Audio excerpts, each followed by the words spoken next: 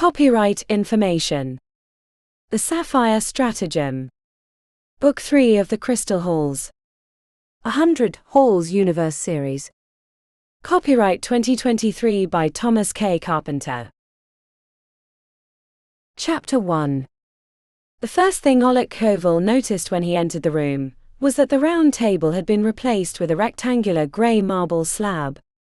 The other heads of the Alliance clans sat at one end staring into their cups, not a greeting amongst them. The second thing he noticed was the enormous painting on the wall of an idyllic olden town that reminded him of the Black Forest. "Whose fucking funeral did I walk into?" asked Oleg, chuckling as he tugged on his black leather jacket. No one spoke or met his gaze. He frowned and started heading towards the empty chairs at the end, but Lionel Diaz, the leader of Demon Dogs, pulled out a chair next to him. The grave expression on the man's face put a hitch in his step. Oleg took the offered seat, even if he didn't understand.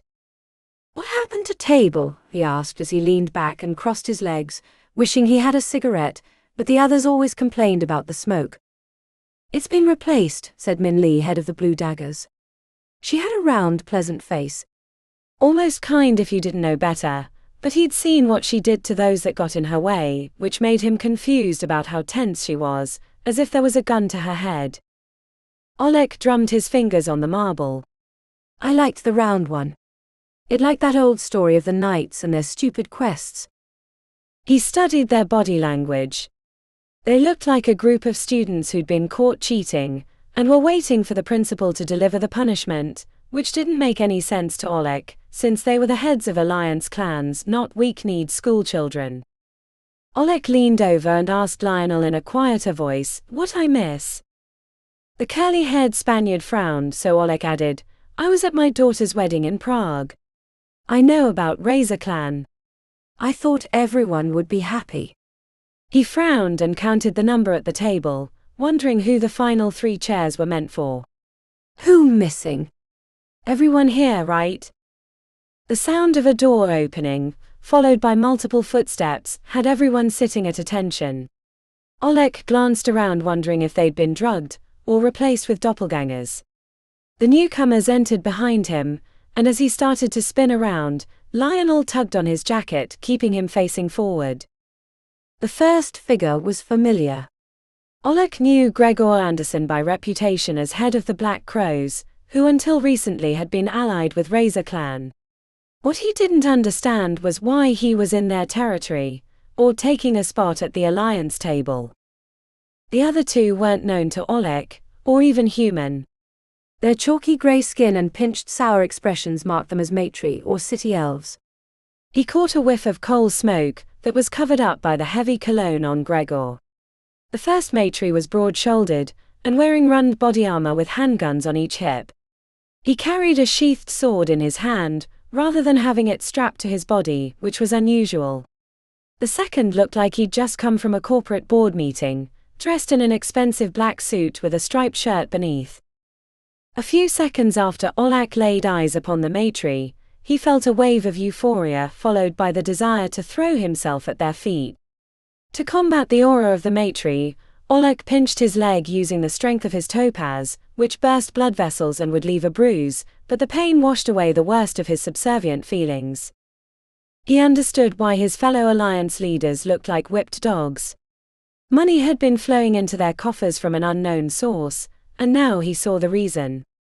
What he didn't understand was how this maetrie had already cowed the others, even before he'd arrived. "Not to be rude," said Oleg, leaning on his forearm with a pleasant smile on his lips. He'd always believed that even the harshest words should be delivered with the kindest expressions. "But who the fuck are you?" The bigger maetrie's hand twitched towards his weapon, but the other one gave a tight shake of the head. "Oleg Koval. I'm sorry we haven't had the pleasure of an introduction, since you haven't been in the Undercity as of late. I hope your daughter had a wonderful wedding. I sent along a gift, which I believe she will quite enjoy." A stone formed in his stomach. Oleg's knuckles cracked as he squeezed his hand into a fist. "I mean no threat," said the maetrie, holding up a hand. "I sent her a jeweled necklace from the Eternal City. A unique piece that she will treasure forever. Thank you, said Oleg, doubt creeping into his voice, but he didn't unclench his fist. My apologies that we didn't have a chance to meet earlier, but I wanted to keep my presence, shall we say, hidden until the proper moment. Events with Razor Clan progressed faster than intended due to some unforeseen betrayals, forcing my hand. His smile might have been considered generous if he were human, but on the gaunt cheeks of the maetrie it appeared ghoulish. My name is Dominion Thor. While you were absent, the Alliance clans anointed me their leader, which I gratefully accepted, he said, holding a hand over his heart. We didn't have a leader before, said Oleg. Which is why you failed to dislodge either Razor or Drops from their lofty positions. My guidance, even from afar, did more to improve the prospects of your clans than the muddled response that you'd assembled thus far. I didn't vote for you, said Oleg. I'm sure you would have given the opportunity, said Dominion with a faint smile. Oleg glanced to his fellow clan leaders. Is this true? The few that dared to look up gave him a tight nod before returning to their head-bowed positions. Oleg wished he hadn't been at his daughter's wedding during this critical time. He'd missed too much, and now he was playing from behind and without important information. What's the plan? He asked, meeting Dominion's gaze, which took all of his self-control. The corner of the matrie's eyes creased while his mouth stayed a thin line. Razor is eliminated, but unfortunately, Drops remains. Our first task is to deal with this final holdout. Oleg gestured wildly. Shouldn't be too hard between Alliance and the Crows. The biggest worry we had before was that whoever acted first would get wiped out by the last. I do hope that it's as easy as you say, said Dominion coolly. But the strength of Razor joined with the Drops. We may have the numbers, but their warriors are worth 5 times ours. Even with my additional support. He nodded to the big armored maetrie at his side. We cannot make a frontal attack on the Drops. You want to have the entire Undercity under your control, said Oleg. You are perceptive, said Dominion with an amused eyebrow raise. Why you? Oleg checked back with his fellow Alliance leaders. Why were you elected leader, when we never had one before? Because despite your petty stratagems, your scheming and backstabbing, you humans have barely scratched the surface of what the maetrie carry out every day in the Eternal City. I promise you, Oleg Koval, that with me you'll be richer than you ever were before once we have control of the Undercity and with it, the phase crystal trade. And then? That's for me to decide. Oleg nodded, even if he didn't entirely understand. But that's not why I called you all here, said Dominion, leaning back in his chair with his hands flat on the marble. He studied each person at the table in turn. When Dominion's gaze settled on Oleg, he felt himself wanting to crawl beneath the table. I should be discussing our strategy, but recent events from individuals in this room have distracted me. I could be telling you about the trap I've laid for the Drops, one that is currently in motion, but instead I'm forced to discuss the importance of honesty. I know that sounds rich after my little speech about the machinations of the maetrie, but there's scheming to take down your enemies, whoever they might be, and then there's foolish defiance, or petty grabs for insignificant baubles when larger treasures could be enjoyed. Dominion stared right at Oleg, which had him leaning back in his chair as if he couldn't get far enough away. He wanted to reach for the gun in his jacket pocket, but the hulking maetrie at Dominion's side told him he'd never reach it. Oleg, I understand your arrogance. Maybe even respect it. You don't know me nor my reputation, said Dominion, as if they were discussing how to have their steaks cooked. But I can tell you that I will not allow it to continue for the sake of this new organization. If you display such wanton petulance on a regular basis, then all respect for each other will turn to ash. The maetrie nodded towards his bodyguard, who pulled a hammer from the back of his black pants and slid it across the marble table. It stopped right before Oleg. The tool wasn't the claw hammer of basic home maintenance, but a heavier one used for driving stakes into the ground. As a token of your regret and newfound fealty to me, You'll pick up that hammer and use it in one of two ways. You can either turn to Lionel, who has been stealing from me and our organization, and put that hammer through his face using the strength of your topaz, or you can take it and smash the smallest finger on your hand until it is nothing but pulp. What? The words slipped out of Oleg's mouth at the same time Lionel tried to leave his seat, but the maetrie bodyguard pointed the sheathed weapon at the Spaniard's chest. You'll decide now or I'll decide for you, said Dominion. Oleg reached for the hammer as Lionel said, I won't do it again. We always take a little from each other when we're transporting goods. It wasn't much. He looked to his fellow clan leaders for support. Oleg held the hammer in his fist. No one spoke nor moved to stop him. While he knew that Lionel would stab him in the back if given an opportunity, even as their alliance had prospered because they'd set aside their disagreements to focus on the bigger fish in the Undercity, Oleg didn't like being used as a tool. The reason he'd fought his way to the top of his clan had been so he never had to take orders from another person. I don't.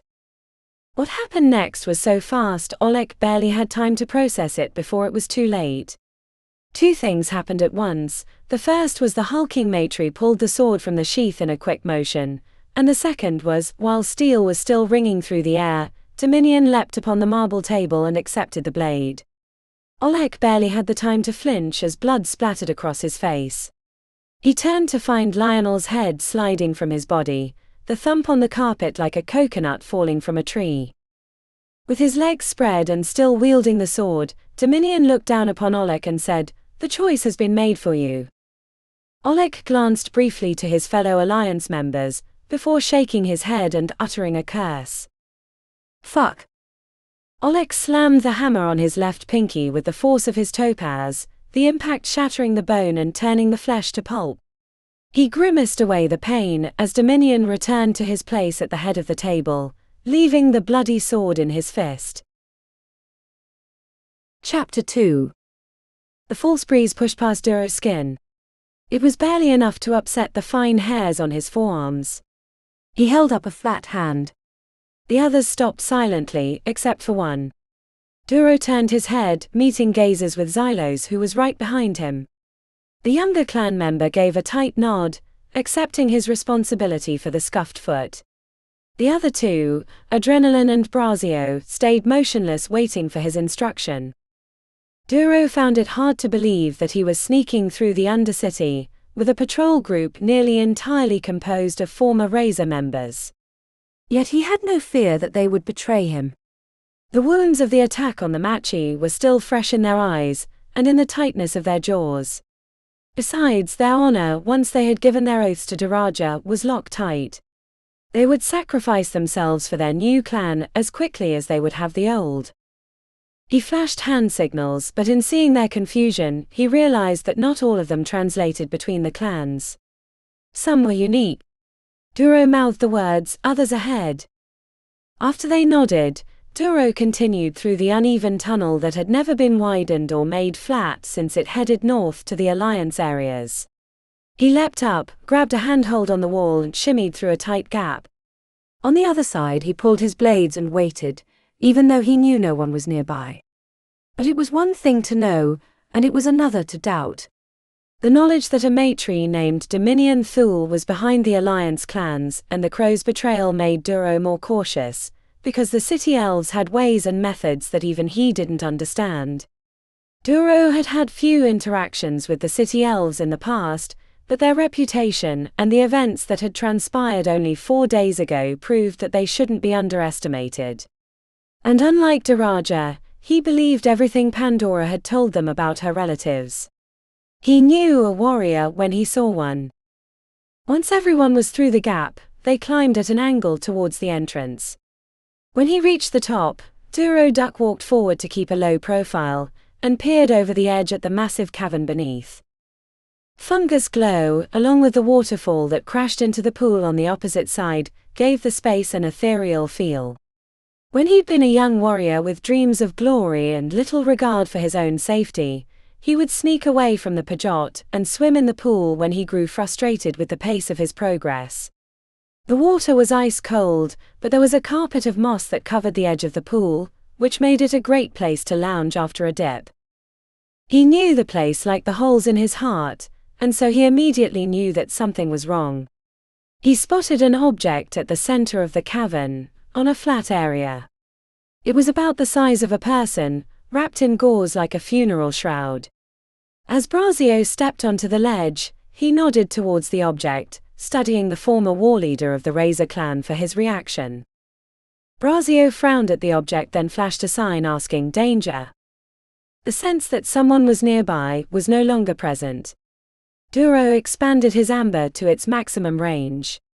If someone was in the cavern, they were hiding themselves with sorcerous means. He gave a shrug.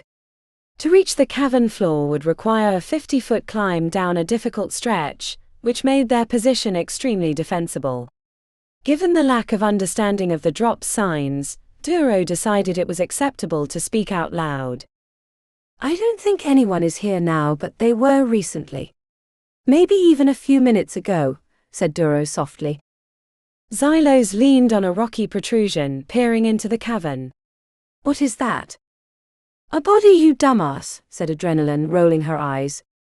The woman was the least razor of any that he'd met, with piercings and tattoos and a shaved head. She fit in more easily with the drops and their practiced disregard of social norms. Xylos screwed up his face before it smoothed away to understanding. Oh. Are we going down? Asked Adrenaline. Her face was nicked with a few scars but was otherwise smooth and bore the freshness of youth. Duro couldn't remember when he was like that, even though he knew he had been once. Eventually. I'll go, said Braio with a hunger in his gaze. Duro gestured to the younger waku. There are entrances to the northwest and to the east by the waterfall. I want you each to cover one. As the two waku descended the cliff face without ropes, Duro turned to his counterpart. While officially Braio was a step below him, Duro saw him as his equal. No one else in the Undercity concerned him if it came to a scrap. Are you sure? Asked Duro, the question not about the danger but what he would find beneath the shroud. I need to know. It's likely a trap, said Duro. Braio looked away briefly, the corners of his mouth deepening with wrinkles. Shadows haunted his expression. Likely. I can go. I know it hasn't even been 5 days, said Duro. They gave me new blood, said Braio with dark circles around his eyes. He looked tired. Duro would have preferred that he hadn't come along, but he hadn't wanted to hurt the man's pride by refusing him. That's not what I mean. Braio checked over the edge at the two waku, who were just reaching the cavern floor. As they hurried across the stone, he asked, What do you think? Good warriors. Xylos isn't as disciplined, but I would be happy to fight with him at my side. What about the academy? You've had a chance to watch them train, said Duro. I have nothing but respect for your warriors, our warriors. Braio shook his head. You know what I mean. But we won't survive this if they can't become true warriors in their own right. Even these two, as talented as they are, I could kill without much effort. We're outnumbered and cut off from most of our sources of stones, while the Alliance is finding new ones all the time. The nervous student, the one your nephew keeps as one of his friends, he has one of them, said Duro.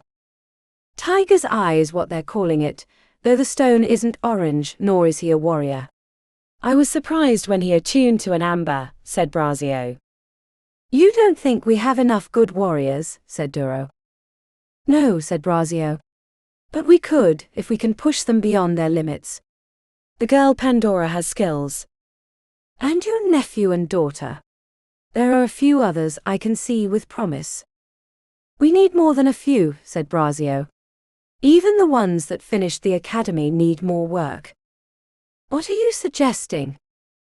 Braio sighed. I don't know yet. The stones are still so new. We only learned recently about how adrenaline helps people attune easier. There are other aspects of the phase crystals we surely don't know. Duro gestured towards his forearm, which had Braio checking his own. The black lines on his wrist peeked from beneath his sleeve. "I'll be fine." "Have you had that before?" asked Duro. Braio shook his head. "No. It might be from losing all my blood. Maybe it has something to do with attunement." He checked back to the cavern. "They're in place." Duro chuckled. "You know the students have been talking about us." Braio screwed up his face. "About what?" "Wondering who would win in a duel." Braio nodded. "I've thought about it a time or two. Not seriously. Maybe when this is over." "When this is over," said Duro, nodding. "If you want to." "I do." As Braio climbed over the edge, Duro said, "Tonight we should discuss training. I agree that we should do things differently. The other way was too slow." "Tonight," said Braio before disappearing below the edge. As the former razor moved towards the shrouded body, Duro focused his attention on it. They both agreed it was a trap, but in what way? He had a good idea of who was in the wrappings. It was the reason Braio had come. Maybe it was simply to enrage Braio, as he was known for his temper during a fight. To get him to do something stupid. But Duro didn't see that in the man. He'd taken his brother's counsel for years without overstating his hand. He was aggressive in battle but not reckless. Duro had seen warriors with a death wish. Either they mistakenly thought themselves invincible, or the bloodlust made them foolish. Braio was neither. The older warrior, Braio was at least a decade his senior, approached the shrouded body. His focus was entirely on the object. Duro watched from the ledge, sifting through his senses with the amber. There was something off about the wrappings or the placement, he wasn't sure. Braio checked back as if he sensed the same thing. Duro gave him the sign for caution, move slow. Braio reached the wrapped body. He stared at it, as if he'd approached a casket during a funeral. The older warrior put his hand onto the gauze. Even Duro could tell that he'd set the lightest touch. There was no guarantee that it was Niran Santos beneath the wrappings, but why else would they have left the body? On the other hand, there'd been no communication. In the wars of his youth, bodies had been returned after a negotiation and sent with an honor guard, depending on the station of the deceased. If this truly was Braio's brother, there should have been a formal handover, probably in the Torino. Either the Alliance's new leader, Dominion Thor, didn't understand their customs or didn't care. Or it wasn't Niran, but a lesser warrior that had gone unaccounted for. As Braio pulled out a blade to cut the shroud from the head, Duro's adrenaline raced into the stratosphere for no obvious reason. It took all his self-control not to tell Braio to get away. He couldn't figure out what was wrong, only that it was. When Braio put a hand on the body to steady it, there was a wobble that even Duro could see. Braio checked back, then crouched down to look beneath the body. It was only then that Duro knew what was wrong. It wasn't flat. Something had been placed beneath the shroud, likely a bomb that would trigger when the weight was released. Duro was opening his mouth to shout when the bomb went off. Even from 100 meters away, he threw himself to the ground as the concussive wave ripped through the cavern. As soon as it passed, Duro scrambled down the cliff and sprinted to the location where the bomb had gone off. Bits of gauze floated in the air. Pieces of the body were splattered against the stalactites. He waved away the younger waku, giving non-verbal instructions to return to their posts. Braio was curled into a ball beneath the ledge where the body had been placed. His skin shimmered from dark gray to his normal lightly tanned color. His eyes refocused. "I don't think the black diamond protects from concussions," said Duro, breathing relief that Braio had survived. The older warrior climbed to his feet tentatively. "I'm in your debt for suggesting the black diamond for me." It was a generous offer considering we'd been enemies only a week before. "There's no time for half measures," said Duro. Braio leaned on the stone platform. "Do you think it was my brother?" Duro checked around the cavern until he spotted what looked to be the head. Crouched down and using his blade to cut the gauze, Duro revealed a younger man with a pockmarked face beneath the shroud. I'm sorry. The maetrie have no honor. You've dealt with them before? Asked Duro.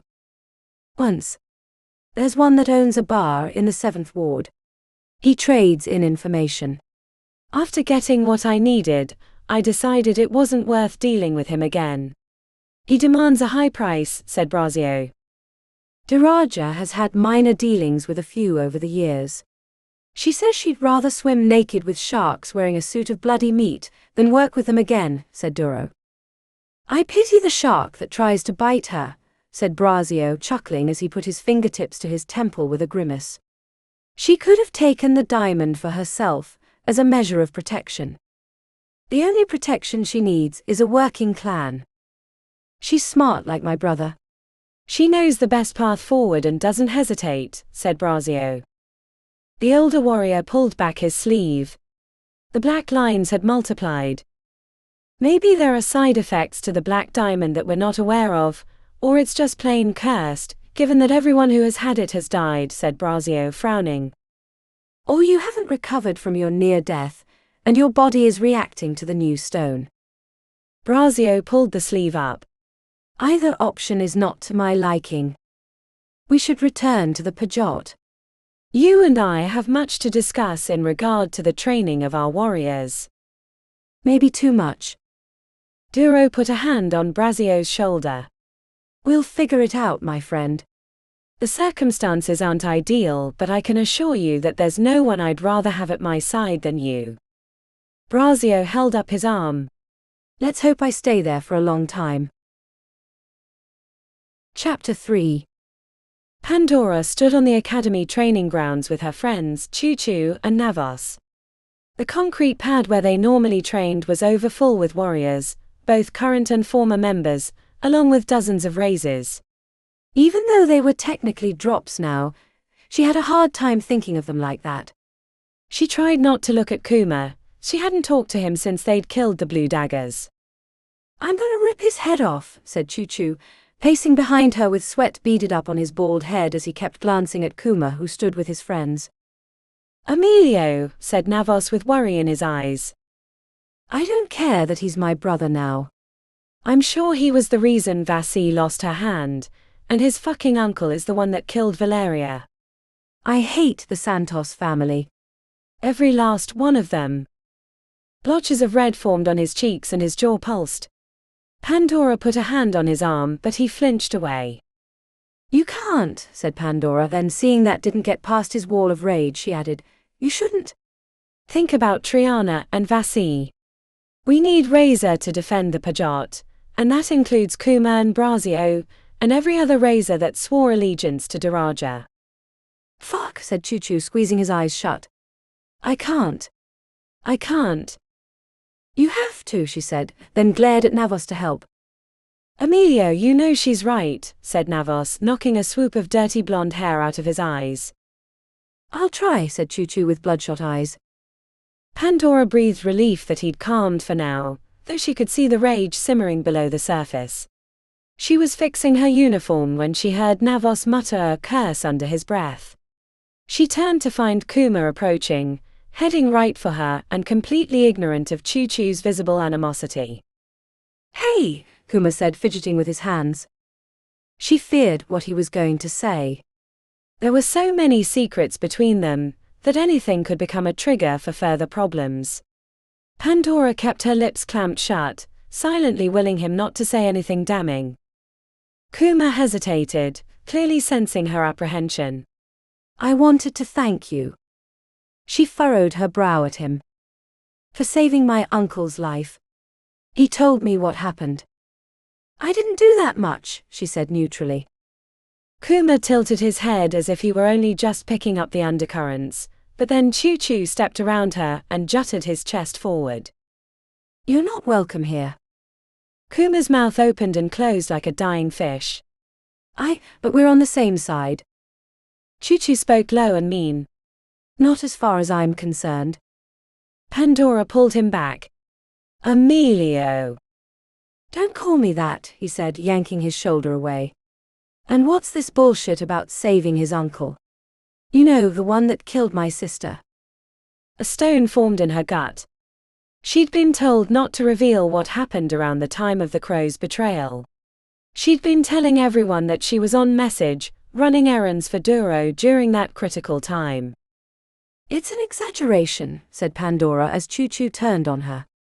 I was the one that led him to Duro when he came to the gates. He was half dead. You should have finished him off, snarled Choo-Choo. After everything my family has done for you, welcoming you into our home, you'd betray us like that. Helping the guy who murdered my sister. Before Choo-Choo could reach for his weapons, Navos threw his lanky arms around him, hugging him tight from behind. Pandora shot a glare at Kuma, who was already backing away. It wasn't until he'd left that she remembered he'd just lost his father, which sent rage soaring through her. She turned back to Choo-Choo as heat formed in her chest. Don't say that. Don't you dare say that. After everything I've given up to protect them. And you? Choo-Choo looked incredulous. What have you done? Nothing. Pandora jawed at the air. She couldn't tell him anything. Not about her mother or grandfather, or that she'd helped bring the two clans together, or that she'd really saved Braio by killing Irina. Not only would he not understand, but she'd been told to keep her mouth shut about all of it. Only the leadership of the clan knew the truth about her, and they'd promised to keep it a secret because of what she'd done. Stay away from me, said Choo-Choo, marching away. Navos gave her a palms-up gesture, then followed him. She slumped against the wall as many eyes bore down on her. Choo-Choo and Navos were her only friends in drops, and she couldn't go to Kuma without revealing more secrets. The focus on her evaporated when Duro and Braio appeared in academy uniforms, followed by the other instructors from both clans that had survived. Attention! Called Duro after he leapt upon a smooth rock near the training grounds. The chaos of the two groups as they tried to form up in lines was fraught with pushing and angry words. Pandora tried to join Choo-Choo and Navos, but they took a spot without room for her. She gravitated to the end of a line, staying in back where no one would be looking at her, hoping that Choo-Choo would come to his senses later. Many of you know why you're here. Some do not. I cannot put it any other way. Our enemies outnumber us, and have access to resources far beyond our capabilities. The only hope for survival we have as a clan is that we must be better, warrior for warrior, or they will wipe us from the Undercity. That means those of you that graduated are being returned to training. No one, including myself, Braio, and the other instructors, is excused from these activities. Wherever you think you are as a waku or soldado, I want you to improve tenfold. Whatever you thought impossible before must become commonplace. Your limitations must become your strengths. Duro paused atop the rock, looking over the sea of faces. Pandora understood the necessity of his words, but she wondered if her fellow clanmates did. They didn't know how brutal her grandfather was, and that the little niceties and points of order between the clans wouldn't be honored like before. They would either survive or die, much as she'd had to during her training in the Eternal City, which if she was being truthful with herself she'd failed. Only her mother's intervention had stayed his hand. She'd been allowed to leave because they'd needed her in the Undercity. At the time she'd been desperate to prove herself. We will not be doing things as we did them in the past. The physical training will be similar, but we must unlock the stones, find ways of using them that have never been done before. Some of you understand this. But very few. The rest of you will need to learn quickly. Duro nodded to Braio, who stepped forward. Starting with the end of the line, I want everyone to count to 5 in turn. Remember your number. The count took a few minutes to wind its way through the lines. When everyone was finished, Braio continued, the 1s will go with Duro, 2s with myself, 3s with Instructor Helena, 4s with Kai, and 5s with Nikolai. These are your groups for now.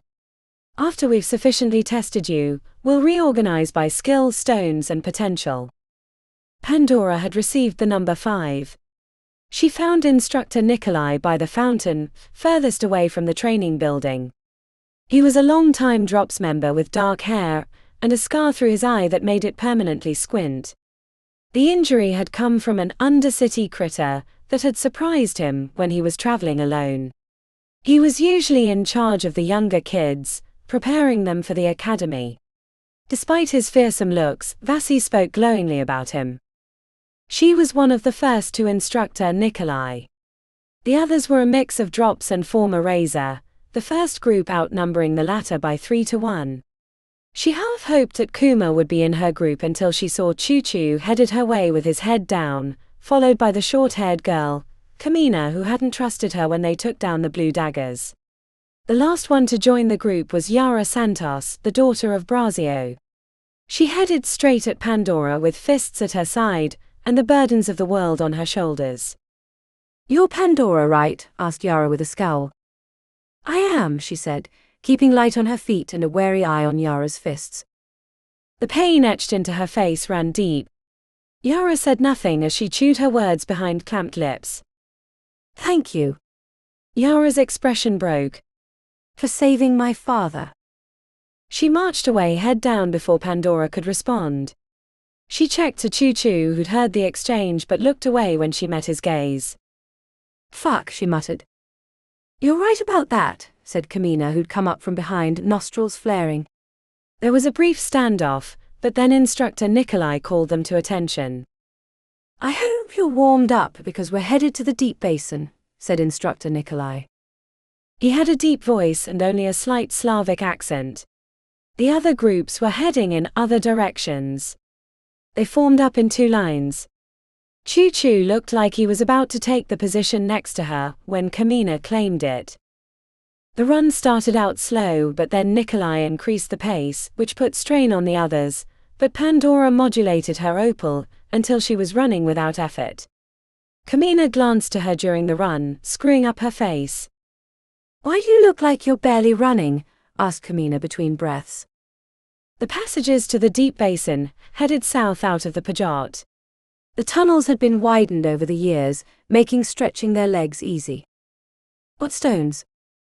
Kamina looked like she wasn't going to answer until she said, "Amber and opal." "The opal can do more than heal. It can be used to clean the toxins from our muscles as we run, making it easier to go longer or goose them to move faster." "I can show you later." Kamina nodded as sweat dripped from her nose, though she still looked suspicious of her motives. The others were laboring, as Nikolai was increasing the pace until they were almost running full out. After 20 minutes they reached their destination, which was a ledge leading down a ramp into a huge cavern. Lights flickered below, leaving the former Razor members to gawk at the sights.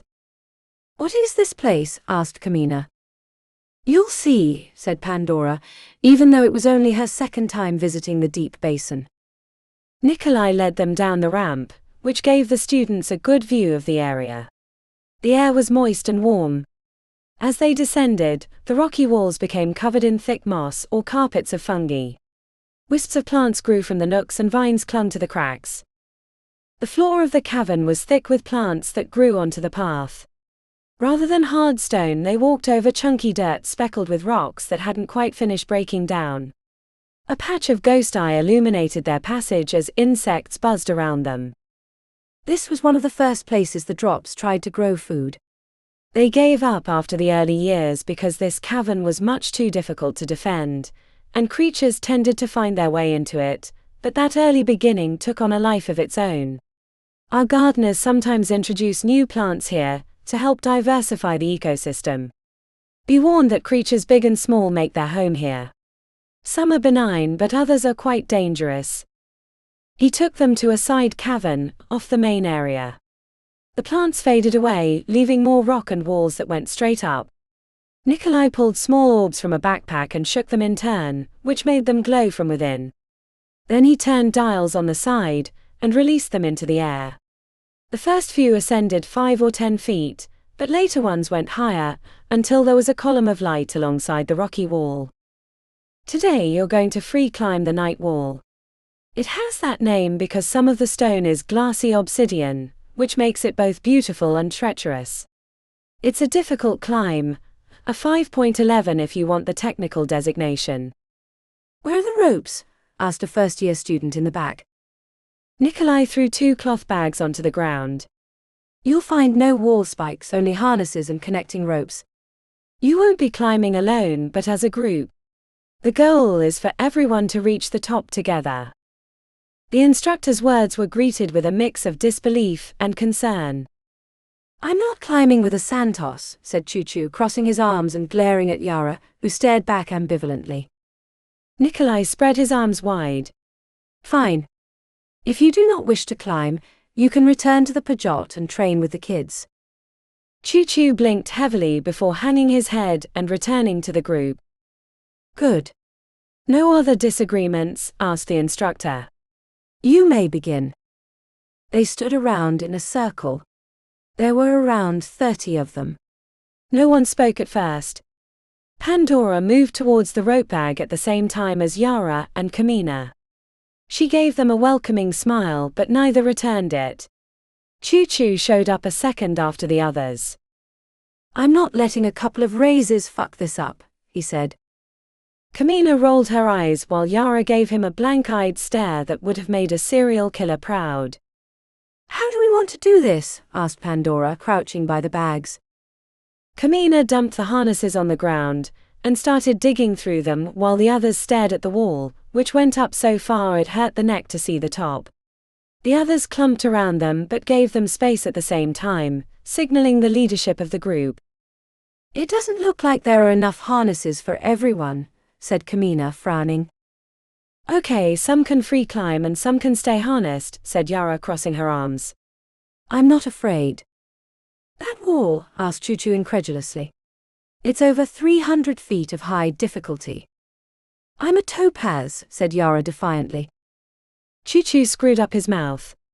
I am too, but only like last week. Then it should be no problem. Big shot drops can show us how it's done since it's your wall, said Yara. Come on, we have to do this together, said Pandora. Kamina shook her head as she opened the rope bag. It's a fucking snake's nest. What's going on? Is the instructor trying to kill us? You heard, Duro, said Pandora, thinking about when he'd shot her to force her to rapidly attune to the opal. They're going to make us push our limits. Not giving us all the tools forces us to come up with new solutions. Push our limits? Asked Kamina, staring at the wall. They're gonna get us killed. Chapter 4. After the numbers were called, Kuma found himself in Duro's group with few friendly faces except for Xylo's. He approached with a slight limp. Can't you get that taken care of? Asked Kuma. No one can figure out what's wrong, said Xylo's, grimacing. I won't let it stop me. As the others formed up, Kuma found himself wishing that Pandora was with their group so he could talk to her alone. He knew he'd screwed up somehow when he'd spoken to her before with Choo-Choo. With everything going on, his father's death, and the loss of so many people he loved, his mind wasn't in a good space. He'd hoped to reconnect with Pandora, if only to have something good come of the awful situation. The other 3 groups had already left, but Duro and Braio spoke quietly to the side. The last time Kuma had seen Duro Hernandez was in the pale sun when the gunmen had tried to kill one of them. He was one of the least assuming waku in the Undercity, looking like he would fit in playing pool and drinking a beer after a hard day of construction. What's with him? Asked Xylos, looking over Kuma's shoulder. He turned to find the tall friend of Choo-Choo's staring at them through his blonde hair that hung in his face. His lanky frame, tattoos and gold teeth made him look like a washed-up rock star. When they made eye contact, he approached. Navos? Asked Kuma, remembering past interactions. Navos swallowed. I'm sorry about what happened earlier with Emilio. He screwed up his face. Choo-Choo. Did my uncle really kill his sister? Asked Kuma. In a scrap, said Navos, frowning. I hope you won't take offense. Kuma used his amber to read the lanky waku. He was fidgeting like tick, but Kuma didn't think that was a normal affliction. Navos kept rubbing his heavily tattooed arms. We've bigger things to worry about than old grievances. I bear no ill will towards Emilio. Navos screwed up his face. I wouldn't use his real name. How did he get it? Is it because he's as wide as a train or runs you over in a fight? The tension in Navos' expression broke with laughter, which he stifled behind a cupped hand. It wasn't hard to see Navos had deep feelings for his friend.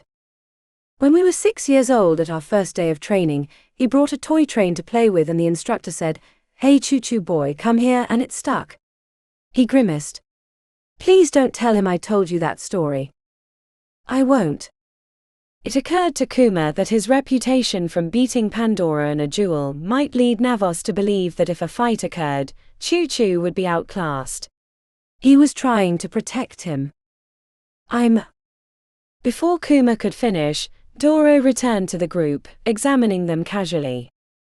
Come with me, he said, heading down the pathway as if he were on a city stroll. They fell in behind, glancing between themselves curiously. It didn't take long for them to reach their destination, which the Drops members seemed to recognize immediately. The cavern looked like it was a shooting range, except the target boards had been pulled from the ground and stacked in a pile. In their place was a long wooden wall that looked like the front of a building, but with open windows where some older men and women stood with rifles in their hands. From this spot to that wall is 105 meters, or nearly 350 feet. The challenge today is for your group to reach the wall without getting shot. Some of the older members of the clan have volunteered to play with us today. They're going to shoot us, asked one of the younger members incredulously. Rubber bullets, said Duro. They hurt like hell, and should give you a healthy desire to avoid them. And if you think because they're old they're poor shots, the majority of them are expert marksmen on the range. They have a shooting club every Thursday. What's the point of this exercise? Asked Xylos with his hand half raised. Duro stared at him blankly, with the faintest hint of a smile on his lips. You have 20 minutes to come up with an idea on how to cross the range. Failure to reach your target will earn the entire group 200 push-ups. A collective groan was followed by the group circling around each other. Any ideas? Kuma asked Navos, sensing he was one of the older waku within their group that wasn't a former raiser. What kind of stones we got? Asked Navos, clearly unused to being the one in charge. Everyone talked at once, which made it impossible to pick out the individual stones being shouted out. Navos stared back with a hunched forehead. I didn't get that. Can we do it again? The second time was no better than the first. Can I offer a suggestion? Asked Kuma. Please, said Navos, relieved. Raise your hand if you have an amber, said Kuma. Nearly the entire group minus a handful raised their hands. He continued with the other stones until they had a count. We have lots of amber and opal is our second, but 1 sapphire, 2 emeralds and 3 topaz. Ideas? Asked Kuma. Maybe we can just rush the other end, offered a guy Kuma had heard someone call Ina. Not pretty, but some of us will get through, right? Not sure if I want to get shot if I don't have to, replied someone in back. The conversation devolved into various theories, mostly around the odds of making it across that distance with 6 shooters ready to pick them off. 3 minutes, called Duro from the side with his arms crossed and a smirk. We'd better do something soon, said Kuma. What about those old wooden walls where they put the targets? Can we use them as a shield? Asked Navos. Great idea, said Kuma. Can the topaz carry them? The rest of us can stay behind. They quickly pulled a pair of the walls off the pile. The awkwardness of handling them required 2 topaz for the first, and a topaz and 3 other waku to carry the second. With half the group behind each wall, they were about to march across the field when Duro stepped forward. Now that you have a plan, you have 10 seconds from the moment you start to the moment you touch the wall. Anyone not reaching it in that amount of time will have failed. 10 seconds. A world-class runner could barely make it across, said Ina. Duro tilted his head. You're not world-class runners. You're waku. You should be able to do better. Hurry. If you don't start soon, the 20 minutes will be up. What do we do? Asked Navos. 1 minute, said Duro. Go for it and see what happens. I don't want to do 200 push-ups, said someone in back. We'll never make it behind the shields. Kuma sighed. Okay, if you want to go alone, go for it. Or if you want to stay behind the shield, that's cool too. But let's go now before we're out of time. Duro was staring at his watch. Kuma nodded to Navos, who swallowed and called out. Go. The moment the two walls started forward, a group of the others broke around them, sprinting across the field well ahead. Kuma helped carry his wall forward, but the awkward handholds and unbalanced weight made it difficult. A second later, the shots started. Cries of pain from the waku that had tried to make it without shielding quickly followed. The topaz girl on Kuma's right, who was holding the wall, flinched and dropped the wall, making it nearly tip forward. She held her arm where one of the sharpshooters had hit the part of her shoulder that had stuck out. More rubber bullets followed, and then Duro whistled shrilly by sticking his fingers in his mouth. Time's up. Everyone back to the start. Bring your walls or anything you might have dropped and start your push-ups. The ones who'd been hit by the rubber bullets revealed deep bruises, which were healed with opals, but a lingering yellow stain remained. Kuma finished his 200 push-ups at the same time as Navos and Xylos, while the others took longer. No one reached the halfway mark, and only the runners made it past the quarter. Hopefully you can do better on this attempt. Same rules as before. 20 minutes to come up with a plan and 10 seconds to cross the field. The impossibleness of the situation left a lot of jaws hanging open and heads shaking. Kuma wasn't optimistic himself, but he wasn't about to give up. He clapped his hands to get their attention. Okay, what's the plan this time? Any ideas? We can't run with the walls, said the topaz girl who'd gotten shot. No way can we make it in 10 seconds. Free-for-all run, suggested Aina. Not looking forward to getting shot, said someone. They can't get us all. With a lot of shrugged shoulders and harrowed glances down the firing range, the consensus was for no walls. Kuma approached the starting line with the others, hoping that he might be able to use his emerald to soar over their firing fields. Given the distance, it was unlikely that he'd make it, but he figured he had a better shot than most.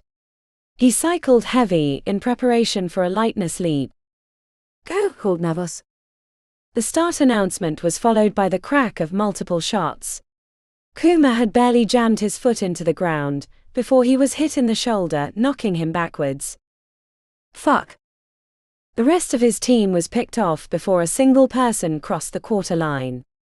Everyone trudged back to the beginning, grimacing and holding the places on their bodies that were shot. What was worse was the old folks in the shooting windows high-fiving each other. Be glad that they're only shooting you in the chest, said Duro. I think you all owe me 200 push-ups. The collective groan was followed by everyone falling to the floor on their hands. Kuma massaged the spot where he'd been shot and started on his 200 next to Xylos. It's gonna be a long day. Chapter 5. Pandora clung to the wall, her fingers jammed into a crack. The others were to her left, connected by a webbing of ropes. They'd put the weaker climbers in harnesses to make sure they couldn't fall. Pandora had volunteered to be a free climber because she could halt her descent with the Sapphire. There's a ledge to your right, Yara, she said. As a topaz, Yara was a lead climber. She could hold the others even if someone slipped. In a normal climbing situation, they'd be using piton to anchor themselves to points along the wall, but the challenge hadn't included tools like that. Yara looked up, and to the location she'd indicated. The glow from the floating balls of light cast strange shadows across the rocks as they hovered, moving slightly as if there were a light breeze. The rock smelled wet even though it felt dry. She would have liked chalk to ensure her fingers could grasp the stone with confidence, but the crack she'd found to maintain her position was better than nothing. As Yara reached the ledge, the others adjusted below her. There were 5 free climbers, each of them with either an emerald or sapphire, and the rest were connected by the webbing of lines and harnesses. The number of climbers on the narrow wall made for additional problems that they hadn't anticipated. Choo-Choo was the other lead climber. His topaz combined with his natural strength had made him an ideal choice. He was to Yara's left, but Pandora couldn't see what the rock looked like to give him instructions. "Near your left hand there's a crack," Yara called to Choo-Choo. "It's above that little ledge. You should be able to make progress from there." The bald waku glared in Yara's direction, and rather than move in the direction she'd suggested, he reached for a crimp hold that would provide much less anchor strength. He managed to pull himself up, and jammed his foot in a jagged crack. "Good here. Climb when ready," said Choo-Choo. As the rest of the group maneuvered below the leads, Pandora moved up a few more lengths, looking for obstacles that would be a problem for the weaker climbers. The entire group was only 50 feet up the wall. She couldn't see the top, only the line of floating glow balls that seemed to go up forever. The light reflected off a shiny piece of wall, about 10 feet above Yara's line. Obsidian. The slick stone would be impossible to get a grip on. Avoiding it was the only solution. "Hey Yara, there's some obsidian up here. You're gonna have to move closer to me." "Everyone will have to split around it." "Seriously?" she asked, head tilted back. "I'm not moving," said Choo-Choo. "I've got a good line here. You'll just have to figure out a way around it." "Emilio, stop being an asshole," said Pandora. "We've got to get up this wall together." "No one can cross the obsidian, not Yara, not the ones below her." "Unless you think we can shift left, you'll have to straddle it." Choo-Choo leaned back with his hands on a jug hold. He frowned as he saw the section of glossy black wall, then gave Yara a nod. As the entire team shifted to the right, which required a lot of shouting and adjustments, Pandora examined the next section, looking for places that would cause them troubles. She was checking back on progress when she spotted a diamond-shaped head sticking from a crack near Choo-Choo. A tiny tongue tasted the air as the snake peered down the wall. "Choo-Choo," she called. "There's a problem." "What now, Pan?" "Can you fucking decide which way we're going because I'm holding a lot of people on this line," he said. "Yeah, new problem, not a climbing route, but a snake in the crack that's about 4 feet above your right hand." Snakes weren't common in the Undercity, but some species had made their home in the deep basin due to the rich environment and ample food supply. "I'm not changing route," yelled Choo-Choo. "Can you slide over and take care of it?" She was about to tell him no, but then she realized he was right. As a free climber, she had the best shot of removing the obstacle. Pandora worked her way perpendicular, which put her above the rest of the team. If she fell, she would need to push off from the wall so she didn't take down the rest of the group. When Pandora neared the crack, she found the snake was no longer visible. It had retreated into its hole. "Whatever you do, don't knock it on my head," said Choo-Choo, looking up. "I hate snakes." Pandora sighed, wishing she'd brought her blades, but they hadn't seemed relevant for the climb, so she'd left them at the base. The snake went into the hole. "Anyone got anything to dislodge it without me getting bit?" The message went up and down the wall, but no one had anything useful. Pandora maneuvered herself next to the crack with the snake, keeping a wary eye on the hole in case it decided to make a break for it. The variety of reptiles in the Undercity was rather small.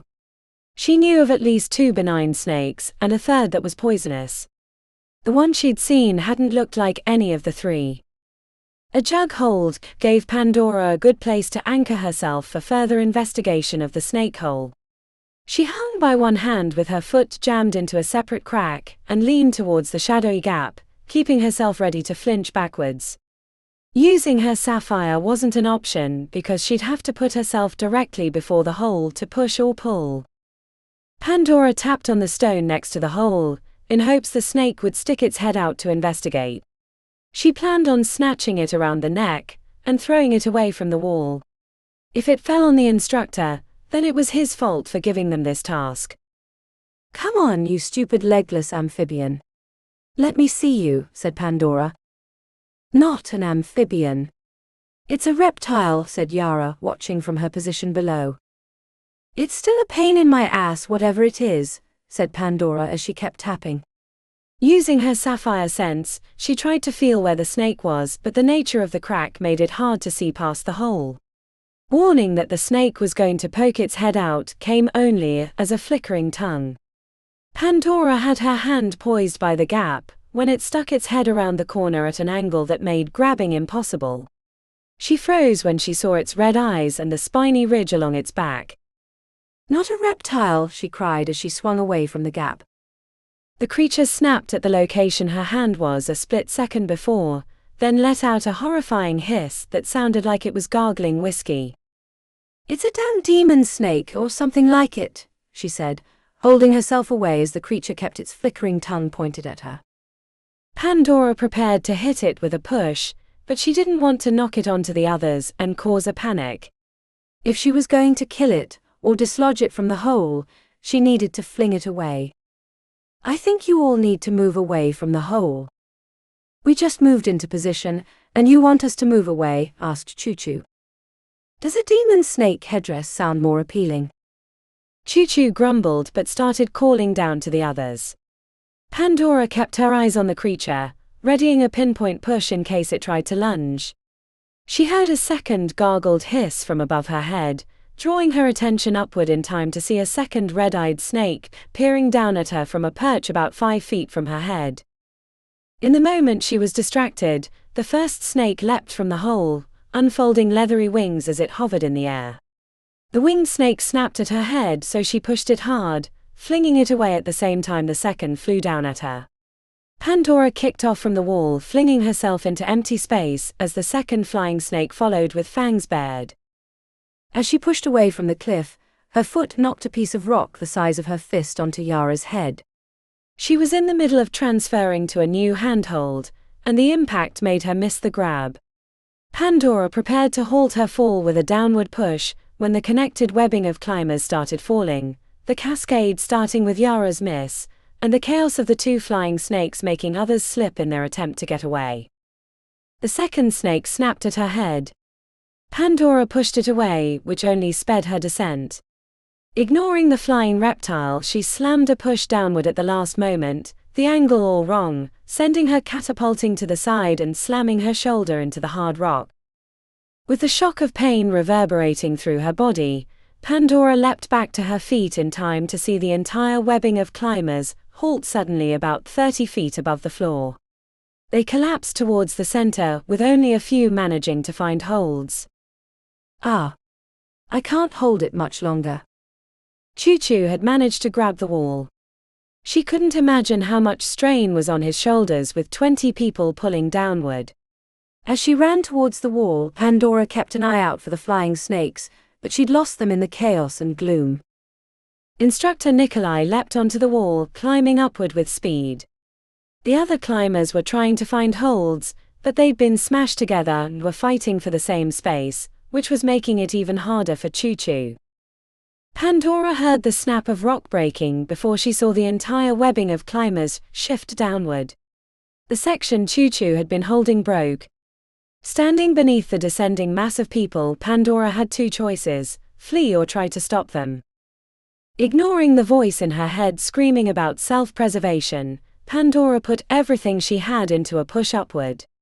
The rebounding force knocked her on her rear, as 20 people halted momentarily then collapsed upon her. An elbow hit her in the jaw, someone stepped on her stomach. The pile shifted as there were cries of pain. Many people were hurt. Pandora started suffocating as someone's back was pressed against her face, smashing her head into the angled rock. The urge to push in all directions and free herself became almost unbearable. The darkness and pressure reminded her of training in the Eternal City, which made her fears worse. She couldn't take it anymore and pushed upward, knocking the body from her head. Before they landed, she rolled out of the way, sucking in precious air and hoping no one noticed her panic.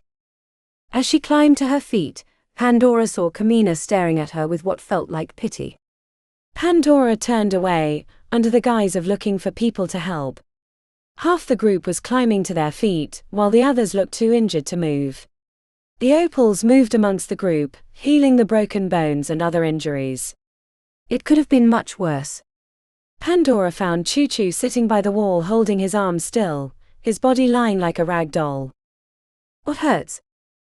Everything, he said, grimacing as he tried not to move. You saved lives when you caught the war. Pandora pressed her hands against his shoulders, letting healing energy repair the damage.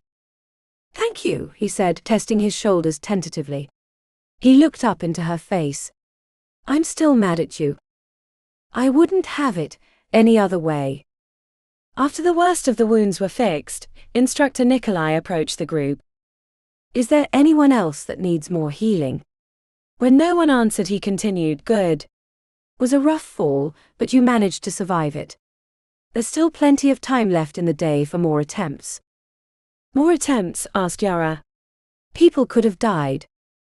And everyone will die if we cannot stop the Alliance when they attack us, said the instructor. There'll be no one left if we die during training, said Yara. Instructor Nikolai appeared reticent to deliver his message. He opened his mouth twice before finally speaking, gaining momentum with each word. My instructions were clear. The training must continue. Remember, you swore an oath to the clan. This is the price of that oath.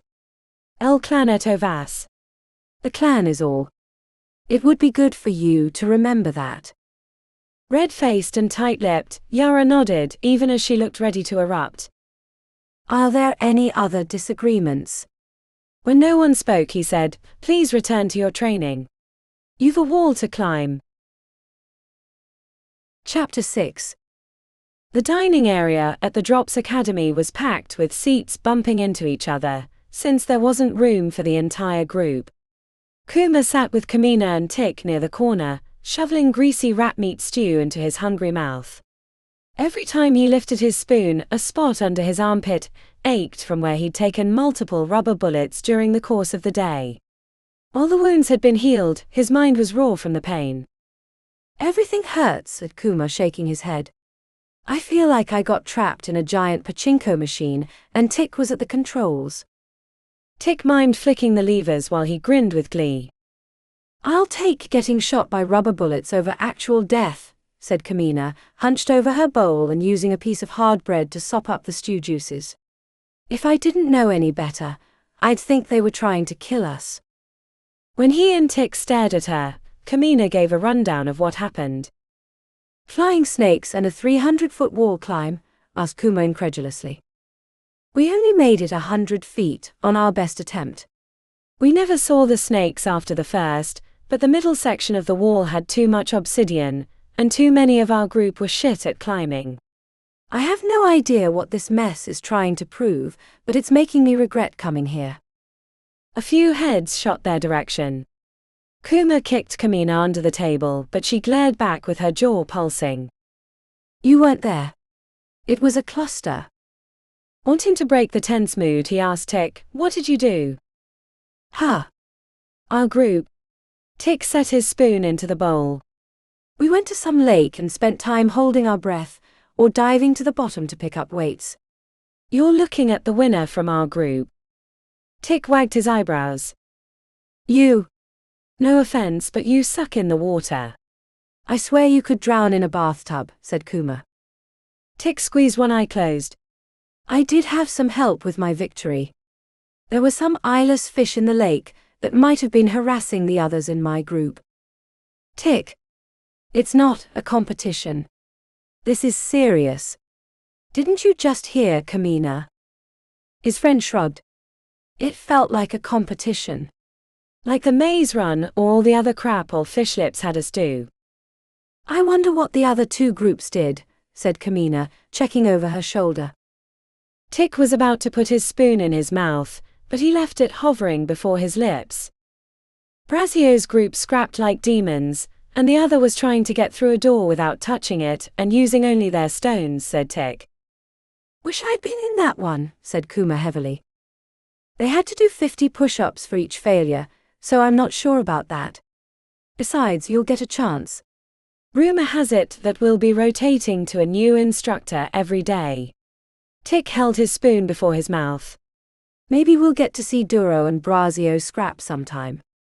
Xylos has been taking bets in case that ever happens. What the hell are we doing? Asked Kuma. Ask your uncle, said Kamina. Kuma frowned.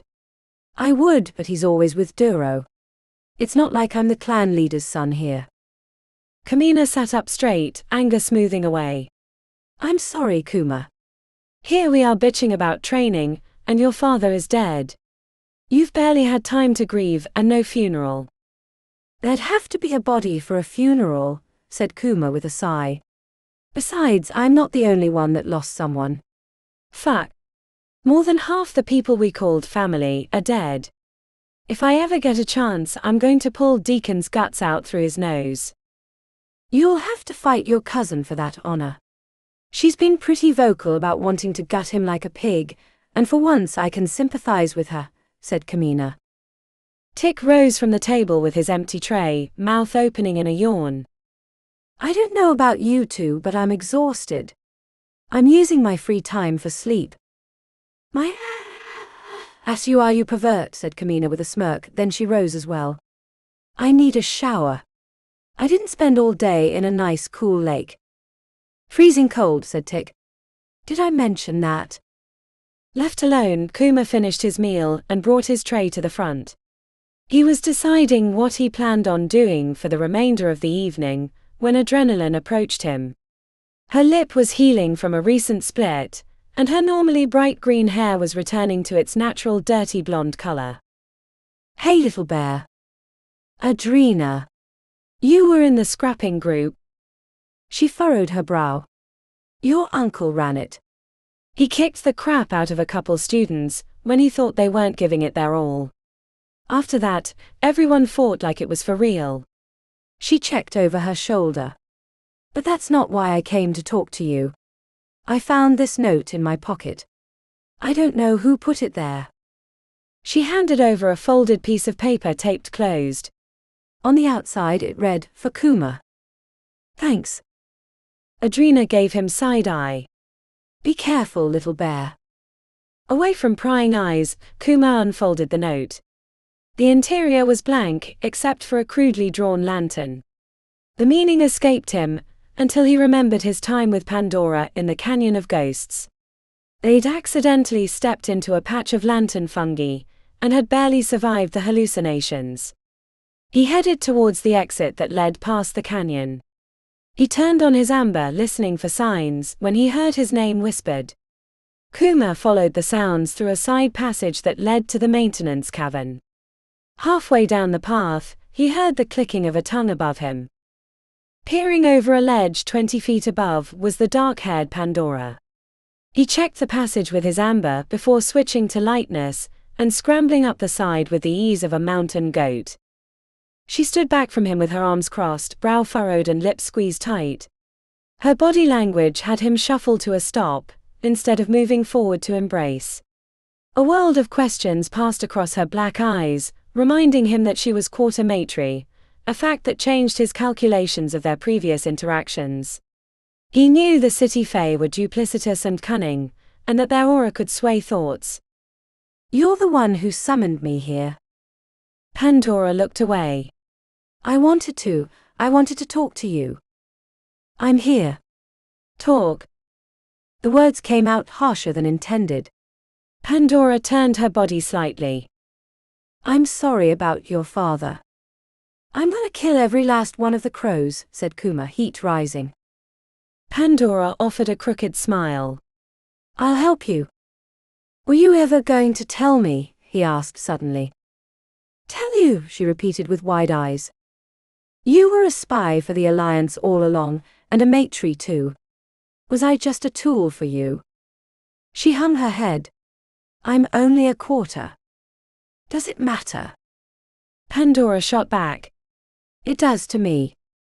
But you were using your fae powers on me. She screwed up her mouth. It's more complicated than that. I liked you. Still like you. And I didn't make you like me. I don't have that ability. How can I believe you? He asked at the same time his heart was telling him to throw his arms around her. I know it doesn't look good. My past is a mess, but your uncle Duro and the rest of the Drop's leadership believe me. I nearly died trying to give them the information they wanted. I heard. Please don't tell anyone, she said. I don't break my promises. Pandora squeezed her eyes shut and rocked on her feet. When she opened them, she looked to the pebble-strewn ground. 23. What? She shook her head. Nothing. It's complicated. You said that already. Pandora inhaled deeply, as if she were trying to catch her breath. I never wanted to come here and spy on the clans. I mean, I did at the beginning, but that was my training. It wasn't until later that I realized those were not my choices but theirs. And now? These are mine, she said earnestly. I turned my back on my mother and grandfather, because I don't agree with them. He'll take what's good about the clans and turn them into a pale imitation of the maetrie courts. How can I believe you? Kuma. If it weren't for what we did, taking down the blue daggers and stopping the Alliance from getting involved, none of us would be here right now. Had the Alliance hit at the same time as the Crows, he'd have already won. Kuma hated the way he mistrusted her. You're right, but I don't know. It's just hard to take. I was raised with honor. And I was trained with a clicker and sent into a dark place where horrific creatures feasted on my flesh when I disobeyed, said Pandora. Was that in the Eternal City? She nodded. What's that like? He asked quietly, trying not to spook her. Pandora hung her head. I don't want to talk about that right now. Maybe another time. It's too raw. She inhaled again with her eyes closed. When you came to talk to me with Choo Choo there, I was afraid that I would say something stupid. I did. I'm sorry. My head isn't in a good place lately. It's understandable with everything that's happened, she said, the corner of her eyes smoothing to softness. And please forgive Emilio for how he acts. He's a good person. My friend. My family, really. But your uncle killed his sister, and I don't know if he can ever forgive that. Is that what you wanted to say? He asked tightly. I also wanted to talk about us. The word us brought a trickle of electricity across his skin. He feared saying something stupid, so he kept his mouth closed. I'm still interested, but no one else besides leadership knows about us. Kamina and Tick know, but they'll keep their mouths shut. But Choo Choo doesn't know, and if he finds out, he'll never forgive me. He's the only family I have here. Him and Triana and Vasi. After everything with my mother, I need that. She chose her father rather than me. The rawness in her expression had Kuma wanting to take a step towards her and hope that they would embrace, but he feared a rebuttal. I'm sorry that your family is like that. And I wish your father was still alive, she said. Me too. You should go, she said, screwing up her face. I'm sorry. It won't look good if we get caught talking to each other. I took a big enough chance just to have this discussion. The words in his mouth disintegrated to ash. He'd never felt so alone in his life. He briefly reached out with his right hand before collecting it against his chest and turning away. As he dropped to the floor of the cavern with lightness, he thought he heard her speak his name, but when he looked up, she wasn't there. Kuma headed back to the main areas of the Pajot, with a heavy heart. Chapter 7. Pandora stared across the sparring grounds to her opponent. They stood on the concrete pad in the middle of the academy grounds, with the other members of their group watching from the side. Ina Barros. He was tall, broad-shouldered, and looked like he could break a 2x4 in half by flexing his muscles. The moustache on his upper lip made him look older despite the fact that he was 2 years her junior. In the last year he'd sprouted into a solid figure, and his topaz and emerald made him a formidable opponent, even if the second stone was relatively new. The trick Duro had pulled on her, Using pain and adrenaline to increase the chances of attuning had increased the overall stone level of the clan considerably. Aina gave her a chance's grin. Begin. Most of her opponents feared her sapphire. If they were an emerald, they tried to cycle heavy whenever she pulled them, or if they were a topaz, they learned how to grab something nearby to hold themselves immobile until she let up. Aina did neither of these, even though he had both stones. He launched himself at her like a missile, using his topaz to power his leap. Then as she slammed him with her sapphire push, he cycled heavy, landing like a 2-ton boulder. The problem with emeralds, she'd found, was the moment they switched heavy, their bodies collapsed under the weight for half a second. It wasn't long. A moment's distraction when they were trying to keep from being pulled to the ground, but it was enough. Pandora launched herself with a push, bringing her knee up and into his jaw as she soared over his head. She felt the rattle of his teeth when she thrust her hip forward, knocking him out. Aina fell backwards like a stiff board. His mouth was a bloody mess, and his eyes were in the back of his head. Pandora landed facing him, even though the fight was over. She checked back to Braio, who approached her, stepping over the unconscious Aina as if he were a log. He came up chest to chest. Good fight, but do you know where your mistake was? Knocking him out too quickly, she asked, matching his gaze. Braio grabbed her arms lightning quick, and pulled them into a defensive position. You let down your guard before the fight was over. In a real scrap, you won't be fighting one enemy but multiple. Never let your guard down even in practice. He released her wrists and marched away. Someone wake Aina. Who's next? Pandora trudged from the sparring grounds with her chin down. She leaned against the wall as she felt the weight of her fellow group members' gazes upon her. 3 fights and 3 knockouts, all in the first few seconds of the fight. Choo-Choo and Yara entered the sparring grounds. They bowed and spoke the ritual words before Braio gave them the signal. The 2 warriors were evenly matched with Topaz and Emerald, their blocks and punches coming together as if it were a choreographed dance. You haven't lived up to your promise, said Kuma, coming up from the side. What?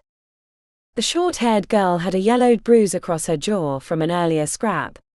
She was generally outstoned with only an amber and opal, though she fought well despite her disadvantages. You said you'd tell me how I can use my opal to move faster, fight better, she said. I did. I will. When? Asked Kuma aggressively. Pandora had been looking forward to a cold shower after a morning of training and afternoon of scrapping, but she nodded towards the combatants. After we're done. Kuma nodded, and leaned against the wall next to Pandora.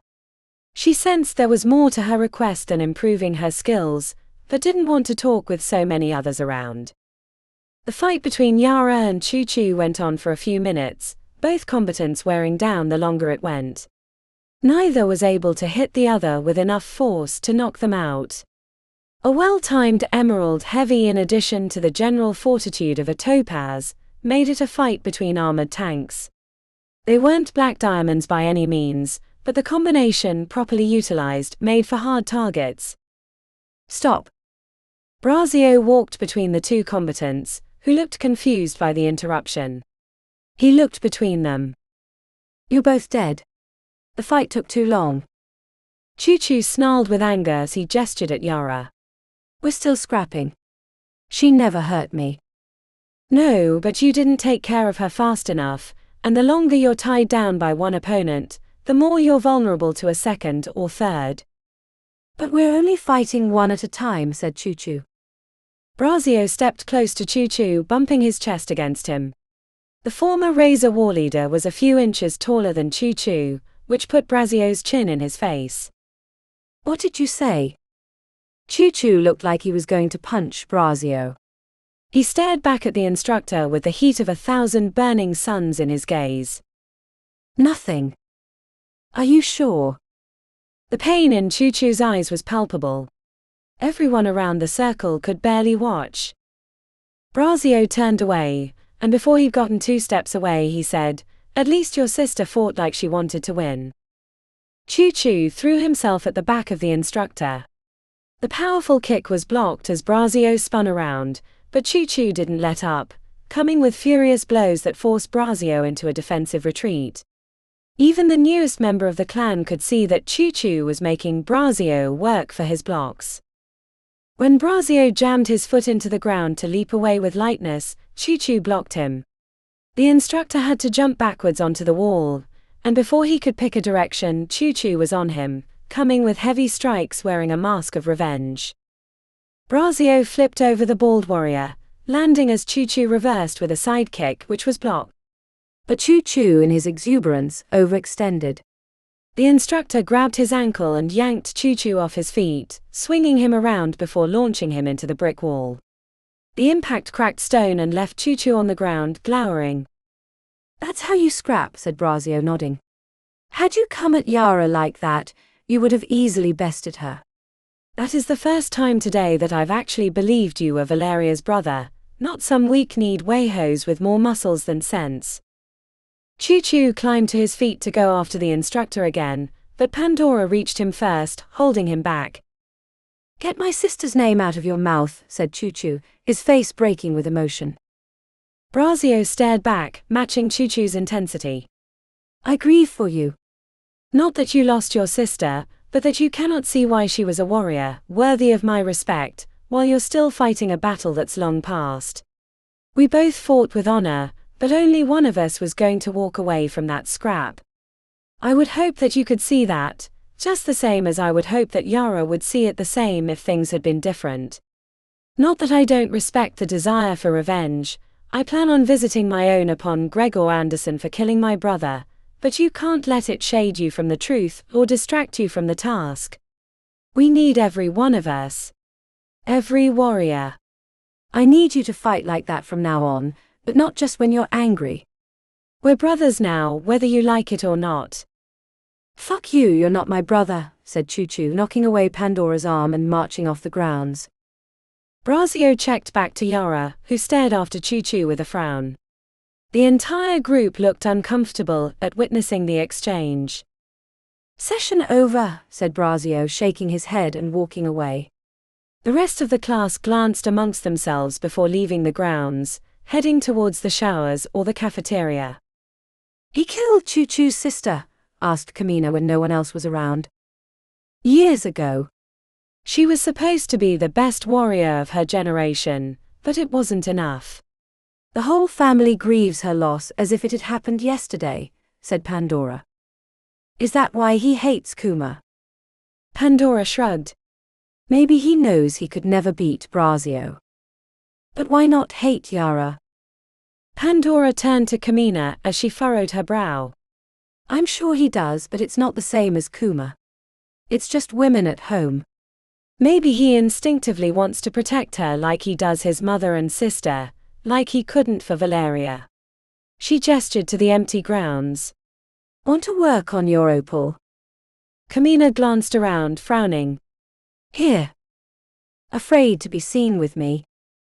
Kuma pulled a small black box from her pocket and set it on the brick wall after pressing a button. "I want help with my opal, but I also wanted to talk to you," said Kuma, crossing her arms. "And stop fucking with Kuma's head. I've known him my entire life and he has it bad for you. Given everything with Choo-Choo, it'd probably be a bad idea for you two to be together." Pandora widened her eyes. "I already told him as much." "You did?" she asked incredulously. "What we had was great.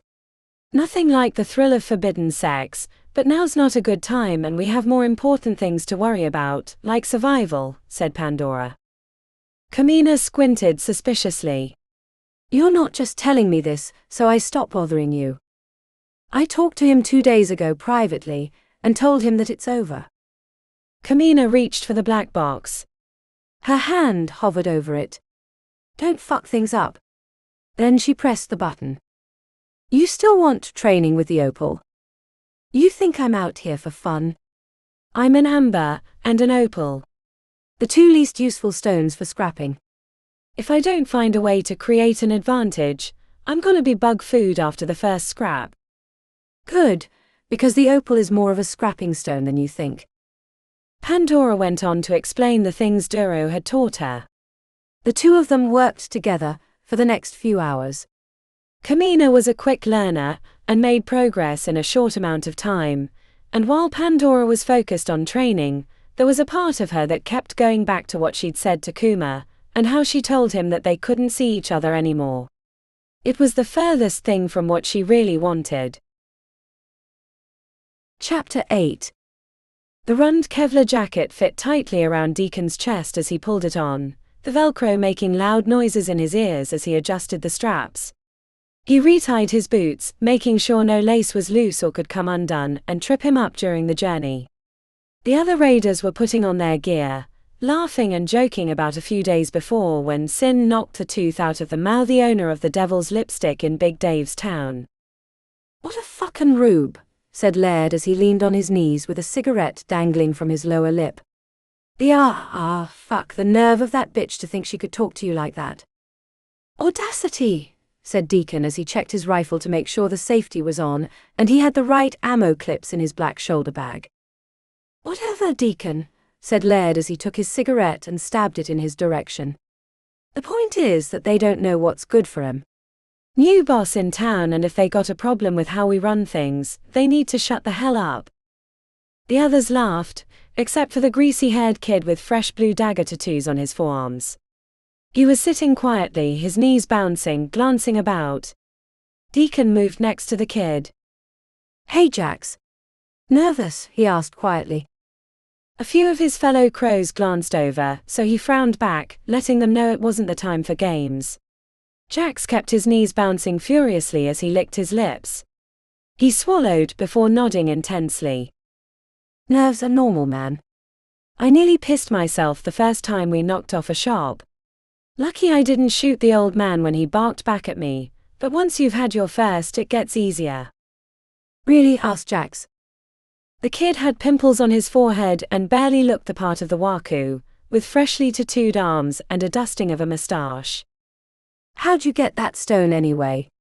You don't look like the other blue daggers I've met. Joined up a couple months ago."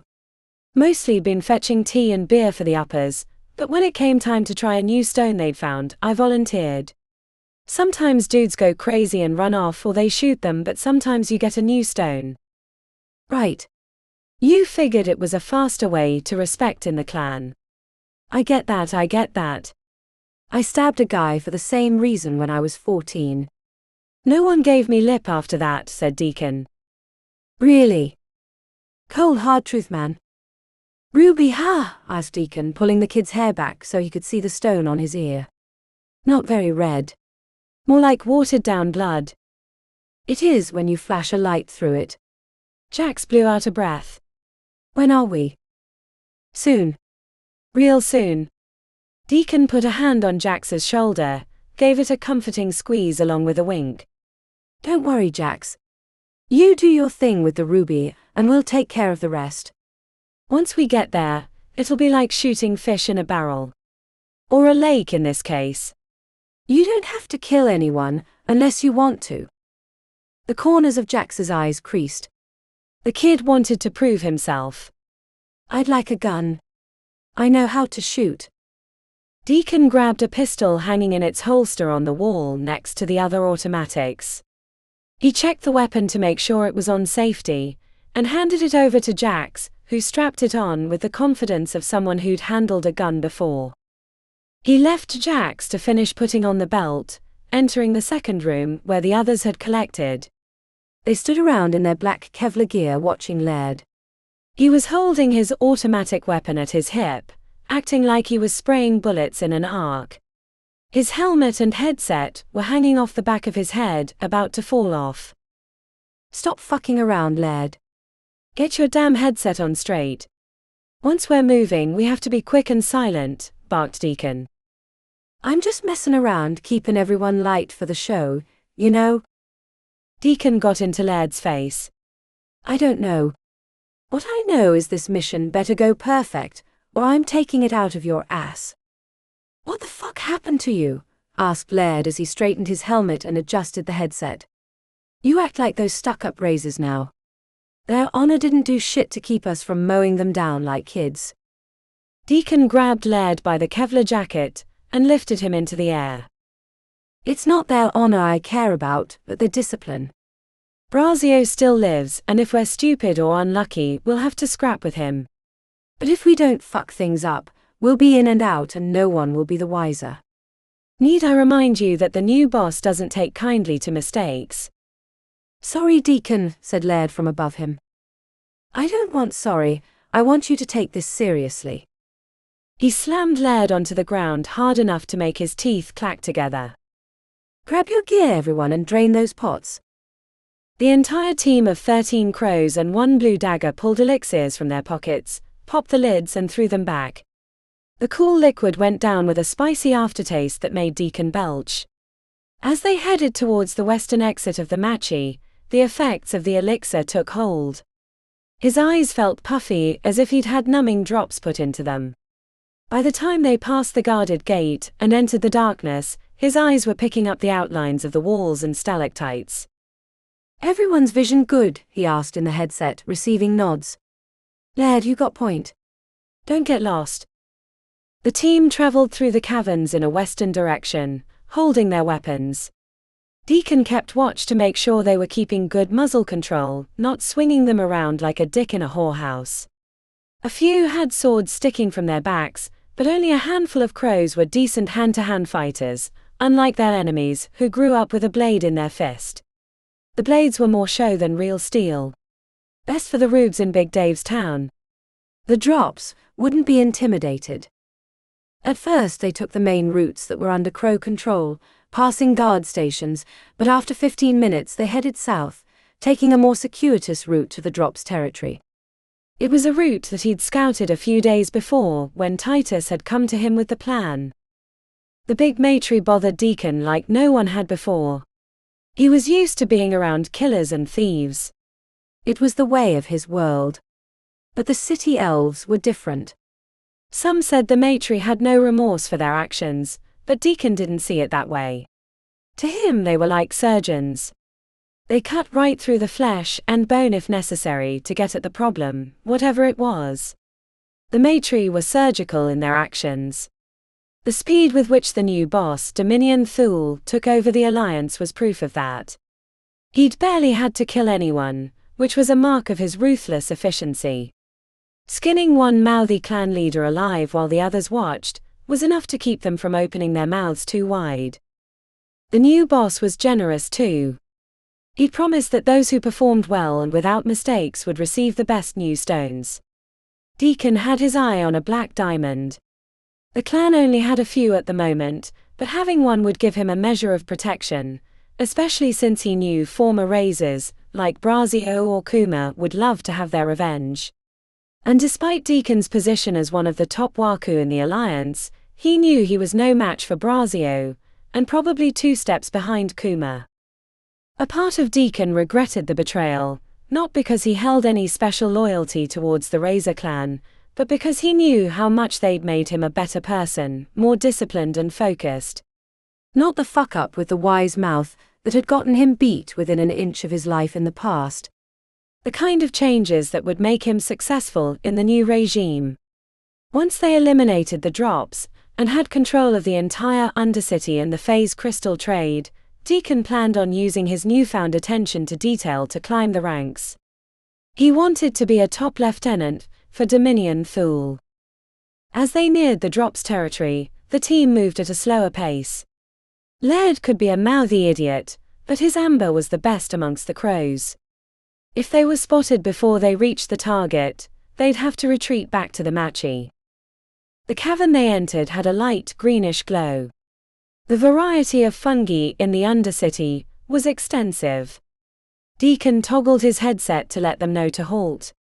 He jogged to the front, taking position next to Laird, giving him a nod of approval for leading the team to their destination. 2 minutes.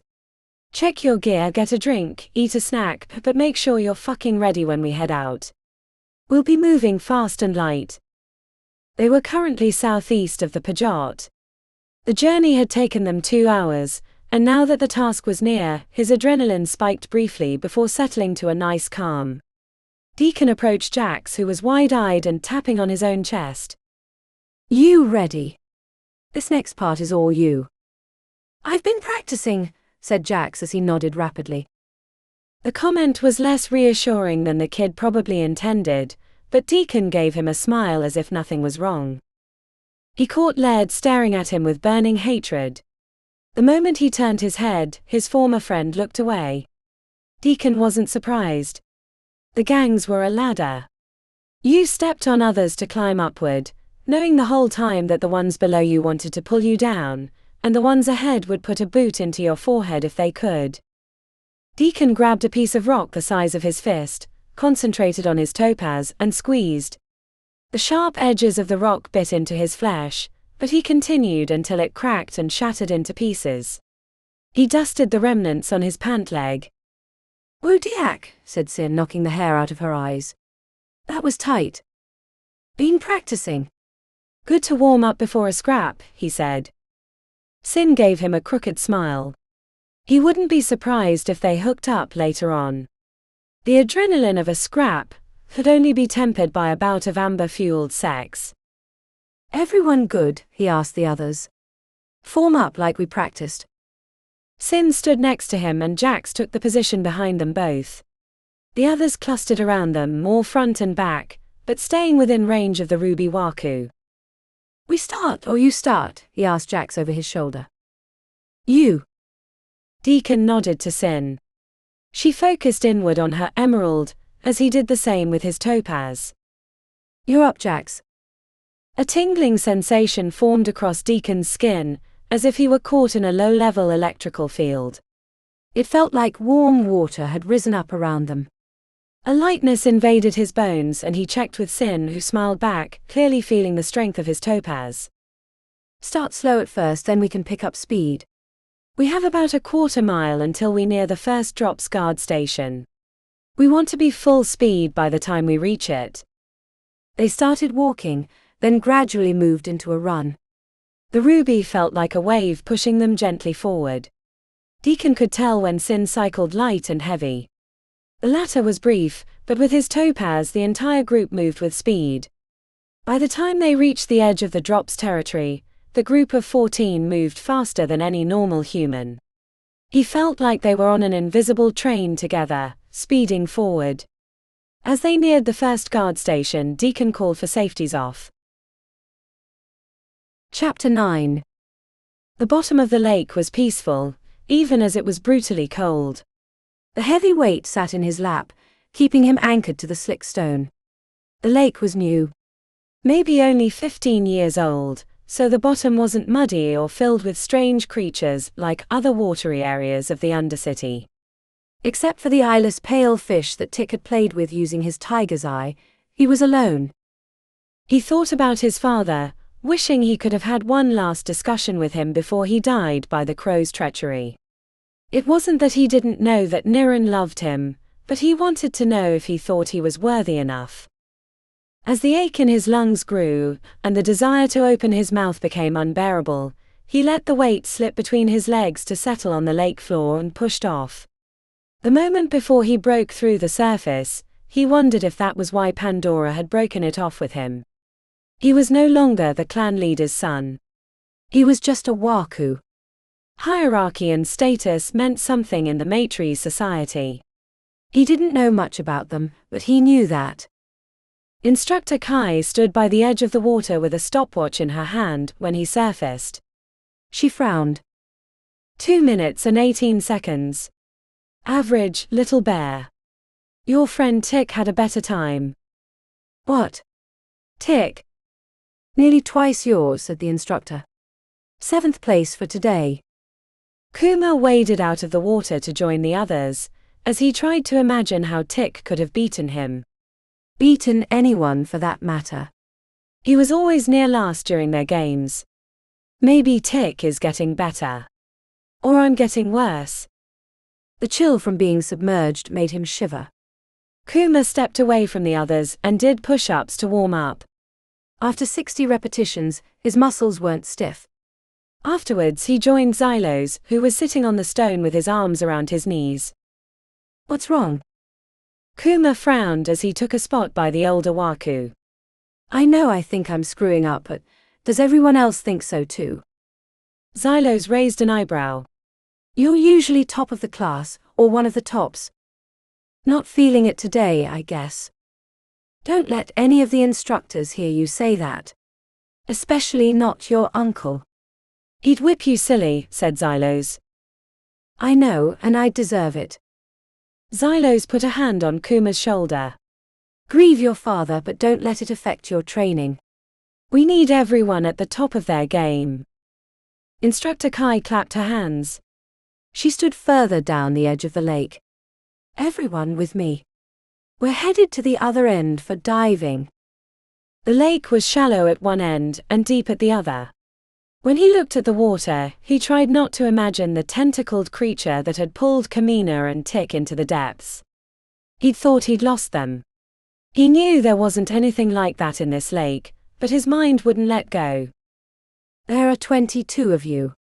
I put an equal number of weights along the slope. The deeper you go, the heavier the weight.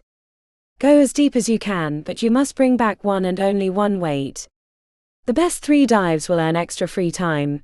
The rest of you will get 50 push-ups and sit-ups for every place below those top 3. That's 900 sit-ups and push-ups for last place, said NATO. Don't be last. Instructor Kai surveyed the group. Xylos, you're first. Xylos stood up and stripped off his shirt, revealing lean muscles. He cracked his knuckles and stretched his arms, giving the rest of them a wink. Me and my opal are taking first place, he said as he waded into the water. He inhaled and exhaled slowly, shaking his limbs and taking on a slackened expression. After a minute of preparation, Xylos walked into the deeper section, disappearing below the surface. Kuma watched from the edge of the lake, with his arms wrapped around his knees. He kept expecting Xylos to reappear. The longer it took, the more he worried, but Instructor Kai didn't seem bothered. Should we? As the words passed his lips, the surface exploded. Xylos appeared with a metal weight clutched within his arms. He strained to carry it out of the lake, dropping it on the side with a splash near Instructor Kai's feet. Took you long enough, said the instructor with a smirk. Hard time getting it back up. I tried for one of the deeper ones, but it was too heavy, he said as he breathed heavily. But this should be good enough for one of the top places. We'll see. You pick the next diver. Xylos grinned in Kuma's direction. Little Bear's next. Since the instructor was watching, he tried not to make a face, but his expression must have betrayed him because Kai said, "None of this 7th place bullshit, Kuma. I expect better." After removing his shirt, Kuma waded into the water, shivering as the cold penetrated his skin. He started breathing exercises that would maximize his oxygen for the dive. Inhale slowly, exhale through the mouth, relax the body. It made him a little dizzy. Every stone had its advantages and disadvantages in the water. Xylos, using his opal on himself, could maximize his oxygen intake and stay below for much longer. Kuma's emerald would make the diving part easier, but give him no reprieve for the ascent.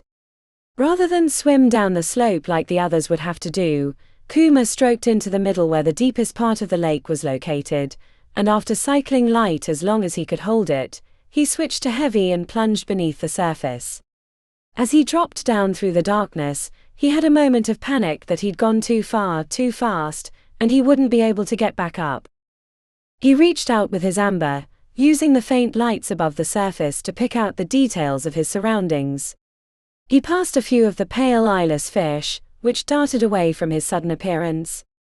Kuma could pick out the increasingly larger weights along the slope that led steadily downward, but he wasn't interested in those. He wanted the one at the bottom to ensure first place. The pressure on his lungs and ears made him want to veer to the slope and pick an easier weight. He was already concerned that he wouldn't be able to carry one out. His stones wouldn't provide any benefit, but he continued downward. The water was icy cold. He expected to see ice crystals floating. Almost no light made it to his depth. He figured he had to be close to 200 feet below the surface, and still he hadn't seen the bottom. When his heels hit the thin layer of mud, swirling it around him, he let go of his heavy and searched for the weights. He'd gotten turned around during the descent, and had to use his amber to find the largest one at the bottom. The size of the weight had him wondering if he was crazy. It had to be 100 pounds. At least there was a handle he could grab. While it had only taken him 15 seconds to descend to the bottom, swimming back to the surface with 100 extra pounds was going to be extremely difficult, especially since he needed both hands for the ascent.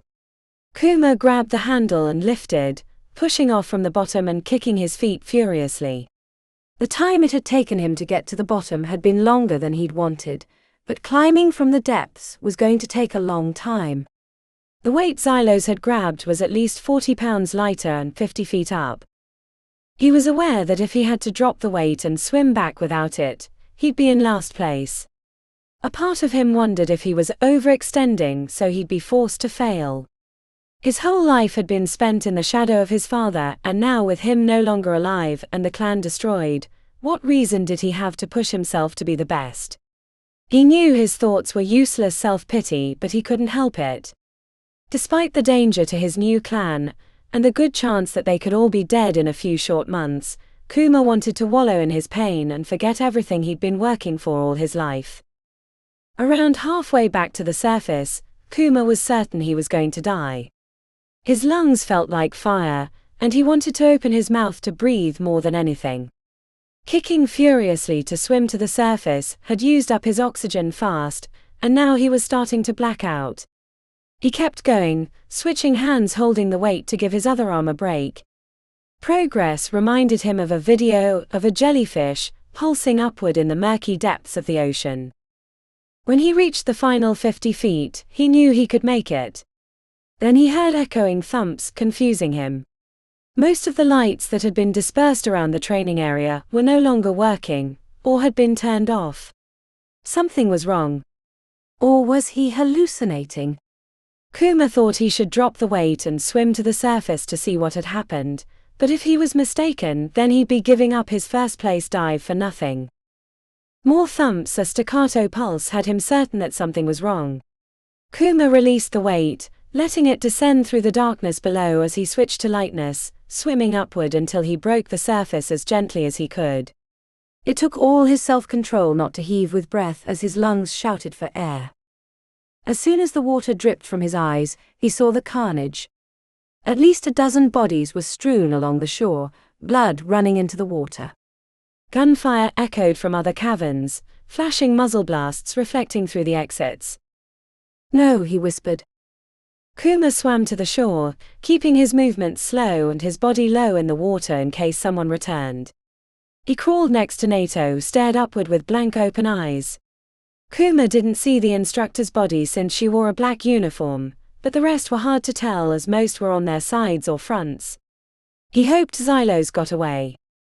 He looked around for his blades, but the strewn bodies made it hard for him to recognize where he'd been sitting before he went into the water. Kuma reached into Nato's uniform but couldn't find his weapons.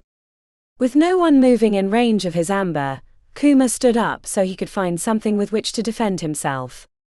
He spied the glint of a blade in a fallen hand when he heard the click of a handgun. "Don't move or I'll blow your brains out your eyes," said a quivering voice. Kuma turned slowly with his hands out to show he didn't have a weapon. A pimple-faced kid clutched a handgun, shaking slightly. He must have been sitting quietly, which was why Kuma thought he was another body, not an enemy. There was 25 feet between them.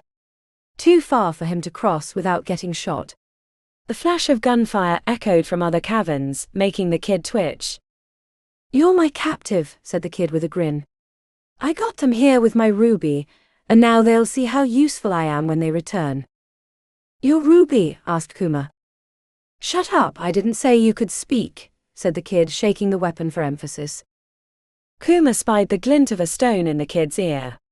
He'd never heard of a ruby, nor had any idea what it might do, but clearly it was important for the mission.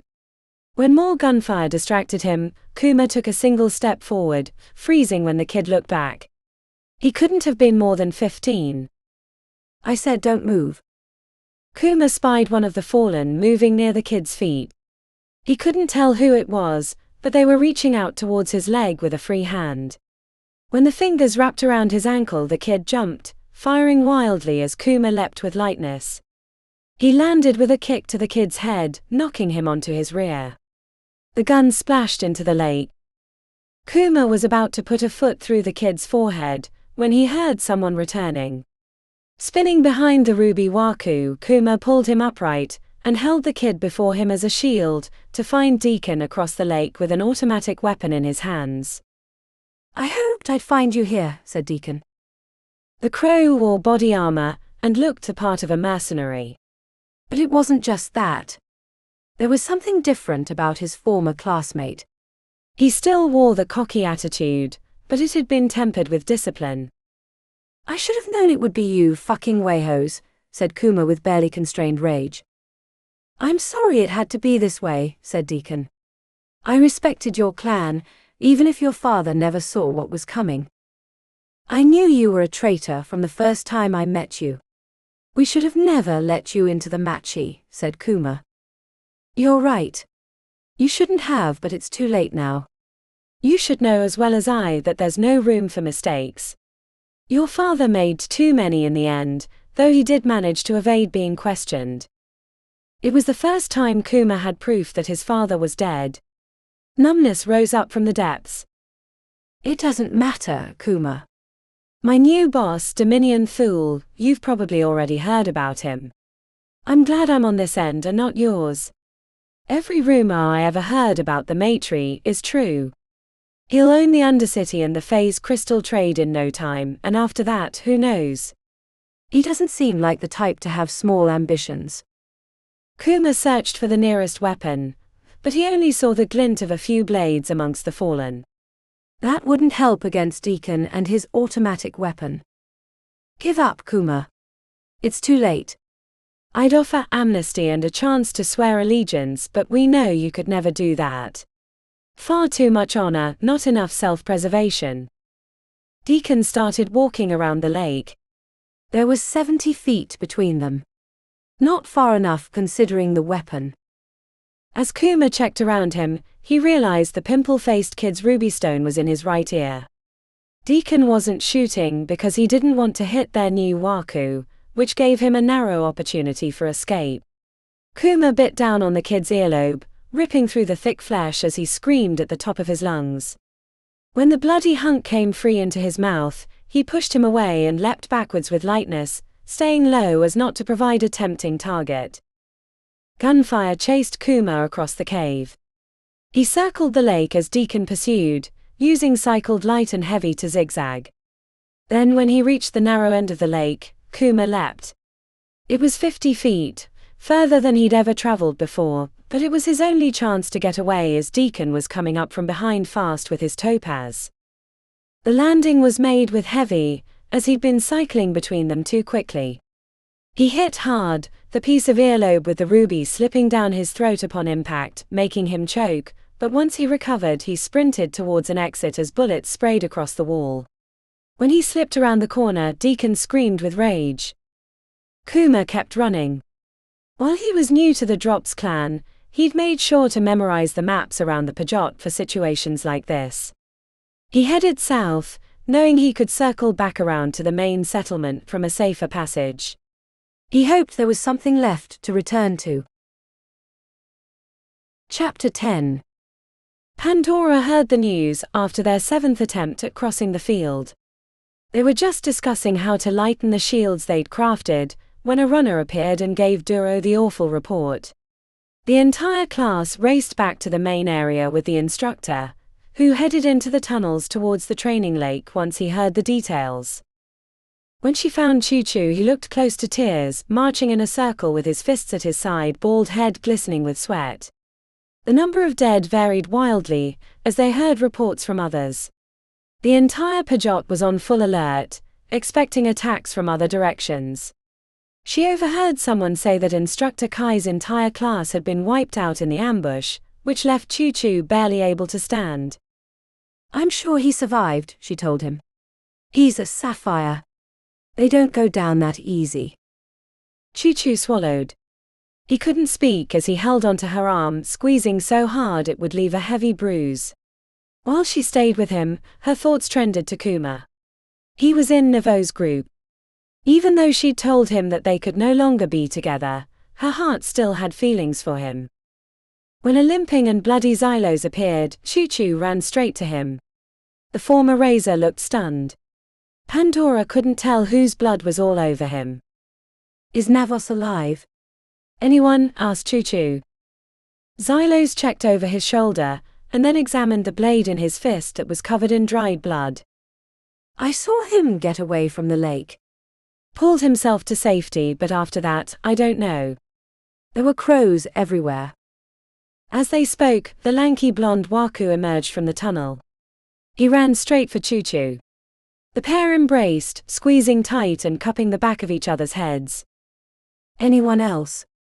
Who else did you see go down? She asked vaguely, even though she only had one person in mind. Xylos watched Choo-Choo and Navos for a moment, before returning his attention to her. He blinked as he tried to access the memories. I'd just gotten done with my dive. Kuma was in the water when the shooting started. Everyone else minus a few of us was slaughtered on the shore. Pandora bit the inside of her cheek, trying not to imagine that Kuma had been caught when he surfaced, even as she chastised herself that it wasn't him alone she should be thinking about. The loss of more than half of a class was tragic, and would have a major impact on the defense of the Pajot and their long-term survival. Was it the crows or the Alliance? She asked. It was the fucking crows and that traitor Deacon, said Xylos. She'd heard the story of the crows' attack on Razor to know the name Deacon. As if summoned by his name, Yara appeared and went straight to Xylos. Is it true? Was it Deacon? He nodded, and Yara started to move away, but Xylos grabbed her arm. He's already gone by now. Duro and Braio went after them, but they're probably halfway back to the matri by now. I had to hide while they were searching for us. It's been over an hour since the attack. Yara yanked her arm away but froze when Kuma appeared. He stumbled into the cavern and dropped to one knee. Flecks of dried blood surrounded his mouth. Did you kill him? Please say you ripped his throat out, said Yara. Kuma lifted his chin. His eyes were hazy as if he'd been poisoned, and he appeared hesitant to speak. He had the drop on me. It was enough to get away, said Kuma. His gaze flickered to Pandora, which brought a warmth to her gut, then he turned back to his cousin. I'm sorry, Yara. If I'd had a chance I would have taken it, but I just surfaced after my dive. She squeezed her lips white, nodding absently. One thing's for sure, said Xylos, never break Yara's heart. Fuck you, Xylos. Yara strode towards the academy with her arms crossed. Each step was a stamp of anger. Not sure why she took that out on me. Xylos glanced around. I'm going to check and see who else made it back. Glad you made it out, Navos said to Kuma once it was only the four of them. Choo-Choo elbowed his friend, but Navos shook his head. Emilio. We need everyone. Kuma was still on one knee. He closed his eyes momentarily. I came out of the water to find everyone dead. Navos started to ask a question, but Choo-Choo marched away, which prompted him to follow. He gave them lifted shoulders before he disappeared with Choo-Choo. You okay? Kuma nodded. Attunement vertigo. Attunement. He rocked on his one knee. There was a young waku with a new stone. A ruby. When Deacon appeared, I grabbed the kid as a shield, then before I left I bit his earlobe with the stone off, but accidentally swallowed it when I was escaping. Oh no. She paused. A ruby. That's what he called it. No idea what it does, but given he wasn't geared like the others, I'm assuming it was what helped get them into the area. Do you need help? I need to lie down, he said. She was about to offer to take him, when Navos appeared. Hey Pan, they need you near the HQ. More wounded came in. The guards got pretty shot up when the crows left. Pandora hesitated, but Kuma waved her off. Go. They need you. She ran with Navos back to the front, wondering if cutting herself off from Kuma was a good idea.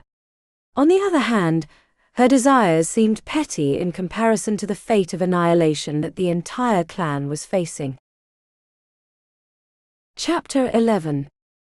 After dropping off the majority of his team at the matri, Deacon took the stoneless Jacks and a small group northwest to the Alliance HQ. The fight at the lake had been 6 hours ago, and Deacon really wanted a long shower and a beer, but he had to report back on the success of his mission.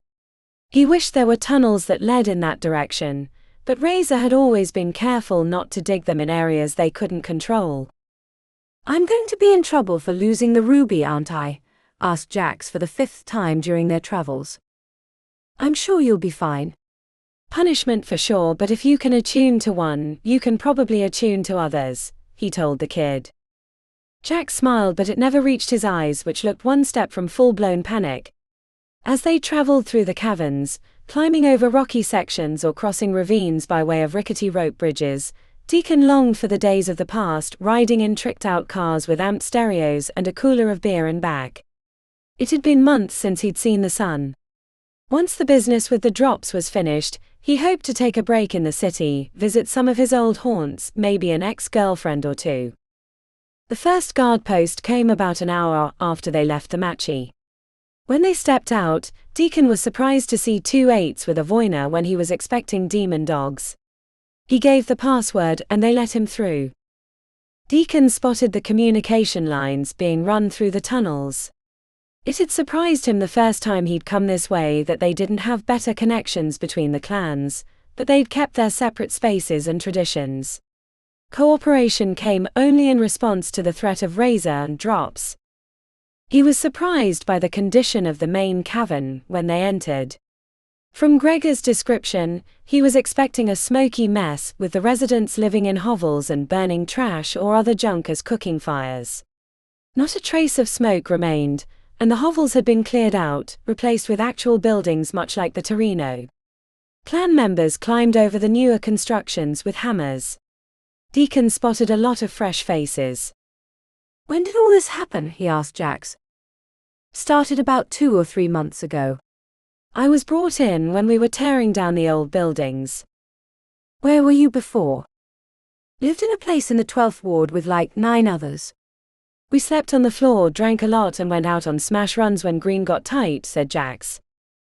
Deacon nodded absently. He knew the life. He'd been in a similar situation when he was younger. The trick of getting out was finding the right crew to run with and not screwing it up. "This used to be Demon Dog's home," said Jax.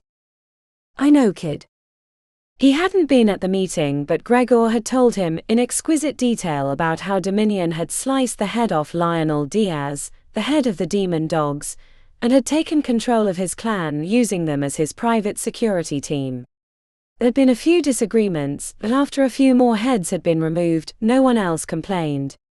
The Demon Dogs had been the largest clan in the Alliance, and their home territory had typically been the place the clans met. When he spotted a new-looking bar called the 11th Gonka, he let his team grab a drink while he took Jax into the main area. "What kind of name is that?" he asked Jax. The kid lifted his shoulders. "Something from the Eternal City." "No shit." He didn't bother pressing Jax, since he seemed to be rather clueless. At his age, Deacon had made it a point to know everything and everyone, because not knowing was a recipe for getting killed when you pissed off the wrong person. The sound of falling water increased as they headed to the back of the cavern. When they came around the corner, he saw 2 things. The first was the waterfall that crashed over the right side into a deep pool that wasn't visible from this area. The pool led to a swift stream that washed away to the east through narrow and dangerous canyons called Cantor's Folly. The second was that next to the waterfall was a long ledge on the high cliff that was about 180 feet above the ground. It led to the main building that Demon Dogs, and now the Alliance, called its home. To his surprise, an open cage elevator had been installed to take them up to the main area. Deacon had to give up his weapons at the guard station. As the cage rose, he saw the purpose of the openness. If someone tried to come up this way, they'd be easy to gun down without walls to protect them. When they exited the cage onto the ledge, another group of guards greeted them, checking them for weapons and verifying their identities. The last time he'd been here, they'd barely checked him once he'd passed the main guard station out front. The attention to detail didn't surprise him, and it was one more reminder that he'd better keep to the path he'd set himself on, and not revert to old Deacon habits. To the left, he could hear the rumble of generators. The facilities that powered the space had been expanded in that direction. To enter the main building, they went into a set of double doors that led to a room with another set made of stainless steel and etched with runes. Deacon sensed they were being observed through a one-way window with his amber, and after a long wait, the inner doors opened. Passing through, he got a good look at the thick interior barrier, which looked like it had been repurposed from a bank vault. It had to be enchanted steel, at least a foot thick. They were led through hallways that looked more like corporate offices, until they were left in a side room with a leather couch and a small refrigerator. Deacon was disappointed to find bottled water rather than beer, but he handed one to Jax and took a seat. The pimple-faced kid paced opposite while he sipped his water. "You're getting on my nerves," he told him after a few minutes of pacing. "Sorry." Jax crouched in the corner rather than sit on the couch with him, which was the first smart thing he'd seen Jax do in a while. The kid was only starting to see the impact of his decisions, but it might be too late. He could have clued the kid in on his probable fate, but like cows being herded for the slaughter, no reason to get him worked up. The door opened, revealing a squat waku with tattoos covering his entire body including his bald head. Deacon recognized him as a Yami no Kishi, or Knights of Darkness. "Come with me," he said to Jax. The kid looked to Deacon. "You'll be fine, kid. Go with him and answer their questions truthfully." When the door closed, Deacon shook his head. He hoped it was quick for the kid's sake. He'd done good in getting them to the lake with minimum interference, but losing the ruby had been a dumb move. Better if he'd gotten shot and then healed later. Without Jax's unresolved energy clogging up the room, Deacon curled into the corner and fell asleep. He awoke to the door opening, and reached for his weapon that wasn't there. It took a moment of disoriented waking to remember where he was, and why he didn't have his gun. The demon dog who'd come to get him wore rund Kevlar, and had a sword on his hip. Deacon wondered if he could take it from him, if necessary. He was led to a room he recognized from Gregor's explanation, and checked the carpet for signs of Lionel's blood. "Sit here. He'll be with you in a moment." The "he" didn't require a question. While Titus had given him the mission, he knew it had come from his boss. An enormous painting on the wall depicting a thick forest with a strange town along the river immediately drew his notice. Deacon stared at it briefly, but the details gave him the creeps. It felt like a cursed object that he would get dragged into if he stared too long, so he spent his time flexing his hands and picking at his fingernails, while avoiding even a glance at the painting. When the door opened, Deacon rose to his feet. The figure that entered wore a black suit and purple tie. Deacon resisted the urge to throw himself at his feet. The aura of the maetrie was like a haze on his mind. He managed a stiff bow, remaining in the bent position. "Your time in Razor served you well," said Dominion Thor. "You may take a seat." The tension in his entire body loosened slightly at the command. Deacon found himself wanting to please the head of the Alliance with every bone in his body. Dominion studied him, while Deacon tried not to make eye contact in case it was an insult. "The raid was mostly a success, I hear," said Dominion as he took the spot at the end of the table. Deacon couldn't shake the feeling that he was in a cage, getting sized up for how easily his skin could be peeled off. "We killed many drops but lost the ruby. I shouldn't have left Jax alone at the lake. I thought there was no one alive, but one of them had been in the water when we hit them."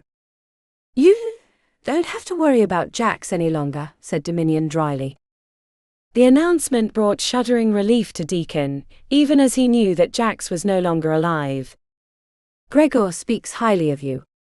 He says that the raid on the matri wouldn't have been possible without you on the inside. Deacon bent his neck, staring at the grey marble. He started to talk about his role, but the training from instructor Kazuki overrode his mouth. The raid was a success because the crows worked together. I felt lucky to have contributed. Dominion chuckled lightly, which was like hearing a dead man laugh. His grey skin and gaunt cheeks made him ghoulish, but there was no doubt he was alive. That's good. The time in Razor was instructive for you. My only regret from the raid was that it ended my time of study, said Deacon. I'm pleased to hear that from you, said Dominion. The compliment brought a wave of euphoria, but knowing its falseness, Deacon buried it. Distracted by his feelings, he didn't notice the door opening until a figure stepped through it. If Dominion was a serial killer, the kind that watched his victims for months before systematically taking them apart, limb by limb, then the maetrie who stepped into view was a quick blade to the heart. Black hair swooped over his eyes as one shoulder dipped lower than the other. A sword hung on his hip. Everything about the maetrie was both casual and deadly. The smirk alone could have cut a throat, and his black eyes reflected 1,000 deaths. You already know Titus, but this is one of my other friends. Dominion smiled like a corpse as he turned his shoulders. Kavano is a fixer. There are no problems he cannot solve. This is Deacon, and he's one of the more promising waku in my retinue. Kavano inclined his head ever so slightly, barely the width of a single hair. The presence of the fixer had Deacon's heart racing, which brought a curl to the corner of Kavano's lips. Like a true predator, he sensed fear, and never in his life had Deacon felt so completely outmatched. Deacon wishes to continue his studies, said Dominion with faint amusement. Since Razor no longer exists, and I wouldn't trust the clans in my service to train a dog, I'm sending him to the Eternal City. Deacon's heart seized up at the thought. He'd always wanted to travel to another realm, but not the home of the maetrie. Tales of the Eternal City made the voyeuristic splatterpunk movies of his youth seem childish. Since you have to make a trip back, I would like you to take him. You know the place. Kavano let his eyelids drift half-closed in response. What about my team? Asked Deacon when it was clear that he would be leaving right away. They'll be informed of your temporary absence. Dominion reached into an inner pocket and produced a small box. You can attune to this when you're settled. Deacon's heart was bouncing around in his chest. He took the box and slipped it into a side pouch, desperately wanting to know which one he'd been given. If it was a black diamond, it would make this trip to the Eternal City worth it. He rose and followed Kavano from the room, while Dominion stared at the strange painting on the wall with a grim longing. Kavano led them through hallways and eventually through a run door that glowed upon their approach. In the room beyond was a wall of slick obsidian that looked hacked out of the earth. The edges were sharp, and the glossy surface acted like a funhouse mirror. We're leaving now. Unless you'd like to tell him that you can't go yet, said Kavano. I guess I didn't realize. How far is the trip? Not long but very far, said Kavano with a barely restrained grin. Are you afraid? No, lied Deacon right away. You should be. Deacon swallowed away his fears, and reminded himself that his younger version would have been thrilled by the chance to train in the Eternal City, even as the idea of it frightened him. In a kill-or-be-killed world, the better warrior would always prevail. This was a chance to catch up and surpass Kuma and the rest of the Drops clan. Of course, they might all be gone by the time he was done with his training. He couldn't imagine that his journey would be brief. How long have you worked for him? Asked Deacon. Kavano scowled. I do not work for him except by contract. He wishes me to solve a vexing problem. Nothing more. Deacon knew that Titus Carbone was on long-term retainer, in addition to promises of a cut of the phase crystal trade for his leading role, but there was something familiar about the mercenary. His needs and actions were almost human and worked in ways that made sense to Deacon. Kavano left him with a sense his motivations were entirely unique. Put your hand on the obsidian. Once we travel over, you must do everything I tell you. To Deacon's surprise, the glossy black stone was warm, almost alive. Kavano shook the sleeve away from his wrist, exposing a pale white band with brightly colored stones embedded. At second glance, Deacon realized it was bone. Kavano breathed black smoke over the jewels, which woke with a faint glow, and then he placed his hand next to Deacon's on the obsidian.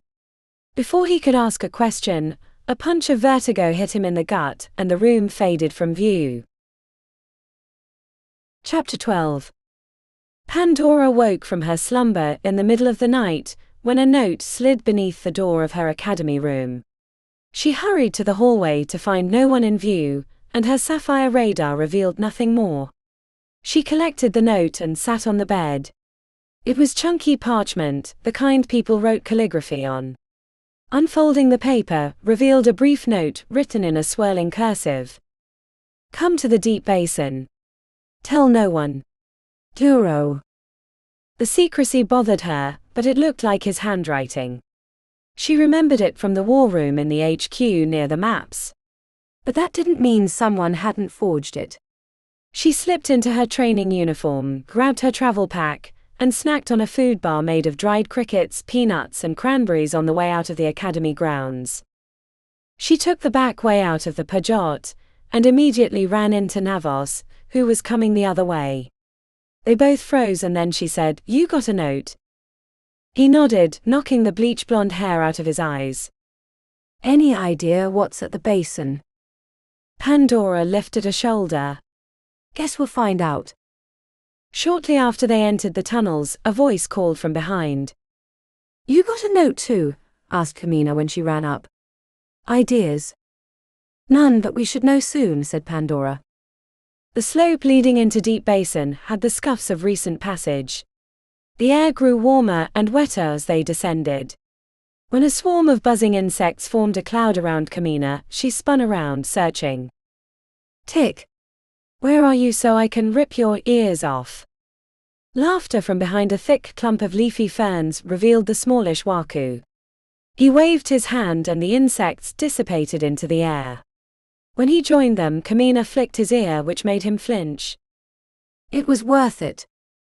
You're such a child, Tick. In all ways except the one that counts, he said, gesturing towards his crotch, which earned him a second flick. When they arrived at the night wall, they found 9 others, including 3 of the instructors, Duro, Braio, and Nikolai, and other students from their groups. She spotted Kuma right away, and Choo-Choo standing on the opposite side, followed by Yara, Ina, Xylos, and Adrenaline. Hey, said Tick, grinning and strutting forward. Only the best waku are here. No one laughed.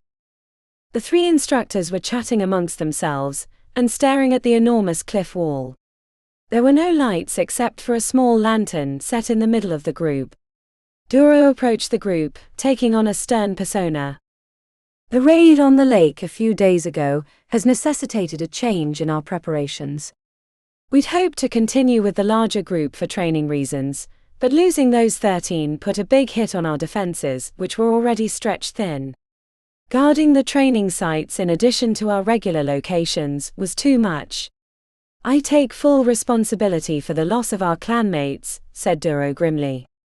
The announcement erased any smiles. Even Tick hung his head in reverence. From this moment forward, training will only consist of this group. There will be times that not all of us can be present, especially Braio and myself, but every moment you do spend on the tasks we've given you will be of utmost importance. Questions? What will we be training for? Asked Navos. Duro pursed his lips and glanced briefly at Braio, who had a sly grin. For the time being, that doesn't matter. What does matter is that this training and everything related to it is a secret from the rest of the clan. Daraja and the other instructors know, but beyond that, no one else can know what we're doing. That includes your former classmates, your families, your grandmothers, Duro smiled at Tick, and even your pet cave cricket. In time we'll give you more information, but until we're happy with progress of your activities, be satisfied with giving us your all. He placed his hands behind his back. The good news is that you won't be weighed down by your lesser peers. The bad news is, we won't be coddling you anymore. Coddling? That's coddling? Asked Tick, bringing laughter from the group, even the instructors. Duro nodded to the diminutive waku, then added a playful wink. You'll find the parameters of your challenges much tighter. For instance, the wall climb, which no group even reached the halfway mark on, will be in complete darkness and must be achieved without making noise. He nodded to Braio, who held up a black box. See that box? It will detect even the smallest sound. Shall we give them an example? Asked Braio, receiving a nod. He put a finger over his lips and then switched the box on, after which he crouched down and picked up a pebble with exaggerated motions, tossing it into the air. When it landed, the box blared an ear-rattling alarm that made everyone flinch away. Pandora put her hands over her ears until he clicked it off. Eventually you'll need to be able to climb it in less than 30 minutes. That means the entire group of you, but for now, let's concentrate on completing it together without noise, light, and in one piece. And no flying snakes, said Tick, grinning at the group, only because he'd used his stone to move them to another location in the deep basin. You'll be in good hands with Instructor Nikolai. Braio and I have some other tasks to attend to, but don't worry about surprise raids. We've tripled our guard around the area. The two war leaders left them next to the cliff. Nikolai approached with 2 backpacks, dropping them on the ground. This time you have complete access to gear, and if you want something else, let me know. A rope hanging from the top of the cliff? Asked Navas, revealing a gold tooth when he spoke. The lantern will stay on until you start climbing, and then I'll turn on the noise box. If the alarm goes off, you have to start over. The 9 of them formed a circle. Choo-Choo took the opposite side from Kuma, but he hadn't said anything, which was progress. The raid by the crows was probably too fresh in his mind. Ideas? Asked Adrenaline. Her closely shorn head was a mixed patchwork of purple and crimson, and her eyes glowed faintly. Ina stroked his bushy mustache and said, "We got 4 topaz including myself. We should be the anchors in front." No one disagreed. Kuma spoke up. "Weakest climbers in the middle with the Sapphires, Pandora and Navas to help in case of problems." "I'll take lead climb," said Choo-Choo, cracking his knuckles. Kuma hesitated, then spoke reluctantly.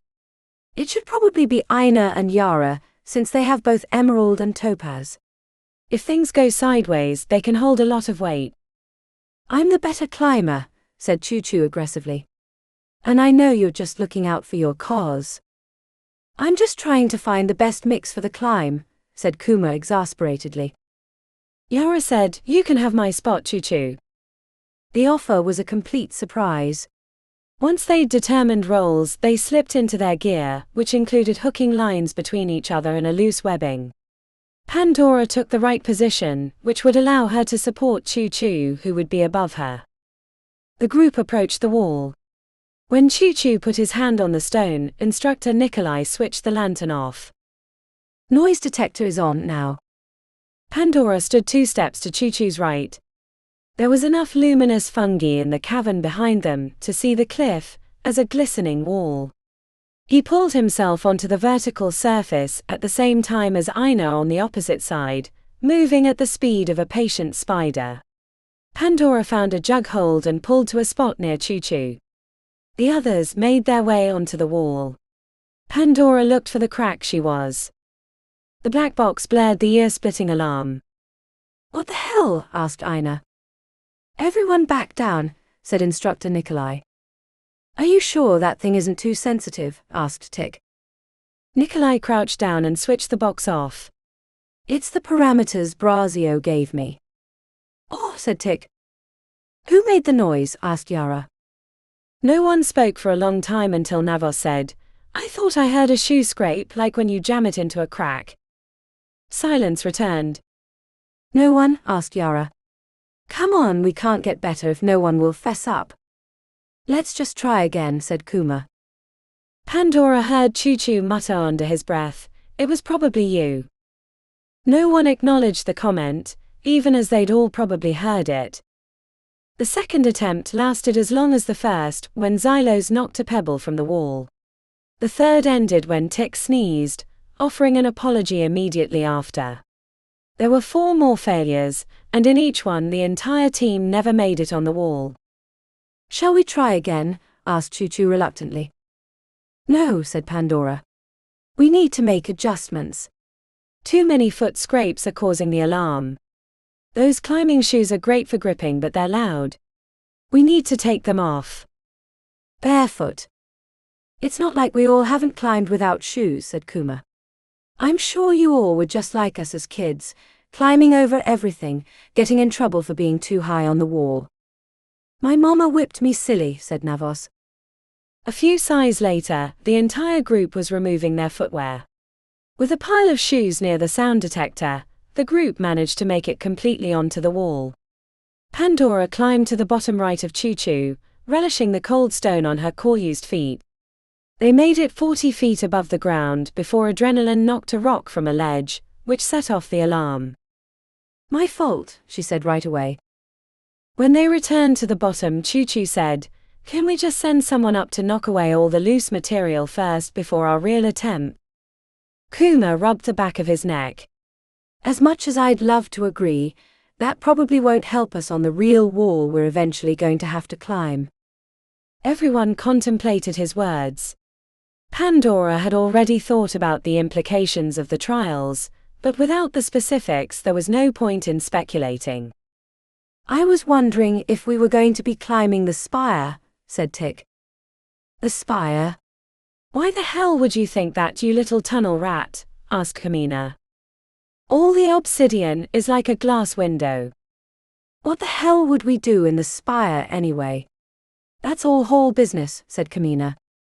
Dunno. Maybe steal some crazy cool artifact that will help us defeat the Alliance." "Come on," said Adrenaline. "Let's try again. Maybe we'll make it further this time." Pandora was as optimistic, but to no avail. They only made it back to that height 2 other times. The rest of their attempts were foiled at lower levels.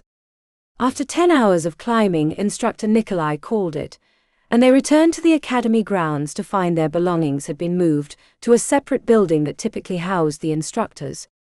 Duro greeted them inside, where bunk beds had been set up in a space that was barely big enough for the 10 of them. "Why'd we get moved?" asked Choo-Choo, clearly frustrated. "You need to get better at working as a team," said Duro with an eyebrow raised. "The best way to do that is to be in constant contact with each other." "But is there something wrong, Choo-Choo?" The broad-shouldered Waku shook his bald head. "Nothing, Shadow Master." "Get some rest tonight," said Duro to the group. "Tomorrow you'll be working on crossing the firing field." A collective groan brought a chuckle from Duro. "If you don't like getting shot, then do a better job." After he left, they had to sort out their bunk assignments. Choo-Choo and Navos took one, Xylos and Adrenaline were another, followed by Kamina and Tick, then Yara and Aina took the one in the corner. Pandora stared across the room at Kuma when they both realized they were the only ones left. He lifted his shoulders and approached with a sly grin. "Top or bottom? Do you get up in the middle of the night to use the bathroom?" "Sometimes." She threw her bag onto the top bed. "Then you're on the bottom. I don't want to hear you climbing down all night." Kuma looked like he wanted to say something smart, but then he checked to the others before grabbing his duffel bag and placing his gear in the footlocker at the end of their bunk bed. Pandora was used to sleeping alone or with only one other person, so having 9 others making noises, snoring, or breathing loudly, left her wide awake until the middle of the night when exhaustion finally set in. Chapter 13. The team had only started diving in the lake when Duro appeared and pulled Instructor Nikolai to the side for a discussion. Kuma was sitting on the slope, waiting for his turn, trying not to notice the bullet casings left between the rocks near where he was sitting. He kept checking the far side of the lake, expecting to see Deacon and his crow buddies burst into the cavern with automatic weapons flashing. He'd never been close with NATO since he was a year older, but it was another one of his childhood cohort that was no longer alive. NATO, Botan, Carlos, Jando, Omar. There were many others that had died when the crows had raided the matri, but it hurt too much even thinking about the ones he knew well, let alone his father. Kuma, Pandora. I need to see you, said Duro from the edge of the lake. Kuma approached the war leader, catching a side eye from Pandora when she joined them. How's that new stone? Asked Duro. Figure anything out? Kuma blushed with embarrassment, letting his chin drift towards his chest. I'm sorry, war leader. Between the trials and everything else, I've not spent much time trying to figure out what it does. Mostly I'm just happy I'm not dizzy anymore. Duro let his mouth shift to the side. There were no clues from when you took it from the kid. He said something about getting them there with his ruby, but I've never been able to make any sense of it. Duro nodded and looked away. The guards said the entire group of crows ran through the cavern at high speed like they were all enchanted or had topaz stones, but we know some of them were stoneless. The ruby made them run fast. Maybe, said Duro. But I assume you would have determined that already. Pandora was listening quietly, glancing between them. Why am I here, sir? Because we're taking a trip. Head back to the academy, and dress like you're a lighter. Something nice, we'll be going to a fancy restaurant. Meet me at the La Zona exit. Many heads lifted at the description of their destination, followed by furrowed brows. But I haven't gone yet, said Kuma, nodding towards the lake. Don't worry. This isn't a pleasure trip. You're not getting out of anything, said Duro loud enough for the others to hear. Now hurry up, we have reservations. Sir, I don't have any nice clothes. Duro looked him over with a tilted head. I'll have something for you, but both of you shower. You stink. Kuma burst into a run with Pandora right beside him. When he looked her direction, she offered a shrug. No idea. I heard you went on trips with Duro. Pandora chuckled. I think we both know the one I went on. I'd hardly call myself his regular companion, but he always has a reason. After the run, Kuma was covered in a sheen of sweat. The showers were in the same room, but separated by curtains. He heard Pandora enter the shower 2 up from him. He briefly imagined her soaping up and washing her hair. Concentrate, Kuma, he muttered to himself. When he returned to their group quarters, a dark suit hung on the bunk. The pants were a little loose around his waist, but he cinched the belt to make them fit. The shirt and jacket snugged tightly to his muscled frame. Not bad, said Pandora, entering the room wearing a tight black dress with extra buckles and zippers. He couldn't help but imagine her with a whip in hand. That dress suits you, he said. She unzipped a pocket on her hip, revealing a slim blade. Never go anywhere without a weapon. They met Duro at the indicated exit. He was wearing a royal blue silk suit with a black tie. His hair was slicked back, and he wore a hint of eyeliner, looking like he was ready to stroll down the catwalk at a Paris fashion show. You brought your weapons, he asked. Kuma opened up his jacket, revealing twin blades, while Pandora produced hers from locations he was certain couldn't fit them. She raised an eyebrow. I told you a girl doesn't go anywhere without her weapons. The tunnels led them towards the La Zona. Kuma had 1,000 questions, but traveling through unguarded caverns wasn't the time for making unwanted noise. When they entered the La Zona, Kuma whistled softly when he realized he couldn't see the ceiling. The space was a cylinder, with businesses crowded around the walls at an ever-increasing height. Some of the neon signs were dull, but a few like the lime duck buzzed with electricity. Seems different, said Pandora, frowning. About a quarter of them left once Razor was taken over. They've moved to the Torino or Big Dave's, or out of the Undercity entirely. Duro gestured towards a tunnel on the opposite side. Come on. We're not going up that way. Kuma followed, craning his neck and trying to take in the space. The Torino always felt a little like Vegas to him, not that he'd ever been, while Big Dave's was like an obscure corner of some strange otherworldly realm. The Lazona felt like he was in some post-apocalyptic town beneath the earth. The opposite tunnel brought them to a construction area. Welding tanks and earth-moving equipment sat lifeless along the wall. A single floodlight illuminated the area, buzzing and crackling. The workers stopped the project, said we couldn't protect them anymore, said Duro. He led them through the construction zone to a metal door which he unlocked with a key. Steel stairs traveled up through the darkness. Ready to climb? Seriously, asked Kuma. Afraid of a few stairs, asked Duro, laughing.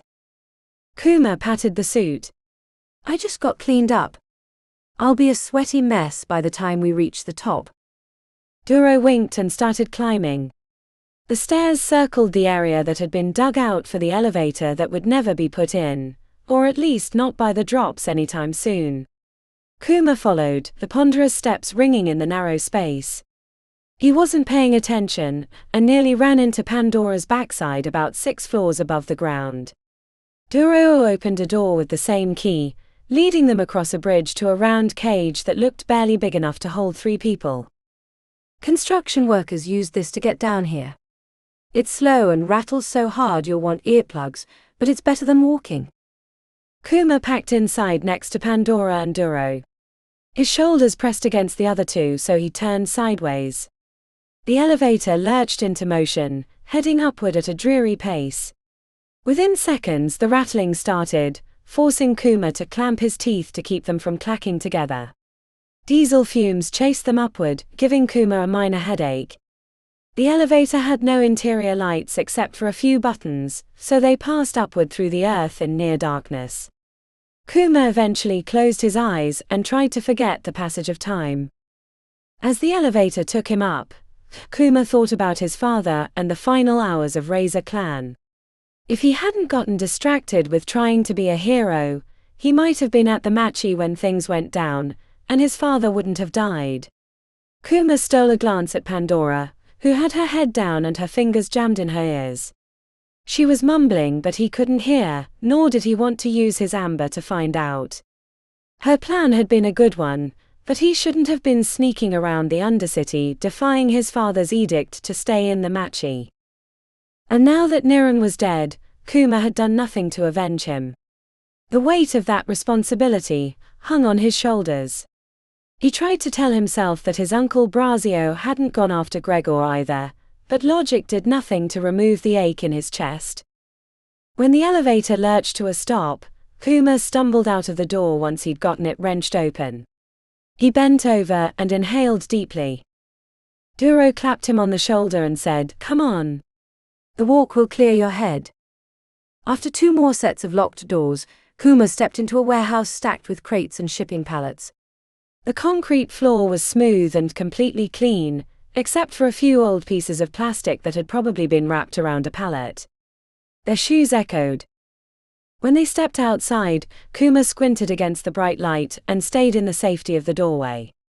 Outside, the warehouse was surrounded by dilapidated buildings. Tufts of grass stuck through the cracked streets, but beyond them the spire rose into the sky twice as high as the nearest skyscrapers. He held up his arm to block the sunlight. "You gonna be okay?" asked Duro. Kuma nodded, but found it was easier to walk near the building than closer to the street. At the corner of the block, a black SUV waited for them. Duro climbed in back. "Hey fam," said a dark-haired guy in the driver's seat. "Thanks for getting us on short notice, Dane," said Duro. "What else am I here for then?" he said, chuckling as he pulled onto the street. "You all look hella sharp." There wasn't traffic until they passed closer to the ring road, after leaving the 12th ward and entering the 11th. The interior of the SUV was comforting to Kuma, unlike the streets outside. He hated that he felt weak in the open air. He'd spent his whole life underground, so coming to the surface was like being in a foreign realm. "Gonna be okay," whispered Pandora, leaning over. "Huh, She nodded towards his hand, which was squeezing the inner handle hard enough to make his veins stick out. Oh right. Kuma pulled it to his chest, massaging the muscles. Duro looked out the window. He couldn't decide if it was the open skies or the fact that the last time he left his home, it had been wiped out. He worried that when they returned to the Pajot, there'd be nothing but smoking ruins. Okay, we're almost there. We're going to be meeting with someone who might be able to help Kuma figure out the ruby, and a few other things. It took me a bit to set this up. Be warned, from the stories I've heard, he can be rather odd. Take no offense to whatever he says. Who is he? Asked Kuma as the vehicle stopped outside a fancy restaurant. A thick brass sign read Other Realms. A valet in a red jacket approached. Duro shot them a grin. Ivan Charmer. He's the guy that discovered phase crystals. Kuma shared a look of incredulity with Pandora as they followed the war leader out of the SUV. The gap between the SUV and the entrance was mercifully short. A valet opened the door, and Kuma followed them inside. A woman in a red dress took their names, nodding enthusiastically and motioning for them to follow. Close your mouth, or have you never been in a restaurant in the city? Whispered Pandora. Nirin took me a few times, but it's been years. Before the invasion and the phase crystals. He kept his mouth closed, but he couldn't help but stare at the people dressed in their finest, eating in a big room together. It was much different than the Torino or Big Dave's. The fanciest place he visited was the Onyx, and that felt like owning fake jewelry. They were led to a back room behind a set of fancy wooden double doors, with painted glass at the center. 2 bodyguards with wires sticking from their ears and no visible weapons stood outside. Kuma sensed the bulge of their handguns inside their coat pockets. He was certain that he could disable both of them in the span of half a second if he had to. 2 punches to the throat. They'd never see it coming. Pandora elbowed him. Relax, he mouthed. Inside the private room was a single table with 5 spaces, 2 of them occupied by a man and woman, neither of them appearing that much older than he was.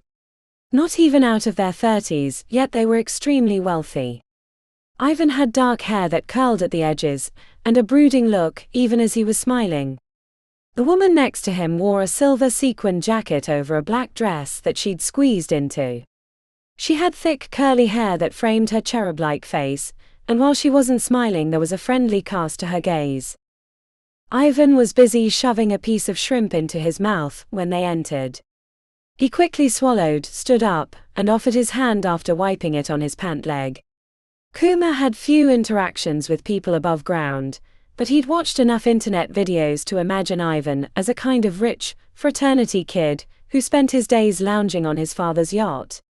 Given his role as the discoverer of phase crystals, he couldn't imagine that was entirely true, but the image stuck. The famous Duro Hernandez. I can't tell you how excited I am to meet you, said Ivan, grinning like a schoolboy who'd just found a porno magazine on the street. I have to say you don't look anything like the fearsome waku that the mangas depict. Duro inclined his head. It's useful to not look like a waku at times. Kuma wrinkled his forehead at the casual interaction with Duro, doubly so about the manga. He wanted to remind Ivan that Duro was the war leader of the Drops, not an old university friend, and should be treated with the proper respect. But Duro's reminder about Ivan's oddness stilled his tongue. This is Audrey, he said, gesturing towards the woman at the table. She muttered a greeting but seemed to be observing them intently. Duro slipped between Kuma and Pandora, putting his hands on their shoulders and giving them a squeeze. The familial touch seemed out of place, but given the circumstances, Kuma tried to relax. These are my young protégés. You may have heard of them. Kuma Santos and Pandora, well, let's just say, like all icons, she only goes by one name. Merlin's tits, exclaimed Ivan, grinning at Audrey. They were the ones that fought that duel. The one from issue 28. You've heard about that? Asked Kuma, incredulous. Ivan clapped his hands together. Read about it. Chite senshi manga. How much of it was true?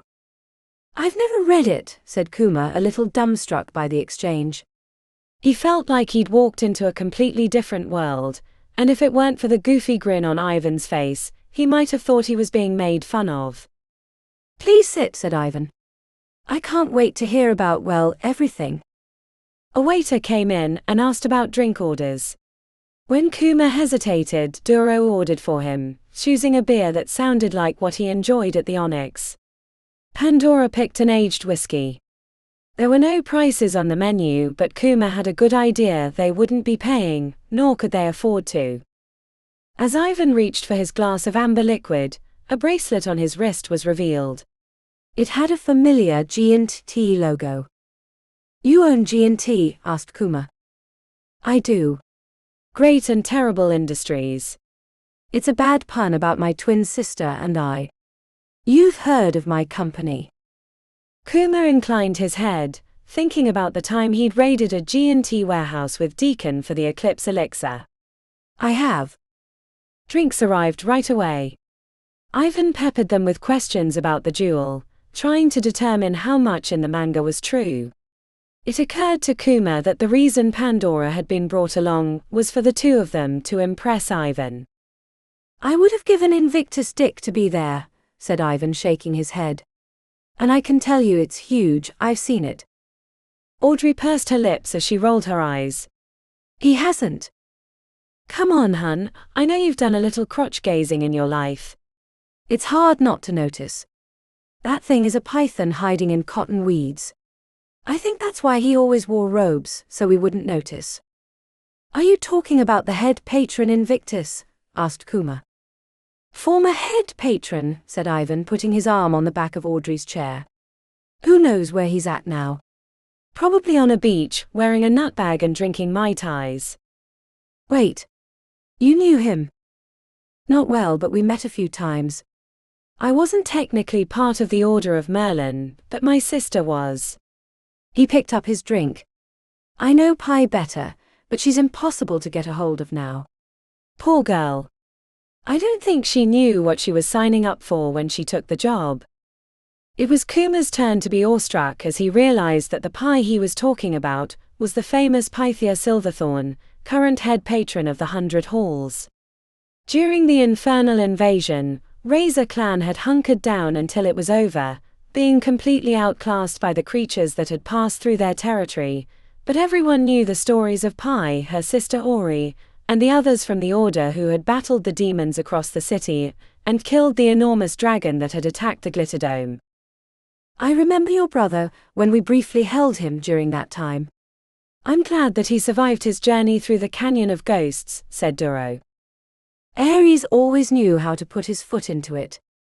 Ivan brightened. That's right, you're Niren's son. I met him once, I guess it'd be almost 6 years ago. You did. We were hiding from my father's house manager and trying to find our sister. Ivan snapped his fingers. My condolences about your father and Razor Clan. He looked to Duro. Is it okay to say that? It's perfectly fine, no offense taken, said Duro. Speaking of the Undercity, Kuma acquired a new stone lately, but we've been unable to identify what it does. He gestured towards Kuma, who had to unbutton his shirt and remove the ruby from his belly button. Ivan took an eye scope from an inside pocket and put it up to the stone when he received it. A ruby. And no idea what it does? I've tried a few things, but nothing works. It's like I'm lacking something when I use it, said Kuma. Ivan pulled the eye scope away from his eye, tongue resting on the tops of his teeth with glee. Wait. Did you get this from another waku? Gave him the crimson smile. Was it a duel or just a fight, or no, a scrap as you say? Heat rose to Kuma's face at the thought of his friends dying to Deacon's guns during that day. The casual disrespect filled his mind with rage. Kuma smashed his fist onto the table, rattling glassware. Pandora placed her hand on his thigh under the table, but he didn't slow his words. Many died that day. It's not a game what we do in the shadows. Nor should it be written in some manga to be gawked at by lighters. Kuma, get a hold of yourself. He doesn't know our ways, said Duro sternly. Hey, it's my fault, said Ivan, holding up his hands. My mouth has a way of signing me up for all kinds of beatings. If you'd cracked me across the jaw, I would have expected it. I know I got it more than once from our creepy house manager because of my mouth. He weirded me out. Was better when my father administered the beatings. Not gonna lie and say I might not have enjoyed it, but that's another story that my therapist has heard a dozen times. Babe, said Audrey, you don't have a therapist. You have a wife and a dog. Ivan reached into a pocket, producing a small vial of black liquid. He put a few drops into his drink. I've also far too much access to alchemical modifications for my behavior, but what's a guy gonna do? Anyone want some? No thank you, said Duro, waving his hand over his drink. Are we good, Kuma? Asked Ivan. Feeling the intensity of Duro's gaze, Kuma bent slightly in his chair. May the shadows keep you safe. Ivan tossed the ruby across the table, and Kuma snatched it from the air. Wish I could tell you something about it, but the only thing I know is that's a fine specimen for whatever it does. The phase crystals are like spells frozen in time, and using them accesses the magic inside. But for now, the only way to figure them out is to use them. Dinner arrived, and their conversation moved to safer topics. Ivan talked about the headaches of running his business, while trying not to get stepped on by Degastine Industries. Kuma's anger receded during the conversation. While he didn't trust Ivan Charmer, he didn't dislike him either. The mistrust wasn't anything like Deacon or the Crows, but Kuma could tell Ivan acted on impulse, and often without consideration for others. He lacked discipline, which seemed strange given the success of his alchemical business. After they'd eaten and were waiting for dessert, Duro reached into an inner pocket and produced a folded piece of paper. He handed it over to a curious Ivan. I have one other request. It may seem unusual, but it's extremely important for my clan's survival. I wanted to know if you have anything that might help me get through this door, said Duro. Ivan took the paper, unfolded it, and studied it as Audrey leaned over. They both seemed disturbed by whatever they were looking at. Kuma shared a glance with Pandora, who mouthed the word door. There was only one explanation. It was the door that they'd been working on during one of the challenges. Everyone had been speculating about the purpose of the activity, that the drops would be robbing a bank for the funds to hire Blackstone security, or a private vault for powerful artifacts that would help them against the Alliance, or it was for a hidden portal in the Undercity that could lead them to a secret realm where they'd be safe, or 100 other ideas. Kuma thought the bank vault seemed most plausible. The cliff training could be a stand-in for climbing the outside of a skyscraper. He wasn't sure how the water exercises fit in, but he was sure that Duro had a plan. I'm sorry, said Ivan, suddenly serious as he tossed the paper into the middle of the table. Kuma caught a glimpse of a thick vault door on the schematic. I can't help you with this. My days of selling drugs at parties and holding illegal raves is over. I've much more to lose now. The drops looked the other way when you infringed on our territory, said Duro. Ivan held up his hands. I run a big alchemical business and have a poor reputation in the public eye due to a legal conflict with my father years ago. My business would disintegrate if it was known that I helped a notorious Undercity criminal gang. No offense, I love you guys, and this has been a special treat meeting you, but I have to pass on helping with a task that doesn't in the slightest bit look above board. If there's anything else I can do, let me know, but this isn't one of them. Duro folded the paper back up and shoved it in his inner pocket, inclining his head. I understand. I respect your decision. Thank you for your hospitality. The quick acquiescence surprised Kuma. He'd thought Duro would have pushed the territory business further. The drops had always been known for their ruthlessness, which made rivals fear interfering with the clan. A muted cell phone rang. Duro pulled it out of his pocket and placed it to his ear. Kuma resisted the urge to listen with his amber, but he thought it sounded like Daraja's voice on the other end. My apologies, Ivan. I must head out right away for an unexpected meeting. I'm sorry that we couldn't work together, but maybe we can in the future. He turned to Kuma and Pandora, throwing a key on the table. I'll have Dane take you back to the entrance. Head straight to the Pajot and tell Braio to double the guards until I get back. Duro rose and bowed, which made Ivan and Audrey start to rise, but the war leader was out the door before they made it to standing. Kuma got to his feet at the same time as Pandora.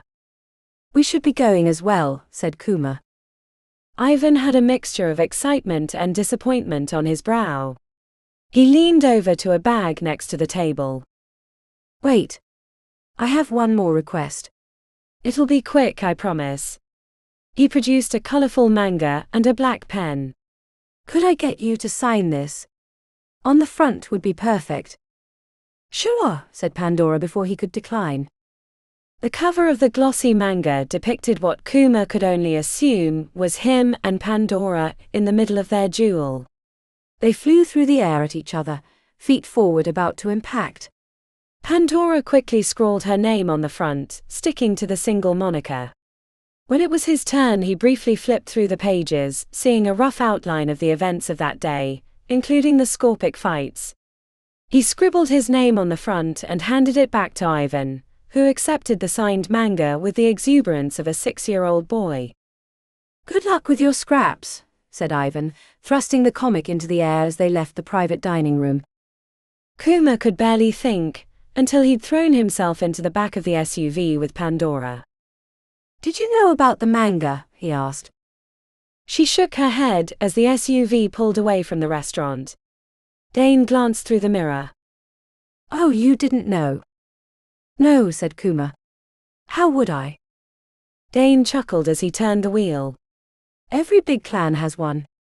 Not run by the clan, but some fanboy editor.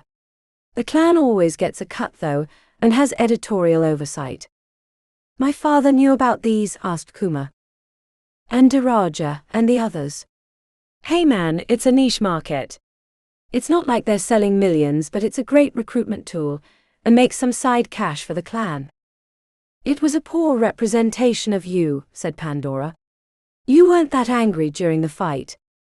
Dane let them off back at the warehouse. The key got them through the door. Before they entered the elevator, Pandora said, "What did you think that request was for?" The vault door. I don't know, but it had to be important for Duro to haul us away from training. You should have used your maetrie magic on him, he said. Pandora crossed her arms. I told you already, I don't have that. I'm sorry. My mind is a little fucked right now. Never thought I'd have dinner with one of the defenders of the invasion, someone that casually spouts off interactions with Invictus and Pythia Silverthorn in the same sentence. Or find out that I'm the star of a manga I'd never heard of before. Co-star, said Pandora with her mouth shifted to the side. Co-star. He wrinkled his forehead. That didn't freak you out? Of all the weird things in my life, no, it actually seemed kinda normal. It's easier to see the death and conflict when it's just a depiction on a page, not the real thing which comes with pain that never seems to go away. Not like losing your father. He exhaled sharply and squeezed his hands to fists. I should have been there that day, not skipping around the Undercity playing hero. Maybe he wouldn't be dead. And if you had, then I wouldn't have found Braio and we wouldn't have pulled the clans together, and we'd both be dead right now. You can't know that, he said sharply. It was the likeliest outcome. Kuma. Your father was brilliant. He led the clan for decades, navigating through countless wars, business decisions, the invasion, and the discovery of the phase crystals. Until your grandfather killed him, said Kuma. Pandora looked away. I never wanted that. It's only now that I'm realizing how much they lied to me. That she hadn't refuted him or hit back stronger made him realize he was out of line. I'm sorry, Pan. I know that wasn't you. You've done your best to stop them, which has to be hard going against your family. Family are the people that love and support you no matter who or what you are. What they did to me. That's not family. That's something else. The fear in her black eyes surprised him. He'd always seen her as an unstoppable force without doubt or panic. Her lower lip quivered slightly before she clamped it closed. What did they do to you? At first I was living with my mother and learning the ways of the maetrie. They trained me with their children, who were stronger and faster than I was. They beat me and called me a mongrel. Or weak steel.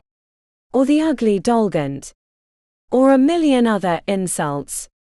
Once when I unknowingly disrespected one of the older trainees, they grabbed me in the middle of the night and shoved me in a box filled with failure. I stayed curled in a ball while they attacked my flesh until someone heard my screams. Failure. Insects made of glass and concrete. Some can be quite beautiful like a stained glass butterfly, but they're brutal and dangerous in large clouds.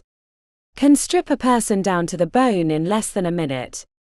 That's why you have those scars on your back, he said, understanding. They were like flying piranha.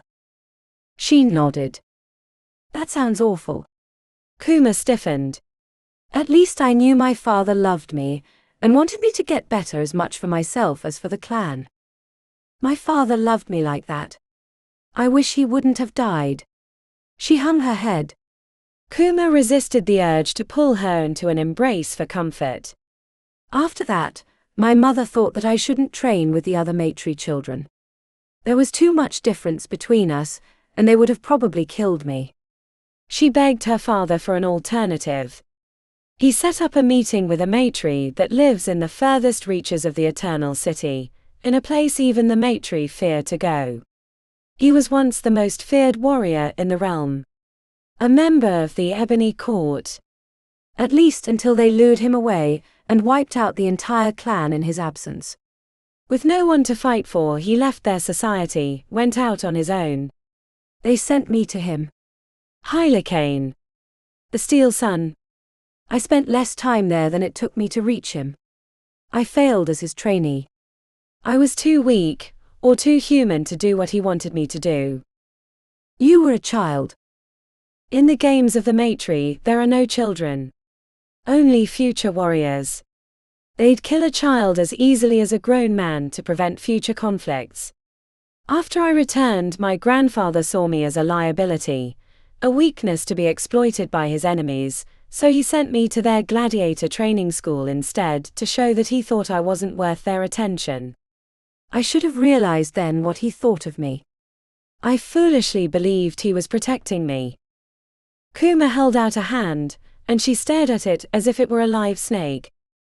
I'm glad you decided to side with us against your mother and grandfather. I can't imagine how hard that must have been. I knew only my parents' love for me. She accepted his hand. Her palm was warm and they kept shaking. Pandora smiled wistfully. When do we become our own people? Or are we always a product of our parents' decisions? If you figure that out, let me know, said Kuma. They collectively realized they'd been shaking hands the entire time and broke the grip. Kuma couldn't meet her searching gaze. We should get back. Duro's warning sounded serious. It did. He followed her into the elevator cage. Without Duro there was more room, so they could stand across from each other without having to smash shoulders. She held her finger over the button that would send them back into the Undercity. I wish I could have met your father. I wish you could have met him too.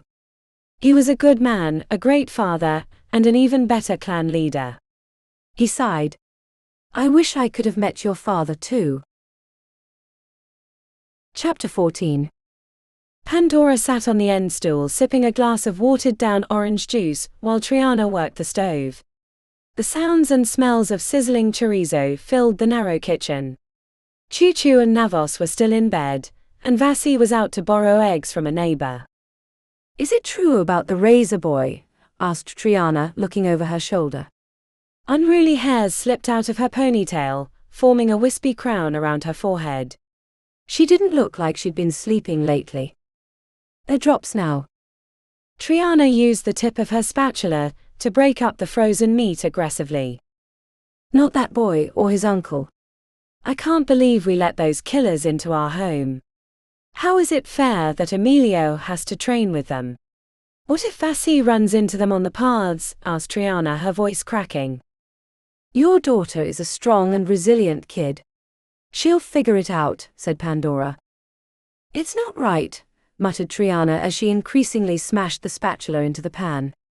Pandora slipped around the counter and gently pried the tool away from Triana. "Why don't I help?"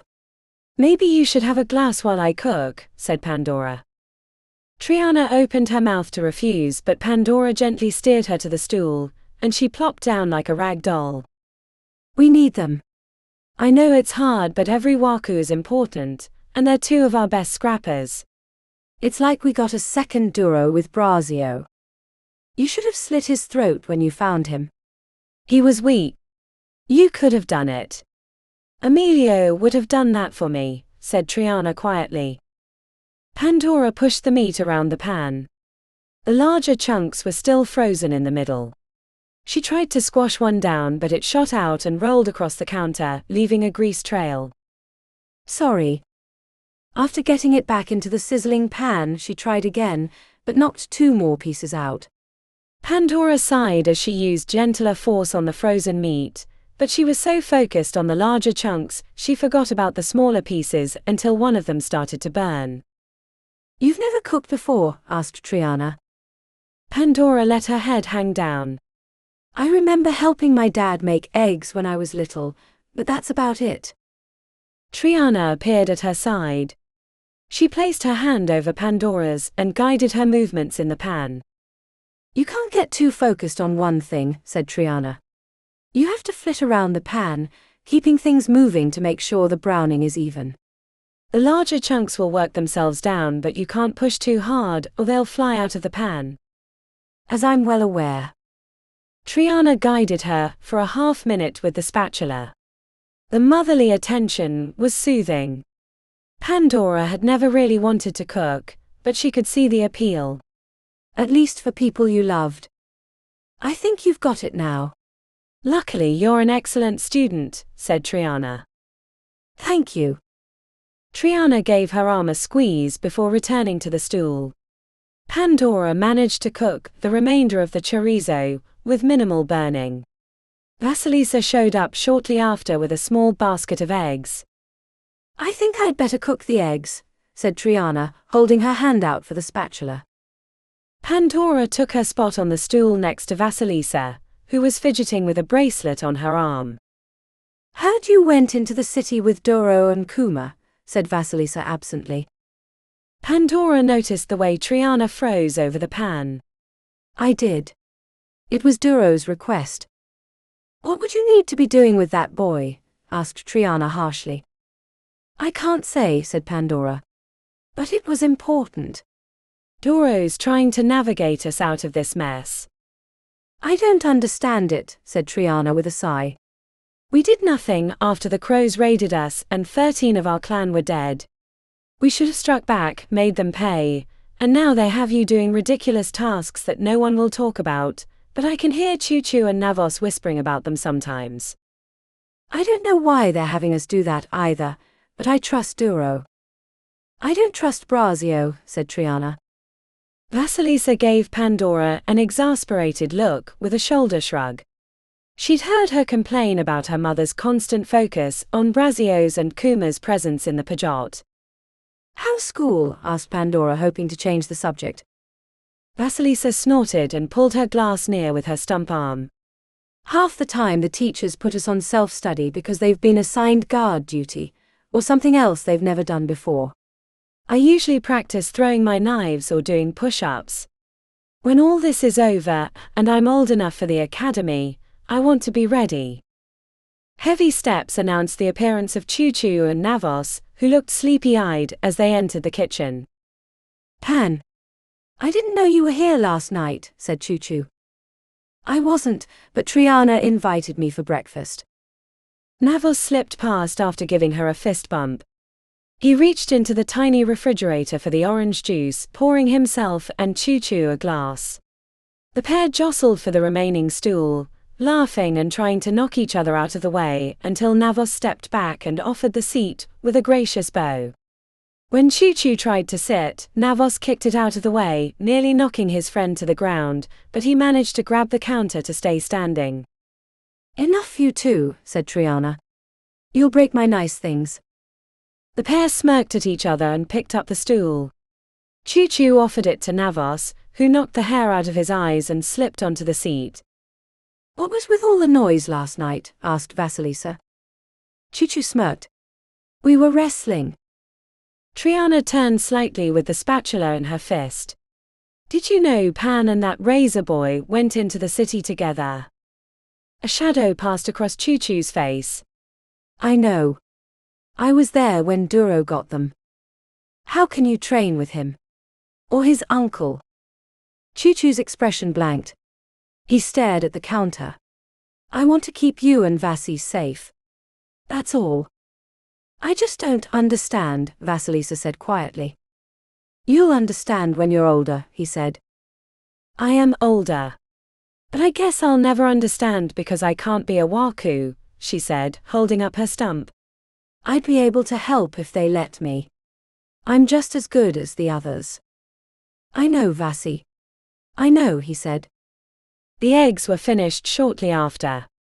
The mood was somber, and conversation revolved around the harvest while they ate. With more mouths and everyone stretched thin with guard duty or other tasks related to the defense, there were fewer edible yields. The plants that made drugs were mostly at target levels, but they were having trouble getting them to market in the city. Without the cash flow, everything in the Pajot would grind to a halt. Pandora stayed mostly silent, offering occasional thoughts but letting Choo-Choo and Navos drive the conversation. Whenever Triana added her opinion, underlying anger came through, even when the topic was nothing to be mad about.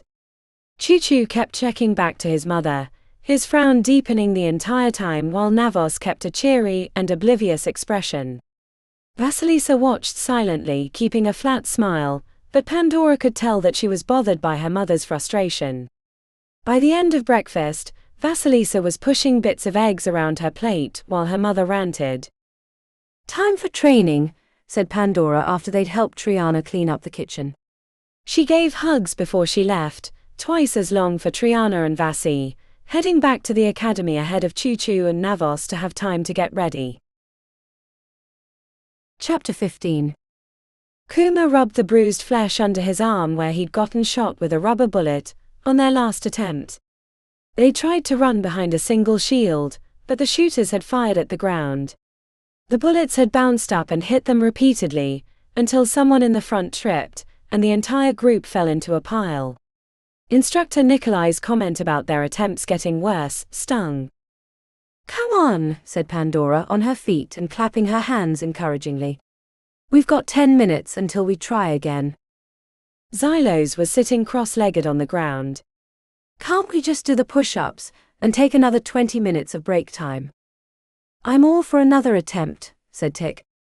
"But only if it's something that might work. That last one was a disaster." "It would have worked had Aina not tripped," said Yara. "I only tripped because someone stepped on the back of my heels," said Aina, stroking his moustache. Grumbling and muttered curses followed. The mood had soured. "Come on everyone," said Kuma, stretching his side. "Maybe we should do that one again. It could be the right idea but just poor execution." "I didn't trip." "I was tripped," said Aina, glowering. "It's a big difference." "That might have been me that did it," said Kuma, holding his hands up. "I'm one of the people right behind you." "Figures a razor boy would be the one to screw things up," said Choo-Choo. Heat rose to Kuma's face, but before he could step forward, Pandora stood between them. "There's no razor here." "Only drops," he said. The tension was thick until Kamina said, "What if we split up into multiple shields rather than trying to fit behind one?" "I don't see why it would hurt," said Pandora. "We have 4 topaz, put one with a shield." 2 groups of 2 and 2 of 3. Dibs on Adrena, said Xylos as he punched her in the arm. The heavily pierced adrenaline rolled her eyes. I'm always carrying you. The others split up as Kuma expected. Choo-Choo with Navos and Pandora. Yara grabbed Kamina, which left Aina to hold the shield for him and Tick. The makeshift barriers had improved over time, with sturdy handholds and reinforcement from the constant barrage of rubber bullets. Kuma took the left side of the shield next to Aina, who would be carrying most of the weight as the topaz, while Tick tucked in behind them. Pandora had been calling the start, so everyone looked to her in the center group behind Choo-Choo and Navos. She counted down, holding 3 fingers, then 2, then 1. Go. The rubber bullets came in a barrage, thudding against the wooden shields. Splinters flew into the air like sparks. Kuma kept his left arm tucked in as he ran beside Aina. The topaz moved faster, causing the barrier to tilt slightly, so Kuma made himself light so he could keep up, but doing so only encouraged Aina to run faster. He was outpacing Tick, whose stones gave him no extra physical abilities. Slow down, said Kuma, but Aina leaned forward and churned his legs faster. The shield was at a 45-degree angle. The shooter's focus fired on them, and a collective cry of pain to his left announced that Choo-Choo's group had gotten hit multiple times. Kuma managed to catch up to Aina when he leapt with lightness, but then instructor Nikolai called out, "Time." They let the shield clatter to the ground to see they were about 2/3 of the way across, and they were the team that had gotten furthest. Close but not close enough, said Aina, shaking his head. Kuma reached down to pick up the shield when Tick called out a warning. He turned to find Choo-Choo barreling down on him with murder in his eyes. You fucking did that on purpose, deflecting those bullets into us. Kuma put his palms up, but seeing Choo-Choo's fists, he brought them down to defend himself. I wasn't. Choo-Choo's punch had the power of a topaz. He managed to block it, but the force knocked him to the ground. Flooding himself with lightness and leaping away kept him from getting grabbed by Choo-Choo. The others were shouting for them to stop, but Kuma had to move quickly before a relentless Choo-Choo had him. It was like trying to keep a boulder from rolling down a hill, except that he was always in its way no matter how he moved. There were times that Kuma saw opportunities to counterpunch, but he didn't want to make Choo-Choo any angrier. His bald head was covered in a sheen of sweat as he threw head-crushing roundhouses. Kuma switched between heavy and light. The rhythm of the fight kept him constantly moving. Stop now. The shout was given with authority and Kuma slowed, thinking it had been an instructor, giving Choo-Choo a chance to close the distance and grab hold of him. Kuma was in the middle of switching back to lightness when Choo-Choo flung him by the arm as if he were throwing a hammer for distance. Kuma flew through the air, trying to orient himself for the landing. He smashed into the wooden wall that was the target of their exercise. A little disoriented from the impact, Kuma popped to his feet unsteadily as Choo-Choo continued his assault. Before he reached the wall, Pandora grabbed him by the arm. Stop. Stop it now. Emilio. The use of his real name broke him out of his trance. Choo-Choo halted with his fists up, looking around as if he were expecting to be attacked. Kuma had his hands up in case he changed his mind. What the fuck, man? Asked Xylos. He got me shot up on purpose, said Choo-Choo. Navos tried to put his hand on his arm, but Choo-Choo knocked him away and paced around the area, looking like he was talking himself into resuming the fight. Kuma was so focused on Choo-Choo he wasn't really paying attention to Kamina, who was trying to get everyone's attention. As Choo-Choo started moving towards Kuma, she stepped into the middle of them. Everyone shut the fuck up and sit the fuck down for a moment. She pointed at Choo-Choo. You over there. Don't get in my... You can have your tantrum after I'm done, but I had an idea about how to get across the field after watching you two idiots. The entire group turned their attention to Kamina. Once she realized she was in the spotlight, she exhaled. Maybe we're approaching this all wrong. We're all trying to get across the field in the 10 seconds by running. What I just saw was that Choo-Choo threw Kuma about 30 feet in half a second. Maybe we could launch the emeralds to the wall, and they could take out the shooters, giving the rest of us a chance to cross without getting shot. If we don't have to use the shields, then we can go much faster.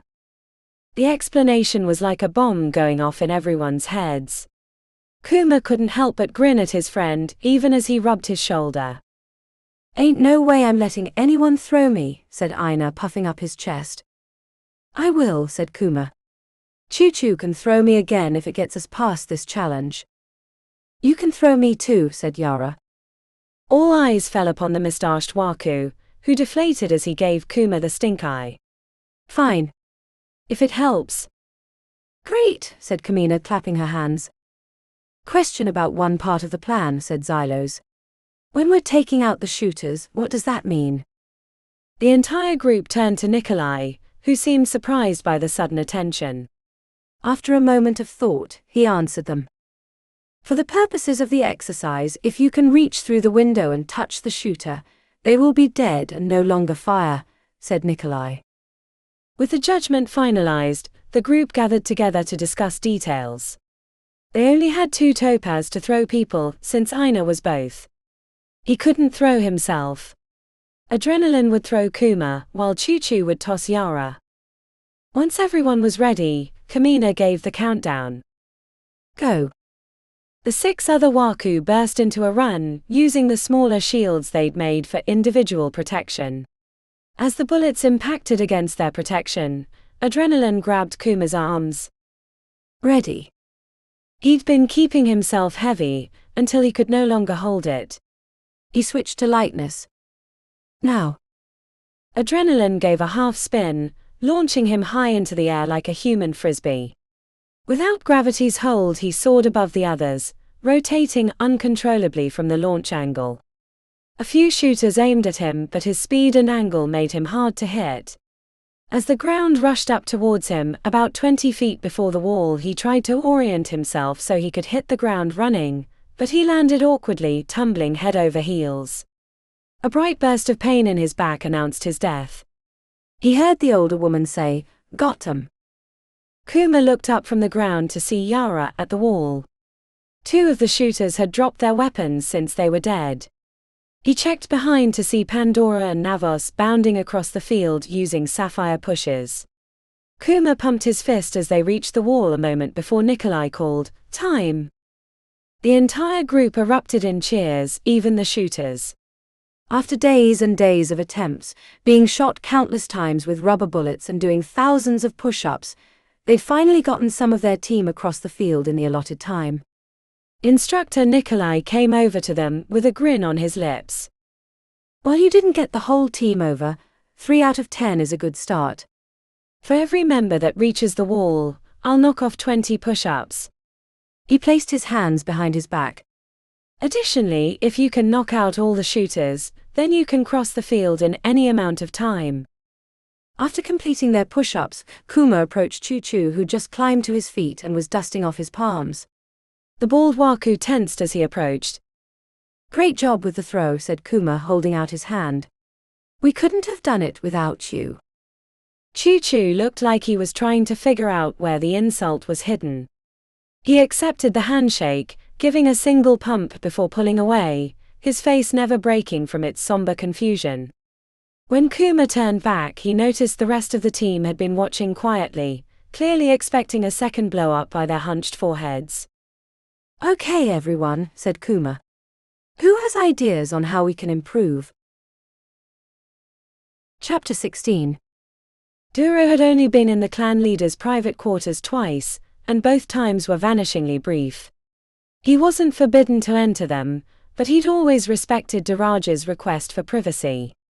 She'd wanted a separate place away from the responsibilities of the clan. The visit was by her invitation. Braio and Nikolai were already there, sitting on wooden benches next to a rock garden sipping tea. The sound of water trickling from a fountain soothed Duro's troubled mind. "I think I was back in the matri," said Braio, leaning back in his chair while next to him Nikolai was stiff and looked like he was afraid to disturb a single mote of dust in the clan leader's private quarters. Duraja spent time in Tokyo as a young woman. She has fond memories of those times. I do not have fond memories, said Duraja, entering from the back. She wore a gold and black patterned dress that hung to the floor. She carried invisible weights, and the bags around her eyes couldn't be hidden by makeup. But it was an instructive time. The practice of meditating in a rock garden, however, was thoroughly implanted into my soul. Whenever I have a thorny problem vexing my every thought, I spend time here until a solution appears. Is that why you've called us here? Do we have a thorny problem that needs to be solved? Asked Duro as he poured himself a cup of tea. Duraja pursed her lips. Don't patronize me, Duro. You're not very good at it. I wasn't patronizing. I'm just optimistic that our current direction is correct, despite the overwhelming obstacles laid before us, said Duro. We're nearly out of money, your little group is barely progressing in their goals. Dominion has brought in some outside help that has me quite troubled, and I'm fairly certain we have a spy in the Pajot. Is that why it's only the 4 of us? Asked Duro. Yes, though I would have had Lucius attend had he not had an important meeting in the city.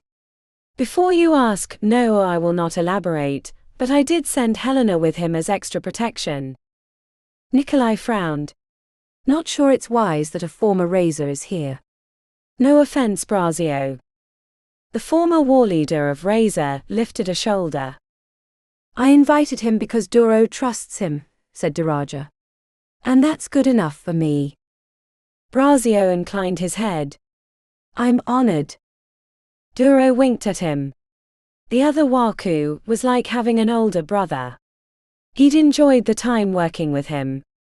The team is progressing, said Duro as he set his cup on the table. They managed to solve one of the tasks yesterday. Not solved based on the parameters you gave me, said Duraja. Progress. But too slow. Our time is running out. What are you suggesting? Duraja paced away, stilling near the rock garden like an ancient pillar. She stared at the field of white rocks, carefully brushed into patterns that suggested waves. Duro wasn't sure if she was breathing anymore. In my estimation, we have 2 choices. Either make a full-on frontal assault on the crows, which is an option we all know will only weaken us even if it's successful, or pack up everyone in the Pajot and either scatter to the winds or relocate somewhere else.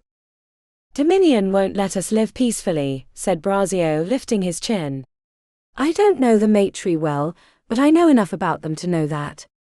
We won't be able to stay in the city, and even another city wouldn't be far enough away to keep them from coming after us.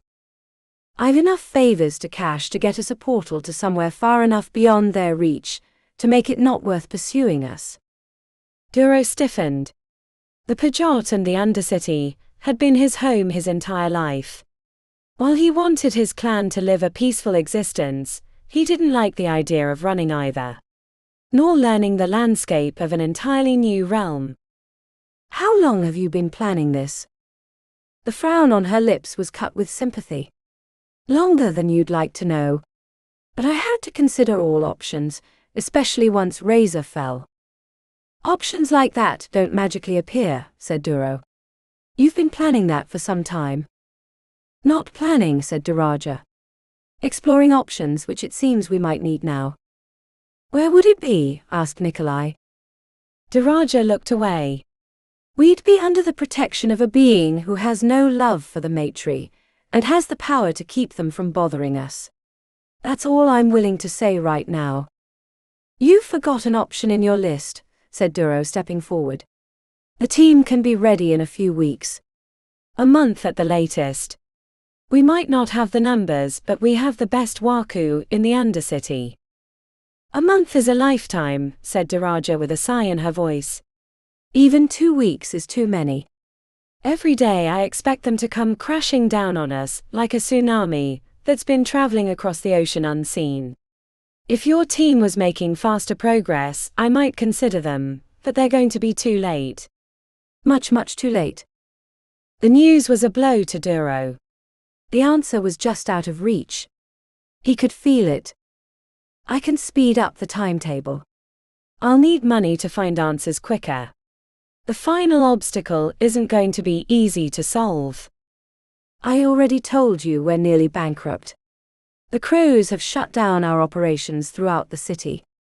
We have product, but we can't sell it. The only thing we have left of value is our stones, and we need those. We've none left to sell, asked Duro, surprised. He'd been so busy, he hadn't been able to read the recent business numbers. Duraja gestured in the direction of the Pajot. Our mines have been closed for weeks, and even when they were working, we rarely pulled out the kind of stones that earn the big payments. Then give me what money we have that's extra, and a few more days. If we don't progress, then I'll agree to whatever plan you think is best, said Duro. While Duraja stared back at him unblinking, Nikolai asked, what about the spy? Duraja hung her head.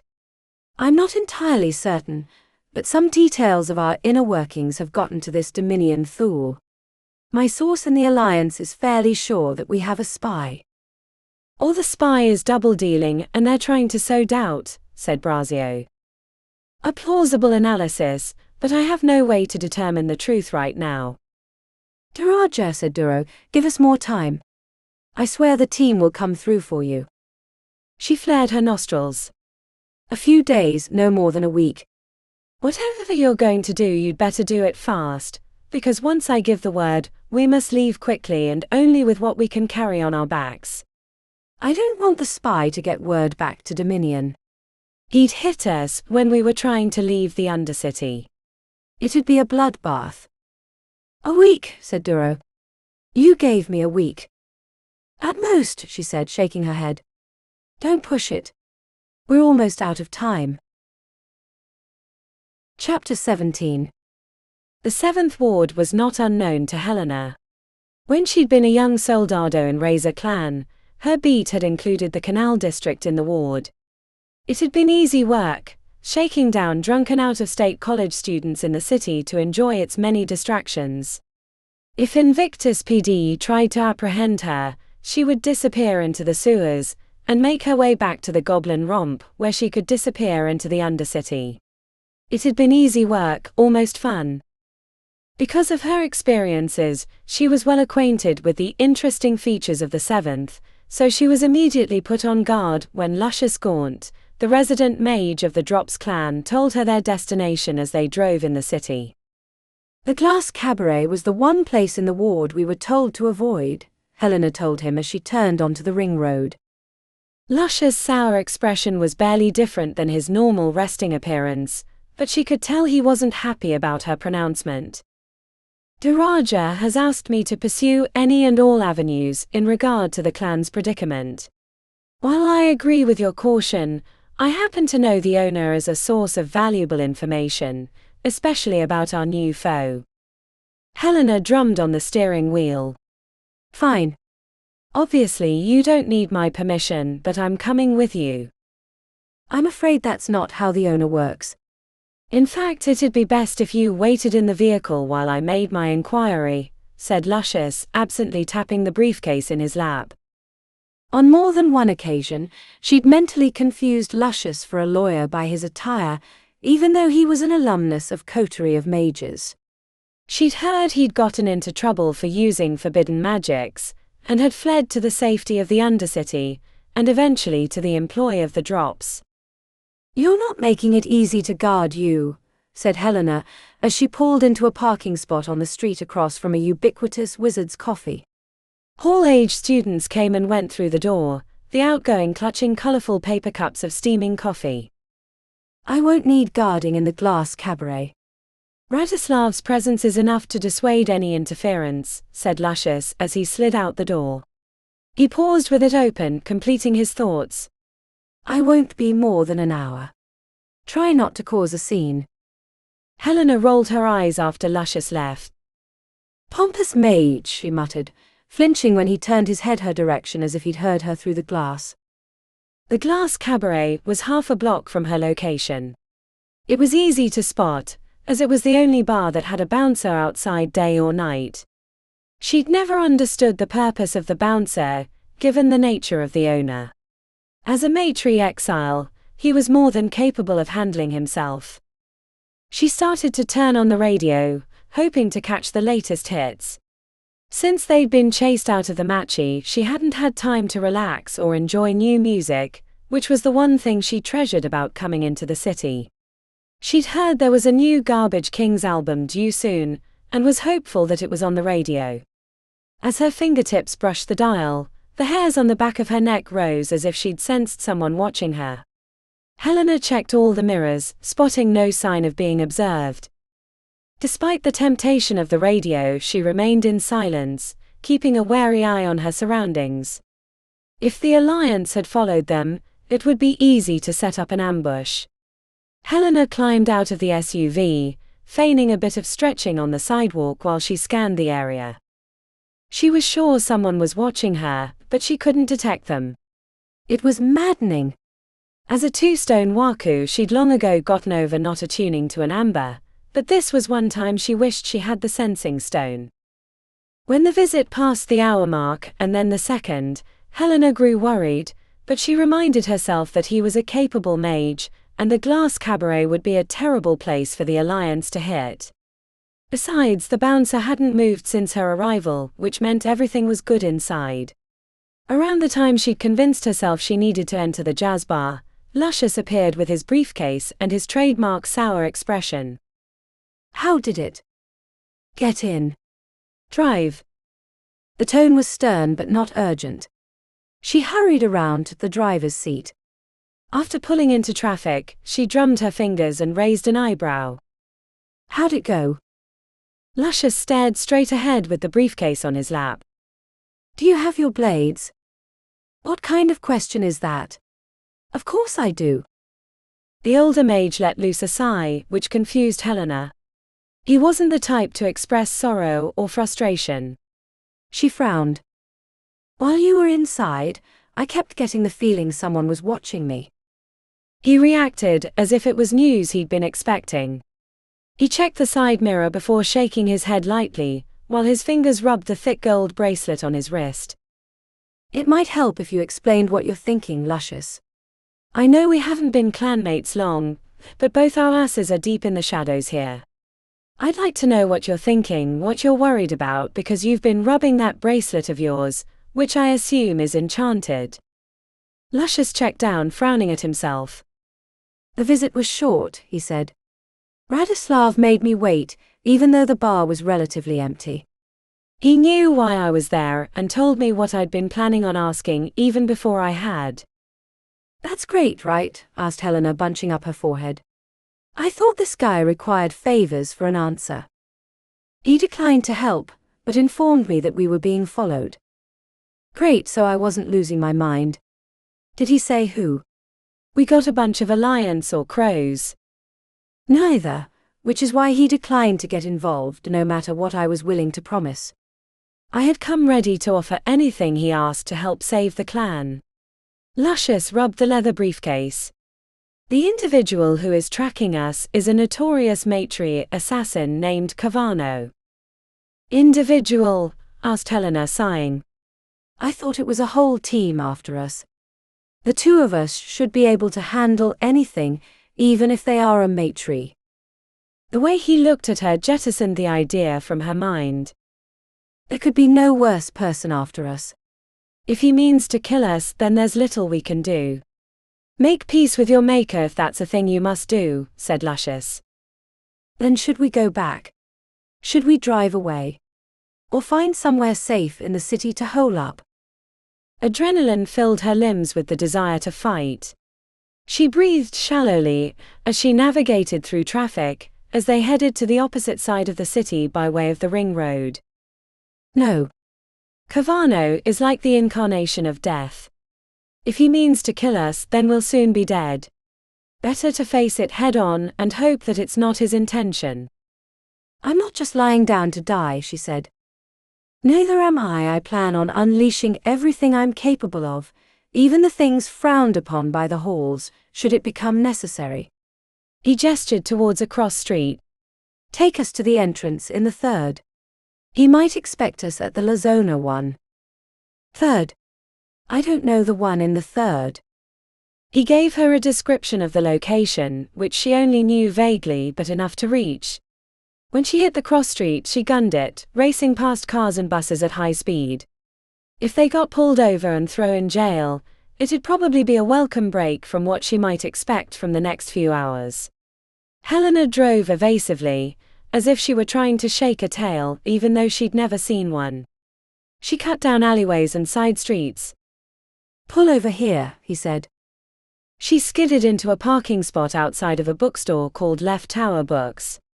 An older gentleman carrying a bag with the store logo hurried down the street, glancing backwards as they stormed out of the vehicle. "This way," said Luscious, scanning the area as they ran to an alley that stunk like old piss. Halfway down on the chipped brick wall, concrete stairs went down to a boarded-up door. "Would you?" Helena kicked through the barrier, revealing an old basement. Dust motes drifted through the air, and she spotted a dead rat near a pile of empty beer bottles. She flipped on her headlamp and went inside. "There's an entrance here." "Partially blocked, but I'm sure we can get by," said Luscious. She passed an old boiler, clearly out of use, and found the door that led into the Undercity. "Go ahead. There's concrete and steel bars at the base of the stairs. You should be able to break through." "I'm going to leave a trap here, in case he's still following," said Luscious. Helena hurried through the passage, finding a set of stairs leading into the darkness. At the bottom she found the barrier that he'd described, and using her topaz, managed to break through the wall with a dozen hard kicks, and then some yanking to move the steel out of the way. She made it wide enough to slip through, guessing Luscious could as well given his tall lanky frame. In the room beyond, a metal spiral staircase descended below. She hit the stairs, hurrying down them for the long journey to the bottom. A minute after she started down, she felt the stairs vibrate with a second person, which she hoped was Luscious.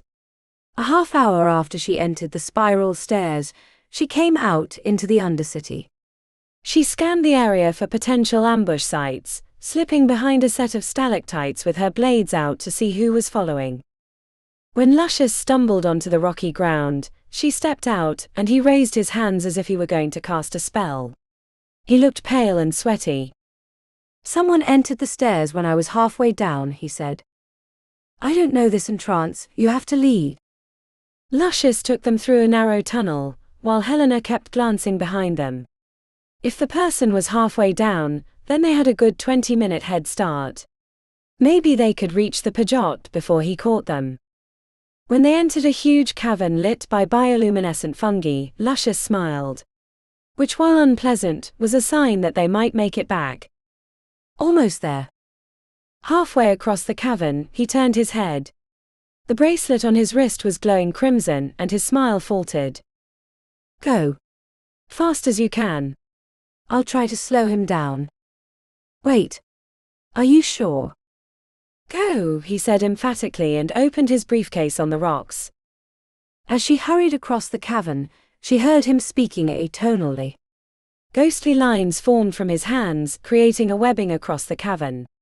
She thought he was creating a barrier, but then the network collapsed around him, and she heard a guttural roar. Though he was partially blocked by a rocky formation, she saw that he was much larger than he was before, with twisted horns and a shadowy aura surrounding him. Helena left the cavern at the same time she saw their pursuer enter on the far side.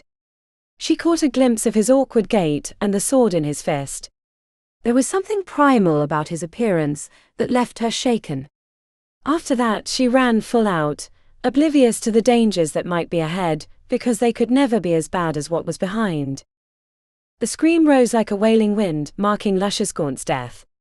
She hoped she would make it back to the Pajot to be able to inform them of his sacrifice, and have a drink or 10 in his honor. She started recognizing the tunnels as ones that led to the northern entrance near the Canyon of Ghosts. It was the passage that went from the Torino to the Pajot. She thought about trying to confuse him and heading the other way, but decided he'd be able to find her regardless. She didn't know much about the maetrie, but their powers far exceeded most humans. As she turned the corner, she heard a foot scuff from behind. Cavano stood in the shadows, shoulders tilted, sword hanging from his fist. An eerie hum emanated from the blade, making her sick to her stomach. He spoke in the silk and gravel language of the matri, which sent shivers down her spine. "There's no point in running," said Kavano with an odd smile. "I promise I'll make it quick." "I won't make it easy."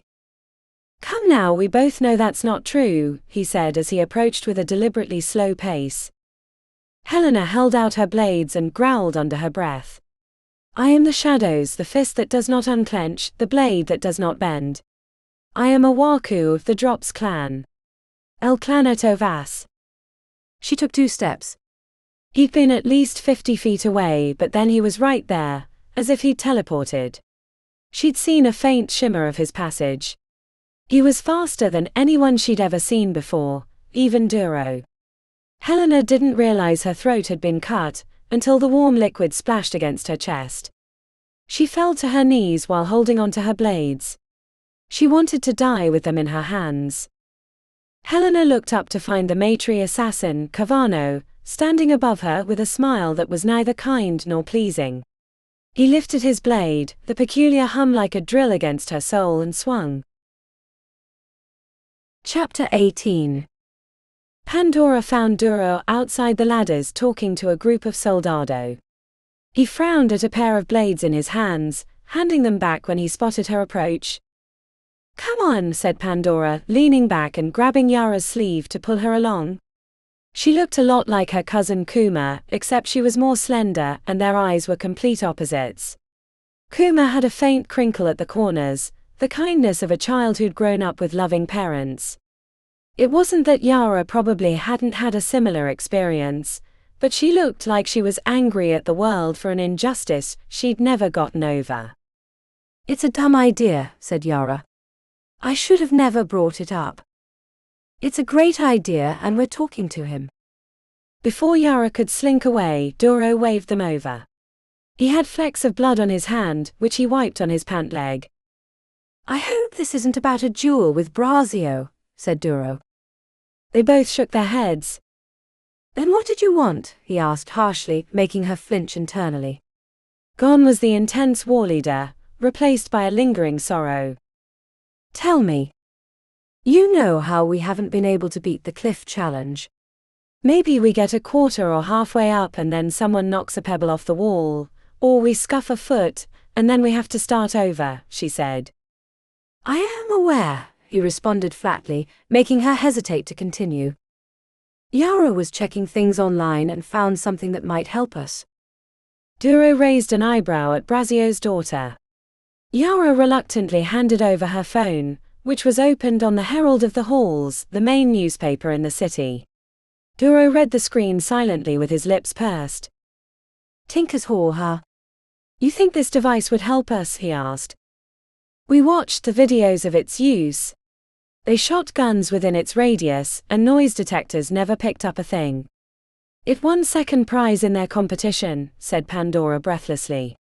She'd been excited the moment Yara had showed it to her. "They have it on display outside the hall. It's not that well guarded. If we left now, we could be in the city by nightfall. We could be back by morning with the device and our noise problems on the cliff solved." "Yes, I see," said Duro even as he looked like he wasn't paying attention at all. He kept glancing towards the eastern entrance, as if he were expecting someone to come through it. "Can we go? I was thinking we could take a small group. I promise we'd be back as soon as possible." "Yes, we can go, but I'm coming with you." "The Undercity is much too dangerous right now." He frowned. "Go back and tell your father, Yara. I need to grab some things for the trip." "Pan, you visit Alani and ask her for 8 quarter sticks of explosives and the proper trigger mechanisms." Pandora started to ask a question but stopped when he said, "Do it." The harshness of his tone surprised her. In over 2 years, she'd never known him to show anger. Pandora sprang away towards the maintenance shop. She found Alani behind her desk, studying documents. "You don't work here anymore," said Alani without looking up. Her face was etched with exhaustion. The entire clan was under pressure, but some bore it more than others.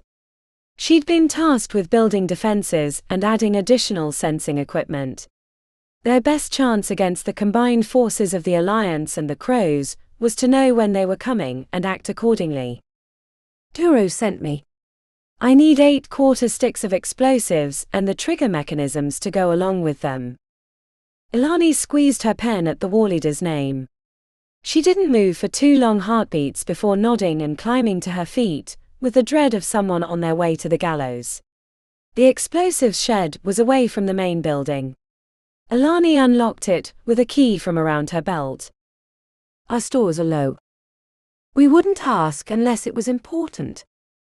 Ilani opened the door but didn't head into the shadows. The head of the department didn't know exactly why Garrett had been killed, just like the rest of the clan, but Pandora was well aware that she blamed her. Pandora squeezed her eyes shut. I'm sorry, Ilani. He was a good kid. She spun around, anger contorting her face. Then why is he dead? He got mixed up with the wrong people. He was taking money to pass information and other things, said Pandora, not wanting to tell Ilani about the attempted bombing. I tried to warn him but he was too far gone. Ilani stared back blankly before a quivering exhale came out. It turned into sobs. Pandora quickly collected the older woman into her arms, letting her cry on her shoulder. No one told me. I'm sorry. After a few minutes, Ilani broke away and disappeared into the shed. She came out with a satchel and handed it to Pandora. Do I want to know? Trying to find a way out of this mess, said Pandora. Ilani blew out a breath. Be careful. The shadows do not lie. Pandora gave her a 2-finger salute on the way out. On the way back she swung by her quarters to change. The place was empty, and she could hear them training in the assembly yard. The drops had great waku, especially with the infusion of razor, but would it be enough? She switched into clothes more suitable to the city. Yara and Duro were waiting for her at the main area. The war leader headed to the east when she arrived, taking long strides. Not the Lazona? She asked as she hurried to keep up with Yara on her tail. It's being watched. The gruff tone told her not to ask any more questions. She stayed in his wake as they hurried through the Pajot. When they left, the darkness took on a different quality. She felt like every corner was an ambush, even as she could see with her Sapphire radar, and knew that Duro's powerful amber was scouting ahead for them. Duro moved unusually through the caverns, at least unusually compared to their previous trips together, stopping frequently to listen or hurrying ahead, forcing them to use their stones to keep up. It felt like they were being followed, though she couldn't detect a tail. After a 2-hour journey to the southeast, Duro seemed to be searching as they circled through the same cavern more than once. Eventually, he found a partially hidden passage that led to a circular chamber. At the center was an obsidian pillar surrounded by runes etched into the smoothed floor. Don't touch it, he said. That's a portal stone, right? Asked Pandora. The mages built it to move around the city easily. Without inherent phase and the password, you can't use it, and some of them have traps to keep people from testing them. Pandora had traveled through portals, but the ones the maetrie used were quite different. Some didn't even require obsidian to travel, using other magical means. The passage led further to the south for another 10 minutes, until they reached a concrete wall. Duro held out his hand so she gave him the satchel. He set 3 charges hooked to a trigger, and ran the line into the tunnel about 50 feet away. Pray to the shadows we don't cause a collapse, or we'll have to take a more dangerous path. He toggled the box, and an earth-rattling explosion sent a wave of dust through the tunnel. Pandora closed her eyes and tried not to breathe until it was past. After the cloud dissipated, they found the concrete wall had been demolished, leaving a narrow gap that they could slip through. You 2 head up, there are stairs ahead, said Duro, crouching by the wall and removing more explosives from the satchel. What is he doing? Asked Yara. Keeping anyone from following, I think, she said. The stairs were hewn into the granite for the first 200 feet, and then they turned to old wooden ones that looked partially rotted from age. "These okay?" asked Yara, pushing her toe into a plank that had split in half. An explosion rocked the earth, sending dust streamers onto them and the wooden stairs into a sway. Pandora grabbed the rock wall to stabilize, but the shaking ended quickly. "I hope these stairs go all the way up," she said.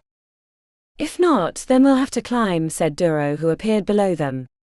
"Let's move." "Is someone following us?" asked Pandora. "I'd rather not find out," he said.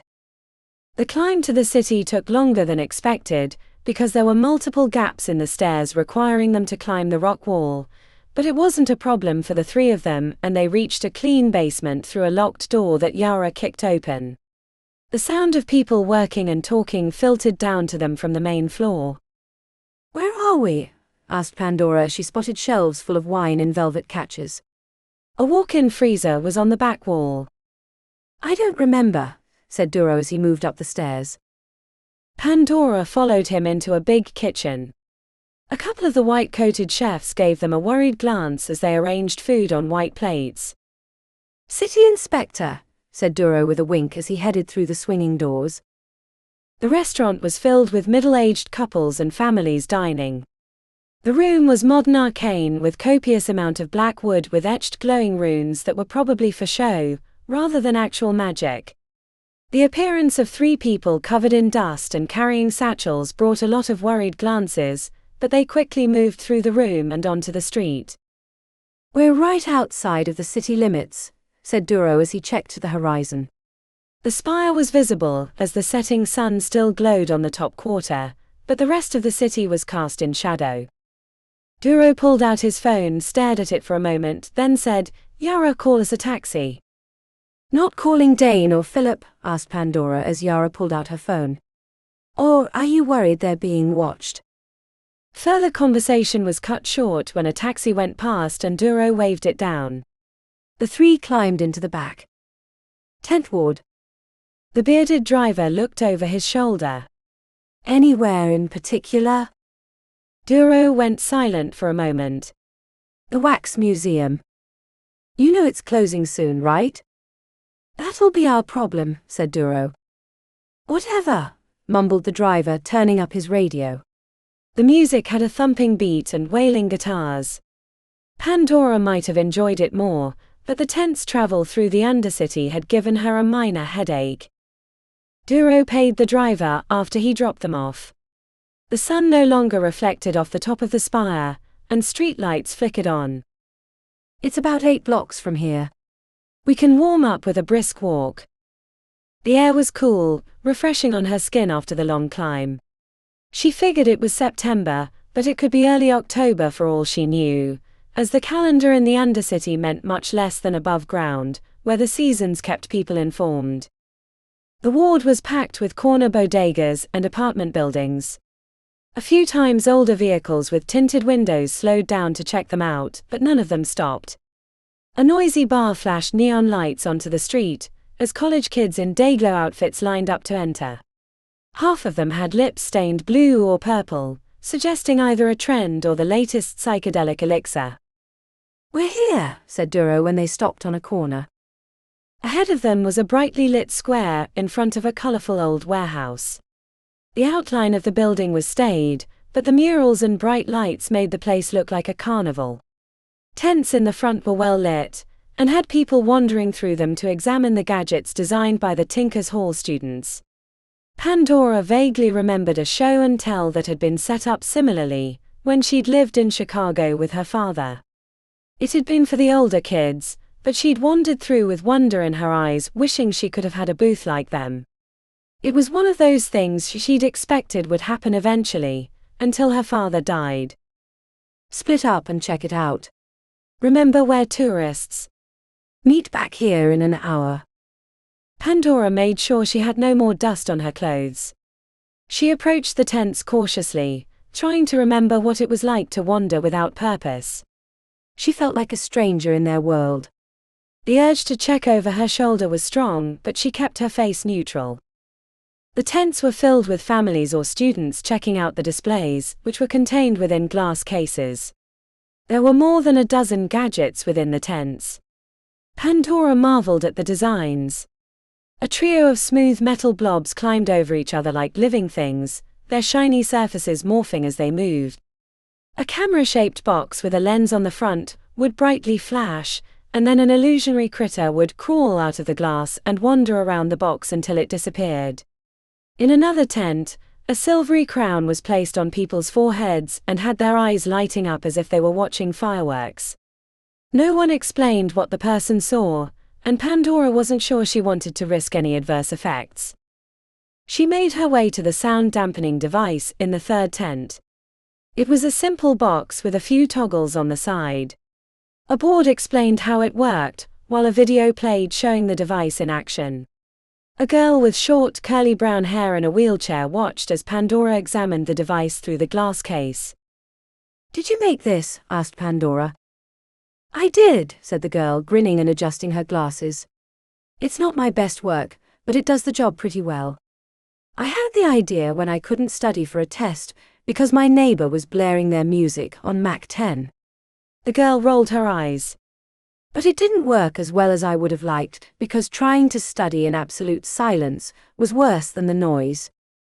Her exuberance about the work reminded Pandora about how different her life was from that of most people her age. There were stickers on the girl's wheelchair, signaling all sorts of interests of which Pandora had no recognition. It was a life she'd never been given a chance to choose. "Which hall?" "Huh," replied Pandora. "Sorry, I thought you were a student. You look like one." The comment got her heart racing. A reminder of the life she could have led, had things gone differently. Pandora put up a fake smile and shrugged. "Never tested." "Really? How?" "Everyone gets tested," said the girl. "Moved around too much, I guess." Pandora gave her a short hand motion, desperate to get away from further questions. "Good luck with your schooling." Pandora left the area immediately. She was standing with her arms crossed when Yara appeared. "Something wrong?" "Did anyone from the clans ever enter the halls?" asked Pandora. The corners of Yara's eyes creased. "Why?" "Those mages are everything wrong with the world. Magic has ruined everything. Look what happened during the invasion." "You don't consider the stones magic?" "They're not the same. Limited use." "There's no stone of ruining the world," said Yara. "I guess you're right." Further conversation ended when Duro appeared. Viewing ends in 40 minutes. After that, they take the items into Tinker's Hall. "I need one of you to make a distraction, and I'll grab it. We can meet back at the Wax Museum." "I'll do it," said Yara right away. "I'll keep watch for the PD, I guess." Pandora put her hand on Yara's arm before she moved away. "Don't hurt the girl in the wheelchair." Yara screwed up her face. "I ain't no way hose." Pandora took position at the corner, watching down the streets for random police activity. She checked back to the tents to see Yara in the first one with the weird blobs. A sudden cry and a crash was followed by people running out of the tent.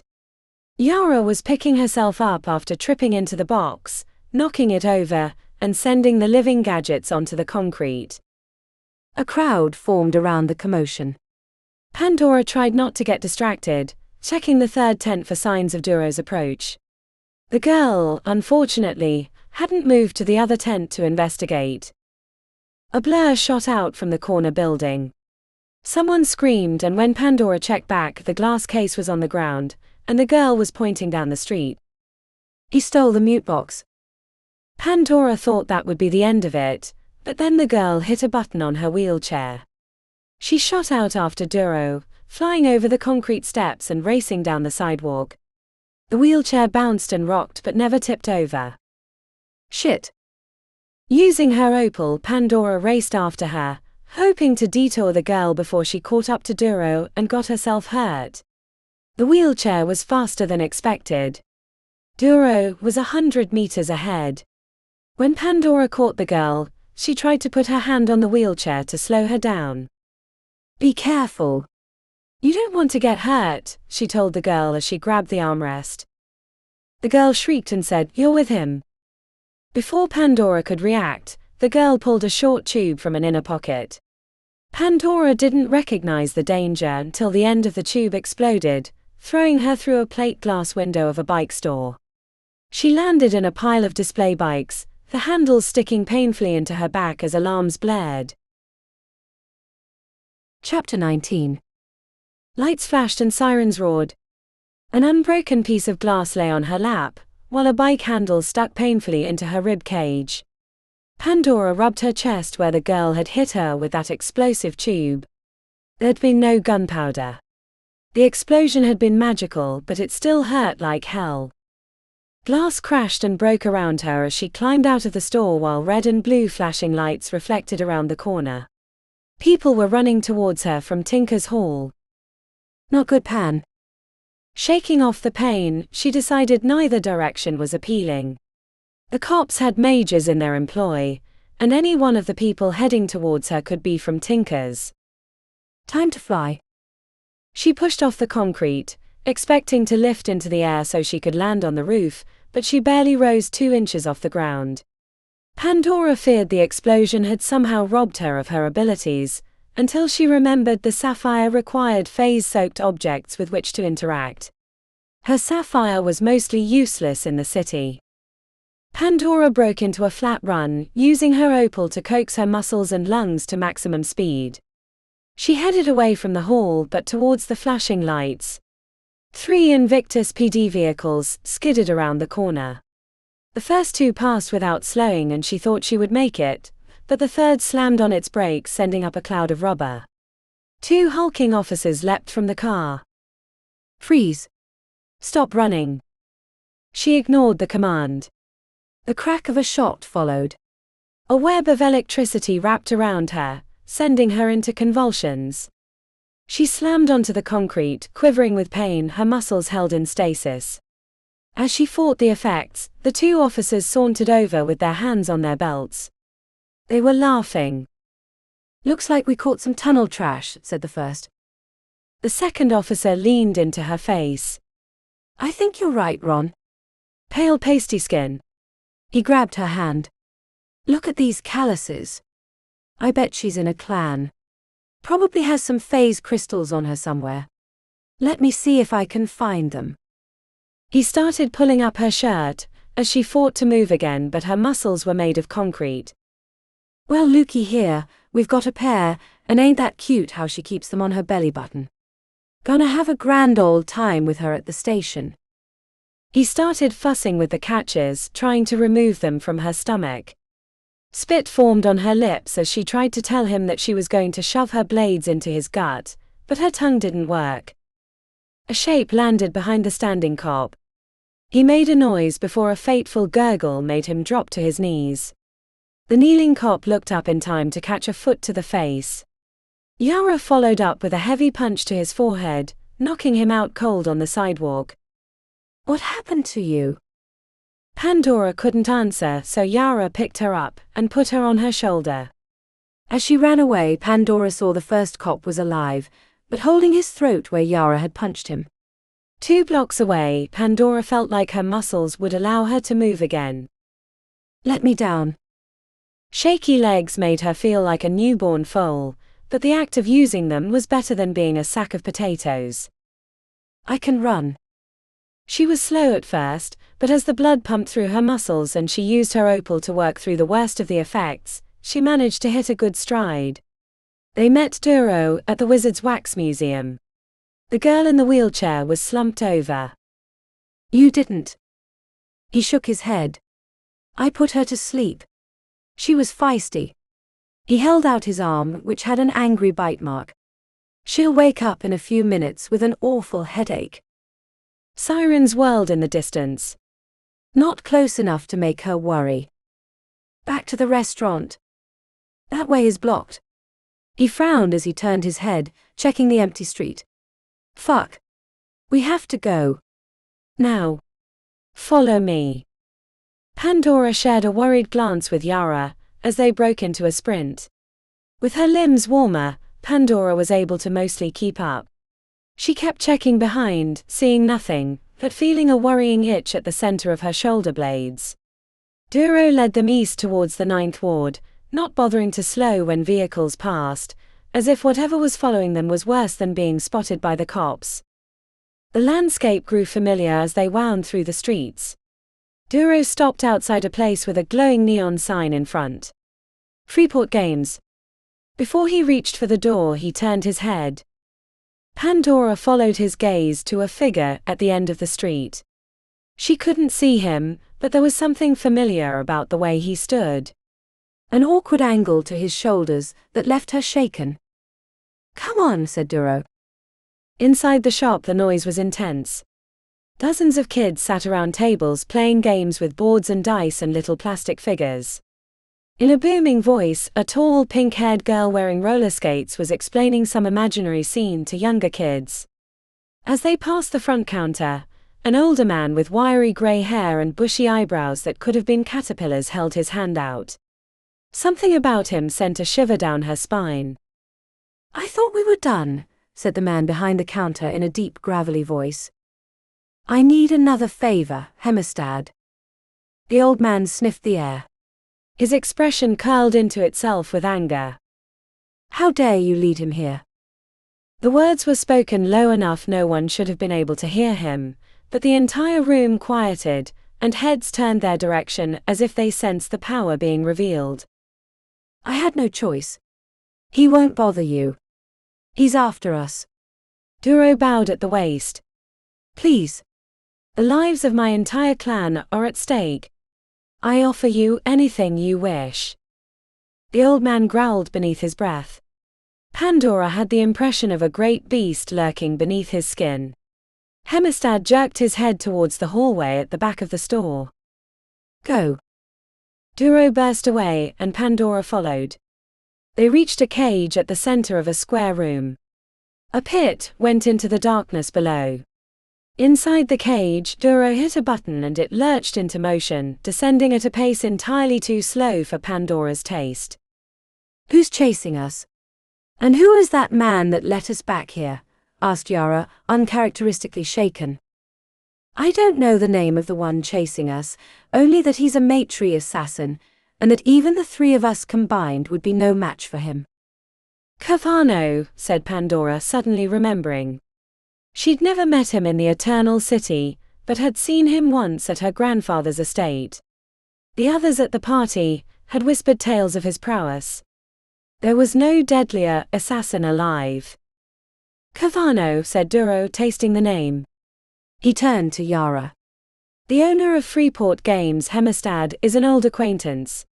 If there's anyone who could stand up to Cavano, it would be him." "Who is he?" "What is he would be a better question." Pandora banged on the railing. "Can this thing go any faster?" Their journey back into the Undercity was longer than any before it. Pandora kept expecting the maetrie assassin to come sliding down the wire and land on the top of the cage. A few times Duro's head snapped up as if he'd heard something. His hand went to his blades, but he never pulled them. When the cage broke into a huge cavern, the final leg of their descent, Pandora's heart thudded with hopeful relief. She kept tapping on the railing and mumbling to herself. "What are you counting?" asked Yara in a whisper. "It helps me stay calm." When the cage was 50 feet from the bottom, Duro said, "He's climbing down the wire." "Can we outrun him?" Duro shook his head. "When we land, I want everyone to get out as quickly as possible, and we're going to try and pull the cage and pulley system off the ceiling. I don't think he can survive a 1,000-foot fall." When the cage was nearing the floor, they each jumped out. As it landed, they climbed onto the top and each grabbed a section of the wire. Pandora was less use without a topaz, but she gave it her all, using her opal to enhance her muscles. The three of them strained and yanked, trying to dislodge the pulley system, which had been designed to hold great weights. "Ah!" Duro was yelling when the wire finally gave. There was suddenly no resistance. "Jump!" They hurried off the cage, scrambling into the cavern. A few seconds after they got away, a heavy piece of machinery crashed into the cage, crushing it. They each looked up towards the hole. There was no sign of the assassin. "Let's move." Hopefully he had to jump to the wall, and he's climbing back up. "And if he's not?" asked Yara. Duro didn't answer. He took off along a gravel path. Pandora gave Yara a shrug and followed. They ran at a good clip. The whole time Pandora kept expecting Kavano to appear in their way, but they made it back to the Pajot in good time and with the sound dampener. When they arrived, the exhaustion from the day set in. It was early in the morning, and training would be starting in a few hours. "Get some sleep. I'll see you both on the night wall." He held up the mute box before disappearing down the path towards his home. "That was too close," said Pandora with a sigh. "Thanks for saving my ass on the street." Yara squinted. "How did you know the name of the assassin following us?" "I heard it somewhere." "Maybe one of the old gangs I ran with that did business with the maetrie." She gave a hesitant smile.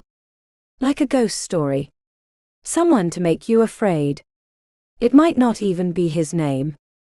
Yara seemed to accept the explanation. They headed back to the academy, climbing into their bunks in the deep hours of the night. She saw Kuma spot her. He gave her a long look, before rolling back into his covers. When Pandora lay down, her mind raced with the adrenaline still running through her system, keeping sleep at bay. Shit. Chapter 20. Pandora watched Xylos and Navos sparring playfully on the training grounds, while they waited for instructor Nikolai to show up. The lanky bleached blonde used his Sapphire to tug on Xylos' limbs when he tried to make contact with his kicks. The pair were circling around each other, while the rest of the team watched. She checked Choo-Choo to see faint amusement. A marked difference from the previous week, but yesterday's successful climb on the night wall had put everyone in a good mood.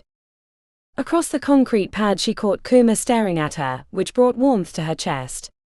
He quickly looked away, feigning an adjustment to his uniform, but she knew what she'd seen.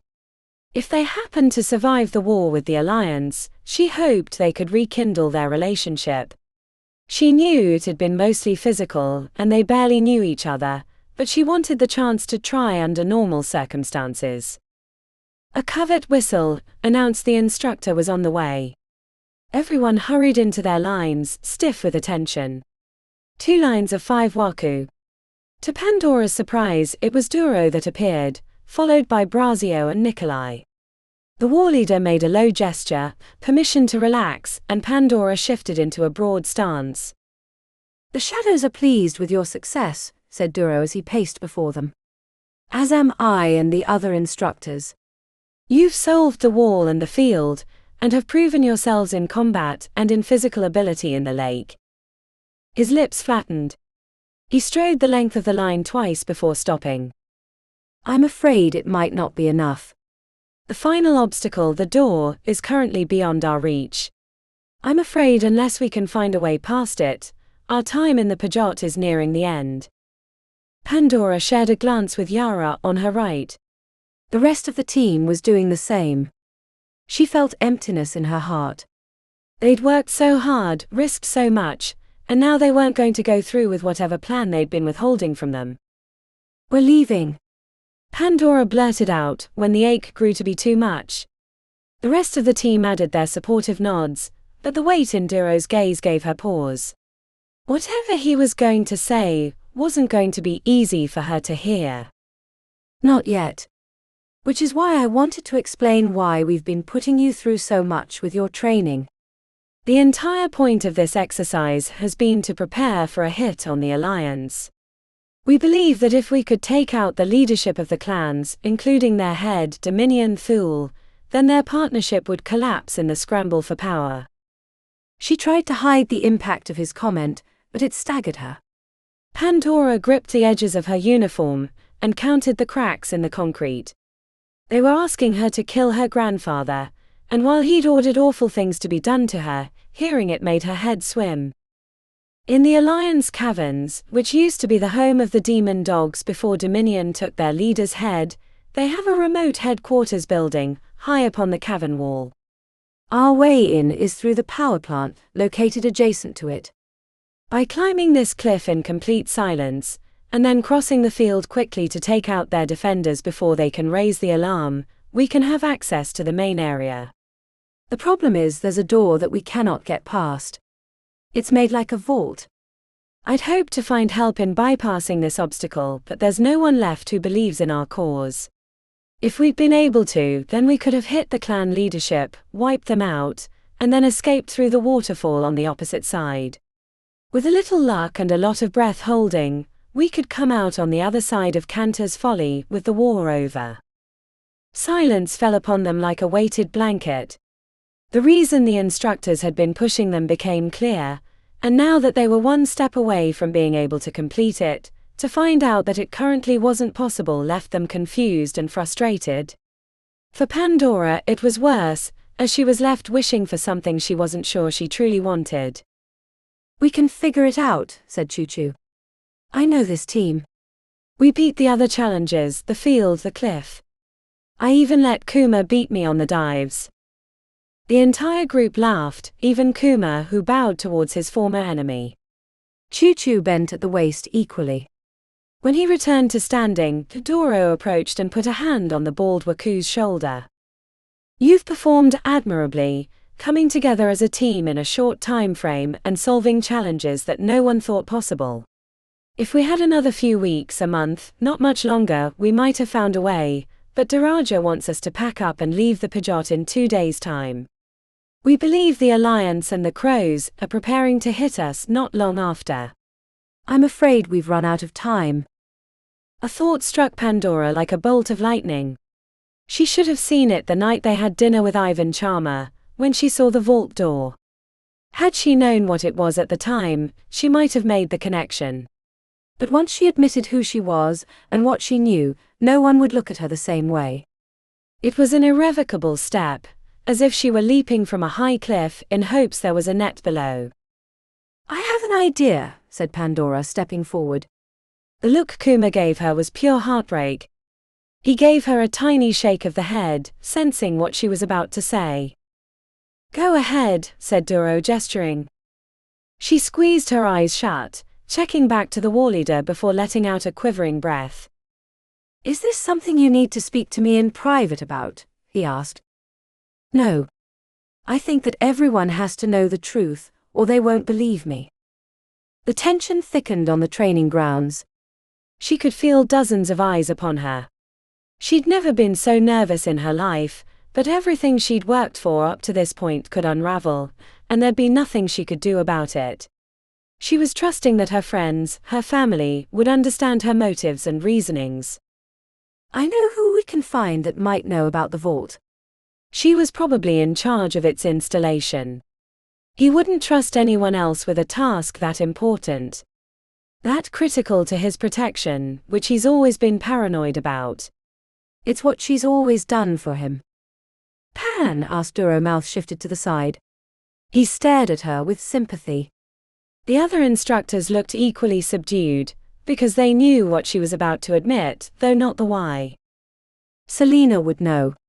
If we can find her, we could extract the information we need.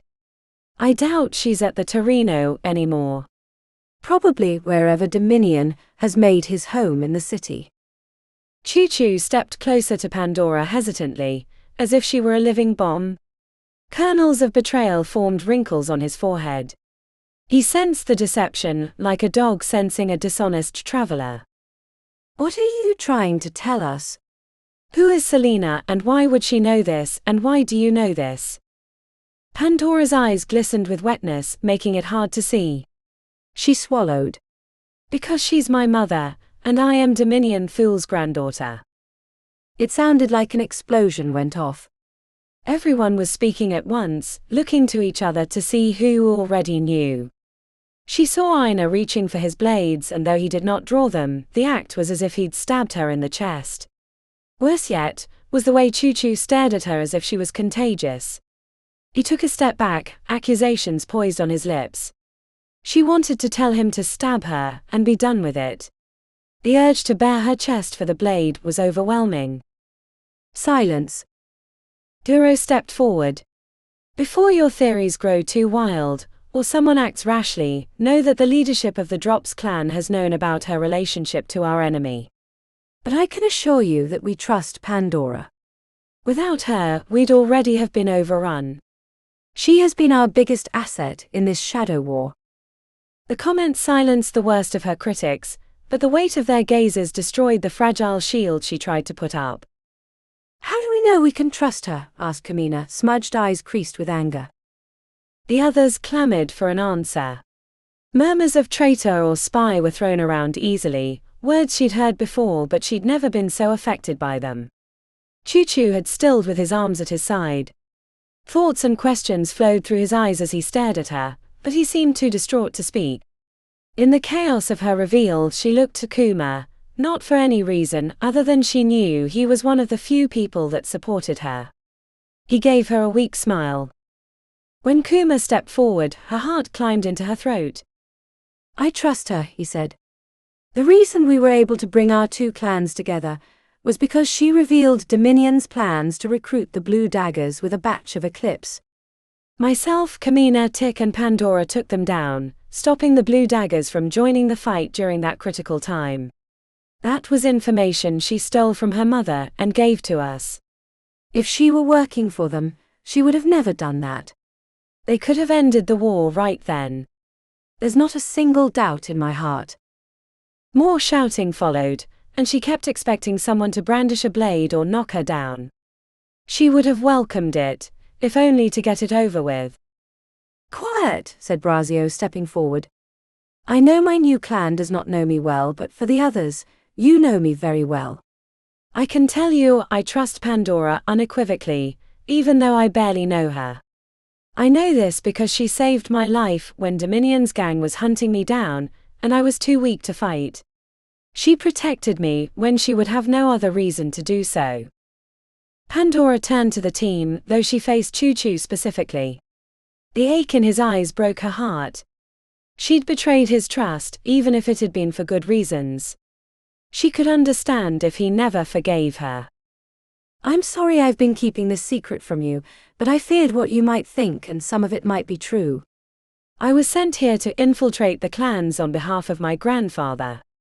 I thought I was going to be turning on ruthless criminals, but that's not what I found. Your honor, your dedication and discipline, and most importantly your love for each other changed my mind. They trained me in the Eternal City. The maetrie know no love for each other, only how much they can get away with. Every day is a battle for survival there, and every friend is really an enemy. I thought the Undercity was going to be a smaller human version of that. But I was wrong. She stepped close to Choo-Choo. Her hand quivered at her side as she desperately wanted to reach out, feel his touch as a friend. To know that all their time together hadn't evaporated under the hot gaze of truth. She clenched the hem of her uniform if only to have something to grab onto.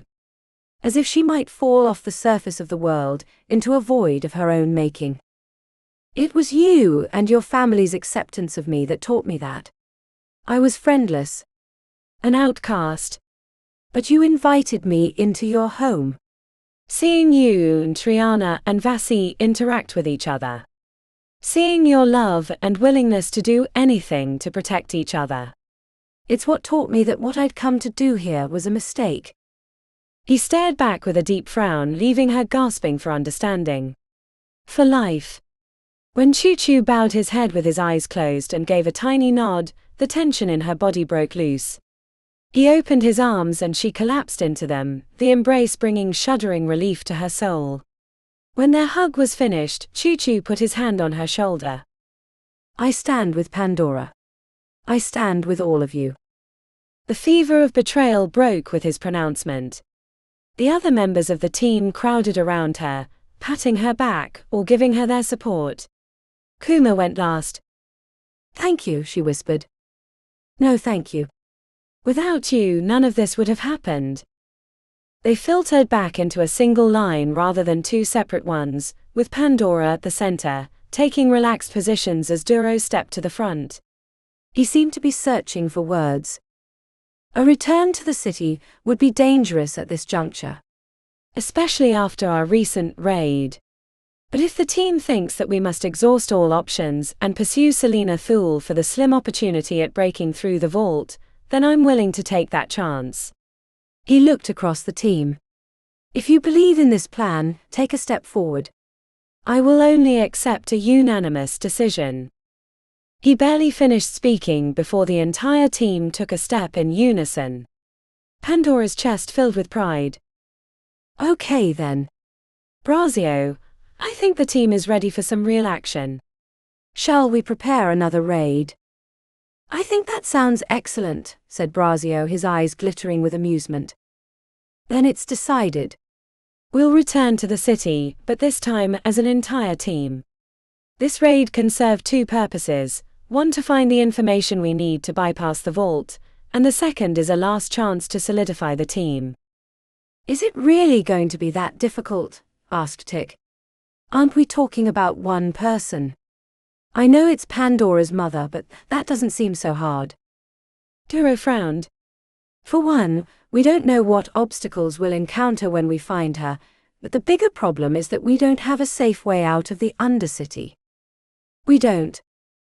The Lazona is being watched heavily, and I ruined the only other two passages I know to get out. Tick screwed up his face. Then how are we getting out?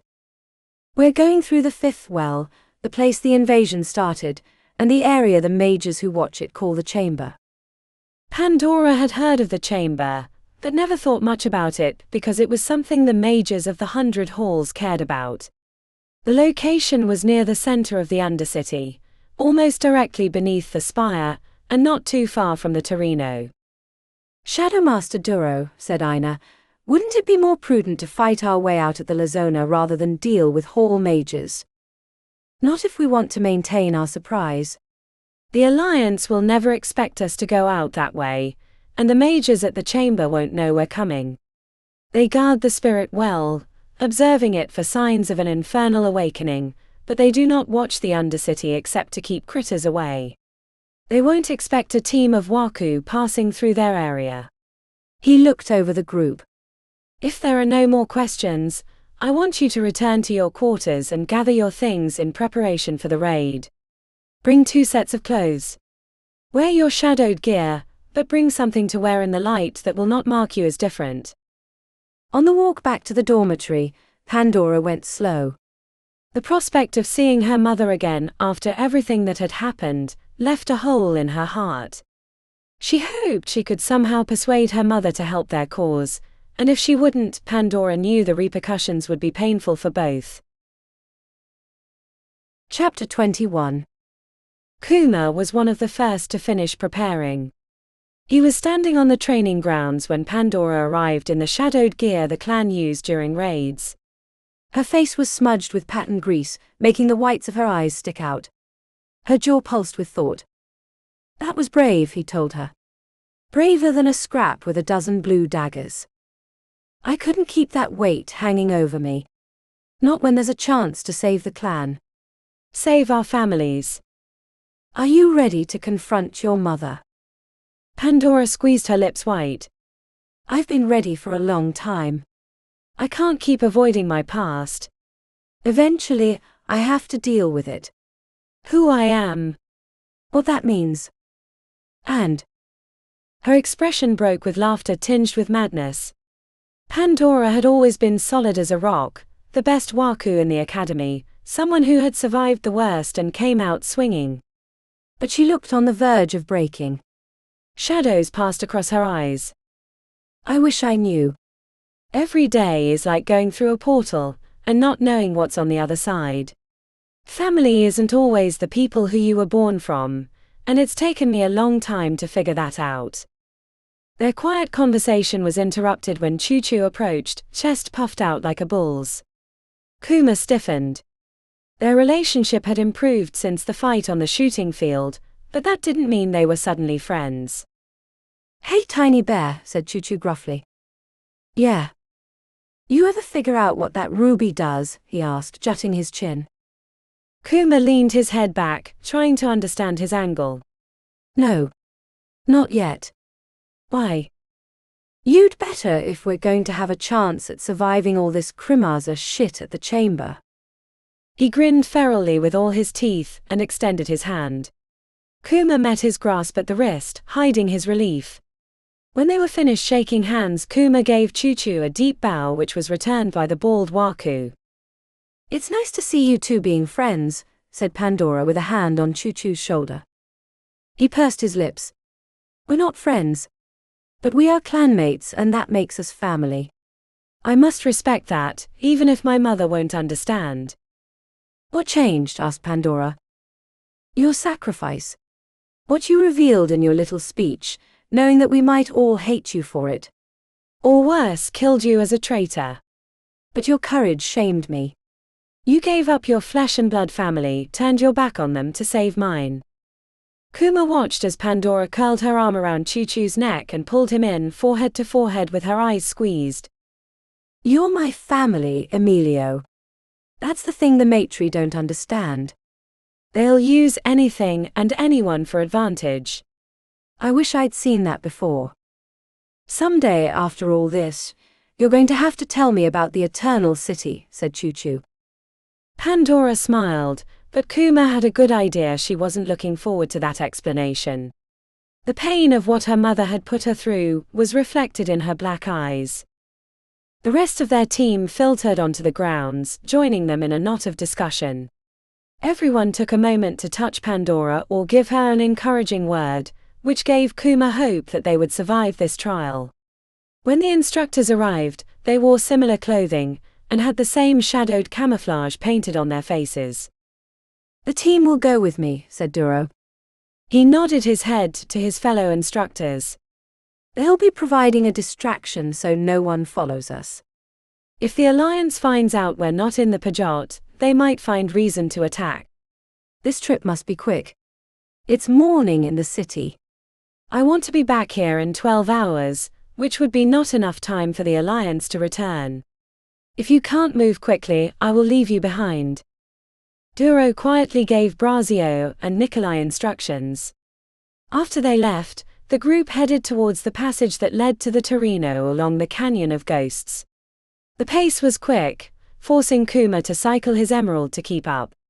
He occasionally pulsed the ruby, hoping to discover its purpose, but felt no noticeable difference.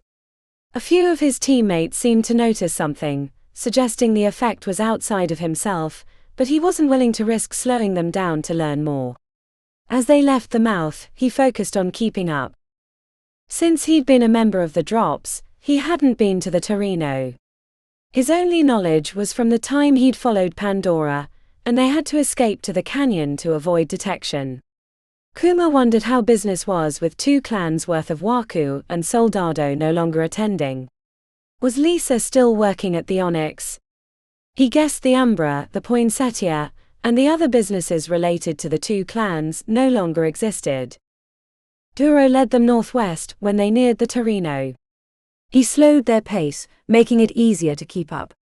The passages still had scars from the invasion, claw marks in the stone, the bones of demons that had perished in interspecies fights, broken horns. The place they were headed had been the epicenter, the location the demons had broken through. They'd flooded east towards Big Dave's town, and eventually came out into the 8th Ward. The Goblin Romp had been destroyed when demons too large to fit through the brick archways had surfaced. Kuma had been in the matri when it happened.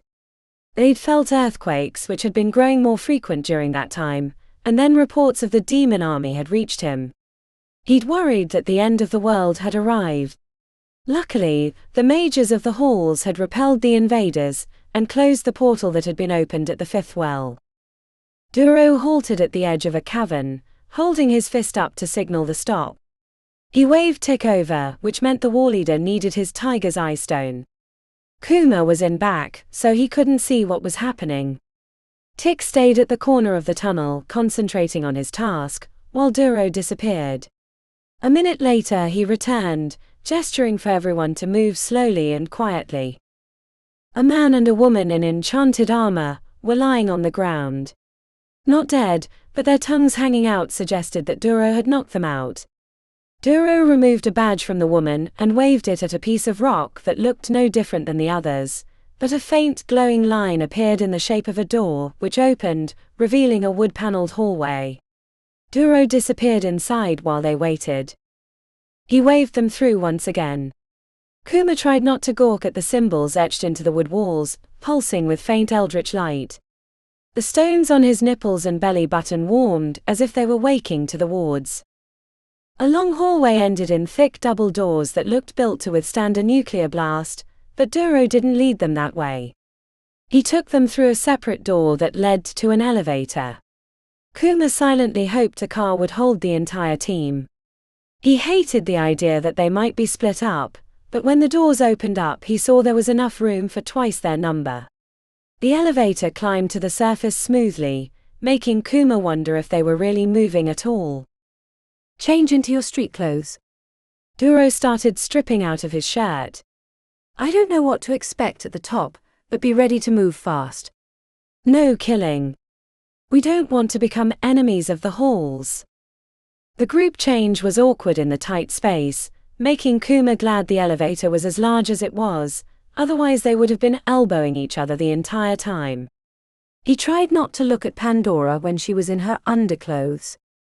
She shot him a sly grin when she caught him. Their state of attire wasn't unusual since they shared a dormitory and frequently changed together, but the tight space made it a collective experience. When the door opened, it was like a starting gun had gone off. 2 guards were posted outside in similar gear to the ones that had been in the cavern.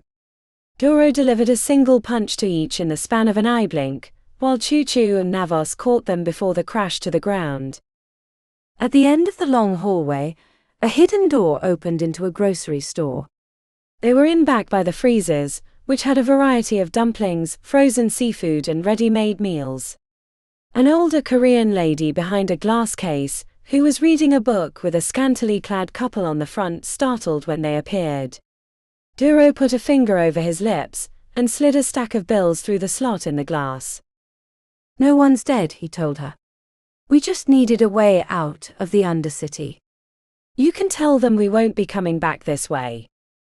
When they stepped out into the daylight, Kuma was immediately impressed by the towering statue at the center of the square. The area was filled with tourists gawking at the depiction of Invictus. There were a few protesters with signs like, "Mages will destroy the world," or "Down with the halls." But it wasn't like the first couple years after the invasion, when the square was packed with people protesting the 100 halls. Walking with the group made it easier to be outside. Kuma didn't feel like he was going to get sucked into the sky, and risked craning his head at the skyscrapers, feeling like a bug wandering around a field of steel grass. At a corner, he spotted a glass gondola floating through the air on invisible wires, high above the buildings. It was the first time he'd seen one since he was a kid. They headed due east towards the spire. Kuma wondered if they were going to enter it, until they veered around the base where endless parking garages were built. On the other side, right at the edge of the first ward, Duro stopped where the cars were entering. We're headed into the first ward, and into the financial district. We have intel that Dominion keeps a suite in one of the buildings, and that Selena has been seen coming and going. I've already sent a message to Dane and Philip. They're going to meet us nearby with a vehicle.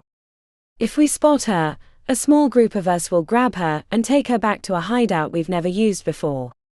Once we grab her, I want everyone who isn't in the vehicle to head to the La Zona entrance.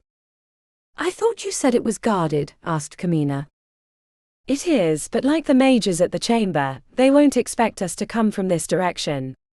We won't be using the elevator though, but heading down the stairs, but I don't think that's an issue for all of you, he said with a wink. You'll wait for us near Gaymaker's Hall. There's a lot of weird stuff that goes on around there, so no one will notice a few more people wandering around. The financial district of the First Ward felt like an entirely different world than the other parts of the city he'd been in. Men and women in expensive tailored suits walked with bodyguards, or were obscured with shimmering fields that made them anonymous. Brands of vehicles Kuma had never heard of zipped past, oblivious to the police officers patrolling. The entrance to the building that they were watching had metal detectors, but also a single mage with a small furry mammal on his shoulder that everyone was forced to pass by. Kuma was stationed next to Adrenaline, who had chosen a worn beanie to hide her neon green stubbled head. "I feel like I'm in a different world," said Kuma, feigning playing with his cell phone while Adrenaline acted like she was looking for a ride. She snorted. "It is a different world. Even amongst the mages of the halls, there are classes. This area is the home to the super rich. Not far from here there are gated neighborhoods with yards as big as the old main cavern, and houses with more space than all ours put together. If you're rich enough, and especially if you're a mage, you can do just about anything." The morning passed without sign of Selena Thule. They moved locations occasionally so no one would get suspicious. He never saw where Pandora was set up, but it made sense that she wasn't in plain view where her mother could spot her.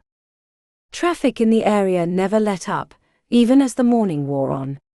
Kuma watched self-important men and women yell into their phones about margin calls or short sells, terms that made no sense to him. But it felt like everyone was in a hurry, or intensely angry about something that was happening due to a shift in the financial markets. Sometimes Kuma had wondered what it would be like to live in the city. There were places that drew his interest, or curiosity at least, like the illusionary battles that happened over the Second Ward. The financial district was not one of them. It reminded him of a colony of insects climbing over a carcass of rotting meat, lashing out and biting anything that got near in hopes that it might be food. As the sun climbed into the sky and over the tops of the skyscrapers, blaring down on the streets, which were like great canyons, Kuma caught signals from the others of his clan. He spotted the target, a woman surrounded by a shimmering privacy field walking along the street. A black SUV started rolling up, so Kuma crossed the busy street as the light changed, avoiding the slowing cars. He heard Adrenaline call his name, but he ignored her. Whatever was going to happen between Pandora and her mother, he knew he needed to be there. As Duro and Choo-Choo leapt out of the SUV and grabbed the obscured woman, tossing her into the vehicle, Kuma threw himself into the back seat next to a surprised Pandora. The door slammed and the SUV sped away. Chapter 22. "How do we know it's her?" asked Choo-Choo from the back seat as he held her shoulders. Pandora sat next to the shimmering obscuration field. The woman inside of it wore a navy blue patterned skirt and black high heels. They were all that was visible outside of the field. She could have been any financial analyst or hedge fund manager on the street, but Pandora knew it was her mother. There was a push and pull between them, like two opposite magnets spinning wildly on their axes. "It's her." The woman sat between Pandora and Duro while Choo-Choo and Kuma, who had surprised her by leaping into the SUV at the last moment, sat in the far back seat. Duro grabbed the bracelet on the woman's wrist, unclasping it. The hum of an enchantment dropped, revealing Selena Thule. The bone and gold half of her face shone like polished mask, while her hair was combed over the human side of her face. She glared back with the intensity of a lightning storm. "You're fools if you think this will do anything," Selena said, scowling and maintaining eye contact with Pandora. Duro stared at the back of her head, with heavy-lidded eyes, before turning to Dane in the passenger seat. "Anyone on our tail?" "Clean as Invictus butthole." The moment we pulled up, a flock of pigeons descended on the sidewalk, scattering those rich assholes. No one saw us grab her. At best the security cams might have caught it, but they won't know anything for days. The SUV headed through back alleyways and underneath raised roads. Pandora barely noticed their passage through the city, as she hadn't broken eye contact. "You know she's a traitor," said Selena. "I sent her to the Undercity to spy on your little clans. I told them everything, Mother." Selena sat back against the seat, fidgeting with the bone and gold arm that she held against her chest. They eventually pulled into a parking garage in the 9th Ward. Philip backed the SUV up to a loading dock on the lowest floor. Once inside, Duro hauled Selena out and led her into the elevator. The 7 of them ascended into the building. The apartment overlooked a park, where families were lunching on blankets and throwing frisbees for their dogs. "Your entire clan is going to be wiped out soon," said Selena as they bound her to a metal chair with enchanted cuffs. Both wrists and ankles were immobile. "Maybe," said Duro, sitting on the table before their captive. "But you'll answer some questions first." Selena spat on Duro's leg. He ignored it as he pulled a blade from inside his jacket. "No," said Pandora right away. "Not like that." Duro turned his head. "You know she'd do the same to you. That's why I can't. I can do just about anything, but not that. It would make me like her." Selena smirked. "It's that human weakness shining through. Maybe it was good that you betrayed us. You would have been like a flaw in the steel. Why do you toil for him, mother? Why do you hurt your own daughter on his behalf? You know the game he plays. Any weakness would be exploited by his enemies. If you cannot win, you die. You know this," said Selena. "All too well," said Pandora, as memories from her years in the Eternal City bubbled up like tar. The constant fear, the push to excel, and trying to figure out everyone's motivations in case they were out to kill her. For a time it broke me. Robbed me of my humanity. It wasn't until I joined them that I understood what I was missing. It's the maetrie that are weak.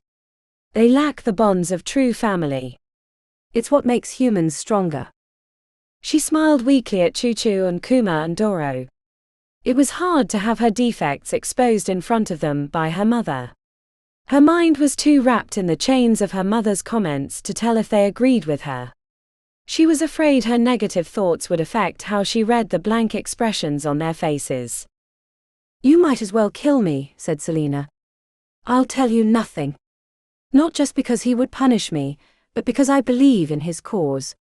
The Undercity should be ruled by one clan. You're squandering your opportunity by squabbling amongst yourselves. The rest of the world is only just waking up to the opportunity in the shadows. The phase crystal trade must be controlled and soon, or it'll be taken away. My father, your grandfather, is only doing what should have been done years ago." "He doesn't love you," said Pandora. "What does love have to do with anything?" Spat Selena. "This is about winning." The urge to storm away burned in her limbs. She stayed because she didn't want to show weakness in front of her mother, but the words wouldn't come. If she gave in to Duro and let him torture Selena, that would only be proof of what her mother had said. She trapped herself by making that demand. "Look how weak she is," said Selena. You would not call her a clan mate if you could have seen her in the Eternal City, how she failed to live up to the promise of her blood. How she was kicked out of the school when maetrie half her age outshone her. How after I begged for a second chance, injuring my own prospects, she failed again when I sent her to a special teacher. One better suited for a weak-willed human. When things got too rough, she would come to me bloody and bruised, begging to return home. What she could not understand is that training would make her stronger, if she would just commit. Instead, she lay in her own piss and vomit, complaining about the way she was treated, as if we all hadn't gone through the same struggles. When it was clear that my kindness was only holding her back, I bribed the other students to punish her. They put her in the box with the failer. I hoped the creatures would strip away her weakness, reduce her to a base being that could be reformed into something stronger. Something more maetrie, less human.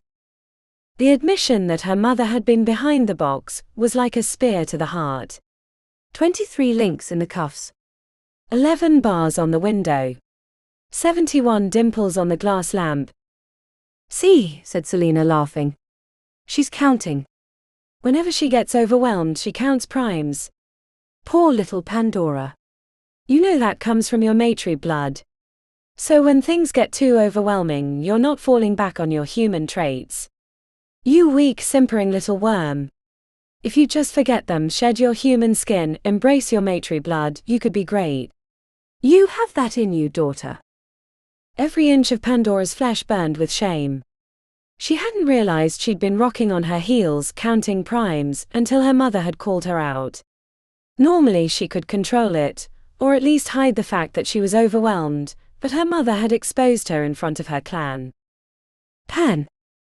Pandora shot her hand out, cutting off Duro before he could speak.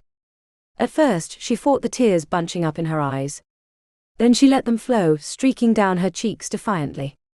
She'd let her mother do it to her again, put her on the defensive, make her forget why they'd even captured her. For a moment there, Pandora felt like she was back in the Eternal City, getting yelled at by her mother for not being better. When the tables turned, shouldn't it be her turn to interrogate her mother? You're not immune to his disappointment either, mother. Look what he did to you when you failed him.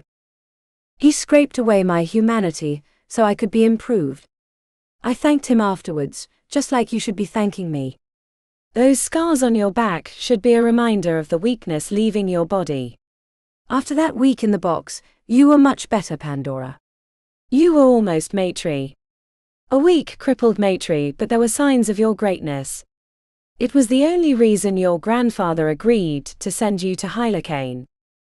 You don't think that he won't get rid of you once he has control of the Undercity? He only kept you around because you were useful to him in this human world. Not to be his emissary but his lackey, to run errands or build things for him he wouldn't stoop to do himself. You're not his daughter, you're his shitty human project manager who ruined his plans for hitting the drops by letting the plans slip to your traitor daughter. Pandora knew she'd erred the moment her mother broke into laughter. This human world. My father knows it better than I do. That's why he was ready to take control of the Undercity. He's been here a long time. Do you think that he brought my mother to the Eternal City and conceived me there? No, he's been in the city for a long time, studying the mages, the super rich, learning their ways in preparation for the time when he can assert control. Your grandfather has long vision. Even longer than the maetrie queens and their worthless courts. They rule over an empire of ashes. They do not see as far as he does, and that will be their downfall. Everyone's downfall. The Undercity is just a beginning. It's not the end. That's why he'll do anything to take control. Pandora had hoped to trick her mother into revealing something about the work she'd done in the Alliance, but instead she'd only proved how little Pandora knew. She'd had no idea that Dominion had been in the City of Sorcery for a long time, because she'd seen him in the Eternal City on a regular basis, and assumed that was where he'd made his home. I know what you're trying to do, Pandora. You're after information about the headquarters I built for him. You want to trick me into revealing details. The others in the room stiffened with recognition. I won't tell you anything about what I built, the traps, the little surprises, the vault door. Because he saw what you would plan. Dominion knows you'll eventually try to come for him, thinking to take him out in one blow, keeping the Undercity for yourselves. You can torture me all you want, take my limbs from me, leave me a ruined ball of flesh in a tiny box, and still I'll tell you nothing. Because you're all nothing to me. Even you, Pandora. Once I had high hopes, and then I just wanted you to be a part of the family, but now I see you for what you are, a failure. And a human one at that.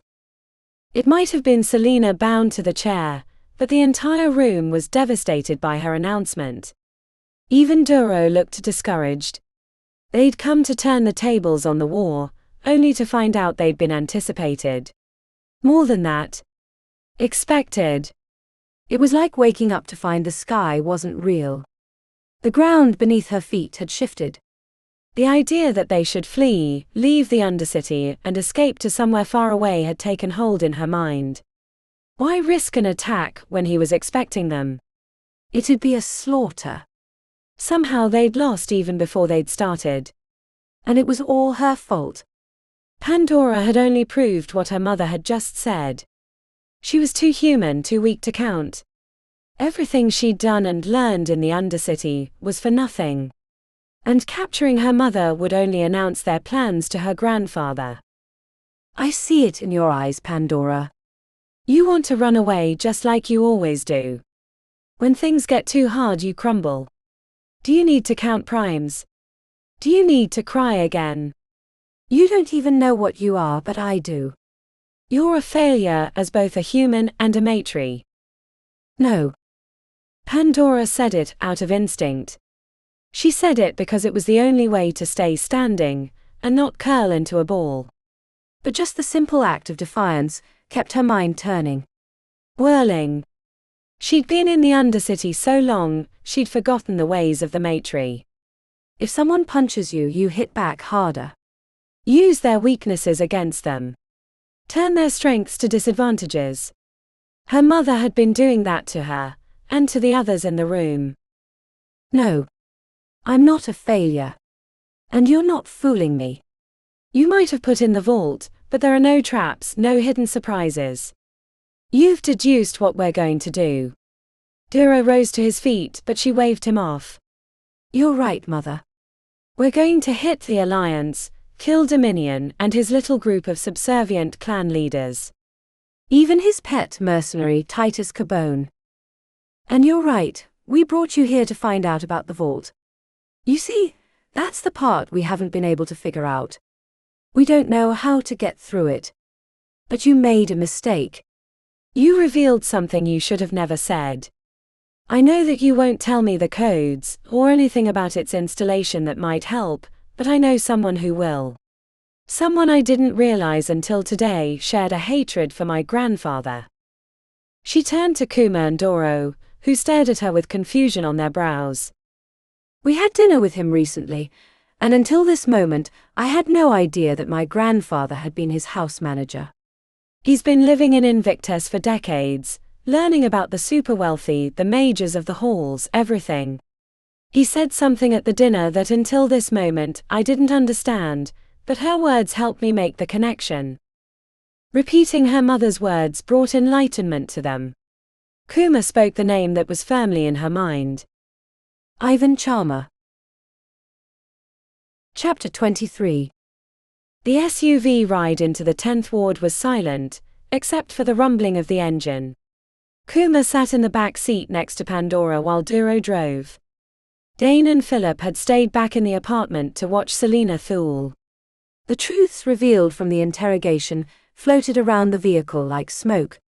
He wasn't sure what he was more surprised about, the way her mother had treated her during her childhood, or that Dominion Thule had been the house manager for the Charmer family. After they'd made the connection, it was easy to find the truth on the internet. His name wasn't listed in any article, so the Charmer family, or Thule himself, had suppressed the information, but there were a few pictures in dark corners about it. The Charmers had been a huge part of high society. The father had an empire of influence that had spanned multiple arenas of business, until he got into a legal war with his children, and then he disappeared. There was a lot of speculation about what happened, and if he was still alive, but the damage had been done. As far as they were able to learn, only 3 of the 6 Charmer children were still alive. The youngest, Andromeda, who worked in the Mystique traveling circus, Kitty Charmer, who lived in Asia somewhere, and Ivan, who ran his alchemical company G&T Industries. His house in the 10th ward was right next to his little factory. There were other production facilities in the city and elsewhere, but he used the one next to his house as a place to build out experimental mixtures in his laboratories. Next to him, Pandora had her head down, and her hands resting in her lap. Kuma wanted to reach out and show her support, but he was afraid the gesture would be misinterpreted. She caught him looking, and the corners of her eyes creased with what he hoped was acknowledgement. He gave her the hand signal for, "What's the situation?" She responded with the 2-finger salute that said, "All good here." Kuma knew it wasn't true. She looked raw from the encounter. Pandora had been fidgeting with the hem of her shirt, rubbing the threads with her thumb. Her mouth had been moving as if she were counting when she stared out the window at the city. He wished he could see inside her head. Before the interrogation, there'd always been a part of him that worried about her past, her connection to her mother and grandfather. This despite all evidence that she was on their side. After the crow's betrayal, it was natural to have kernels of doubt lurking in his mind. No longer. It was inconceivable to Kuma that she would ever go back to them, after learning what they'd done to her. They treated her like a fighting dog, worse than one, keeping her in a cage, letting those failure whatever they were flay her flesh. He remembered the scars from their tryst in the back rooms of the Onyx. He'd had no idea how awful their origins were. "Will this guy talk to us?" asked Choo-Choo from the passenger seat as Duro turned a corner. "Knowing what we know now, I hope so," said Duro. "He will," said Pandora tightly. Her hand was squeezed into a fist on her thigh, as if she would make him talk whatever it took. Kuma didn't think it would require that, but it was clear she'd invested her soul into this final chance to make the plan work. Kuma reached out to take her hand and unclench it, but he pulled it back before he crossed the gap between them. She caught the movement and turned her head slightly. "The bigger question is, can he help us?" said Duro. "Everything we read about him suggests he's capable of it," said Kuma. He was less sure in his head, but he wanted Pandora to believe that her sacrifice had been worth it. Her head still hung low. Choo-Choo had been thumbing through the loaner phone Dane had given him. He was sitting in the passenger seat. Celeste de Gastine, the head of Alchemists Hall, called him a genius at a recent industry conference. That has to mean something, right? She runs one of the biggest companies in the world. "Or he might not want to risk his empire on petty revenge," said Pandora. "Or because he knows my grandfather, he knows how much he would be putting himself in harm's way by helping us." "Enough speculation," said Duro as he pulled onto the street. "Now we have to focus on convincing him." The house they'd pulled up to didn't look like it belonged in the area. The brownstones on the opposite side had chips in the paint and tufts of weeds in the yard, while Ivan's house looked like it had been featured in an architectural magazine. Next door, a huge warehouse had been converted into a laboratory, ringed with high fencing and barbed wire. Pulsing runes on the poles signaled the additional enchantments. 2 security guards in heavily runned gear stood outside the entrance to the house. Kuma wasn't sure if they were the same ones that had been outside the room at the restaurant. While getting past them wouldn't be an issue, they didn't know how many others were in the area. "Go away," said one, a big guy with an automatic weapon held to his chest menacingly. "There's no trick-or-treating here." "We're here to talk to Ivan," said Duro, inclining his head respectfully. "We met with him recently, but have new information. He'll want to talk to us." The guy leaned forward, ignoring the signals from Duro with a scowl on his lips. I said, "Go away." "He's not here anyway." "In Budapest for a meeting with investors. You'll have to contact his press secretary if you want another meeting." Kuma tuned his amber until he could hear the beating of the security guard's heart. In the middle of the city, 1,000 sounds came into focus, which was overwhelming. The hum of the electric lines, the clucking of chickens from nearby, the slam of a car door, and people talking near the entrance to the laboratory. Turning his attention to the house, he heard the whistling of a tea kettle, and the soft speech of someone speaking to a pet. "He's inside," said Kuma. "Talking to his dog, Barkley." Duro gave him a nod, as he rolled up the sleeves of his shirt with methodical surety. "We're talking to your boss. Send someone inside to get him, or I'll make him regret hiring you." "I told you, fuck off," said the guard, nodding his head as he turned the barrel of his weapon towards them. "Are you sure you're willing to risk it?" asked Duro, opening his hands. At that distance, Kuma knew there was no way the guard could fire before Duro had disabled him. Duro cracked his knuckles by squeezing his fists. The faint smile on his lips was a warning the guard should have taken, but he lifted his chin and sighted down his gun. The second security guard stepped to the side, never lifting his weapon. Kuma detected the guard's muscle clenching a moment before Duro blurred forward. Two cracks of fists on skull echoed in the entryway, and then the guard slumped to the ground without the weapon in his hand. The second guard rotated his weapon, but Duro held his hand up. "We just want to talk to your boss." At the peak of tension, the front door wheezed open, until the curly-haired Audrey peeked out. "What's going? Oh, it's you," she said, eyes darting. The door swung wide. "Come in." Ivan's upstairs working on a compound. The four of them stepped over the fallen security guard. Audrey gestured to the second and said, "Harold, would you do something about him?" "Yes, Mom." The interior was an open floor plan with doors to a bathroom, the backyard, and the stairs being the only exits.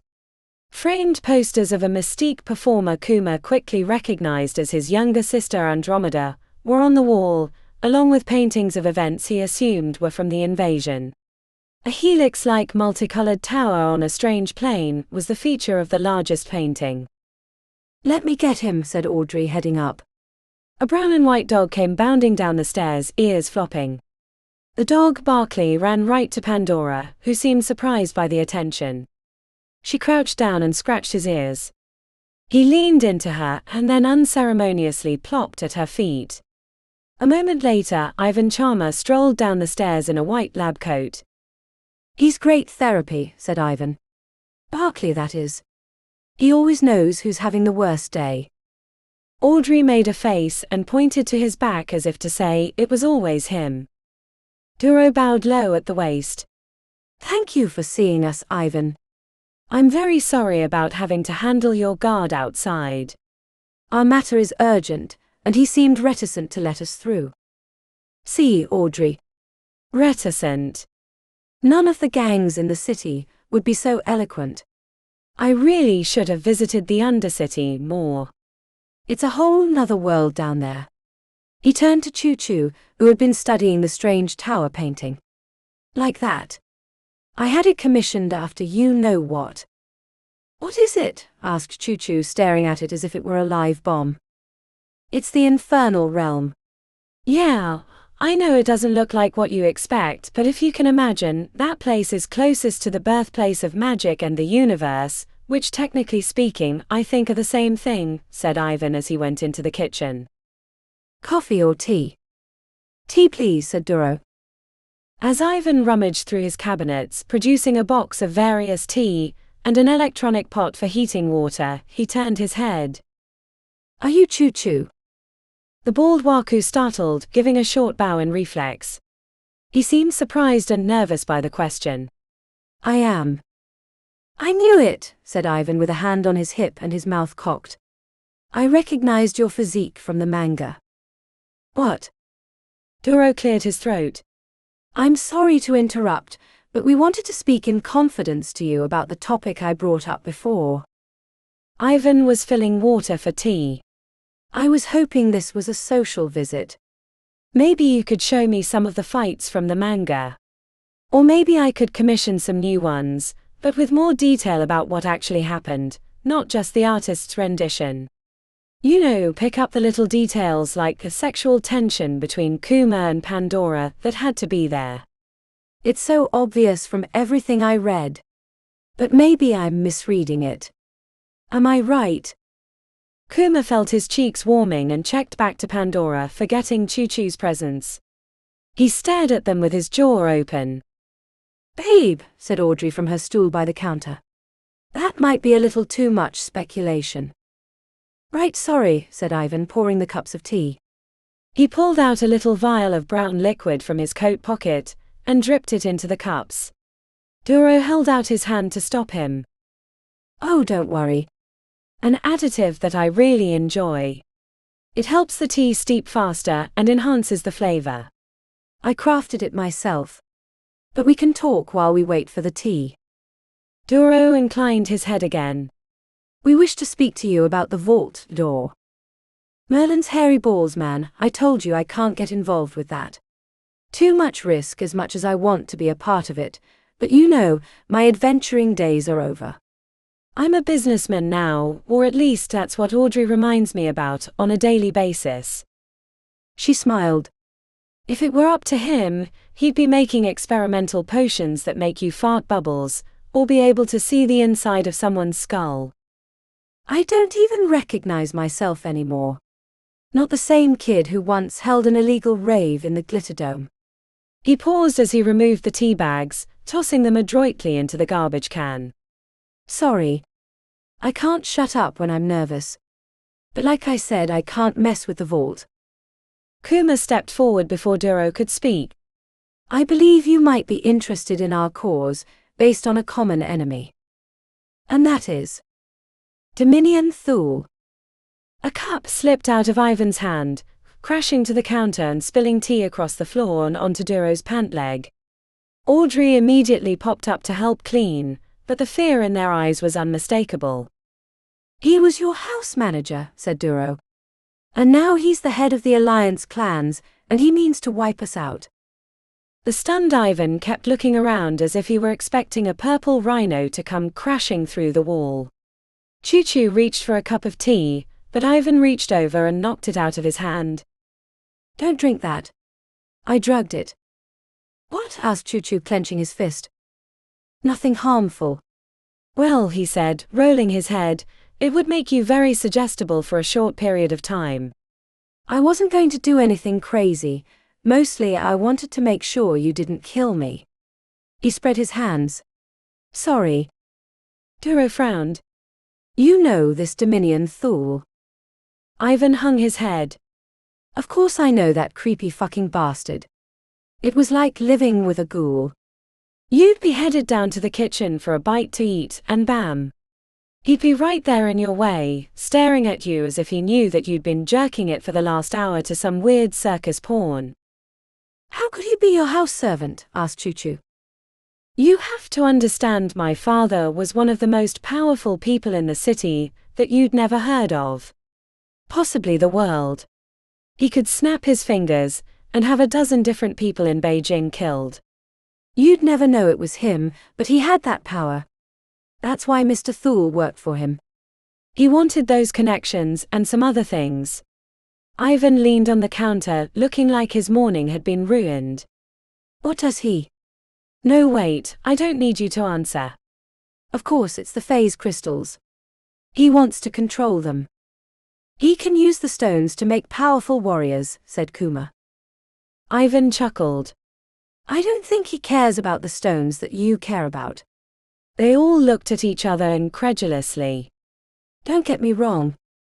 You can do some badass shit, but it's the ones you don't want, the battery stones, that on the whole are more valuable. Sure, the ambers and emerald and all that are cool as hell, but there are only so many to go around. But there are way more of the other stones that mages are only waking up to. With magic weakened by the infernal realm no longer bumping uglies with ours, those stones are a way for mages to make up the difference. Then you will help us.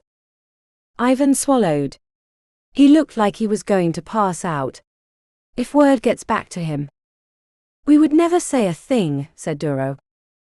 A little laugh slipped out of Ivan's lips. That slimy bastard has ways of finding things out. For all I know, he's got one of his lackeys waiting outside to slit my throat after you're gone. He leaned against the counter. And don't think my guards will stop them. They're just for show. To keep the curious away. This place has been broken into more than once. His pet assassin Cavano sliced right through my unbreakable safe with his stupid sword. Ivan made air quotes around unbreakable. You know this Cavano, said Duro, his jaw pulsing. Merlin's sweet and spicy butthole, you've got to be kidding me. He's back. Oh Audrey, we're so fucked. We shouldn't even be talking to you right now. Ivan pushed his hand onto his forehead, sweeping his hair back in a brown wave. He was breathing heavily. What can you tell us about him? Asked Duro. Assassin by hire. As far as I know, there's no match for him unless you're bringing demon lords into the equation, but since the invasion, that option is out. If you see him, run, but that's not going to help you either. Probably best to drop to your knees and hope he makes it quick. I am aware of his prowess, said Duro calmly. Prowess, said Ivan with a laugh. That's like saying the Duke of Dong had a decently sized package. Babe, said Audrey with a furrowed brow. Sorry. A car turned down the street with thumping bass making him flinch. When he looked back to them, Kuma stepped forward. You should help us, because it's the honorable thing to do. Opposing Dominion Thule is good for the city. If he's the person you say he is, and I believe you, then stopping him now before he's gained too much power is what's most important right now. I know you're an honorable person, based on your role in the invasion. I spent that entire time being shamed into action. What I really wanted to do was stay in our bunker, and drink myself to death in the bowels of the apocalypse. If not honor, then don't you want to stick it to him? Asked Kuma. I wish my twin was here. She would help you. He sighed. She fought him once. Kavano. Barely survived. The only thing that saved her was, never mind. Audrey collected Ivan's arm. Shouldn't we help them? I remember the pain Mr. Thule caused your family. I hate to see you get hurt, but you know he won't stop with the Undercity. And once he's got control, you can be sure he'll come after you whether you help them or not. And besides, why else have you been working on it? Ivan placed his forehead against Audrey's. This is why I love you, babe. He nodded. Come on. I've got something for you. You do? Asked Duro. After our conversation, I started working on it despite myself. It was a problem.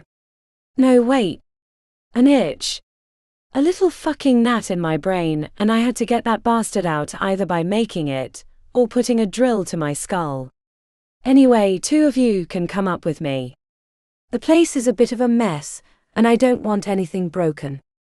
Could kill us all in a haze of deadly gas. Duro gestured to Choo Choo, and the two of them followed. As they left, the dog Barkley trotted to the door, and Audrey grabbed a rubber ball and headed outside, leaving Kuma alone with Pandora. Did you know anything about your grandfather's relationship with the Charmers? Shadows passed across her eyes in a haze of pain. Of course not. I was being tortured while he played nursemaid to a bunch of rich socialites. I'm sorry, Pan. I didn't mean to ask it that way. It's just, what's going to happen if this plan works and you come face to face with him? That's what you're worried about, she spat back. I worry because I don't understand. I had caring parents that pushed me to be the best, but also respected me. What they did to you, your mother and grandfather, I don't even know how to comprehend it.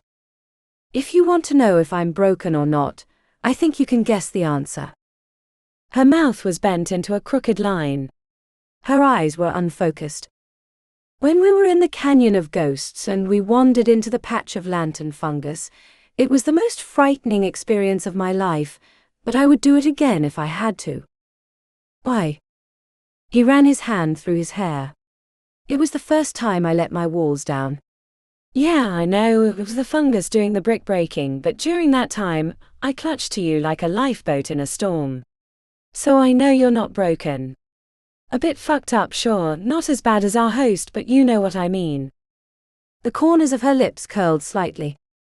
You know how to compliment a girl by calling her not as crazy as Ivan Charmer. Kuma chuckled despite himself. Yeah, not exactly poetry. He approached and took her hand. The warmth between them sent shivers down his spine, and sent tingles across his face as he faced her from only a foot away. The fact that she hadn't pulled back was a minor miracle. I'm sorry for what I said back when we started training. Accusing you of manipulating me. I made your problems all about me, and that wasn't fair. I see now what a shit show you've been dealing with since you came to the Undercity. I can't imagine how much it hurts to have your family turn on you like that. But know that I'm here for you, whatever happens. I've got your back. I'd be honored to fight by your side. Her gaze narrowed. You were talking about scrapping, right?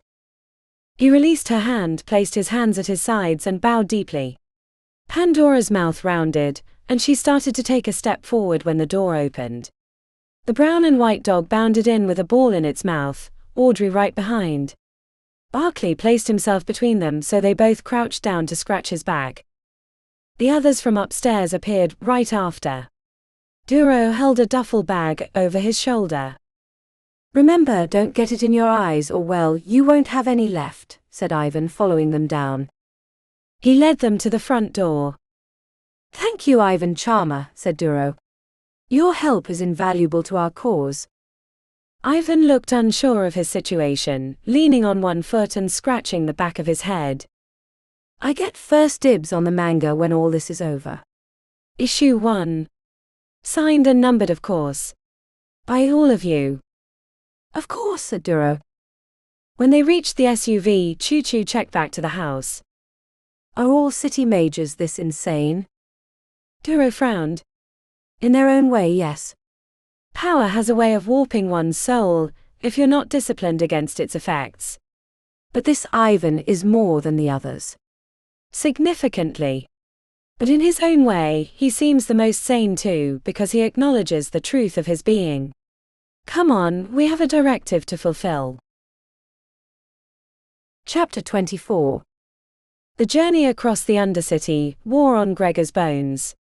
His feet and knees ached and his knuckles were scraped from climbing through the rocky tunnels like a common criminal. He wished a Dominion would put in an easier access near the Alliance caverns, but he was paranoid about being attacked. "We're not far, boss," said Laird. Gregor took a handkerchief from his pocket and dabbed the sweat from his forehead as he leaned against the wall. The tunnels were humid and warm. If I'd wanted a sauna, I would have fucking joined one. Why haven't one of you lazy fuckers handed me a bottle of water yet? Deacon would have if he were here. Laird quickly handed over a bottle, which Gregor uncapped and chugged even though he knew it would hurt his stomach. He couldn't believe how much he missed Deacon. He'd been a constant thorn in his side, but now that he was gone, Gregor understood how much he relied on him. The next cavern was the Alliance headquarters. Gregor couldn't believe how much had been accomplished in a short amount of time. Before Dominion had taken over, the clans had spent their time squabbling and scrapping amongst themselves. He'd seen homeless camps in better shape, but now the place was looking like it might someday rival Big Dave's town or the Torino. 11th Gonka, muttered Gregor. "What kind of bullshit name is that for a bar?" Laird, you're with me. "The rest of you fucks can get a drink there, if they have anything that's worth drinking."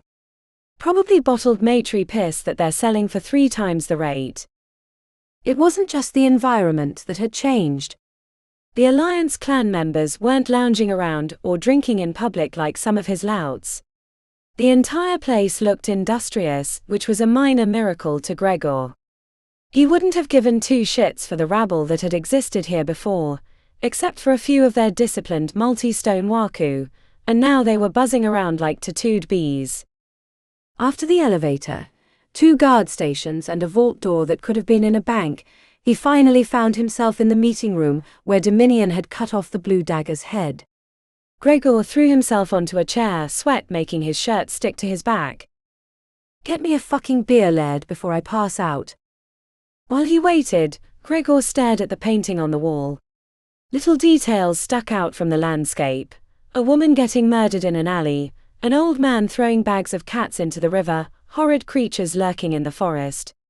The longer he looked at it, the more he wished he was anywhere but that room. His inspection was cut short when the grey-skinned matri entered. "Tom, old friend, you've really spruced the place up since I was here last.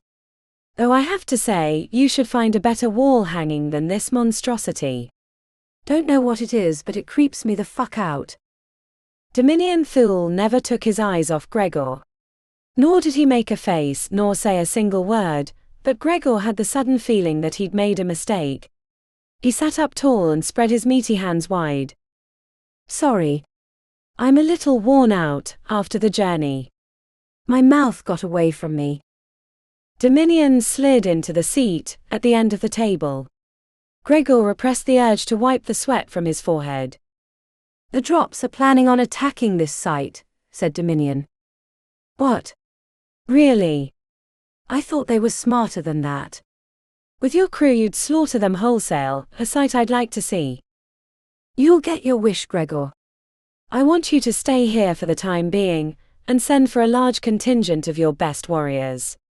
We're in a sensitive time right now. I cannot have anything go wrong. How large? You know I gotta keep my borders tight too. I'm stretched at the moment. Then you will become more stretched. I need your men right away, said Dominion, with the surety of a general giving orders to his subordinates. How sure are you that they're going to attack? Asked Gregor. My spy tells me they've been planning something, but none of the details. They've kept their actions well disguised, but I know enough that the focus of their planning is this location. Which is like a fucking fortress. Nevertheless, I want your men. They'll be used for patrols, bulking up our guards, and a few other specific requests. The extra waku gonna stop him? Asked Gregor. Those aren't my only adjustments. In addition to resources brought in from the Eternal City, I've relocated some particularly dangerous creatures into places that make an additional complication. While I'm confident that our defenses are robust, there's no time for complacency. Hey, if we need more waku, why not send for Deacon? I miss that scoundrel more than I ever thought I would. Dominion's nostrils flared lightly. Deacon will not be joining us in the near future. His training is going well, but he has much to learn before he can be as effective as I'd like him to be upon his return. But be assured he will be coming back, hopefully sooner rather than later, but this threat is much too immediate. Understood. Gregor's fingers twitched. What is it you want me to do? I could bloody a nose, break an arm when the time called for it, but these waku are a bit out of my league. You'll be in charge of the defense. Monitoring the guards, the outer door, elevator, that sort of thing. Making sure nothing unexpected happens. I recognize this is below you, but I need someone who understands attention to detail. I assure you that once this threat is past and we've dealt with the drops once and for all, consolidating the Undercity, you will be rewarded handsomely. Gregor winked. I appreciate the confidence. I'll make sure they don't get inside. It'll be my head on the block as well if they do. Dominion snapped his fingers, and the door behind him swung open. A clan member rushed in with two ornate boxes that were wide but flat. The first was large enough to hold a suit jacket. The second was no bigger than a data pad. These gifts from the Eternal City will make you a more effective warrior should the need arise. You'll want to put them on after our conversation to give yourself time to adjust. Would be nice to crack some skulls myself like the old days, said Gregor, opening the smaller box first. 2 golden bone braces sat in the velvet catches. What's this? I ain't exactly into jewelry, if you know what I mean. Should the need arise, they'll allow you to access the portal wall and enter the Eternal City. It leads to a hidden garden of my making, so you'll be safe there, but do not leave the premises until one of my servants can collect you and bring you to my enclave. I cannot protect you on the streets. Gregor pushed the box to the side and unclasped the larger one, pushing up the lid. The braces from the first box had been easy to recognize. His mind didn't immediately understand what he was seeing in the second one. It looked like a long piece of curved black metal with jagged barbs sticking out. Smaller pieces of metal curled out from the main structure, as if it were the spine of a snake with the flesh peeled away. What's this? Words fell short when he realized Dominion was no longer in the room. Creepy bastard. He was smart enough to know not to say it out loud, even if the pale-skinned matri was no longer in the room. The metal structure in the box made his skin crawl. It was one thing to put on the gold braces, which would make him look like a rich socialite at the country club. The larger device looked like something out of a medieval torture room. He almost expected a rack to be on the wall, which reminded him that the strange painting of the olden forest was up there. Gregor picked up the metal spine. It felt both sturdy and light, but he couldn't identify the material. If he had to guess, it was a type of steel, but there was something glossy and black that made him think it wasn't metal at all. How do I put on this thing? He lifted it over his shoulders, measuring the length in relation to his arms. He had no intention of wearing it since it seemed like it was meant to go under his clothes, but as the middle section bumped into his meaty shoulders, the entire length clamped onto his arms. Gah! The surprise had him trying to pull it off, but when it didn't budge, he calmed. Laughter flitted to his lips as he thought about the spectacle he'd presented when he reacted to its touch.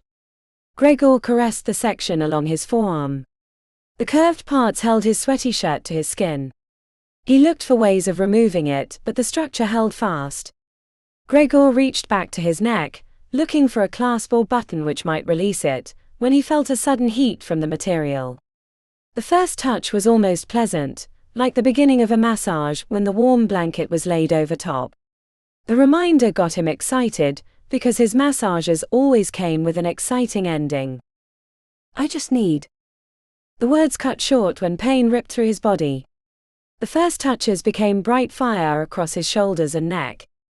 It felt like metal barbs were sinking into his flesh, and as he screamed and tried to yank the device off, he watched as it cinched tighter around his arm. His shirt melted away, leaving no barrier between it and his skin. Gregor fell to his knees, the agony leaving him gasping for breath. He was sure he was having a heart attack, because he knew his body couldn't manage the strain. The knot metal was embedding itself into his body. He could feel tendrils wrapping around his bone. It wasn't a device but a living creature, and he'd never be able to remove it. Chapter 25. The weight of the earth above Kuma's head felt real after he returned from the city. He wasn't sure if it was an acknowledgement of how different each world was from the other. On the streets the sky went on forever, while his life was bound by walls and ceilings that never moved. Or maybe it was the fact that their plan had taken shape, and now they would have to carry it out. The challenges, while painful and frustrating at times, had been exciting and interesting. But they'd all been theoretical. Now they would have to embark for the Alliance territory, and put them into action. We're going to go over this one more time, said Braio, standing at the front of the team. The academy grounds had been vacated by the other students, who were sent to guard duty or other parts of the Pajot. 3 separate muting boxes had been set around the area, to prevent listening from a distance with an amber. The entire team groaned. It had been hours of constant drilling on the details. I know it's agonizing, but when we're in the thick of it, I don't want you to think about what to do. Only act. Braio placed his hands behind his back. 1.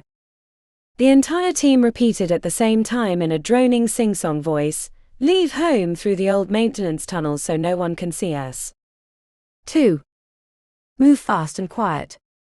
Kill anyone we find. Approach from the west. 3. We climb. Adrina and Choo Choo in the lead. Pan and Navos scout.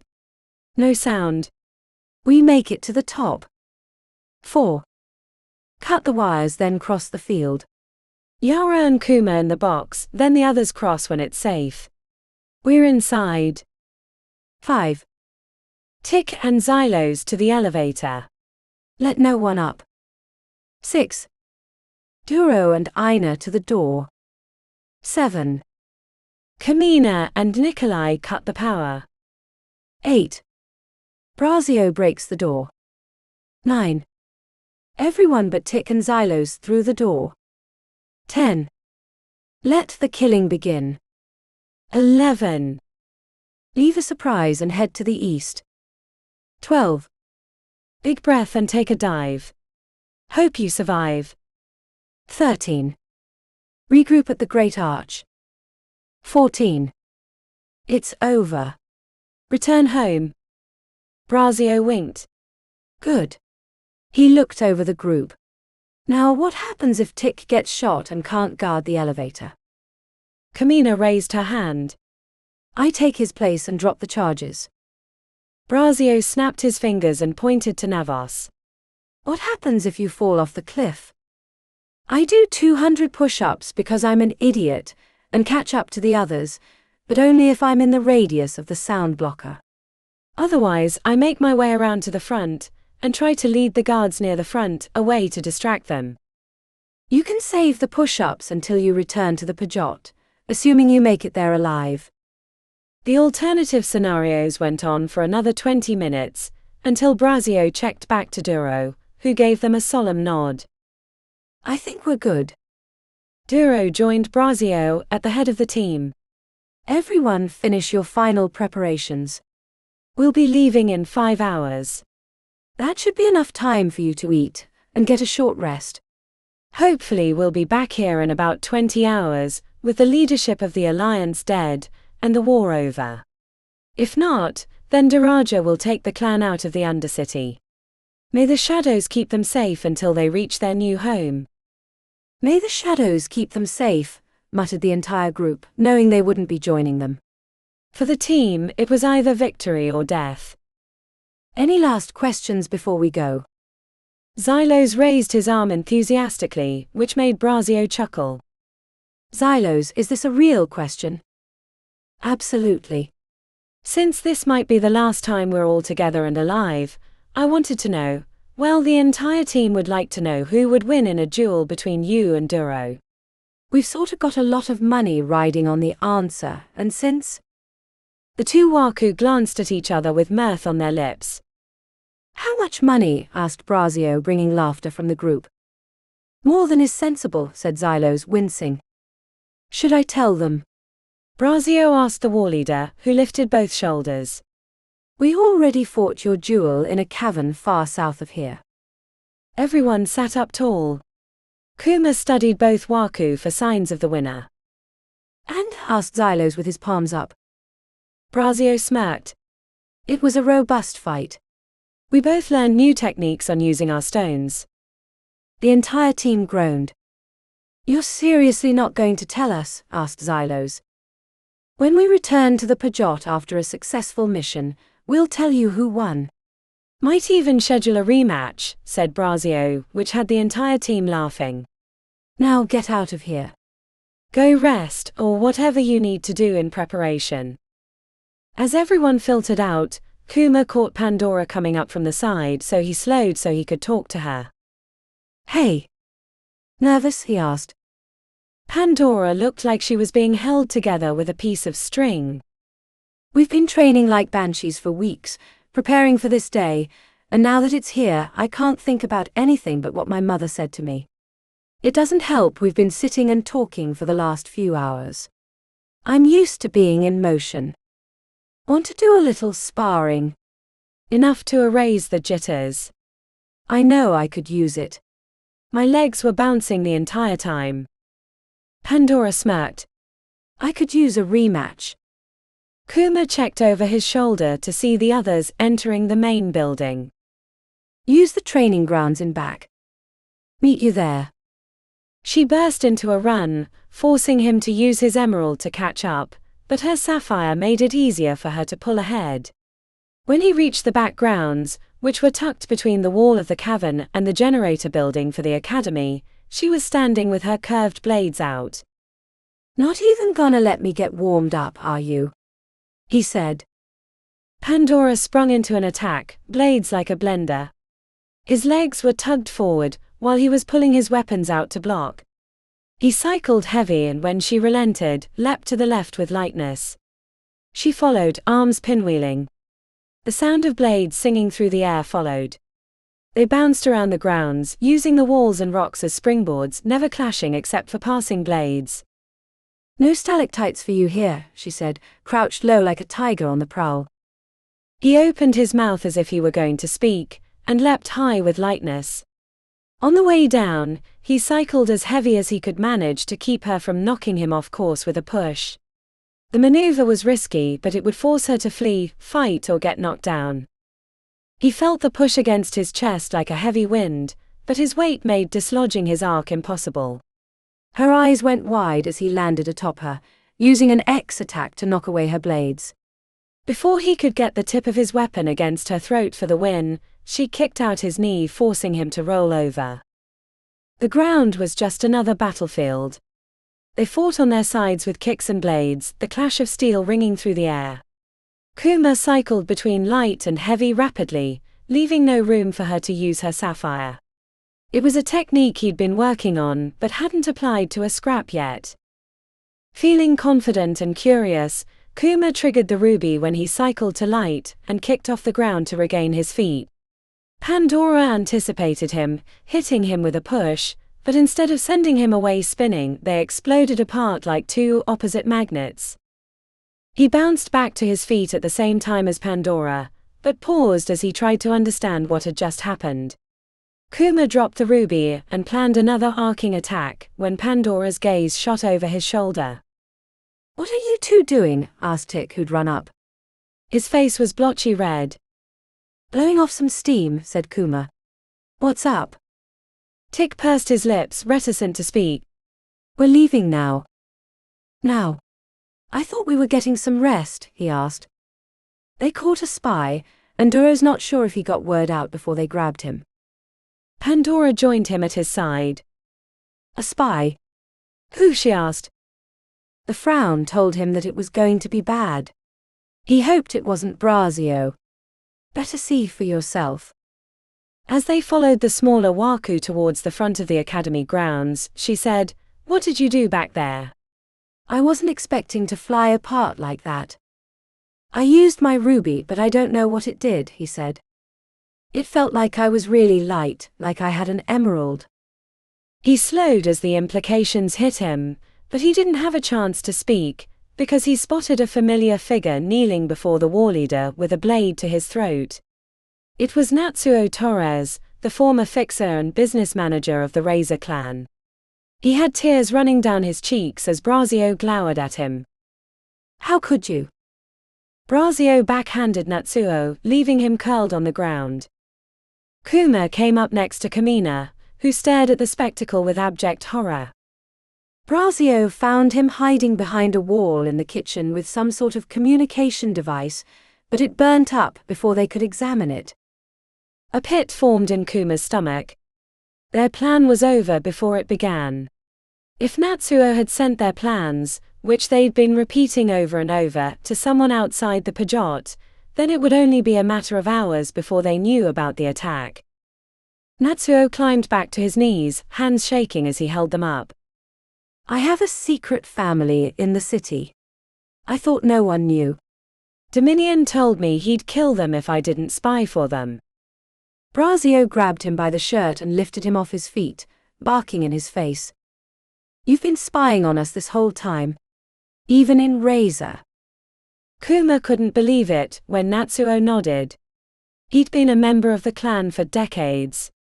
Niran had trusted him explicitly. "I only gave a little at first, but he kept asking for more, threatening worse things. I wanted to say something, but I couldn't. They were watching her and my kids. That gray-skinned bastard would rip their hearts out." "So instead you sold ours to the highest bidder," said Braio, dropping Natsuo to the ground. "Braio," said Duro flatly. "We don't have time for this. The damage is done. We have to act." The older waku nodded absently. He pulled out a blade and grabbed a shrieking Natsuo.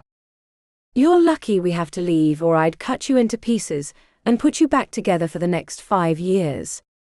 I promise." The rest of the words never left his lips, as Braio pushed the tip of his blade into Natsuo's chest. The gasp of surprise was followed by a gurgle, and then a slumping to the concrete. Braio wiped his blade off on Natsuo's shirt before returning it to its sheath. "Grab your things," Duro said to them. "We're leaving in 10 minutes. "But the spy," said Navos. "If he got word out, it'll take time for them to get back to the Alliance area." "They won't expect us to carry out the plan so soon, and might not be hurrying." "But if they are," asked Navos, "then we're walking into a trap." He looked out over the group. "If any one of you wants to back out, now is the time, but I'm leaving in 10 minutes and I hope you're all with me." Kuma checked to his teammates, hoping no one would leave. Duro examined them all one last time before giving the signal for "be ready." He stalked away towards the academy building where their gear was waiting. No one spoke. Then everyone followed. Chapter 26. Travel across the Undercity was made in silence. The training, the stakes, everyone seemed to be repressing even their breathing as Duro led them through endless caverns. Until 3 years ago, Pandora had never stepped foot in the Undercity, but now it felt like home. Maybe earlier in her life, she might have clung to the faded memories of Chicago, when her father would cook her pancakes and bacon before school.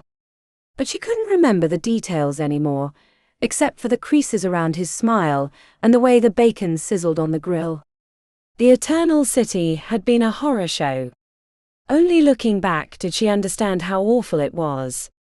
During that time she'd been so intent on impressing her mother and grandfather, becoming the warrior they wanted her to be, that she hadn't realized how much of her humanity they'd been stripping away. Which left the Undercity and the Drops as the first real home she'd experienced in her short life. She wasn't just risking her life to save herself, but for Triana and Vasi and Alani, and everyone else in the Drops clan. It was the main difference between humans and maetrie. The city elves sought control over others, and were willing to do anything to achieve it. Humans, for all their flaws, wanted community, wanted family. Pandora thought of it as the difference between her Sapphire pushes and pulls. The maetrie thrived when they could tear bonds apart, while humans were best when they pulled together.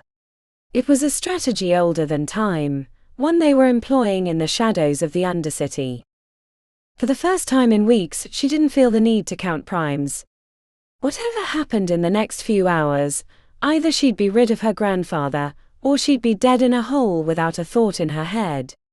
Ahead of her, Kuma ran next to Choo-Choo, their previous animosity buried by the needs of the clan. If that wasn't proof of the superiority of the human condition, then she wasn't sure what was. The muted grays of her enchanted vision made the tunnels and caverns seem washed out. Duro had given them elixirs to help them see in the dark. It wasn't the first time she'd used such potions, but they made her eye sockets feel like they'd been dipped in cold water. During a brief rest, when Duro gave them a chance to empty their bladders, grab a bite to eat and shake out their limbs, Pandora spotted Choo-Choo looking pensive as he stared at an unusual knife in his hands. She approached him, catching that the hilt was etched with words, but he slipped the weapon away before she could see what it said. "You okay?" His mouth twitched even as his eyes were dead. "Thinking about Valeria." The memory of his sister was unusual in a time like this. Pandora glanced back to where Braio was standing. "Emilio." He lifted a shoulder in forced casualness. "I don't want to lose Vasi or Mammy. That's all." "Good," she said. "Focus on that. We're doing this for them and everyone else in the Drops." Choo-Choo nodded, but she wasn't entirely sure he was being honest with her. But further conversation ended when Duro signaled for the journey to continue. A short time later, they entered a large cavern with a body of water at the center, and a tall cliff on the opposite side. 13 Waku stared at the first obstacle that they'd been training to defeat for months. 3 instructors and 10 students. The plan made perfect sense in the safety of the Pajot, but standing outside the Alliance caverns, the idea that only 13 of them could end the war seemed ludicrous. Too many things had to go right for them to succeed. Duro had given the signal for silent communication a half-hour before, so he made the sign for a single file line to circle around the water. The listening devices weren't yet in range, so they didn't have to activate the mute box, but no one wanted to make an errant noise and give away their approach. Pandora happened to be third from the front, as they snaked around the small lake. It wasn't more than 100 feet across, but the stone around it sloped precipitously, suggesting it was deeper than it looked. The black surface was mirror smooth. A ledge went around the side. Pandora noticed she wasn't the only one staring to their left, expecting something to come bursting out of the water to drag them below, ending their plan before it began. She checked back to Tick, who was 3 people behind her, to see him staring intently as if there was something lurking below. When a bubble of air came up at the center of the lake, the pace of travel increased. On the other side, there was about 30 feet between the cliff and the water. The entire crew stayed near the wall, even though there was no indication that anything lived in the lake. Preparations for the climb began when Nikolai pulled out the black box they'd stolen from Tinker's and set it at the base of the cliff. When the green light switched on, the silence hardened. They'd only trained with the mute box a few times, but Pandora found she abhorred the effect. It made her feel like she didn't exist, but it was the only way up the cliff without triggering the senses near the top. The field of sound negation was pointed upward. When they'd learned the device was powered by uncolored phase crystals, they were able to swap out the original crystal for a larger stone, giving it much more range. Unlike the others climbing, Pandora didn't wear a harness. She'd learned she could fall from just about any height in the Undercity without injuring herself. The other Sapphire Navos hadn't managed falls more than 30 feet. The difference was being able to slow herself from a higher distance, using the cliff as a braking device. As long as she was within 10 feet of stone, she was confident she could stop herself using angled pulls and pushes. Duro held up 3 fingers and Pandora heard their collective voices in her head. We climb. Adrena and Choo Choo in the lead. Pan and Navos scout. No sound. We make it to the top. She found right away that the rock was different on this cliff. The night wall was mostly granite, but this one had softer stones. Within the first 10 feet, she grabbed a jug hold only to have the piece break away. Thankfully, she was able to drop it safely to the ground, then she signaled the rest of the team to be careful. As a scout, she climbed 20 feet ahead of the lead climbers, Adrenaline and Choo Choo, looking for problems that might cause delays. She had a piece of glow-in-the-dark chalk that she used to mark the route. It was only faintly visible from up close. She climbed faster than Navos, who was lower to her left.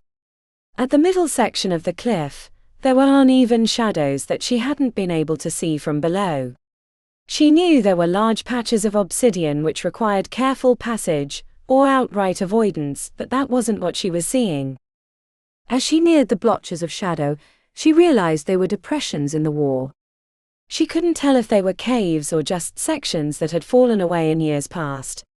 During the pre-invasion times, she'd heard there were frequent earthquakes that had broken loose rock structures that weren't well connected. From 20 feet below, she realized they were caves.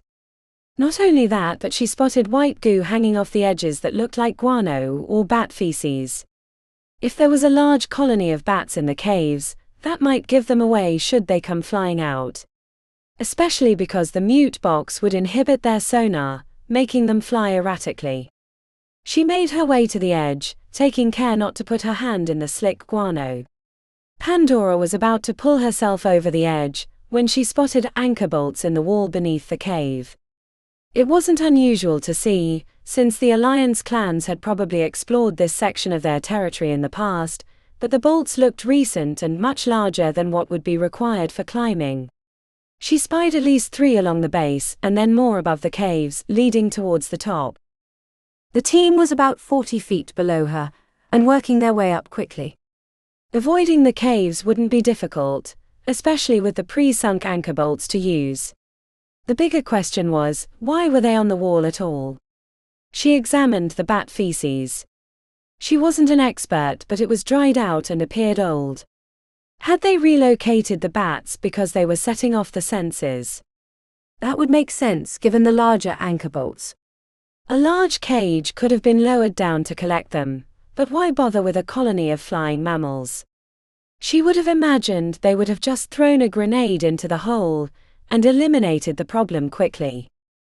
As she stuck her head above the edge, she used her Sapphire radar to probe the interior of the largest cave, glad that the field of silence wouldn't affect her ability. There was something odd about the interior of the hole. It wasn't the shape she expected. Most caves had been created by water or other erosion which gave them a certain feel, but this one seemed to be filled with curved pipes in back, which were much too smooth to have been created by natural phenomena. Navos had almost reached her position, but she waved him off, wanting to examine the interior for problems before the team had to make its passage. Pandora pulled herself onto the uneven ledge, peering into the darkness. It seemed to resist her enchanted vision. If she could hear herself, she'd know that she was breathing heavily, but the absence of sound made her feel like she was floating through deep space. Pandora reached into her side pouch, producing a headlamp and switching it to the dimmest setting of red light. A bit of motion to her left had her startling, only to find that it was Navos pulling himself to the ledge. He must not have seen her signal, but now that he was there, his presence made her feel better. She clicked on the crimson light and pushed it into the cave, revealing the collection of black curved pipes she'd expected from using her Sapphire radar. The muscles in her chest relaxed when she realized they were benign. Pandora was reaching to turn the light off when the pipes shifted toward her, forcing her to reevaluate what she was seeing. They weren't pipes. They were tentacles. Before she could step towards the edge, a tentacle slammed into her chest, throwing Pandora off the cliff. Chapter 27. Kuma was in the middle of the pack, and to the right of Choo Choo. The loose stone was making for a slower climb. No one wanted to knock a piece onto another climber. They hadn't thought to bring helmets, since the night wall was made of granite. They were a third of the way up the cliff, and about 40 feet from Pandora, who seemed to be investigating a cave higher on the wall. Kuma signaled to Yara on his left to give him more slack in the rope. He hated being tethered to everyone else, but his emerald made him an ideal anchor should something happen to the rest of the group. His job was to find cracks in which to jam Piton to use as stationary ledges. If someone slipped, he could push himself against the wall and switch to heavy to keep the entire team from getting pulled down. While they'd practiced climbing in the silence of the mute box, it unnerved him. He'd never realized how much he used sound to understand what was going on around him. It wasn't the same to jam his foot onto a ledge and not hear the scrape of his shoe. Even the thump of his heartbeat was absent. Kuma leaned back, holding onto the latest piton to see how Pandora and Navos were progressing. He could no longer see Pandora as she had stepped into the cave, but the blonde-haired waku was leaning on the edge, watching her. A shift in Navo's body language had Kuma sending his amber upward. He wasn't sure what he was seeing when a shape went flying out from the wall, plummeting past them. It happened so fast he didn't realize it was Pandora falling until she'd flown by on her way to the ground. His gut knew that she was too far from the wall to slow her descent, as she'd done so many times during practice. He reached behind to grab a blade and cut himself loose from the harness when Braio signaled upward. A glistening black tentacle had Navos around the waist and was bashing him against the stone wall. Kuma checked below but saw no sign of Pandora, so he cut the harness, put the blade in his teeth, and began climbing upward. Safety went out the window as he scrambled upward, using his lightness at difficult moments. His uncle Braio beat him to the ledge, hung on with one hand, and attacked the tentacle that had Navos. Other appendages snaked out and tried to grab him, but Duro reached the ledge next, and the two war leaders managed to hold off the tentacles. The absence of sound made the fight feel like it was in slow motion, even as it happened frighteningly quick. Tentacles wreathed around the entrance to the cave, fending off their attempts to rescue Navos, who was looking battered from the constant smashing. The blonde waku was using his sapphire to keep from being pulled into the cave, so the tentacles were trying to dislodge him. If he was knocked unconscious, it would be the end.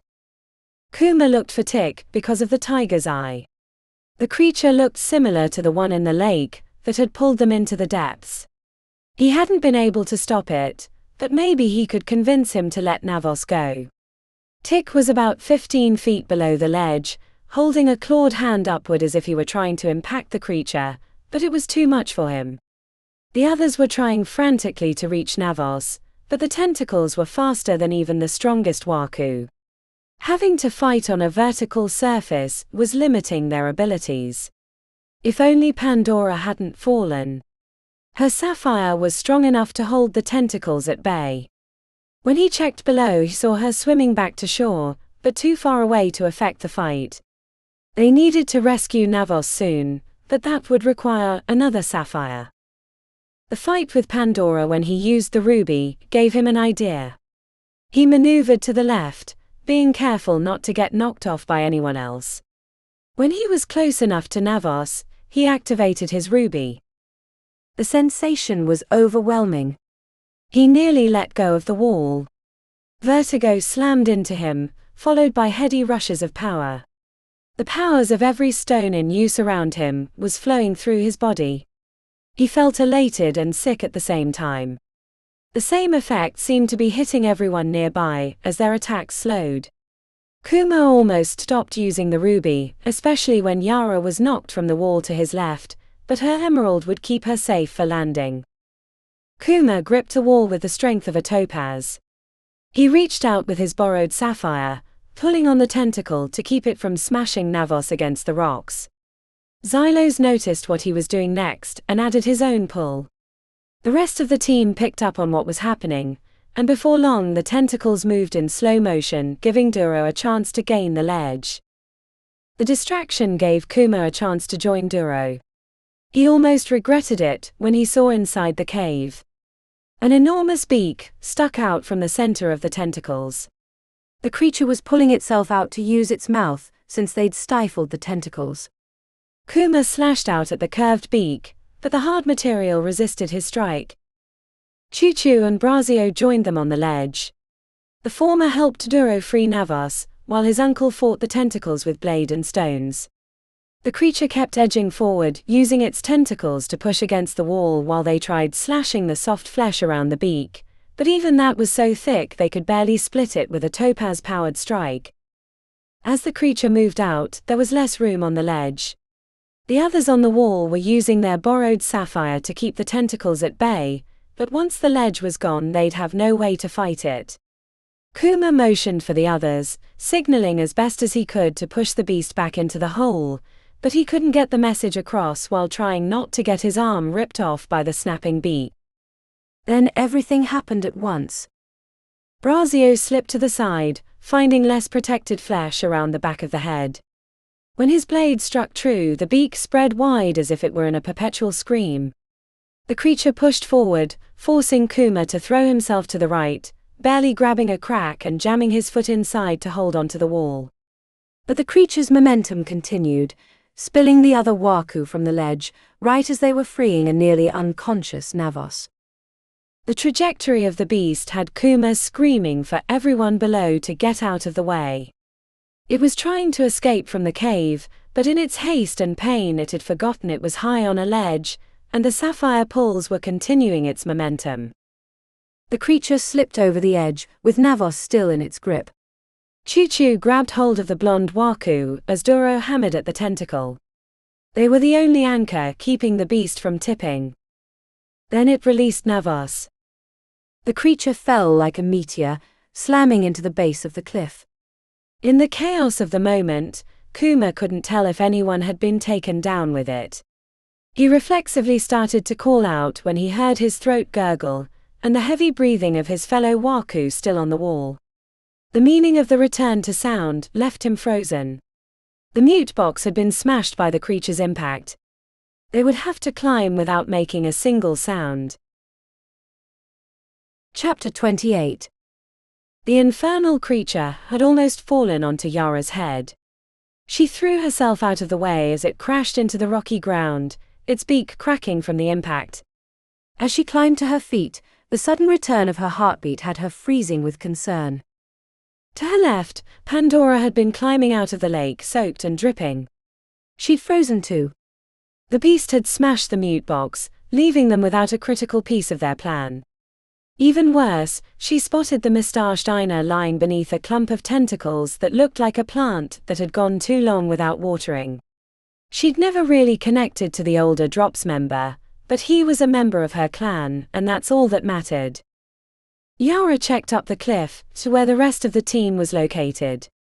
They clung to the rocks or stood on the ledge. No one was moving because they knew to make a sound was to give their position away. At least they'd gotten Navos away from the tentacle before it had fallen, or they'd be down 2 members of their team. She signaled up to her father, who was peering over the ledge. "What do we do?" Her question was met with a shrug. Did this mean they had to abandon the plan? As soon as the words entered her brain, her hands turned to fists at the thought of losing a chance to kill Deacon. Yara had never gotten over the way he'd used her. When he'd arrived at the academy, he'd been like no one else in the clan, and that had been part of the appeal. She'd always been in her family's shadow. If it had only been her uncle Niren and her father the war leader, she might have been able to deal with it, but Kuma had always outshone her from up close. It was like trying to light a match near a bonfire. She'd hated him for it, which was why she'd hooked up with Deacon in the first place, to counter Kuma's friendship with the crow. But she'd found herself attracted to Deacon despite herself. If he'd stayed the arrogant bad boy, she could have seen herself getting tired of the act, but he'd been incorporating their ways, making himself a hybrid of the crows and Razor. She'd found it hard to resist. So the day she woke to her uncle carrying her after Deacon had drugged her, she'd wanted to murder him. He'd clearly been planning on trying to convert her after the betrayal, which almost made it worse. How could he think that she would follow him, after he wiped out her family? How could he think that she would do that? And did anyone else? It had made her realize that he'd never truly learned the lessons of the Razor clan during his time at the academy. He'd taken what he wanted and discarded the rest. Which was why she couldn't wait to drive a blade through his skull. But that would never happen, unless they could make it up the wall. No one was moving for fear of making a sound. Yara stepped back and signaled to the others about Ina's demise. She received a nodded fist as acknowledgement. They'd expected that not all of them would make it, but not that they would lose someone so soon. As she stared at the wall, she knew they couldn't climb as they had planned before. They'd never once not made a sound, requiring them to start over. Her arms still ached with the memory of push-ups after each failure. But maybe they didn't all have to climb. Yara signaled to her father to drop a rope. There wasn't enough room on the ledge for everyone, but she needed to explain her idea. After a few minutes of configuring, a rope was slowly lowered to her location. She clipped into the harness and let them lift her to the ledge, where she immediately put her lips to both Duro's and Braio's ears to explain. Only one needs to climb. There are caves all the way up. We can use them like steps and then make the final push from there. The two war leaders conferred silently. The abundance of ambers made it easy to whisper without triggering the senses at the top of the cliff. Once they'd agreed and informed the rest of the team, her father started putting on a harness and coiling up a rope, but paused when she touched him on the arm and pointed to her chest. "I want to climb," she mouthed. Her father's eyes creased with understanding, then he nodded. Yara wanted to believe that she wasn't driven by the faint smile of approval, but she knew in her heart that she craved it. The needs of the clan had superseded hers, and she'd always understood, but it never made it easier. As Yara approached the wall with the rope hooked to her belt, she knew that she wasn't the best climber of the team. It wasn't that she was bad, but there were better members to accomplish the task. But she didn't care.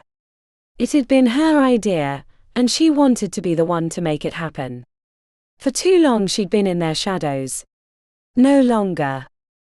A crack went up the wall from the right of the ledge. Yara jammed her hand in the gap, and with her toes firmly on an edge she pushed upward. Her topaz made it easy to grip, and the emerald provided a boost when she needed to make herself light for difficult sections. She made it to the next cave, about 40 feet above the one she'd left. Yara dropped the rope and then leaned against the wall to brace herself to allow Choo-Choo to climb. Once he reached her location, he took the rope and she continued climbing. The next section proved more difficult, as it was mostly obsidian, and they'd learned it was best to avoid the smooth rock if possible. She found herself stuck beneath a large field of the glossy black stone, and was traversing to her left when the hold broke. Yara was in no danger of falling, as her other hand was firmly lodged in a crack, but the rock would bounce and trigger the alarms. Yara snatched the piece out of the air before it fell out of reach. Hanging by one hand, the rock in her other, she exhaled slowly and shoved the piece into her pocket before continuing up the wall. Using the caves as a series of ledges, she managed to lead the team up the cliff. When she reached the final cave, one that was barely big enough for one person to stand, she knew there wasn't going to be a way to get everyone up without being spotted or triggering the alarm. The amber stone helped her pick out the noise sensors because they hummed faintly with electricity. There were two, one on either side of the cliff, pointed downward so they didn't pick up sound from the Alliance area. Putting her knife in her teeth, she climbed horizontally until she reached the first sensor. As carefully as she could, she soared through the wire until the little red light went out. When no alarm sounded, she breathed a sigh and crossed to the other side. When the second sensor was clipped, she risked driving an anchor into the wall using her topaz strength and dropped a rope down, which allowed the rest of the team to reach her location. 12 waku clung to the wall. Once they stuck their heads above the edge, they only had a short window to reach the other side, and disable the soldados with automatic weapons on the other side before they were gunned down. But for the moment, it didn't matter to Yara, as she'd gotten them up the wall without incident. Chapter 29. 4. Cut the wires, then cross the field. Yara and Kuma in the box, then the others cross when it's safe. We're inside. The words echoed in Choo-Choo's head even as he stared at Braio. He hated that those words were in the old Razor War Leader's voice, because he'd been the one to drill them. Kamina tapped him on the shoulder, giving him the hurry up sign. He was assembling the person-sized box, while he hung from an anchor bolt by his harness. The other drops were arrayed across the bottom edge, preparing their parts of the plan. Choo-Choo moved slowly, taking care not to drop a rod or connection device. The contraption required all the pieces to work. But he couldn't help but be distracted. Not for his own life. He checked back to Navos, who caught him looking and gave him a wry grin, a wave of blonde hair hanging in his eyes. The angle bracket took longer than he wanted to connect to a rod, because it had been bent slightly during the fight with the tentacled creature. As he worked it straight using his topaz strength, he noticed the tattoo on his inner forearm. VSVSTS. The initials for his mammy and two sisters. He missed his older sister Valeria, and would do anything to keep Vasi and his mother safe. If the plan failed, they'd have to flee the Undercity to a realm secret enough that Daraja had told none of them where they might be going. Thinking about Val made him glance at Braio again. He'd been the one to kill his sister in a duel, an event that Choo-Choo couldn't bring himself to forgive him for. He reached into his shirt to pull out the special blade he'd prepared for this day. On the hilt he'd etched his sister's name, Valeria. When the opportunity presented itself, he planned on driving the blade deep into Braio's heart. If he struck fast enough, there'd be no time to activate his black diamond or heal him with an opal. He wouldn't do it before the attack was complete, but once Dominion was dead, Choo-Choo planned to strike. He put the short blade back in his shirt and refocused on the task. As he pushed on the bracket, the iron snapped at the bend. The noise startled everyone nearby. He held up the broken section. The rod would have to be connected another way. He reached into his bag to pull out the remaining pieces, to find one of the rods had been broken in half. Shadows below, he whispered, shaking his head. The box was meant to protect Yara when he threw her across the field. He'd practiced for the last week, watching videos on Olympic hammer throwers to improve his technique. He'd been able to get her all the way across the field in a single throw, but that wouldn't be possible without the hexagonal box. Choo-Choo peeked above the ledge, using a mirror. The space was almost exactly as Duro had planned it. The opposite side was 350 feet away, give or take a few. A wooden wall with open windows provided an easy shooting lane, and 4 soldados stared into the dimly lit area with rifles in their laps. The only difference between their practice field and the real one was a cluster of stone pillars near the left side that held up the dome-like cavern, otherwise it was a perfect match. The plan had been for both Kuma and Yara to be thrown in their protective boxes. Then it would be their task to get out of their containers and eliminate the shooters before they could sound the alarm, which was a set of buttons on the back wall behind the soldados. Reaching them would take the soldados a few seconds at best. The hope had been that the team's sudden approach would put them in a split-second decision of using their weapons or getting off their seats to hit the button. It wasn't possible now without a second box. He signaled Duro that the box was unrecoverable. They'd have to find another way to cross. Nikolai unslung a rifle from his shoulder. They'd brought a single weapon as a backup, but 2 shots 350 feet through a small window was marksman-level shooting, and most of them were a spray-and-pray kind of gunmen. If they couldn't take out the shooters, it'd be a bloodbath trying to cross the field. And if they couldn't cross the field, the plan was finished. He couldn't let his sister and mother down, nor lose his chance to kill Braio. Not after all the tragedies that had already befallen their family. Honor demanded his revenge. The entire team seemed disheartened by the problem. It was already going to be hard enough, and now it seemed impossible. Too many things had to go right for them to cross the field without the alarm being tripped. The only way they could make it was if there was a distraction. With an idea forming, Choo-Choo unhooked from his anchor and crossed horizontally to Tick's position, where he explained his plan. The scrawny Waku nodded, so Choo-Choo moved to the warleader's position. No one disagreed, so the new strategy was spread amongst the team. He caught Navos staring at him, after he learned what was going to happen. Choo-Choo tapped on his chest over his heart, receiving the same gesture from Navos. It took Tick a half hour to return from the bottom of the cliff, after a quick descent on the rope line. A cloud of biting insects circled around him, but his tiger's eye kept their mandibles at bay. When everyone confirmed their readiness, Tick sent the insects across the field. The soldados didn't notice it, until they were about 100 feet away. They pointed at the cloud, but made no move towards their weapons or the alarm. Choo-Choo could hear laughing and joking about the approach, which grew to concern as the insects continued their passage. When the biting insects entered the first window, pandemonium ensued. 3 of the soldados were no longer staring across the field, but slapping the bugs that were feasting on their unprotected flesh. With the distraction in full swing, the team made their move. Without a teammate to throw, Choo-Choo was first over the edge, running straight for the lone shooter. His topaz gave him a good lead, while Braio filled in for Ina to throw Kuma in the box. The gunman lined up on Choo-Choo as he ran across the field. He was bracing for the impact of the bullet to knock him off his feet, and hoped that the injury wouldn't be fatal enough that an opal couldn't heal it. The gunshot made him flinch. When he realized he hadn't been shot, he looked up to see the shooter no longer in the window, and the box containing Kuma landing near the wall.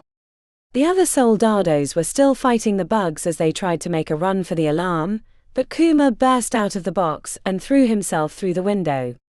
3 non-waku were no match for his blades, and the threat was eliminated. Everyone slowed to a walk, reaching the other side with the guards dead. "Well done," said Duro, gesturing to Choo-Choo. "But the shadows do not care if we succeed, so keep your guard up." "We lost Ina, so Choo-Choo, I'm going to need you at the door with me and Braio." The news sent a wave of conflicting emotions through Choo-Choo. He'd have the chance to kill Braio that he'd always wanted, once they were through the door. The hardest part of their mission was getting into the protected area, and Choo-Choo had no doubt that their waku, even without Braio, could easily clean up the Alliance leaders. "Okay everyone, 5, 6, 7.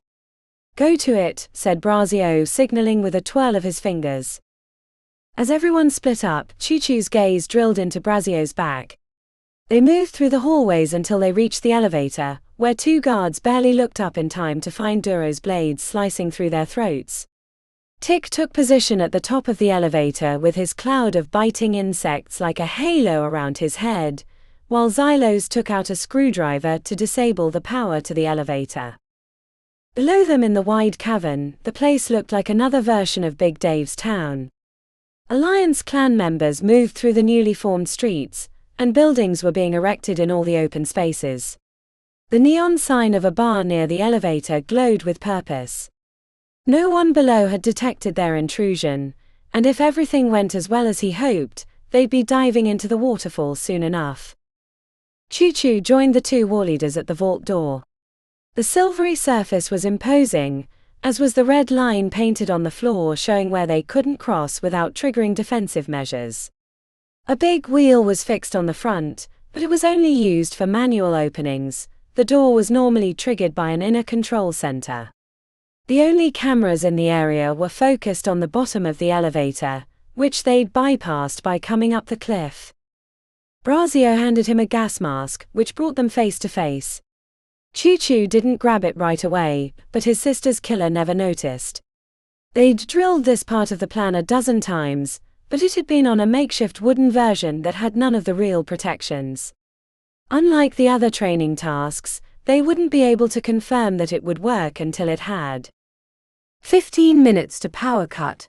Better get spraying, said Duro as he went to check on the lookout at the elevator. The nozzle spray was Braio's job, while Choo-Choo took the pump.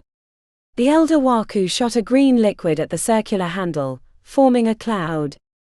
It started working right away, eating through the enchanted steel as if it were butter, but even as rapidly as it was working it would still take time. He kept up the pump with a piston action until they'd burned through the outer layer, then Braio focused the spray until it was a beam, filling up the interior section with the alchemical acid. With the spraying complete and the cloud dissipated, Braio yanked off his gas mask and motioned for Choo-Choo to do the same. Now we wait, said Braio, checking his watch. They had 5 minutes until the power was cut.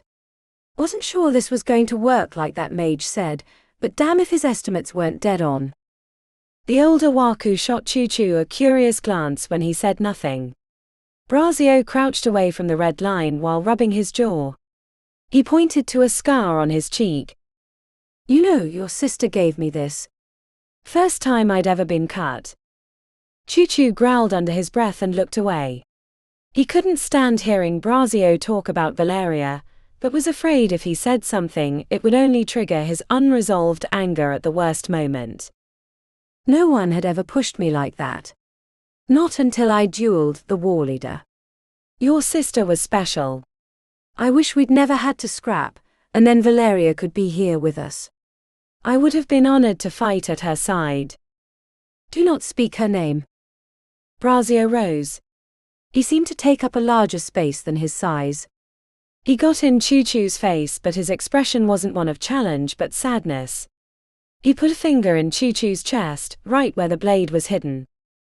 After this is over, if you want to duel me, warrior to warrior, without stones, I will fight you. I don't want to. Your mother has grieved enough, but I do not want to deny you your revenge should you desire it. It is your right. But know that this will not soften your heart. When I was a young warrior, I fought like a demon, killing anyone who dared to hurt my clanmates. My thirst was unquenchable. He held up his hand, which was marred with white lines. These hands are soaked in blood. I offered a duel at the slightest provocation, and my mouth was cunning enough to ensure they would fight me. Even when they did not, I found reasons to incite battles which we invariably won. But that ended the moment my blade went into her chest. I had admired her from afar. She was a warrior like no other, and after it was over, I realized the damage that I had inflicted.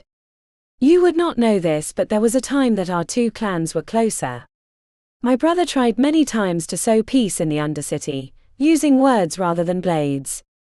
Had I listened to him and not fought your sister, we might have been one clan years ago. This made us both weaker, and when the stones were discovered things changed so quickly that it was almost too late. Braio gestured to the world around them with his eyebrows.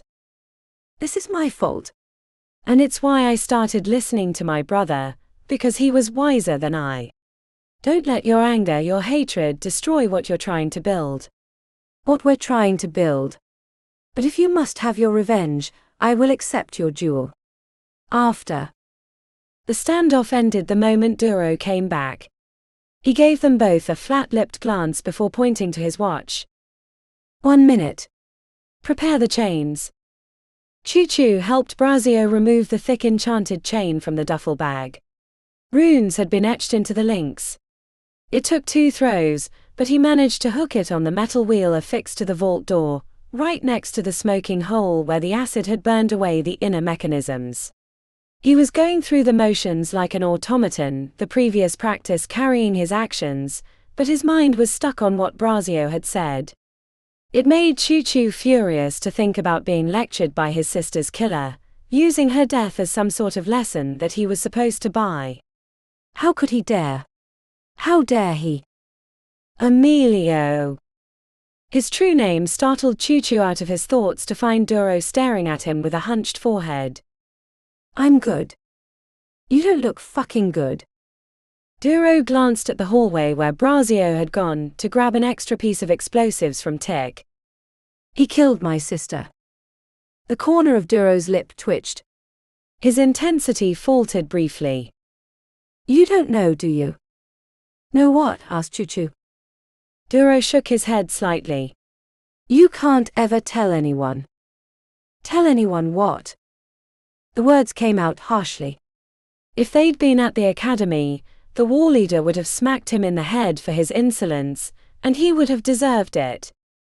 Braio killed Valeria because she'd killed his wife 6 months before. She wasn't a warrior. Not a soldado. Just a woman he loved dearly. But she got caught in an ambush on the way to the Torino. The two clans weren't at war at the time, so they thought they were safe, and only had the denizens of the Undercity to worry about. Val wouldn't do that, said Choo-Choo. Duro frowned. She was as ruthless and bloodthirsty as Braio. The two of them were the same, and had things happened slightly differently, it would be Yara wanting her revenge against Val. I don't believe you. The truth exists whether or not you believe in it, and will eventually return to equilibrium. Usually with a reality debt. The paradox of the warrior is that he fights best when he's not fighting at all. To throw a punch in anger is to betray the very principles of what you've trained to be. We're not warriors because we're tough or we want to kill. We're warriors to protect the people we love.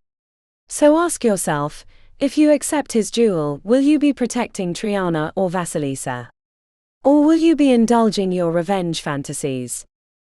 Duro's eyes shot to the left as Braio returned in his white hazmat suit, holding an industrial drill. Grab that chain. We've got a door to break. The two of them wrapped the chain around their forearms. Duro was in front, right outside the red line.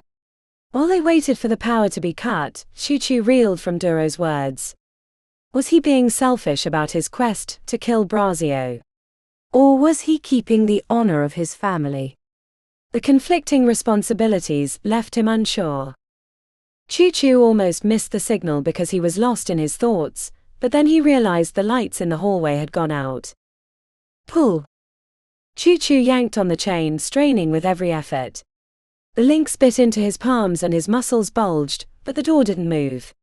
When it was clear the door wasn't moving, Braio stepped over the red line with his drill.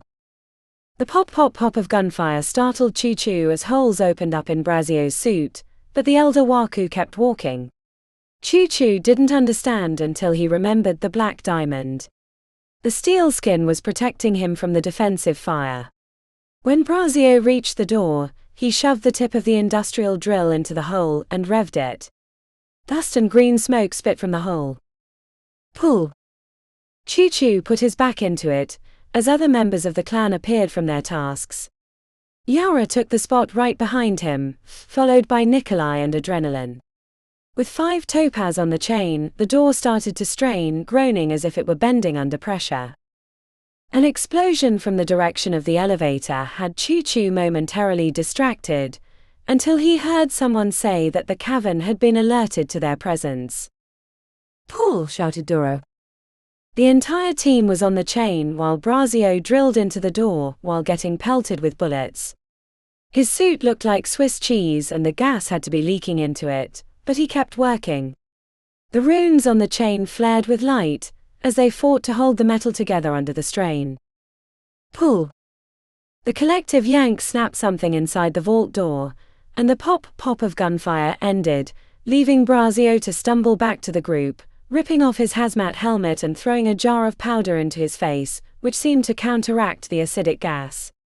Pockmarks dotted his face where the acid had burned his skin despite the steel protection. The way Braio heaved with breath suggested that standing inside the gas had been extremely painful. "Everyone get ready," said Duro, pulling out his blades. The collective whisper of steel sliding from sheaths was followed by another explosion from the elevator area. Duro was standing in front. His head made a quarter turn. "No mercy. Kill them all. El Claneto Vas." Choo-Choo found himself shouting with the rest of his clan. El Claneto Vas. Chapter 30. The explosion near the elevator had Kumina ducking, even though she knew she should have been expecting it. Fuck.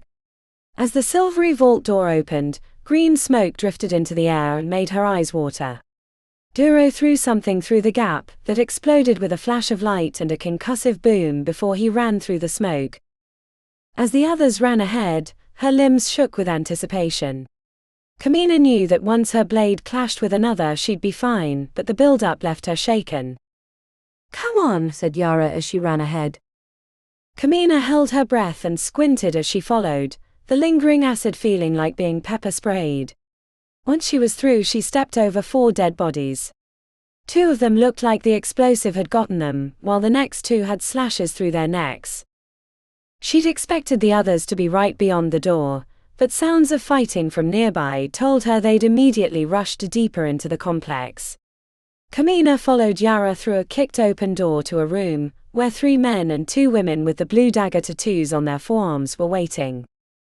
The fear coursing through her veins turned to energy, as she blocked a strike almost a hair too late, but managed to kick the woman attacking her in the pelvis before she could bring her other arm around. The tight space was filled with slicing blades, cries of impact, and the gurgle of death wails. Less than 10 seconds after they'd entered the room, 5 Alliance clan members lay dead on the ground while Kumina heaved with breath. Yara grinned at her with blood splattered across her face. Before Kumina could say something, Yara rushed through the next door, forcing her to follow. They found themselves in a large industrial kitchen. Yara went screaming around the stainless steel counter, but stuttered to a stop with her blades raised. Kumina joined her to find a group of men and women cowering near the walk-in freezer. One woman with thick black hair and a scar on her cheek started speaking rapidly in a language Kumina couldn't understand. The woman gestured them away angrily. "I don't think they're here of their own accord," said Kumina. The swinging doors led them into a huge cafeteria that looked large enough to hold 100 people. A melee was already underway on the opposite side. When they rushed in, a small group of Alliance clan hit the cafeteria at the same time. Kumina locked eyes with a hulking guy who held an axe in one fist as if it were a dagger. The fear came back as she crossed the cafeteria. The axe-wielding waku kicked a table into her way, which she narrowly jumped. The way he knocked it over suggested he was a topaz. With no offensive stones, she felt outclassed, but tried to remember everything Pandora had drilled into her about using the opal. "I'm gonna wear your corpse like a cloak," he said, grinning with golden teeth. His axe snapped a table in half as she leapt out of the way. "Come on, Kumina," she muttered to herself. So far she'd been acting on instinct, but she wasn't going to survive against this beast of a man unless she fought smarter. Kumina flooded her amber to sense where he was going to strike next. She caught the twitch of his muscles a moment before he lunged, which allowed her to dodge backwards, avoiding the swinging axe rather than trying to block it. But even anticipating the blow, it was still hard to avoid as his topaz gave him supernatural speed. She tapped into her opal, coaxing her muscles and adrenaline system into overdrive right as he kicked a table, forcing her to jump over it. She landed as the axe came screaming at her head.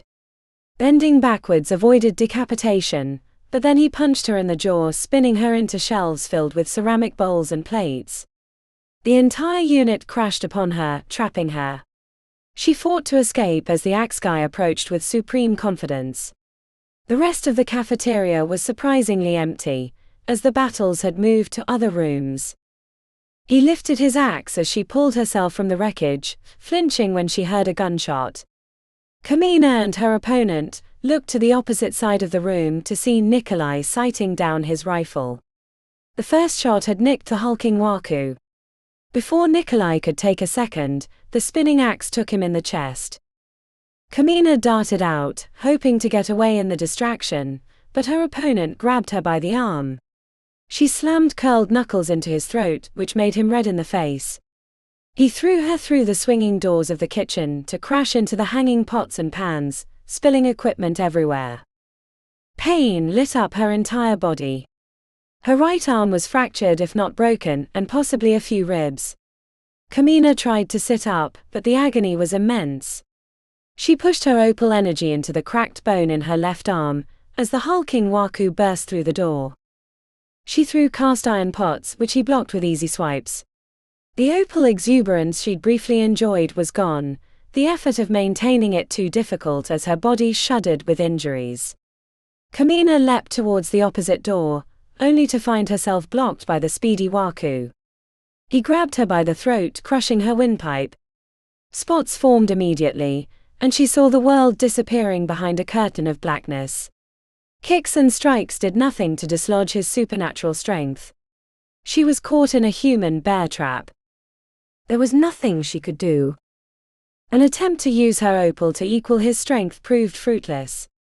He was too strong, and she was too exhausted from her injuries. He pulled her close to bark into her face. "Die, bitch." Before she blacked out, Kamina jammed her palms against his eyes, pushing everything she had into them. She imagined a white-hot bonfire erupting from her hands. The guy screamed and launched her away. She crashed through a wall, landing in a pantry filled with cooking supplies. Kamina could barely breathe as her windpipe had nearly been crushed, but she managed to use her opal to fix the worst of the damage. Kamina managed to climb back into the kitchen to find the hulking waku still screaming with his hands over his blackened eyes. She'd burned them out with her opal, leaving him blind. A cleaver on the wall made a convenient weapon.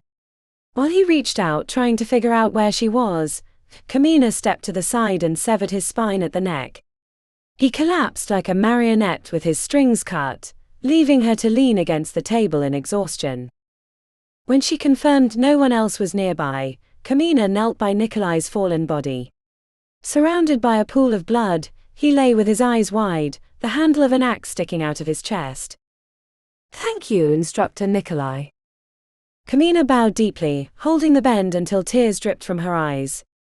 Then she stood and went in search of others to kill. Chapter 31. The fighting had spread out amid the complex, which went back further than Braio had expected. It appeared each clan leader had their own apartment section, where they lived with a small group of personal guards. Braio faced a knot of Voina protecting Oleg Koval. They bristled with spears and swords, while Oleg, who stood in back, held a huge handgun. Braio wiped the blood from his sword reaver with a rag he'd found, then tossed it over his shoulder. "I'm sorry, Oleg. I respected how you ran your clan, but you never should have allied with Dominion." "Allied?" Oleg laughed, clutching his handgun in both hands. It looked big enough to take down an elephant. Braio wasn't looking forward to getting hit with it, even with his steel skin. That option left the building the moment Dominion took Lionel's head off. Oleg held up a hand. The pinky looked mangled. "He made me do this to myself. Can you believe it? Now we bow and scrape, and hope that he'll let us live a little longer. Maybe I'll let you kill me just to escape him." The leader of Voina made no motion to stand down his men. There were 6 of them. "Join me and we can take him. You can merge with the drops. When we run the entire Undercity, you'll have a place of honor and respect as you deserve. Not cowering in your apartment waiting for your favor to turn." Oleg's laughter sounded hollowed out. "Braio, I wish I could believe that you'll win, but you don't stand a chance against his maetrie mercenaries. You'd best put the blade to your own throat. What about your daughter? Didn't she just get married? Think about her." I am. If you kill me, then she'll still be alive, but if I side with you and we fail, then she'll lose her life too. I'm sorry, my old friend. There was a time I wished I could have dueled you, but you long ago surpassed me, and now I'll have to rely on my cunning rather than skill. Braio knew Oleg had been trying to distract him, but he'd been running his amber the entire time and knew 3 waku were sneaking up behind him with sabers. Braio casually reached into a pouch and tossed a smoke canister into the room as the 3 waku attacked. His sword Reaver sliced the first in half at the waist, giving him a straight shot at the other 2 who'd thought to use the attack to flank him. The woman's right leg was too far forward by 2 inches, leaving her slightly off balance.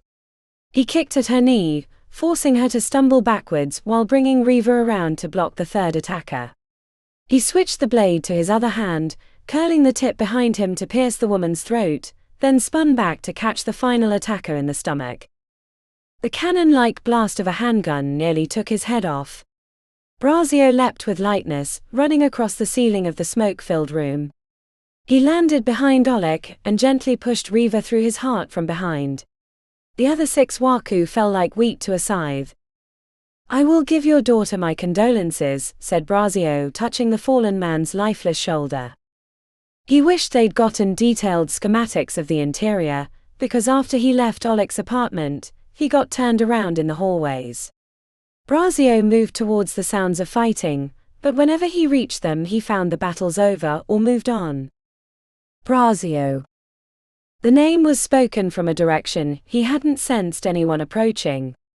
Braio turned to find a familiar, yet unfamiliar face staring back from across the room. It was Gregor Anderson, head of the Crows, but he looked much different. The outline of his shoulders was jagged with metal, and his face was darkened by shadows. The only bright colors came from the braces on his wrists. Gregor held a maul the size of a trash can. He shouldn't have been able to carry a weapon that heavy, but something had been done to him, making him different. Shadowy smoke lifted from his arms. "You don't look so well, Gregor." "I've never felt better," said Gregor, his voice vibrating with strange energy. "Now I get to finish what Titus should have done for me." "You can join your brother in the earth." In years past, anger would have flooded through him and he would have leapt to battle, but the wisdom of age told him he was being baited. While Braio didn't fear this new version of Gregor, he wasn't about to rush in without understanding the dangers. "Only a coward strikes a friend in the back." Gregor grinned, which turned his face into a horrifying mask. "Do not invite the viper into your home and be surprised when it bites you." He spat on the ground. "You and your brother thought your honor protected you. You believed it made you better, but it was a weakness that I exploited. It was your downfall. Without honor, it's a race to the bottom where no one wins. Look at you now, Gregor. You're not even human anymore. I don't know what that cursed city elf did to you, but I don't think you can live like that." He gave me a chance to fight. To squeeze the life from your arrogant eyes. During their conversation, Gregor had been moving closer. He was within 15 feet. Braio was studying his muscles for the twitch of movement, and then he could counterattack. When the moment came, Braio sped forward on a cocktail of speed and lightness. Reaver sung through the air. The man's head should have been taken clean off, but when Braio landed, he found Gregor had avoided the strike, and was bringing the enormous war maul around for a crushing blow. Braio switched to steelskin before impact. He was thrown through the wall, snapping interior structural pieces. Before he could regain his feet, Gregor had somehow followed him through and had grabbed him by the neck, smashing him through the rest of the wall with his head. Braio felt like a human battering ram, demolishing more of the wall. It took all his energy to maintain the steelskin.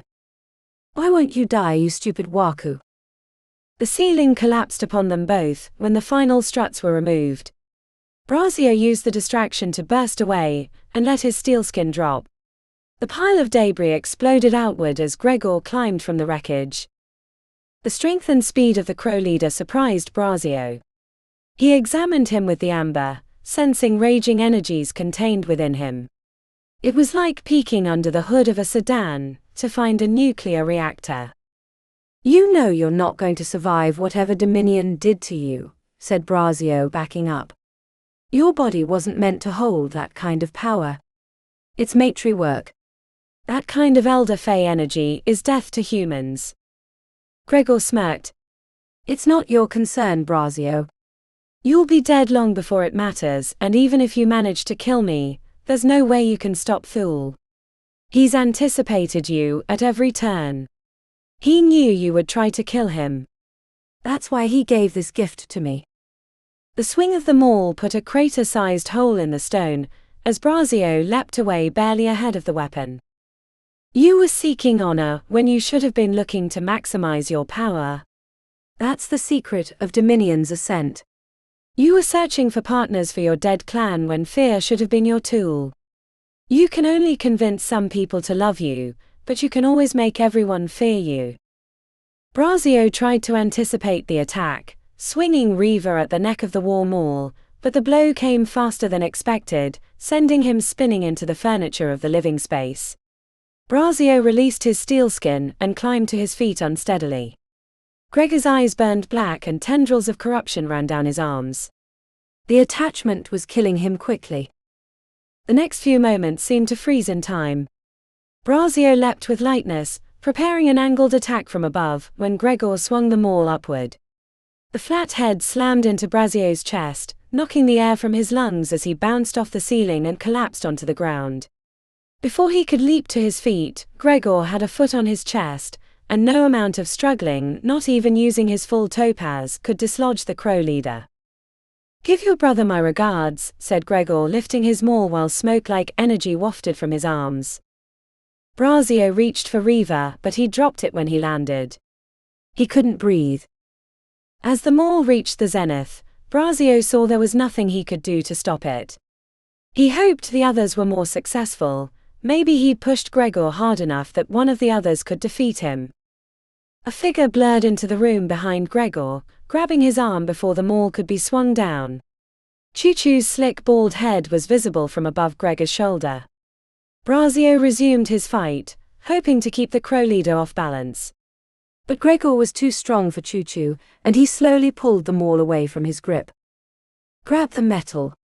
Braio coughed out. Choo-Choo's forehead scrunched, but he switched one hand to the jagged metal pieces attached to Gregor's shoulder, digging his fingers beneath the flat pieces which squelched and spat black smoke.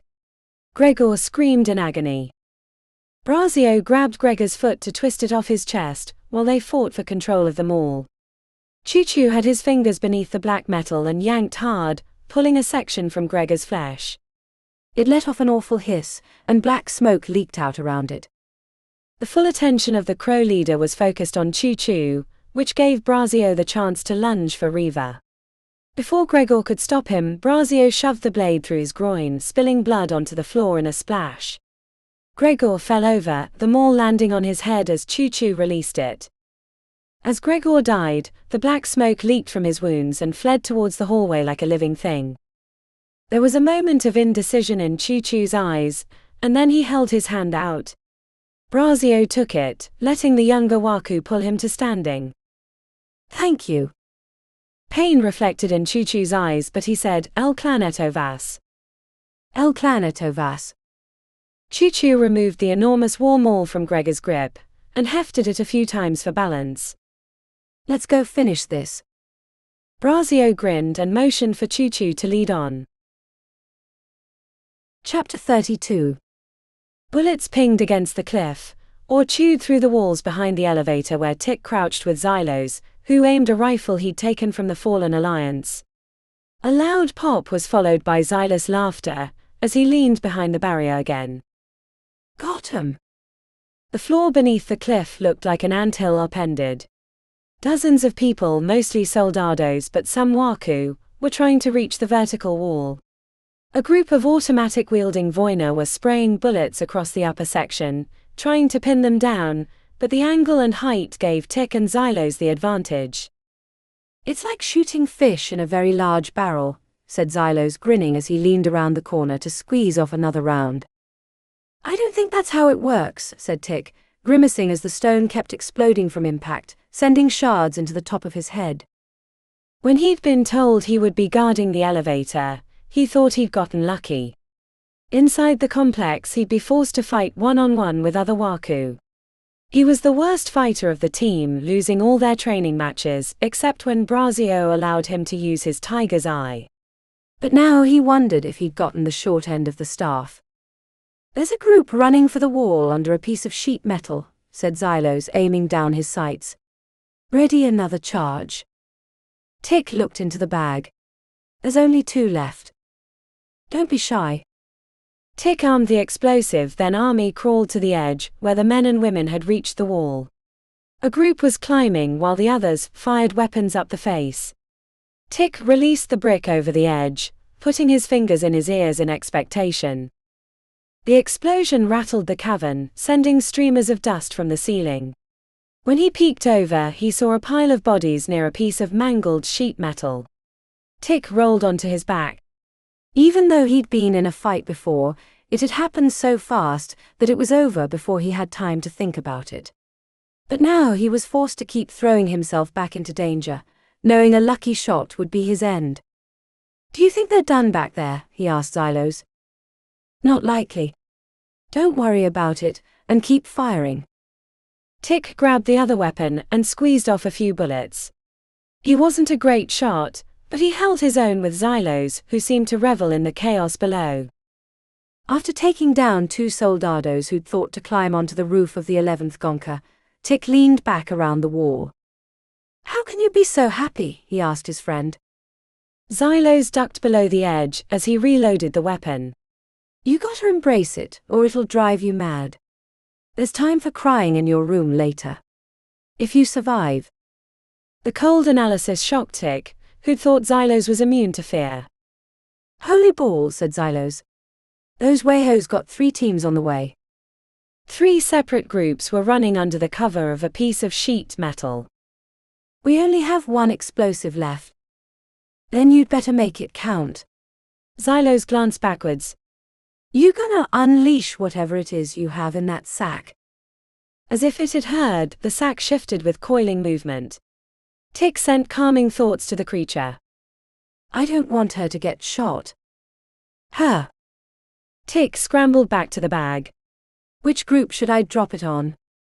Xylos yelled over his shoulder. "Just pick one." The explosive went over the edge like the others. When it triggered, there were cries from the other 2 climbing teams. "Ha! Some of them lost their grip," said Xylos. "They're moving fast," said Tick, daring a look when he fired his weapon.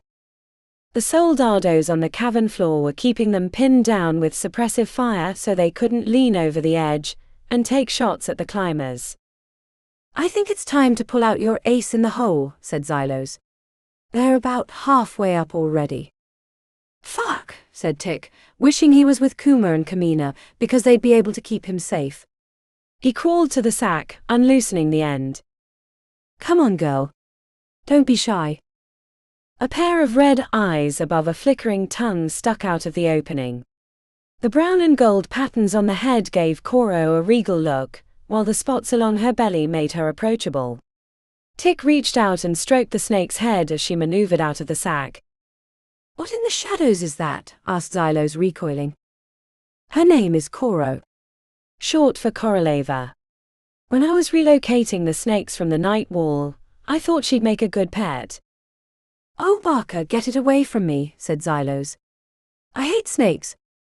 Tick whistled softly and coaxed Koro to leave the sack. When she was halfway out, Koro unfolded her leathery wings, which looked gossamer-like when they were stretched wide as the light filtered through the membrane. "I hate to do this to you, but if I don't, they'll kill us both. I hope you're small enough they can't hit you," said Tick. The flying snake stared back with crimson eyes flicking her tongue. He sensed apprehension from Koro. Tick reached out to the snake with the tiger's eye, and gently impressed upon her the importance of flying over the edge. He sent pictures of the men climbing, and then images of himself being stabbed when they reached the top. Koro darted over the cliff, and moments later screams erupted, followed by the heavy crunch of impact. "Kill the snake." "Kill that fucking snake," came the cries from below. Tick used the distraction from Koro to lean over the edge and fire at the climbers. He picked off one that was only 20 feet from making it to the top, but there were a dozen more spread out along the wall. Koro flew around the climbers, biting some and avoiding getting shot, mostly because they weren't firing when she was near the others because they could easily hit their clan mates. The snake wanted to escape rather than fight, but Tick kept the compulsion on her. "I'm sorry, Koro," he whispered as he leaned over for another shot. "Got another, Xylos?" Tick kept firing. One by one, with the snake's help, he cleared the wall, then leaned back around the elevator and sent for Koro to return. He leaned toward Xylos, who was lying in a prone firing position with the rifle in his hands. "Hey, we got him. You can pull back now. It'll give him something to think about for the next attempt." When Xylos didn't move, a pit formed in Tick's stomach. Then he saw the thick crimson liquid running down his friend's neck. A bullet had taken him in the throat, and he'd died choking on his own blood. Tick had never heard his struggles in the chaos. The flying snake made it back to the top and gently landed in his lap. Tick stroked Koro's neck as he thought about Xylos' ever-present laughter. He'd never hear it again. Tick checked back over the edge to find they were readying for another assault on the cliff. Even with Koro's help, he wasn't sure how he was going to fend them off this time. He checked back to the main door, hoping the rest of his clan would appear soon. Otherwise, they were going to be trapped.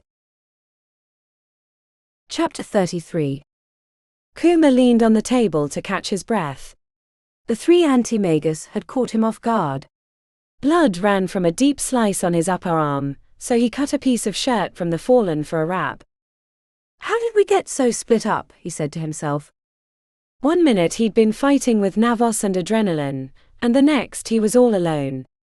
When he tried to follow the sound of battle, he got turned around and ran into the anti-magus Waku. He was lucky they didn't know how to scrap, and he'd managed to use his ruby to borrow the topaz from the best warrior. Kuma wiped the sweat from his hands. He didn't want to lose his grip on the hilts of his blades in the middle of a fight. After sending his amber sensing out, he moved back the way he'd come in hopes of finding Deacon. He'd seen no sign of the crow, but that didn't mean he wasn't lurking somewhere in the complex. A faint exhale of breath warned him of a person hiding around the next corner. Kuma threw himself through the opening with lightness, then kicked off the opposite wall for a double X attack, when he realized it was his cousin. "I almost took your head off," she said, shaking her head. Wisps of black hair were plastered to her forehead, along with specks of crimson. "It's a fucking mess back here." "Where is everyone?" Yara frowned. "I found Nikolai with an axe in his chest near the cafeteria. Otherwise, every time I try to find someone, I end up in a scrap." "Let's stick together then." Yara's jaw pulsed. "I get to kill him. Come on, Yara. Promise me that." "I get to kill Deacon." The pain in her brown eyes had Kuma relenting. "Okay." "No," she said emphatically. "Promise." "Swear." All right. I swear." "Shadows below, what did he do to you?" Yara looked away. "It doesn't matter. What matters is I'm going to kill him." He'd never been close with his cousin, but for the first time in a long time, he wanted to put his arm around her shoulders. His arm started to twitch that direction, and she glared at it as if it were a live wire. "Don't even think about it." Kuma held his arms up. Yara grumbled and went ahead of him down the hallway, the opposite direction he heard fighting, but he didn't want to contradict her. In the next room they found the bloated corpse of Gregor Anderson. His death had to be recent by the spilled blood, but he looked grossly deformed as if he'd been sitting on the bottom of a lake for a week. Yara kicked the corroded black metal on his shoulders, waking faint runes on its surface. "What's this?" "I'd leave it alone." Yara glared at him. "Despite our past, Yara, I do care that you stay alive." "I wouldn't put it past you to let me die just so you could kill Deacon." You know that's not true. Feels true, she grumbled. Kuma crouched by the golden braces. These don't look so bad. I thought you said not to touch. He gestured to the front of the corpse. Something bothers me about those. When I use my amber, I swear I hear voices inside the metal. Not so much for the braces. Your funeral. Kuma removed the braces, though it took some work since Gregor's flesh had expanded. He shoved them into a pouch. The rattle of an explosion from the front of the complex had them both looking up. I hope Tick's doing all right, he said. Me too. When Kuma arched an eyebrow in her direction, she said, I care. Hard to tell. Whenever I turn my back on you, I always imagine that you're debating the pros and cons of putting a knife in it. That's not fair. But it's true. She sulked. Okay, I do think about it. But I wouldn't really do it. I hear something near the cafeteria. Yara followed him that direction. It's never been easy living in your shadow. My shadow, he asked, genuinely surprised. You've always sucked the air out of the room. Even my father thinks more of you than he does of me, said Yara, scowling. That's not true. You're one of the best warriors in the academy. You'd probably be the best if it weren't for your anger issues. She stomped her foot as she spun around. I do not have anger issues. Kuma raised an eyebrow. Okay, so I do a little bit. Yara, you could be as great as your father if you'd stop trying to prove something to everyone and just be yourself. He paused. That's why you were with Deacon, wasn't it? At first, she said. But then it wasn't so bad. Why do you hate him so much? She growled out her answer. Because he drugged me. He thought I would stay at his side like some sort of dog, after they wiped out our family. Your father, my uncle. Everyone. I was fucking the traitor. And he thought I would stay with him. Do you know how demeaning that is? I've always had something to prove because of my father, and then with you outshining me at the academy. Then to have him put that on me. You know, people looked at me differently after we had to join the drops. They wondered if I was a mole, if I was the one. I'm sorry, Yara. I didn't know. Of course you didn't. You were always in the center of. She turned her head, signaling someone was nearby. Kuma followed her into the cafeteria, where more than one battle had occurred. He thought they'd been mistaken, until the grey-skinned assassin strolled through the opposite door. A hiss slipped through Yara's teeth, and she moved like she was going to charge him, until Kuma said, "Careful." You're right to be worried, said the maetrie assassin with a sneer that could curdle milk at 100 paces. You're Kavano. The boy knows his maetrie well. When you and your uncle played hide-and-seek with me in the city, I thought we'd get to meet that day. The casual arrogance of Kavano was more than just the awkward saunter, or the way he dragged the tip of his sword along the tiles. It wasn't just the slash of his mouth, one part serial killer smile, one part grimace, or his fearsome reputation. He oozed superiority, as if he'd never faced an opponent he couldn't destroy. Demean even. I'm not interested in killing pups, said Kavano with a smirk. He jerked his head. Best to leave the complex before I change my mind. If I see you again, I won't be as kind. Kuma wasn't sure that they shouldn't flee as fast as they could and forget the mission, but Yara stepped forward with her blades wide. Yara. We can't take him. Anyone's beatable, she said, muscles rippling with intent. Kavano laughed. The sound was like having a spike slammed into Kuma's chest. Truth, girl. Anyone is beatable. But even your best isn't good enough. Not even the both of you together. Now get before I change my mind, he said, jerking his head as if they were a couple of mangy dogs hanging around. Yara raised her blades wide and let out a war cry, which had Kuma shifting forward to follow her into battle. He used his ruby to borrow her topaz and matched her lightness-aided leap. The maetrie assassin never moved. He stared at them passively with the sword leaning against the tiles, staring up at their approach through the curtain of his dark hair.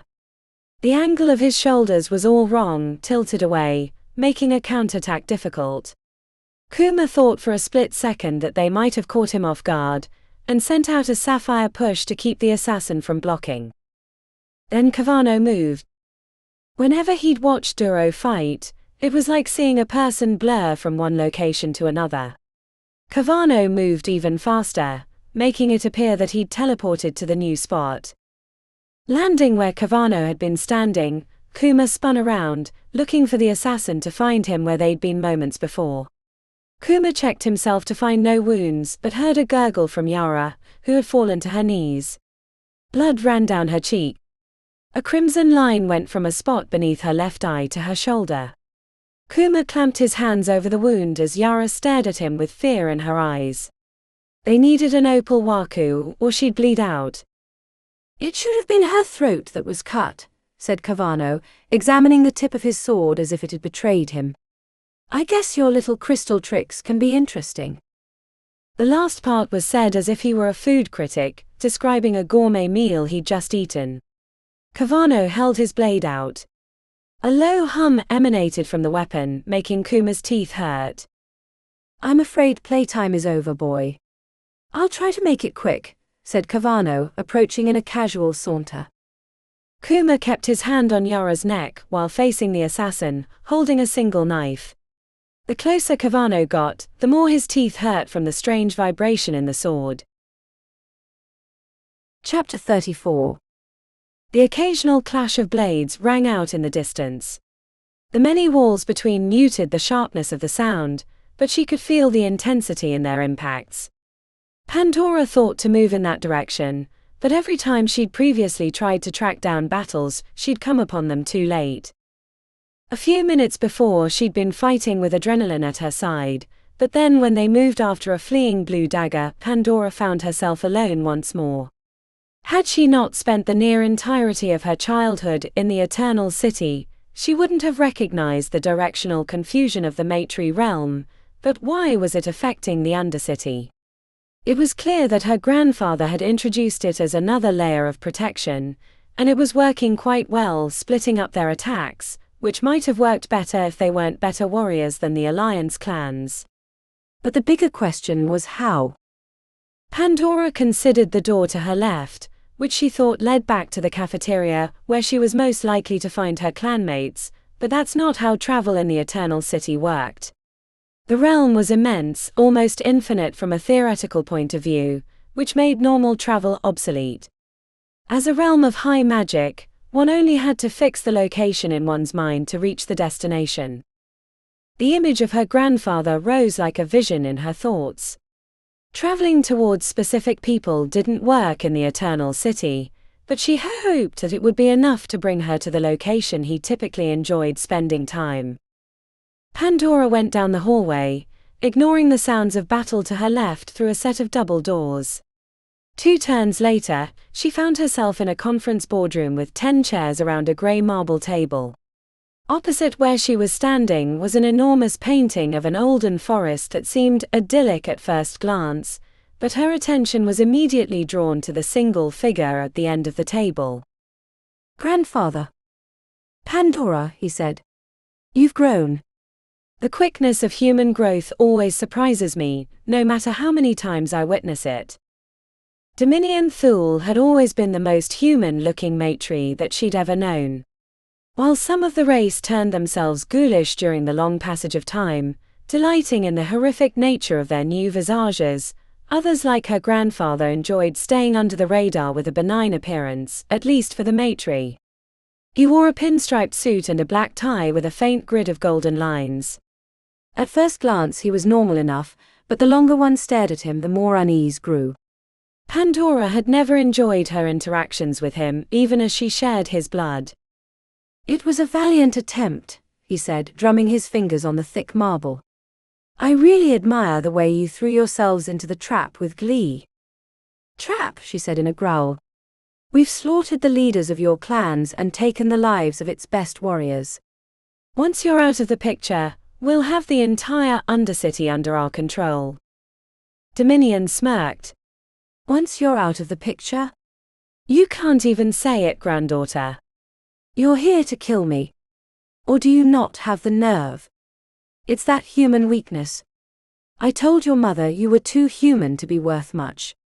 But true to your kind, she refused to see the truth, letting love blind her to the fact that you would always be a disappointment. Love is not weakness. I killed my father when I was your age. In matri terms, if I hadn't, he would have killed me in turn. That's the superiority of the matri. We are competition incarnate. Humans call it survival of the fittest.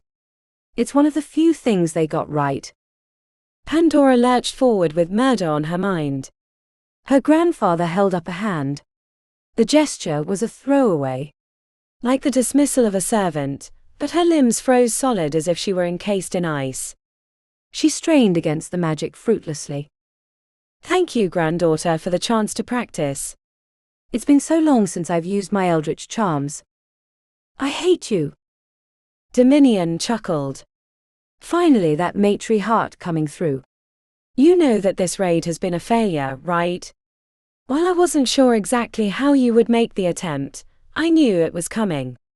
The best part is that you've done for me what I couldn't yet do myself. The alliance part of this business was becoming a bore and interfering with my work. By eliminating the petty leaders of its clans, I can consolidate my power absolutely, and with the drops out of the way, the Undercity will be under my control. Not only have you failed, but your failure has made me stronger. If you were a better student of matri warfare, you might understand this concept. Vigragat. The matri word felt awkward on her tongue, only because she hadn't spoken the language in years. I believe the humans call it heads I win, tails you lose. It's not exact, but close enough. No one will let a matri have control of the Undercity, or the phase crystal trade, said Pandora, fighting against the compulsion that had stilled her limbs. That's where you're wrong, granddaughter. You see, other attempts by the matri courts to take control of human endeavors have failed spectacularly because they always approach the humans on matri terms. That's why I've spent the last 40 years in these lands, so I could better understand your kind. Eventually I found a human that closely matched the matri heart, but unfortunately stuck his neck out too far and had it chopped off. It sorely set back my plans, but then when the phase crystals were discovered, I knew a new opportunity had revealed itself. Matri culture is flawed, said Pandora. No one wins if everyone is always fighting, which is why the human ability to love and care for each other is more important. Yet here we are, said Dominion, spreading out his hands, palms up. Do not underestimate the ability of humans to succumb to their base desires, given the right incentives. Put ample flaws in the system, make people's intentions opaque enough, while making vast rewards available to the winners, and then watch them fall all over themselves to cut each other's throats. You're not stopping at the Undercity, she said. Why would I desire to control this playground of petty gangsters and fungal delights? The only reason I bother is because the phase crystals will fuel my empire's growth. With the halls weakened from the invasion, the window of my opportunity widens. Dominion reached under the table, and a soft chime sounded from nearby. His sour expression was tempered with superiority, making her want to spit on him. It was hard to believe they were related. Two men with the tattoos of blue daggers entered from the opposite door with two sets of rund manacles. They clamped them around her wrists and ankles. She felt the energies contained within the metal holding her limbs at bay, but she sent out a tug of Sapphire only to see it barely move the chair to her right. The manacles were dampening her stones. What are you going to do with me? She asked. Her grandfather approached. He put a finger under her chin, lifting it slightly. Doing what I should have done a long time ago. I'll be sending you to the Eternal City, where you will have one final chance to prove yourself. He arched an eyebrow. If you cannot, then I will have rid myself of a troublesome granddaughter. Be warned, I have little patience for defiance. He gestured to the two waku, and they grabbed her arms, dragging her towards the opposite door. Be grateful you're not like the rest of your clanmates. Kavano should be soon finished with them, and then I can get back to taking control of the Undercity. In the wake of her grandfather's leaving, she felt a great pit open inside. The world crashed in upon her, leaving her too stunned to fight the men leading her away. 23 tiles. 17 links. 0 chance of escaping. Chapter 35.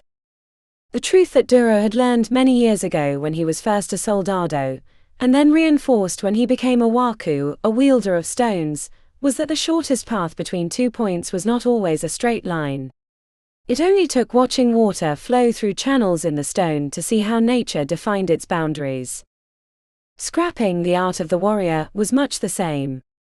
Punches should be thrown at the point of maximum impact, from the center of the body. 2 points. 1 line.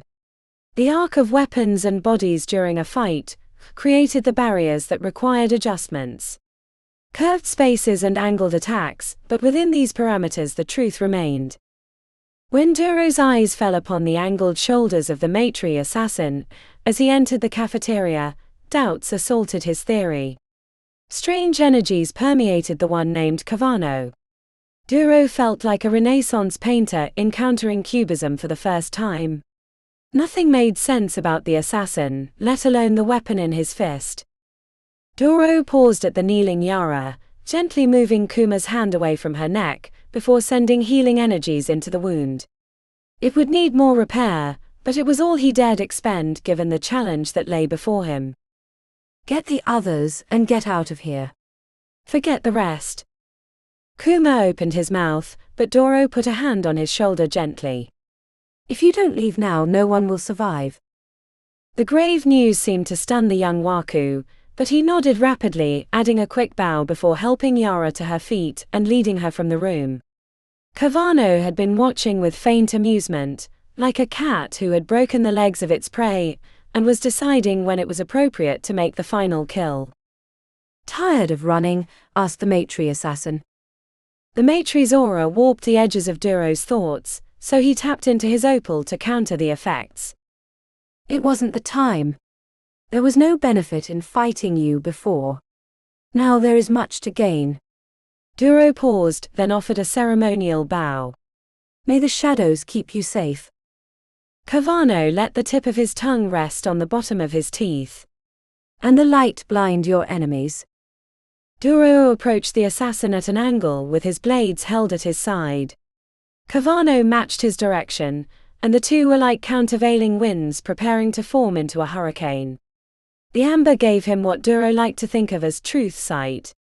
In a typical opponent, he could see every intention lurking within their muscles, their will to fight, and the limits of the capacity. The maetrie assassin was like a black box filled with nuclear materials. The container glowed perilously, but Duro couldn't tell how the dangers would unfold. The black sword in Kavano's grip was another matter entirely. The slim light-defying metal hummed with fell purpose, a vibration that made his teeth hurt and concerned him as much or possibly more than the person holding it. Blightmane, said Kavano with a smirk. Olgryvashka in my tongue. As the words left his lips, Duro leapt in an attack. The maetrie assassin had been on his back foot, a position that should have made him a quarter of a second too slow. Duro's blade sang towards Kavano's throat, but found empty air instead. The assassin chuckled from a dozen feet away. The absolute misjudgment had Duro questioning his chances in a fight for the first time. I'd hoped this would be more interesting, said Kavano, swiping through the air lazily. Duro pushed away his doubts. Water flowed from point to point without thought or concern, and so should he. The opal pinned to his chest gushed with useful energy, making his limbs loose and spry. This time Kavano attacked first. It started with a foot stomp. A curious vibration that made the assassin's whole body hum, and then he leapt with the force of a Category 5 tornado touching down in the soft earth. 3 strikes. Kavano's blade moved in a blur. It wasn't until after the pass was over that Duro's mind caught up to the exchange. Blood ran down either arm where the assassin had touched him twice. The third he'd managed to block, keeping his throat intact. "You move fast." "For a human," said Cavano. The throwaway comment clearly meant to cause insult, but Duro let it pass through him untouched. "Where did you get that blade?" asked Duro, hoping to distract his opponent while he considered a new strategy. "I took it from its previous master. Afraid someone will try to take it from you." Cavano let his limbs relax into an awkward stance. "No." His eyebrows rose slightly. "Of the 11 wielders, only one would concern me, and he long ago lost the will to fight." The two warriors leapt at the same moment. Cavano was faster, but Duro wanted to overcome him with power. Anticipating the angle of the sword, he brought his full topaz force against the blade, hoping to knock the weapon from his grip. The impact was like two meteors crashing into each other in mid-air. The explosion spun Duro away to crash into a table, splitting it in half and sending the chairs spiraling away. As he climbed back to his feet, he found one of his blades sheared at the base. The assassin stood across from him, the black blade not even scratched. "You have me at a disadvantage," said Duro, tossing away the broken hilt. Cavano's eyes shot to the fallen form of Nikolai near the entrance. He gestured towards the body. "Please. I would not want you to say this fight was unfair." Duro was sure the assassin was mocking him, but he wasn't going to pass up a moment of generosity, especially when he wasn't quite sure how he might beat him. But Duro had always trusted his ability to find a way in even the most difficult situations. The new weapon wasn't exactly the same as his original. Nikolai preferred a straighter blade, and used them like short swords rather than the angled attacks the curved ones suggested. After hefting it a few times to get a feel for the balance, Duro approached the maetrie assassin, giving him a short bow for allowing him to rearm himself. "Thank." Halfway through what he was going to say, Duro propelled himself forward, staying low to the ground. He made himself into a living blender, each attack coming a fraction of a second after the previous. He knew for a fact he'd never moved faster. But it wasn't enough. The assassin moved with speed, distance almost having no meaning. When the pass was over, a searing pain invaded Duro's arm, the betrayal of weak flesh. His left grip was wet with slick blood, the end of his pinky severed. He quickly quenched the bleeding and wiped the sticky liquid on his pants to have a clean grip. Missing a digit would make his attacks slightly less effective, but he was not dissuaded. After he'd healed himself, Cavano surged forward, his blade singing through the air, forcing Duro to make numerous blocks. Sensing a counterattack opportunity, Duro switched his weight as he blocked, but before he could swing, Cavano kicked him in the chest, sending him across the cafeteria. He slid to a stop beneath a pile of tables, knocking them off and climbing back to his feet to find the assassin staring at him with disappointment. "Is there something wrong?" he asked the maetrie. "I'm afraid our fight has come too soon." "Maybe in a few decades, you might have learned enough to give me a challenge, but Dominion's plans require your death today. My apologies. I would have preferred a different meaning to our encounter." Duro sensed the change in the maetrie before he figured out what he'd noticed. The corner of Cavano's lip twitched with perverse excitement.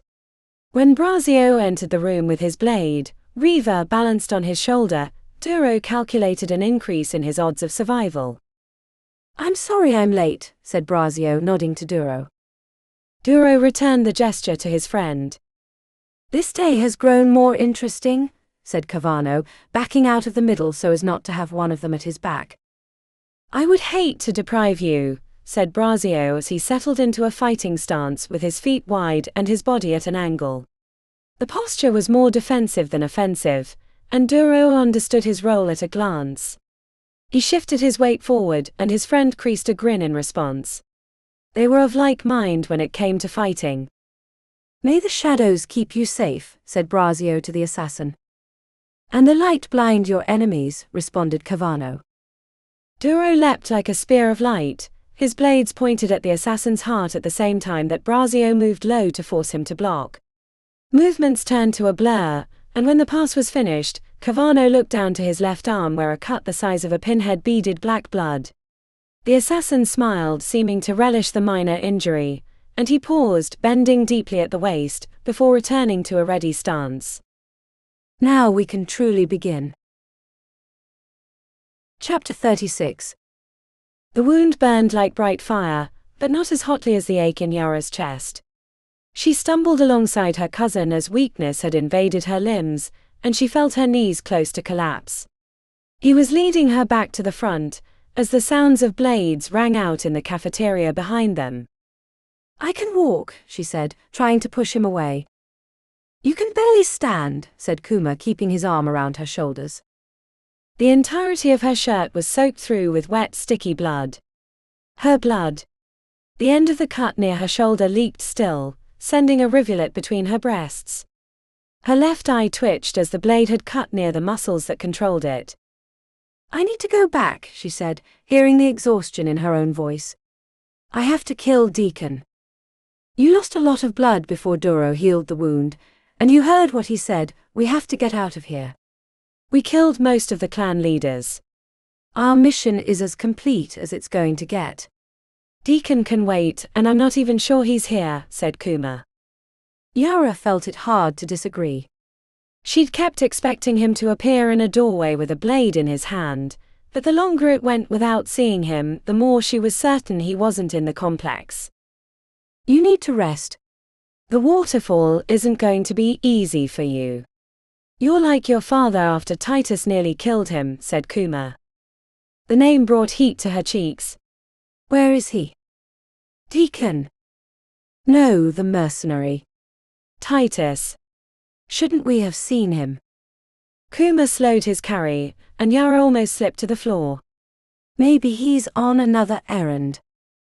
Yara didn't like that neither Deacon nor the maetrie mercenary was around. It felt off. If they'd anticipated their attack, as Kavano had suggested, then the two of them should have been in the complex for the defense. It was almost like Dominion had wanted them to succeed. I have to kill Deacon, she said, as much to herself as her cousin. I understand. The agreement should have pleased her, but it only made her mad. She continued as if he'd denied her.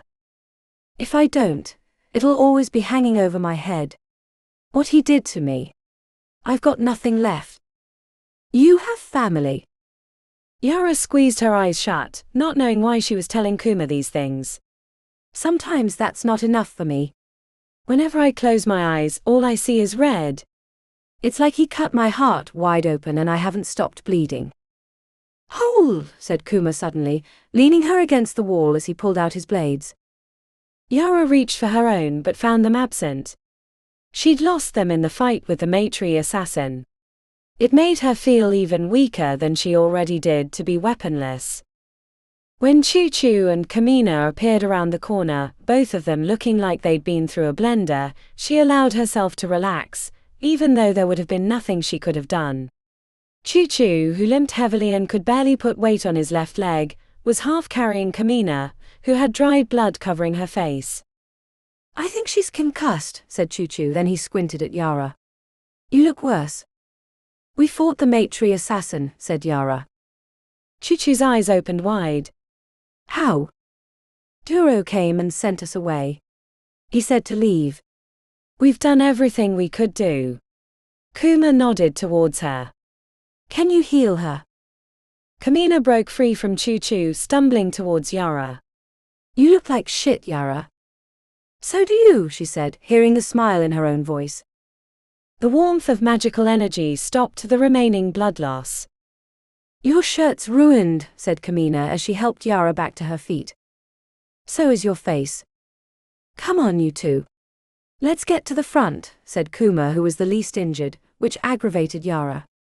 Why was he always the one to come out of these battles with a cloak of splendid shadows?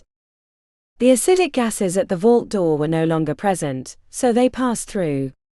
As they neared the elevator, the sound of gunfire grew louder. They found Tick hiding behind the wall, occasionally leaning out to fire down the cliff. The motionless body of Xylos lay near him.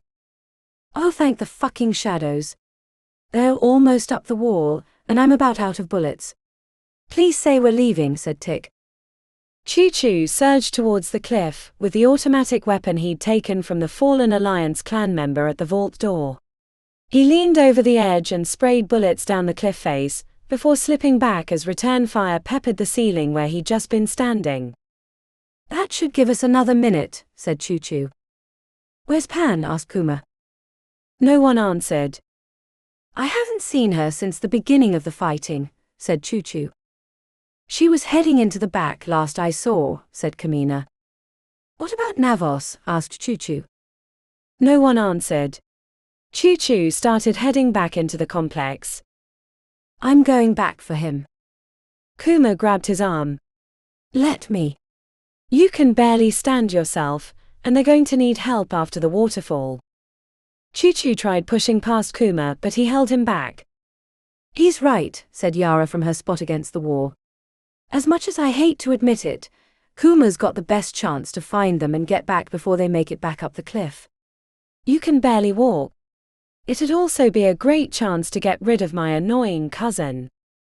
She winked at Kuma, who returned the gesture. Choo-Choo relaxed, checking back to the others.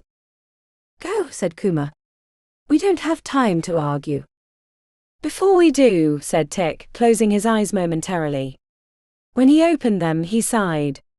I had to send her away. Hopefully she'll make it safely.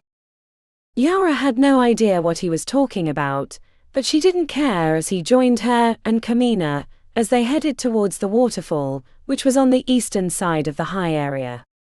As the three of them headed through a steel door, she saw Kuma and Choo-Choo speaking quietly, but was too tired to use her amber to listen in. In the next room they found a set of double doors. The sound of rushing water could be heard through the barrier. When they pushed through, they were assaulted by noise and mist. A semicircular ledge was half covered by falling water that came from a river at least 30 feet higher than their location. The hole went deep below them, out of sight from their viewing spot. Duro wants us to jump into that, asked Tick. I think I'll take my chances with the army coming up the cliff. The power of the waterfall was daunting. None of the others looked ready to leap. I'll go first, said Yara, stepping to the edge. She might not have been able to kill Deacon, but at least she could show her fellow clan members she wasn't afraid or a traitor. The punishing impact of the waterfall left her stomach twisted and her hands trembling, so she squeezed them into fists to hide her fear. Kamina shook her head. Fuck. If you're going to be stupid, then I will too.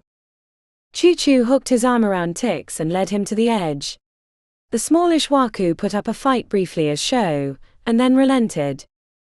Yara held out her hands. We'll jump together. Take a big breath. When you hit the water, kick towards the surface, then as the river takes you into the canyon, keep your feet forward. Hopefully we can stay together. 12, said Tick. The four of them spoke together. Big breath and take a dive. Hope you survive. Yara looked at their faces. She knew despite their expressions that they were as terrified as she was.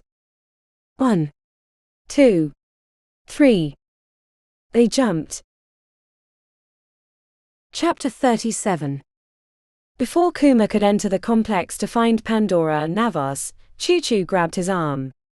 The bald waku's head was covered in a sheen of sweat that glowed in the dim light. Gunfire echoed from the room behind. Hey, said Choo-Choo, his forehead hunched and 1,000 thoughts crossing his eyes. Good luck.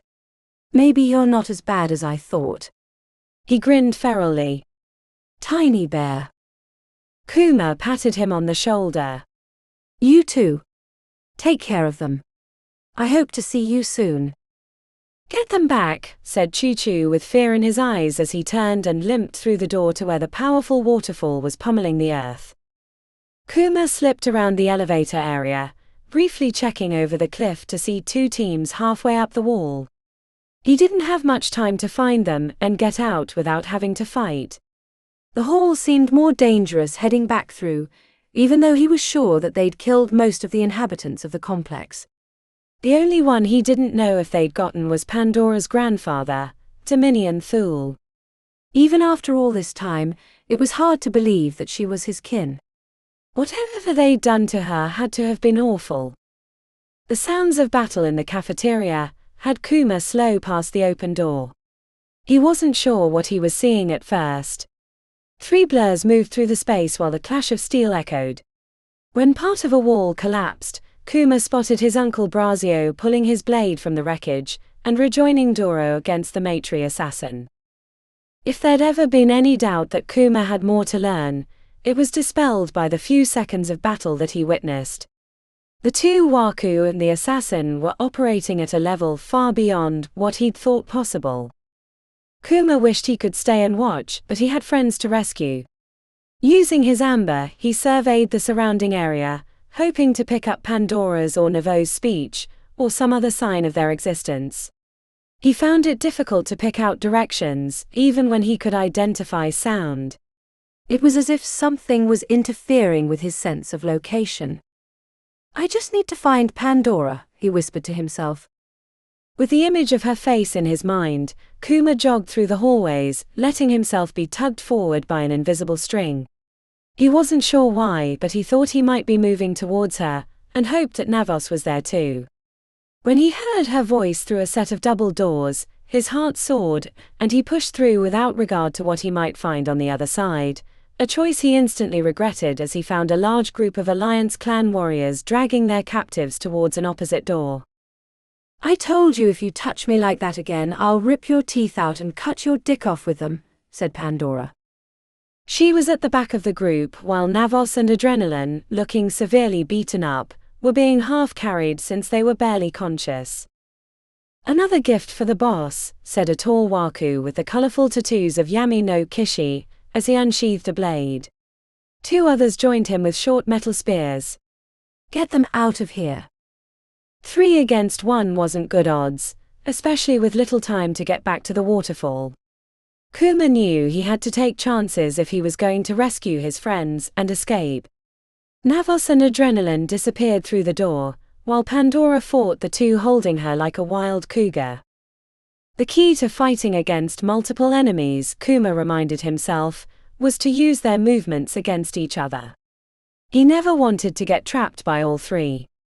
Even the fastest waku would have difficulty blocking all the attacks. Kuma leapt to the left when the 3 reached him, using his blades against the tall waku with the sword and forcing him to back into his companions. The quick strike clued Kuma that his opponent had a topaz, so he tapped into the ruby to borrow speed and strength from him. The 2 spear waku danced around the tall one, but Kuma kept shifting and kicking out at his main target, keeping them off balance. The battle was a stalemate, but if he made a single mistake they'd make him pay. "Noi," said the tall waku as he backed away using his sword defensively. "Help us with this fool." One of the people holding Pandora broke away, removing twin short swords from her sheaths. She twirled them expertly before leaping into the fray.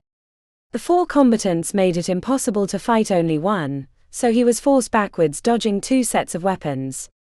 Only with the combined might of his stones, owned and borrowed, was he able to keep up, but it was only a matter of time before they'd break through his defenses. Chapter 38. The moment Pandora saw Kuma enter the room, she knew she had to escape her bonds somehow to give him a chance. There were too many waku in this group, which had been held back from joining the defense of the clan leaders. She saw how her grandfather had served them up, which would only strengthen his hold on the alliance. They would see him as the final protector of the clan and rally to his side, much as they had with the drops. They'd been fools to make the attack. 3 waku headed towards Kuma, who stood with his curved blades wide, ready to scrap. When the woman holding her arm tried to break away to join them, Pandora kicked her in the leg and started wrestling away from the other guard, forcing them to hold her down. The woman kept punching Pandora in the chest while she used her legs to strike their knees and groin areas. "Stop fighting or I'll stick you like a pig," said the woman. Sensing a line, Pandora stilled for a moment, readying herself to leap into action. The woman was called to the fight with Kuma. "If you fucking move, I'll cut your throat to the shadows. What he wants to do with you." There was no question the he she meant was her grandfather, but it made it clear they didn't know she was his granddaughter. As the fourth guard moved away, Pandora hunched into a ball, as if she'd been cowed by the guard's comment. Her Sapphire could barely make a chair tremble, but it still gave her the radar sight. When she sensed her guard paying attention to the fight with Kuma, Pandora sprung upward, breaking his grip and looping the chain around his neck. Before he could get his hands in the way, she fell onto her back, yanking on the chain with all her strength. He fought hard for a short time, then slowly went limp as she choked him out. When he was unconscious, she pushed him off and used his blade to cut his throat in case he wasn't dead yet. Before the others could notice her escape, Pandora charged the attackers surrounding Kuma, throwing herself into their backs, knocking them to the floor. Kuma watched her approach and timed his attack at the height of chaos, using the distraction to spin past the long spear and puncture the chest of the wielder. In the tangle on the ground, Pandora jabbed with her dagger as fast as possible, making it impossible to strike back. When the two waku she'd knocked down were dead, she found Kuma standing over her with his hand out. Once she was standing, they searched the bodies for a key. "We have to get out of here," said Kuma. "The others went down the waterfall already." After finding the key, Kuma released her from the manacles. He started moving towards the entrance, but she held him back. "The others. We have to get Navos and Adrena." Kuma's face broke. "There's about to be 20 or so Alliance clan entering the complex in about 30 seconds, if they haven't already. We don't have time to catch up and kill their guards." "We have to," she told him. Kuma sighed. "We'd better be quick then." They ran towards the opposite door. On the other side, there were 2 more exits, but no clear indication as to which way they'd gone. Pandora opened the one on the right, while he opened the left. Her room was empty with no ways out. "Can't be this one." "Nor this one," said Kuma. It wasn't clear where the others had gone, but the complex had been acting strangely. Her grandfather had done something to bring the effects of the Eternal City into its borders. "To the front," said Kuma, frowning. They made it halfway back, before they heard the cheer of the waku that had reached the cliff. "Fuck. Trapped," he said. "Maybe there's a way around." She grabbed his hand. "Let me lead." Pandora imagined a route that would let them escape. She hoped there were secret exits that her grandfather had installed to help him get away in times of trouble. When they found themselves back in the boardroom with the strange painting on the wall, she worried they might run into her grandfather or Titus. "What the fuck is that?" he asked. "Nothing that matters right now." She led them through the door she'd seen her grandfather enter from, finding a hallway and 2 doors. The last one seemed to tug at her heart, and they found a glistening black stone on the opposite wall. The edges were rough, looking like they'd been hacked out of the earth. "What's this?" "A portal." "To the Eternal City, I believe. It'd be the way he's coming and going, which meant we never had a chance to kill him." When Kuma turned to leave, she grabbed his hand. "I might be able to get us through since I'm part maetrie and related to Dominion." "There?" he asked incredulously. "Are you crazy?" "Better than staying here." "Won't we run into his guards or other maetrie on that side?" "If this goes where I think it does, then we'll be fine." He'd never allow a portal to enter his ancestral home. "It probably puts us on the streets." Kuma swallowed. "Are you sure?" "I thought the Eternal City was one of the most dangerous realms." "It is, but you happen to have someone with you who understands the dangers." "I can get us to safety, maybe find allies who despise my grandfather, and then return." A thought popped into her head. "Damn it. There's only one problem. Once you're there, you won't be able to eat or drink, or you'll never be able to return." "I don't like the sound of that." The sounds of guards entering the boardroom in search of them made their time short. "There are ways of protecting humans, but I don't have them." Kuma's face wrinkled and he reached into a pouch. "Something like these?" Her eyes lit up at the sight of the golden braces. "Yes." Where'd you get them? Put them on. Quickly. The voices grew closer. As Kuma shoved the braces around his wrists, she grabbed his hand and pulled him to the obsidian wall. It was cool to the touch, but warmed the longer her palm pressed against it. As the voices reached the door and it began to open, Pandora flooded her mind with thoughts of the eternal city. She imagined the decadent rot, the ancient buildings long in disrepair, the skeletal skyscrapers that moved whenever you weren't watching, the oily streets and dangers that lurked around every corner. Vertigo rose up from her gut and sent her mind spinning away as the darkness collapsed around them as they went through the portal to the eternal city. Chapter 39.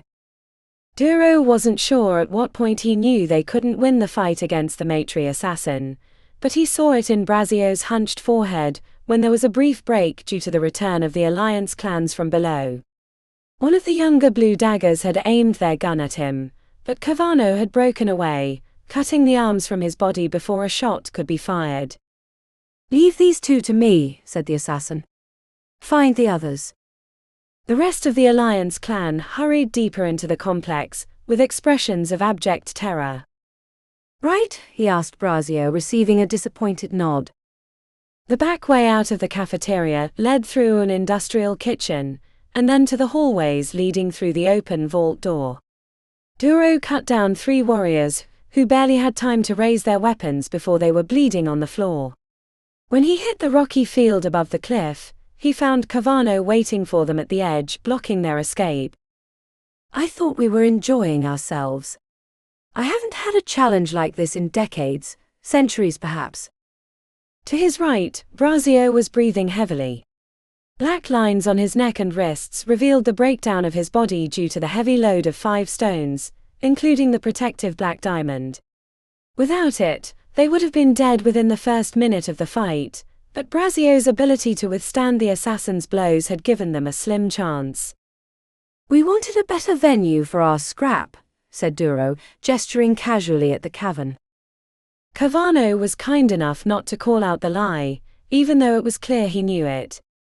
The assassin held out his blade in a human endguard position with a smirk. The hum from his weapon increased in tenor, as if it was anticipating their flesh. Duro caught a glance from Braio, staring at the cluster of pillars on the left side of the cavern. Its meaning escaped Duro, until he remembered the unwinnable fight Pandora had with the traitor Irina. "Let's begin again," said Kavano.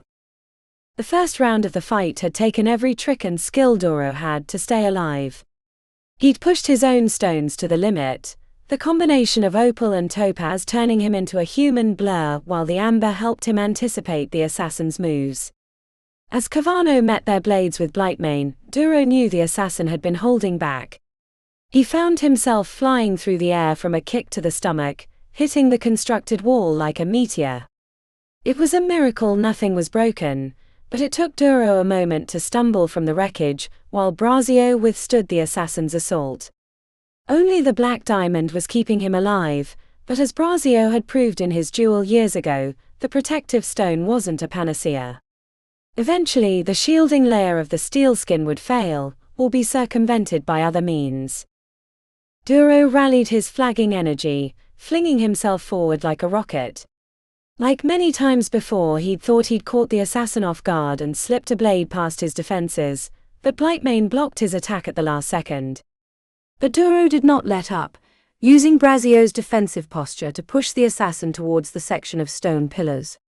It took every ounce of his skill, but they managed to maneuver Kavano until his back was against the natural structure. Though Duro had only known Braio personally for a few short months, he'd been an admirer for over a decade. The familiarity helped them fight together as a single unit, rather than 2 separate warriors.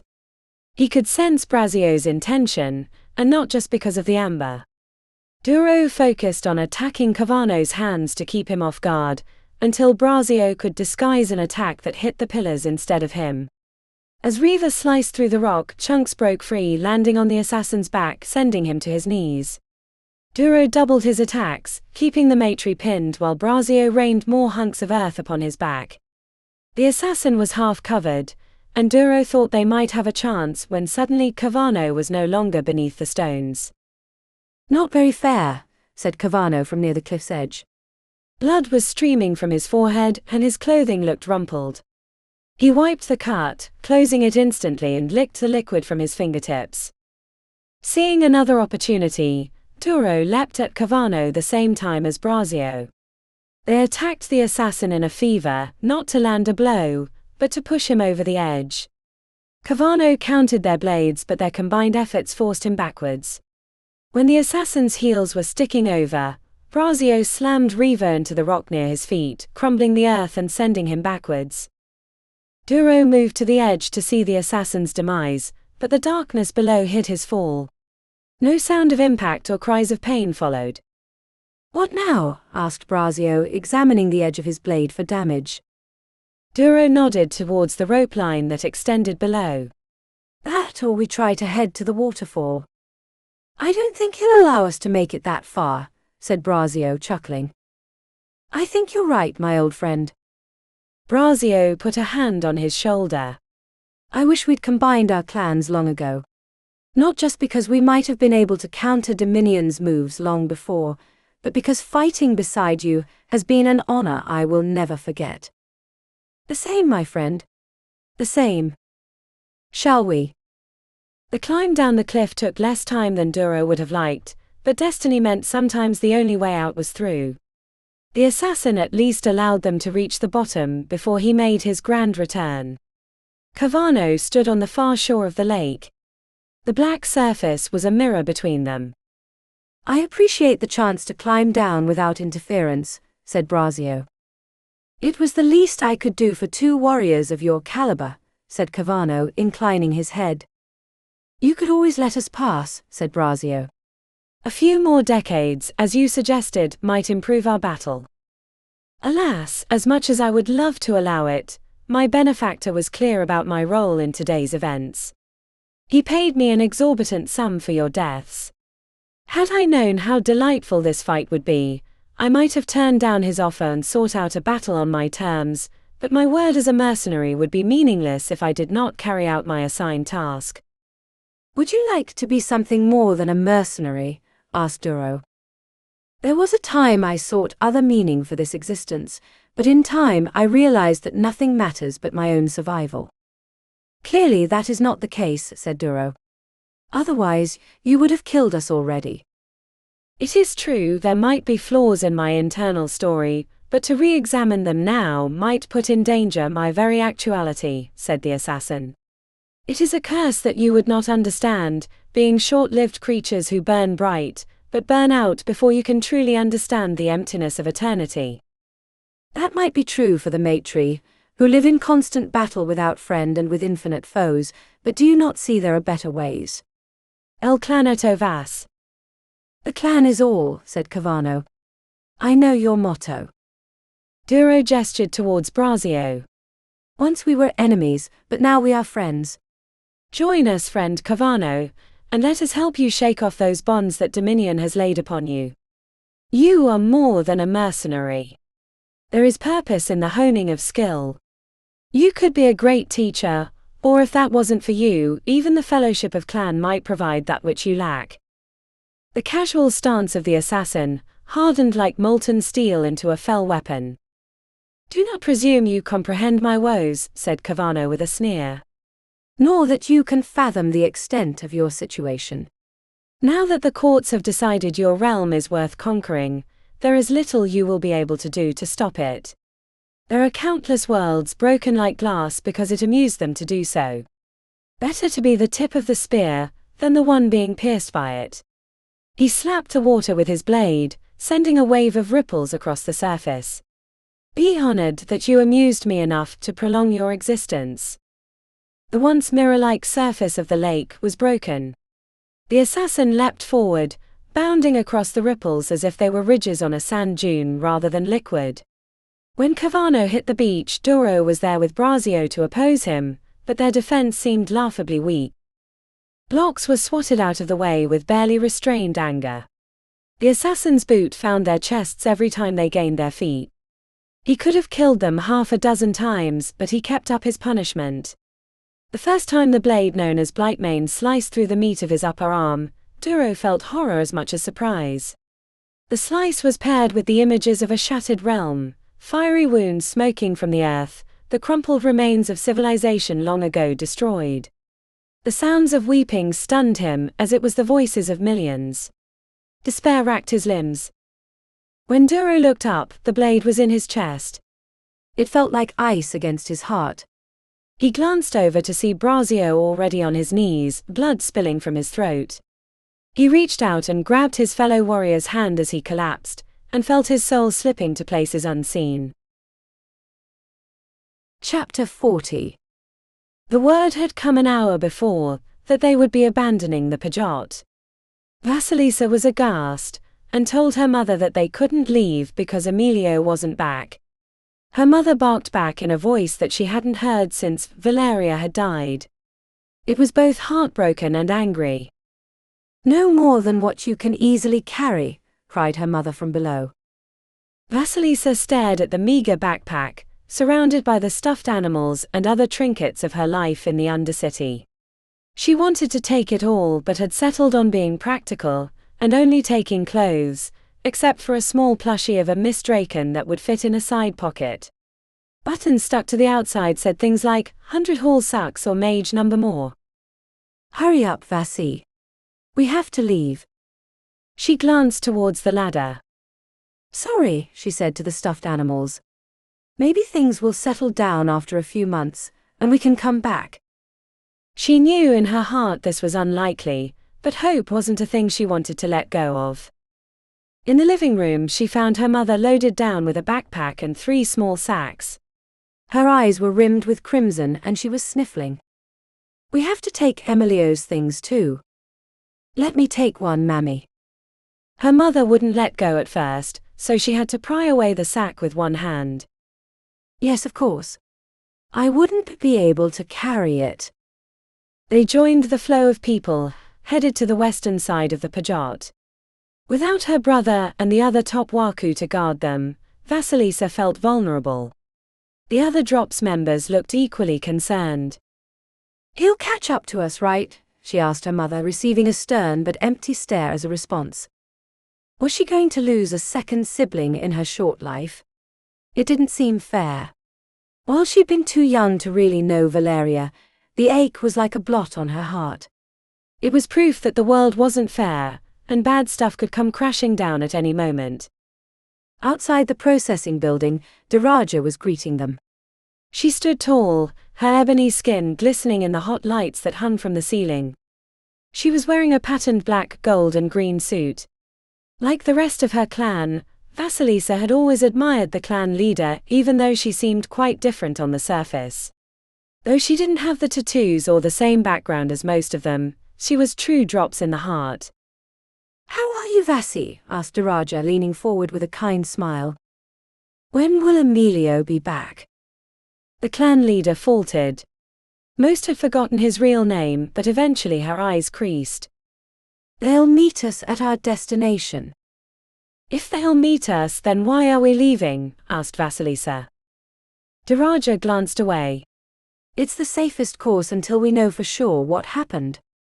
The clan leader caressed her shoulder, then moved her along to talk with the other members. Vasilisa didn't like the explanation, but she knew she didn't deserve anything more.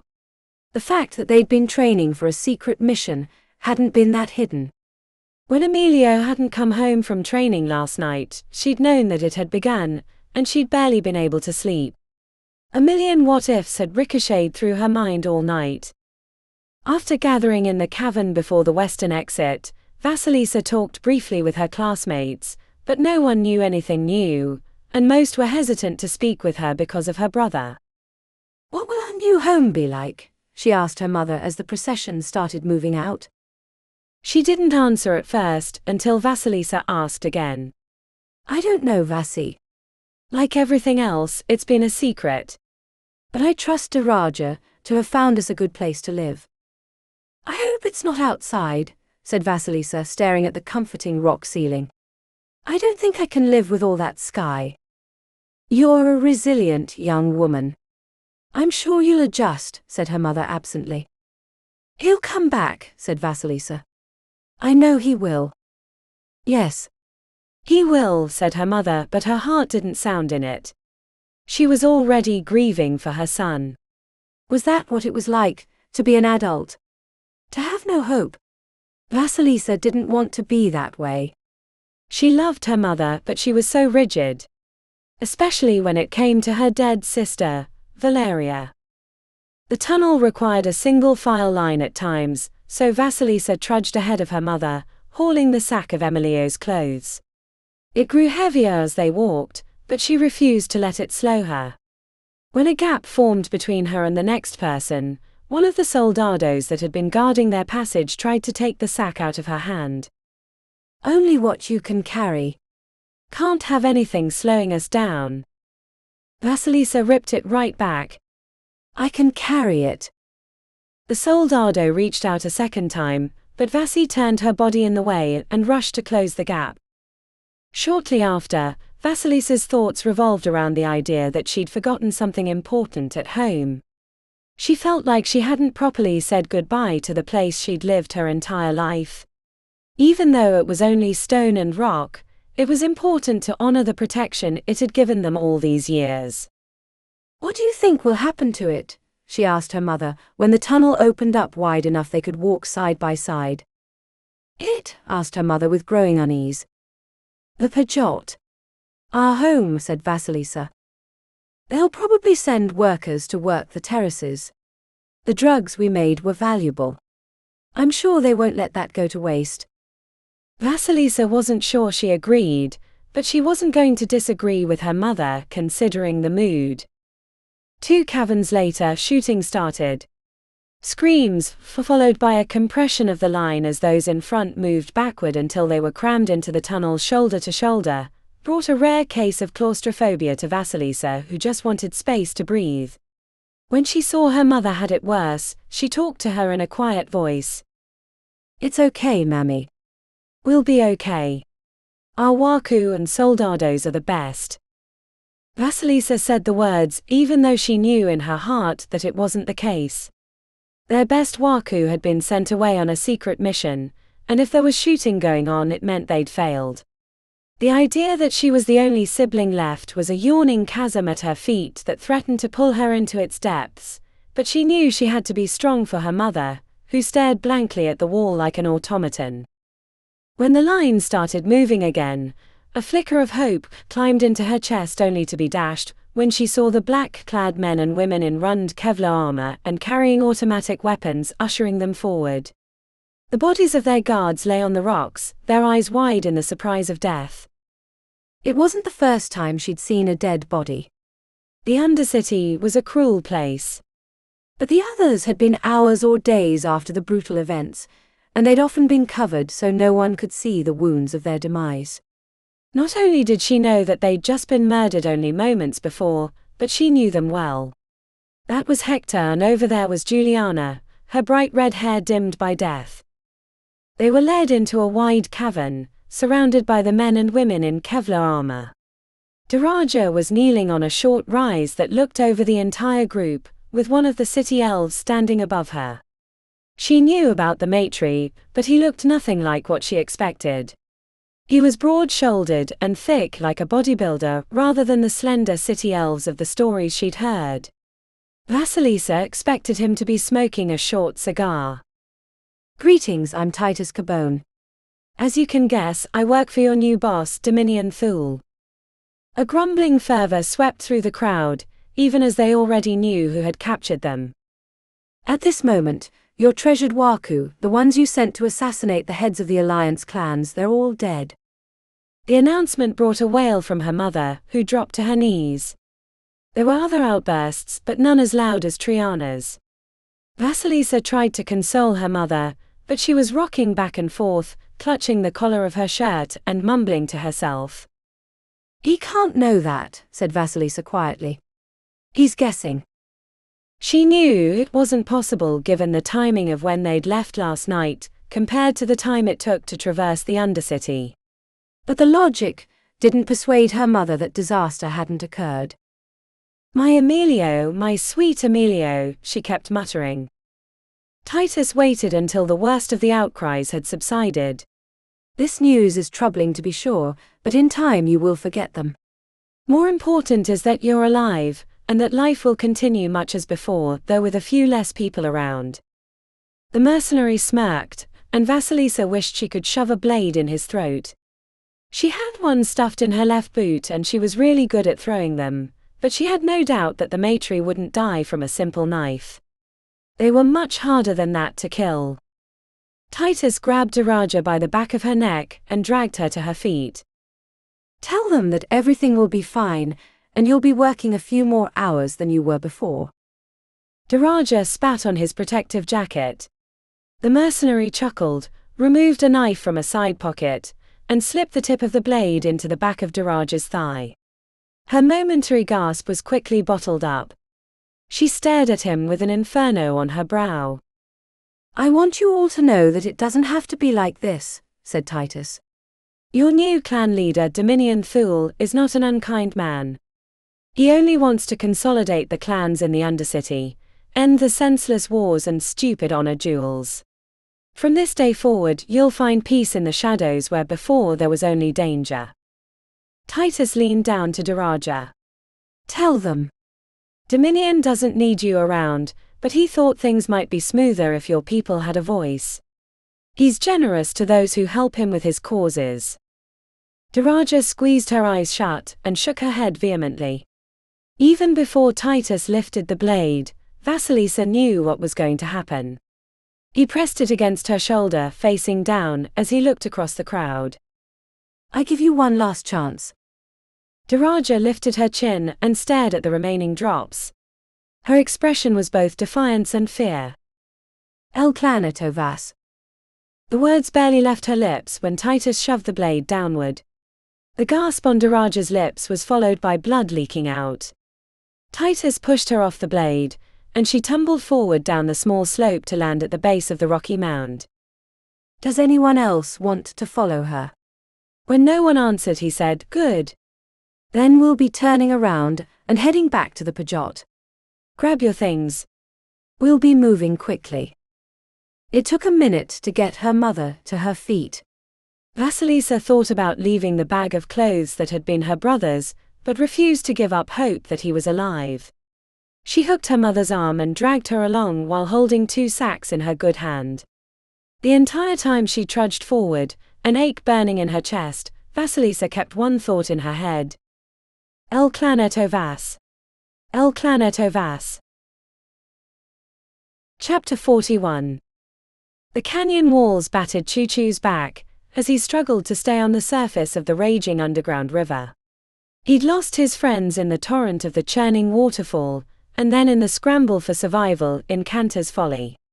He knew the story that had beget the canyon's name. An early explorer to the Undercity had thought to traverse the waters in a boat of his own making, only to be found a bloated corpse days later. Half drowned, even his topaz didn't seem enough against the twists and turns of the river, which habitually smashed him into the walls.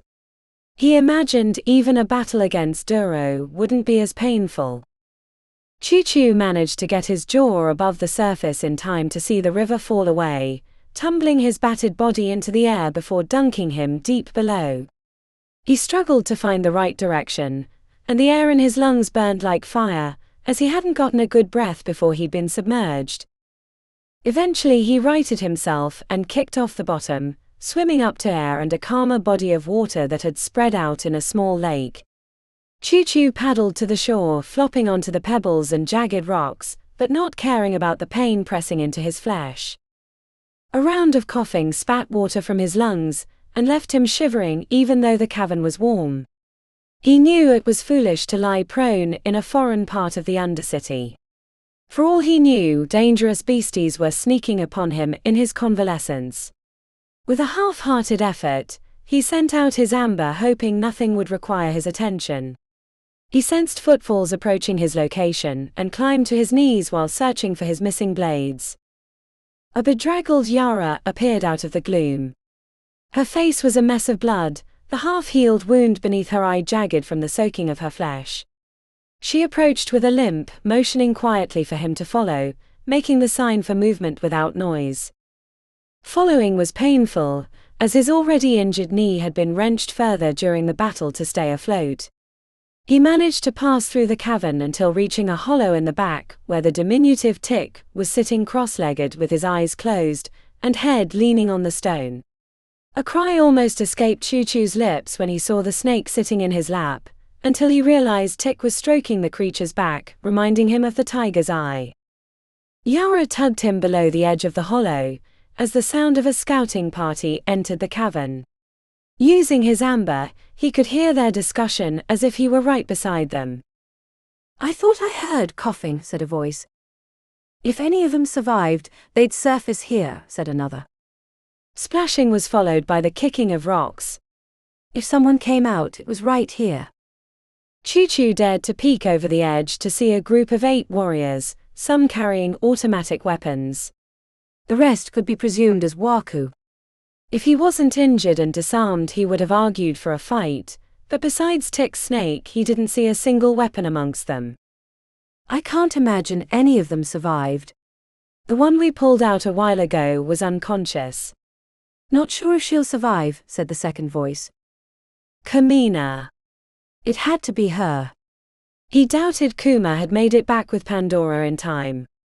If they made it out, they'd be coming along in a few minutes at the earliest, though he'd lost track of time in the struggle. "Fine with me." "I don't think they'll bend the knee, but I'm not about to disagree with the new boss, especially with his grey-skinned friends." "The one with the sword bothers me. I think he'd eat me for lunch if Dom let him. I like him more than the big one." "I've heard stories about what they've done in other realms. Real bloody stuff.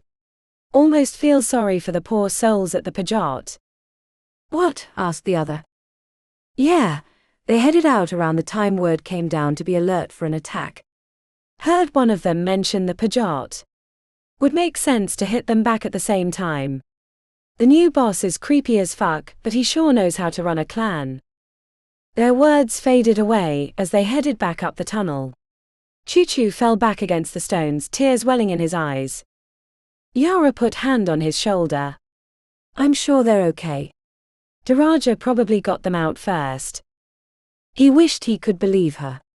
If Dominion knew about the attack, then he probably knew about the plan to leave the Undercity. "What do we do now?" asked Tick as he stroked the head of the snake purring in his lap. "Maybe some of the others escaped," said Yara. "We can hide out and try to find them." "I was kinda hoping you'd say we'd be going to the city and find a new gang to run with," said Tick. "No," said Choo-Choo, shaking his head. "You can go, but my family is going to be at the Pajot." "They might not be there," said Tick. "No. Those guys were right. Dominion Thule is too smart. He outmaneuvered all the clan leaders, which includes Daraja. As much as I'd like to believe they got away, without Duro or Braio to defend them, that mercenary probably stopped them from leaving. They'll need them for harvesting drugs." "Not drugs," said Yara absently. "Dominion didn't come here for drugs. He came here for the stones, and now he doesn't have any competition. He can mine to his heart's content if he has one." "Shadows below," muttered Choo-Choo, understanding completely. "I definitely can't leave the Undercity. And maybe if they're spread out trying to mine, it'll give us an opportunity." "To what?" asked Yara. "You still want revenge on Deacon?" She scowled. "With all my fucking heart." "Good, because I can't do this alone." "Do what?" asked Tick. Choo-Choo frowned. The path forward wasn't going to be easy. In fact, it was highly likely that it would get them killed, but he couldn't leave his family in the clutches of that murderer Titus Carbone, or his best friend Navos captured by the Alliance. His family was too important to sneak away and act like nothing had happened. Be the resistance. This has been the Sapphire Stratagem by Thomas K. Carpenter.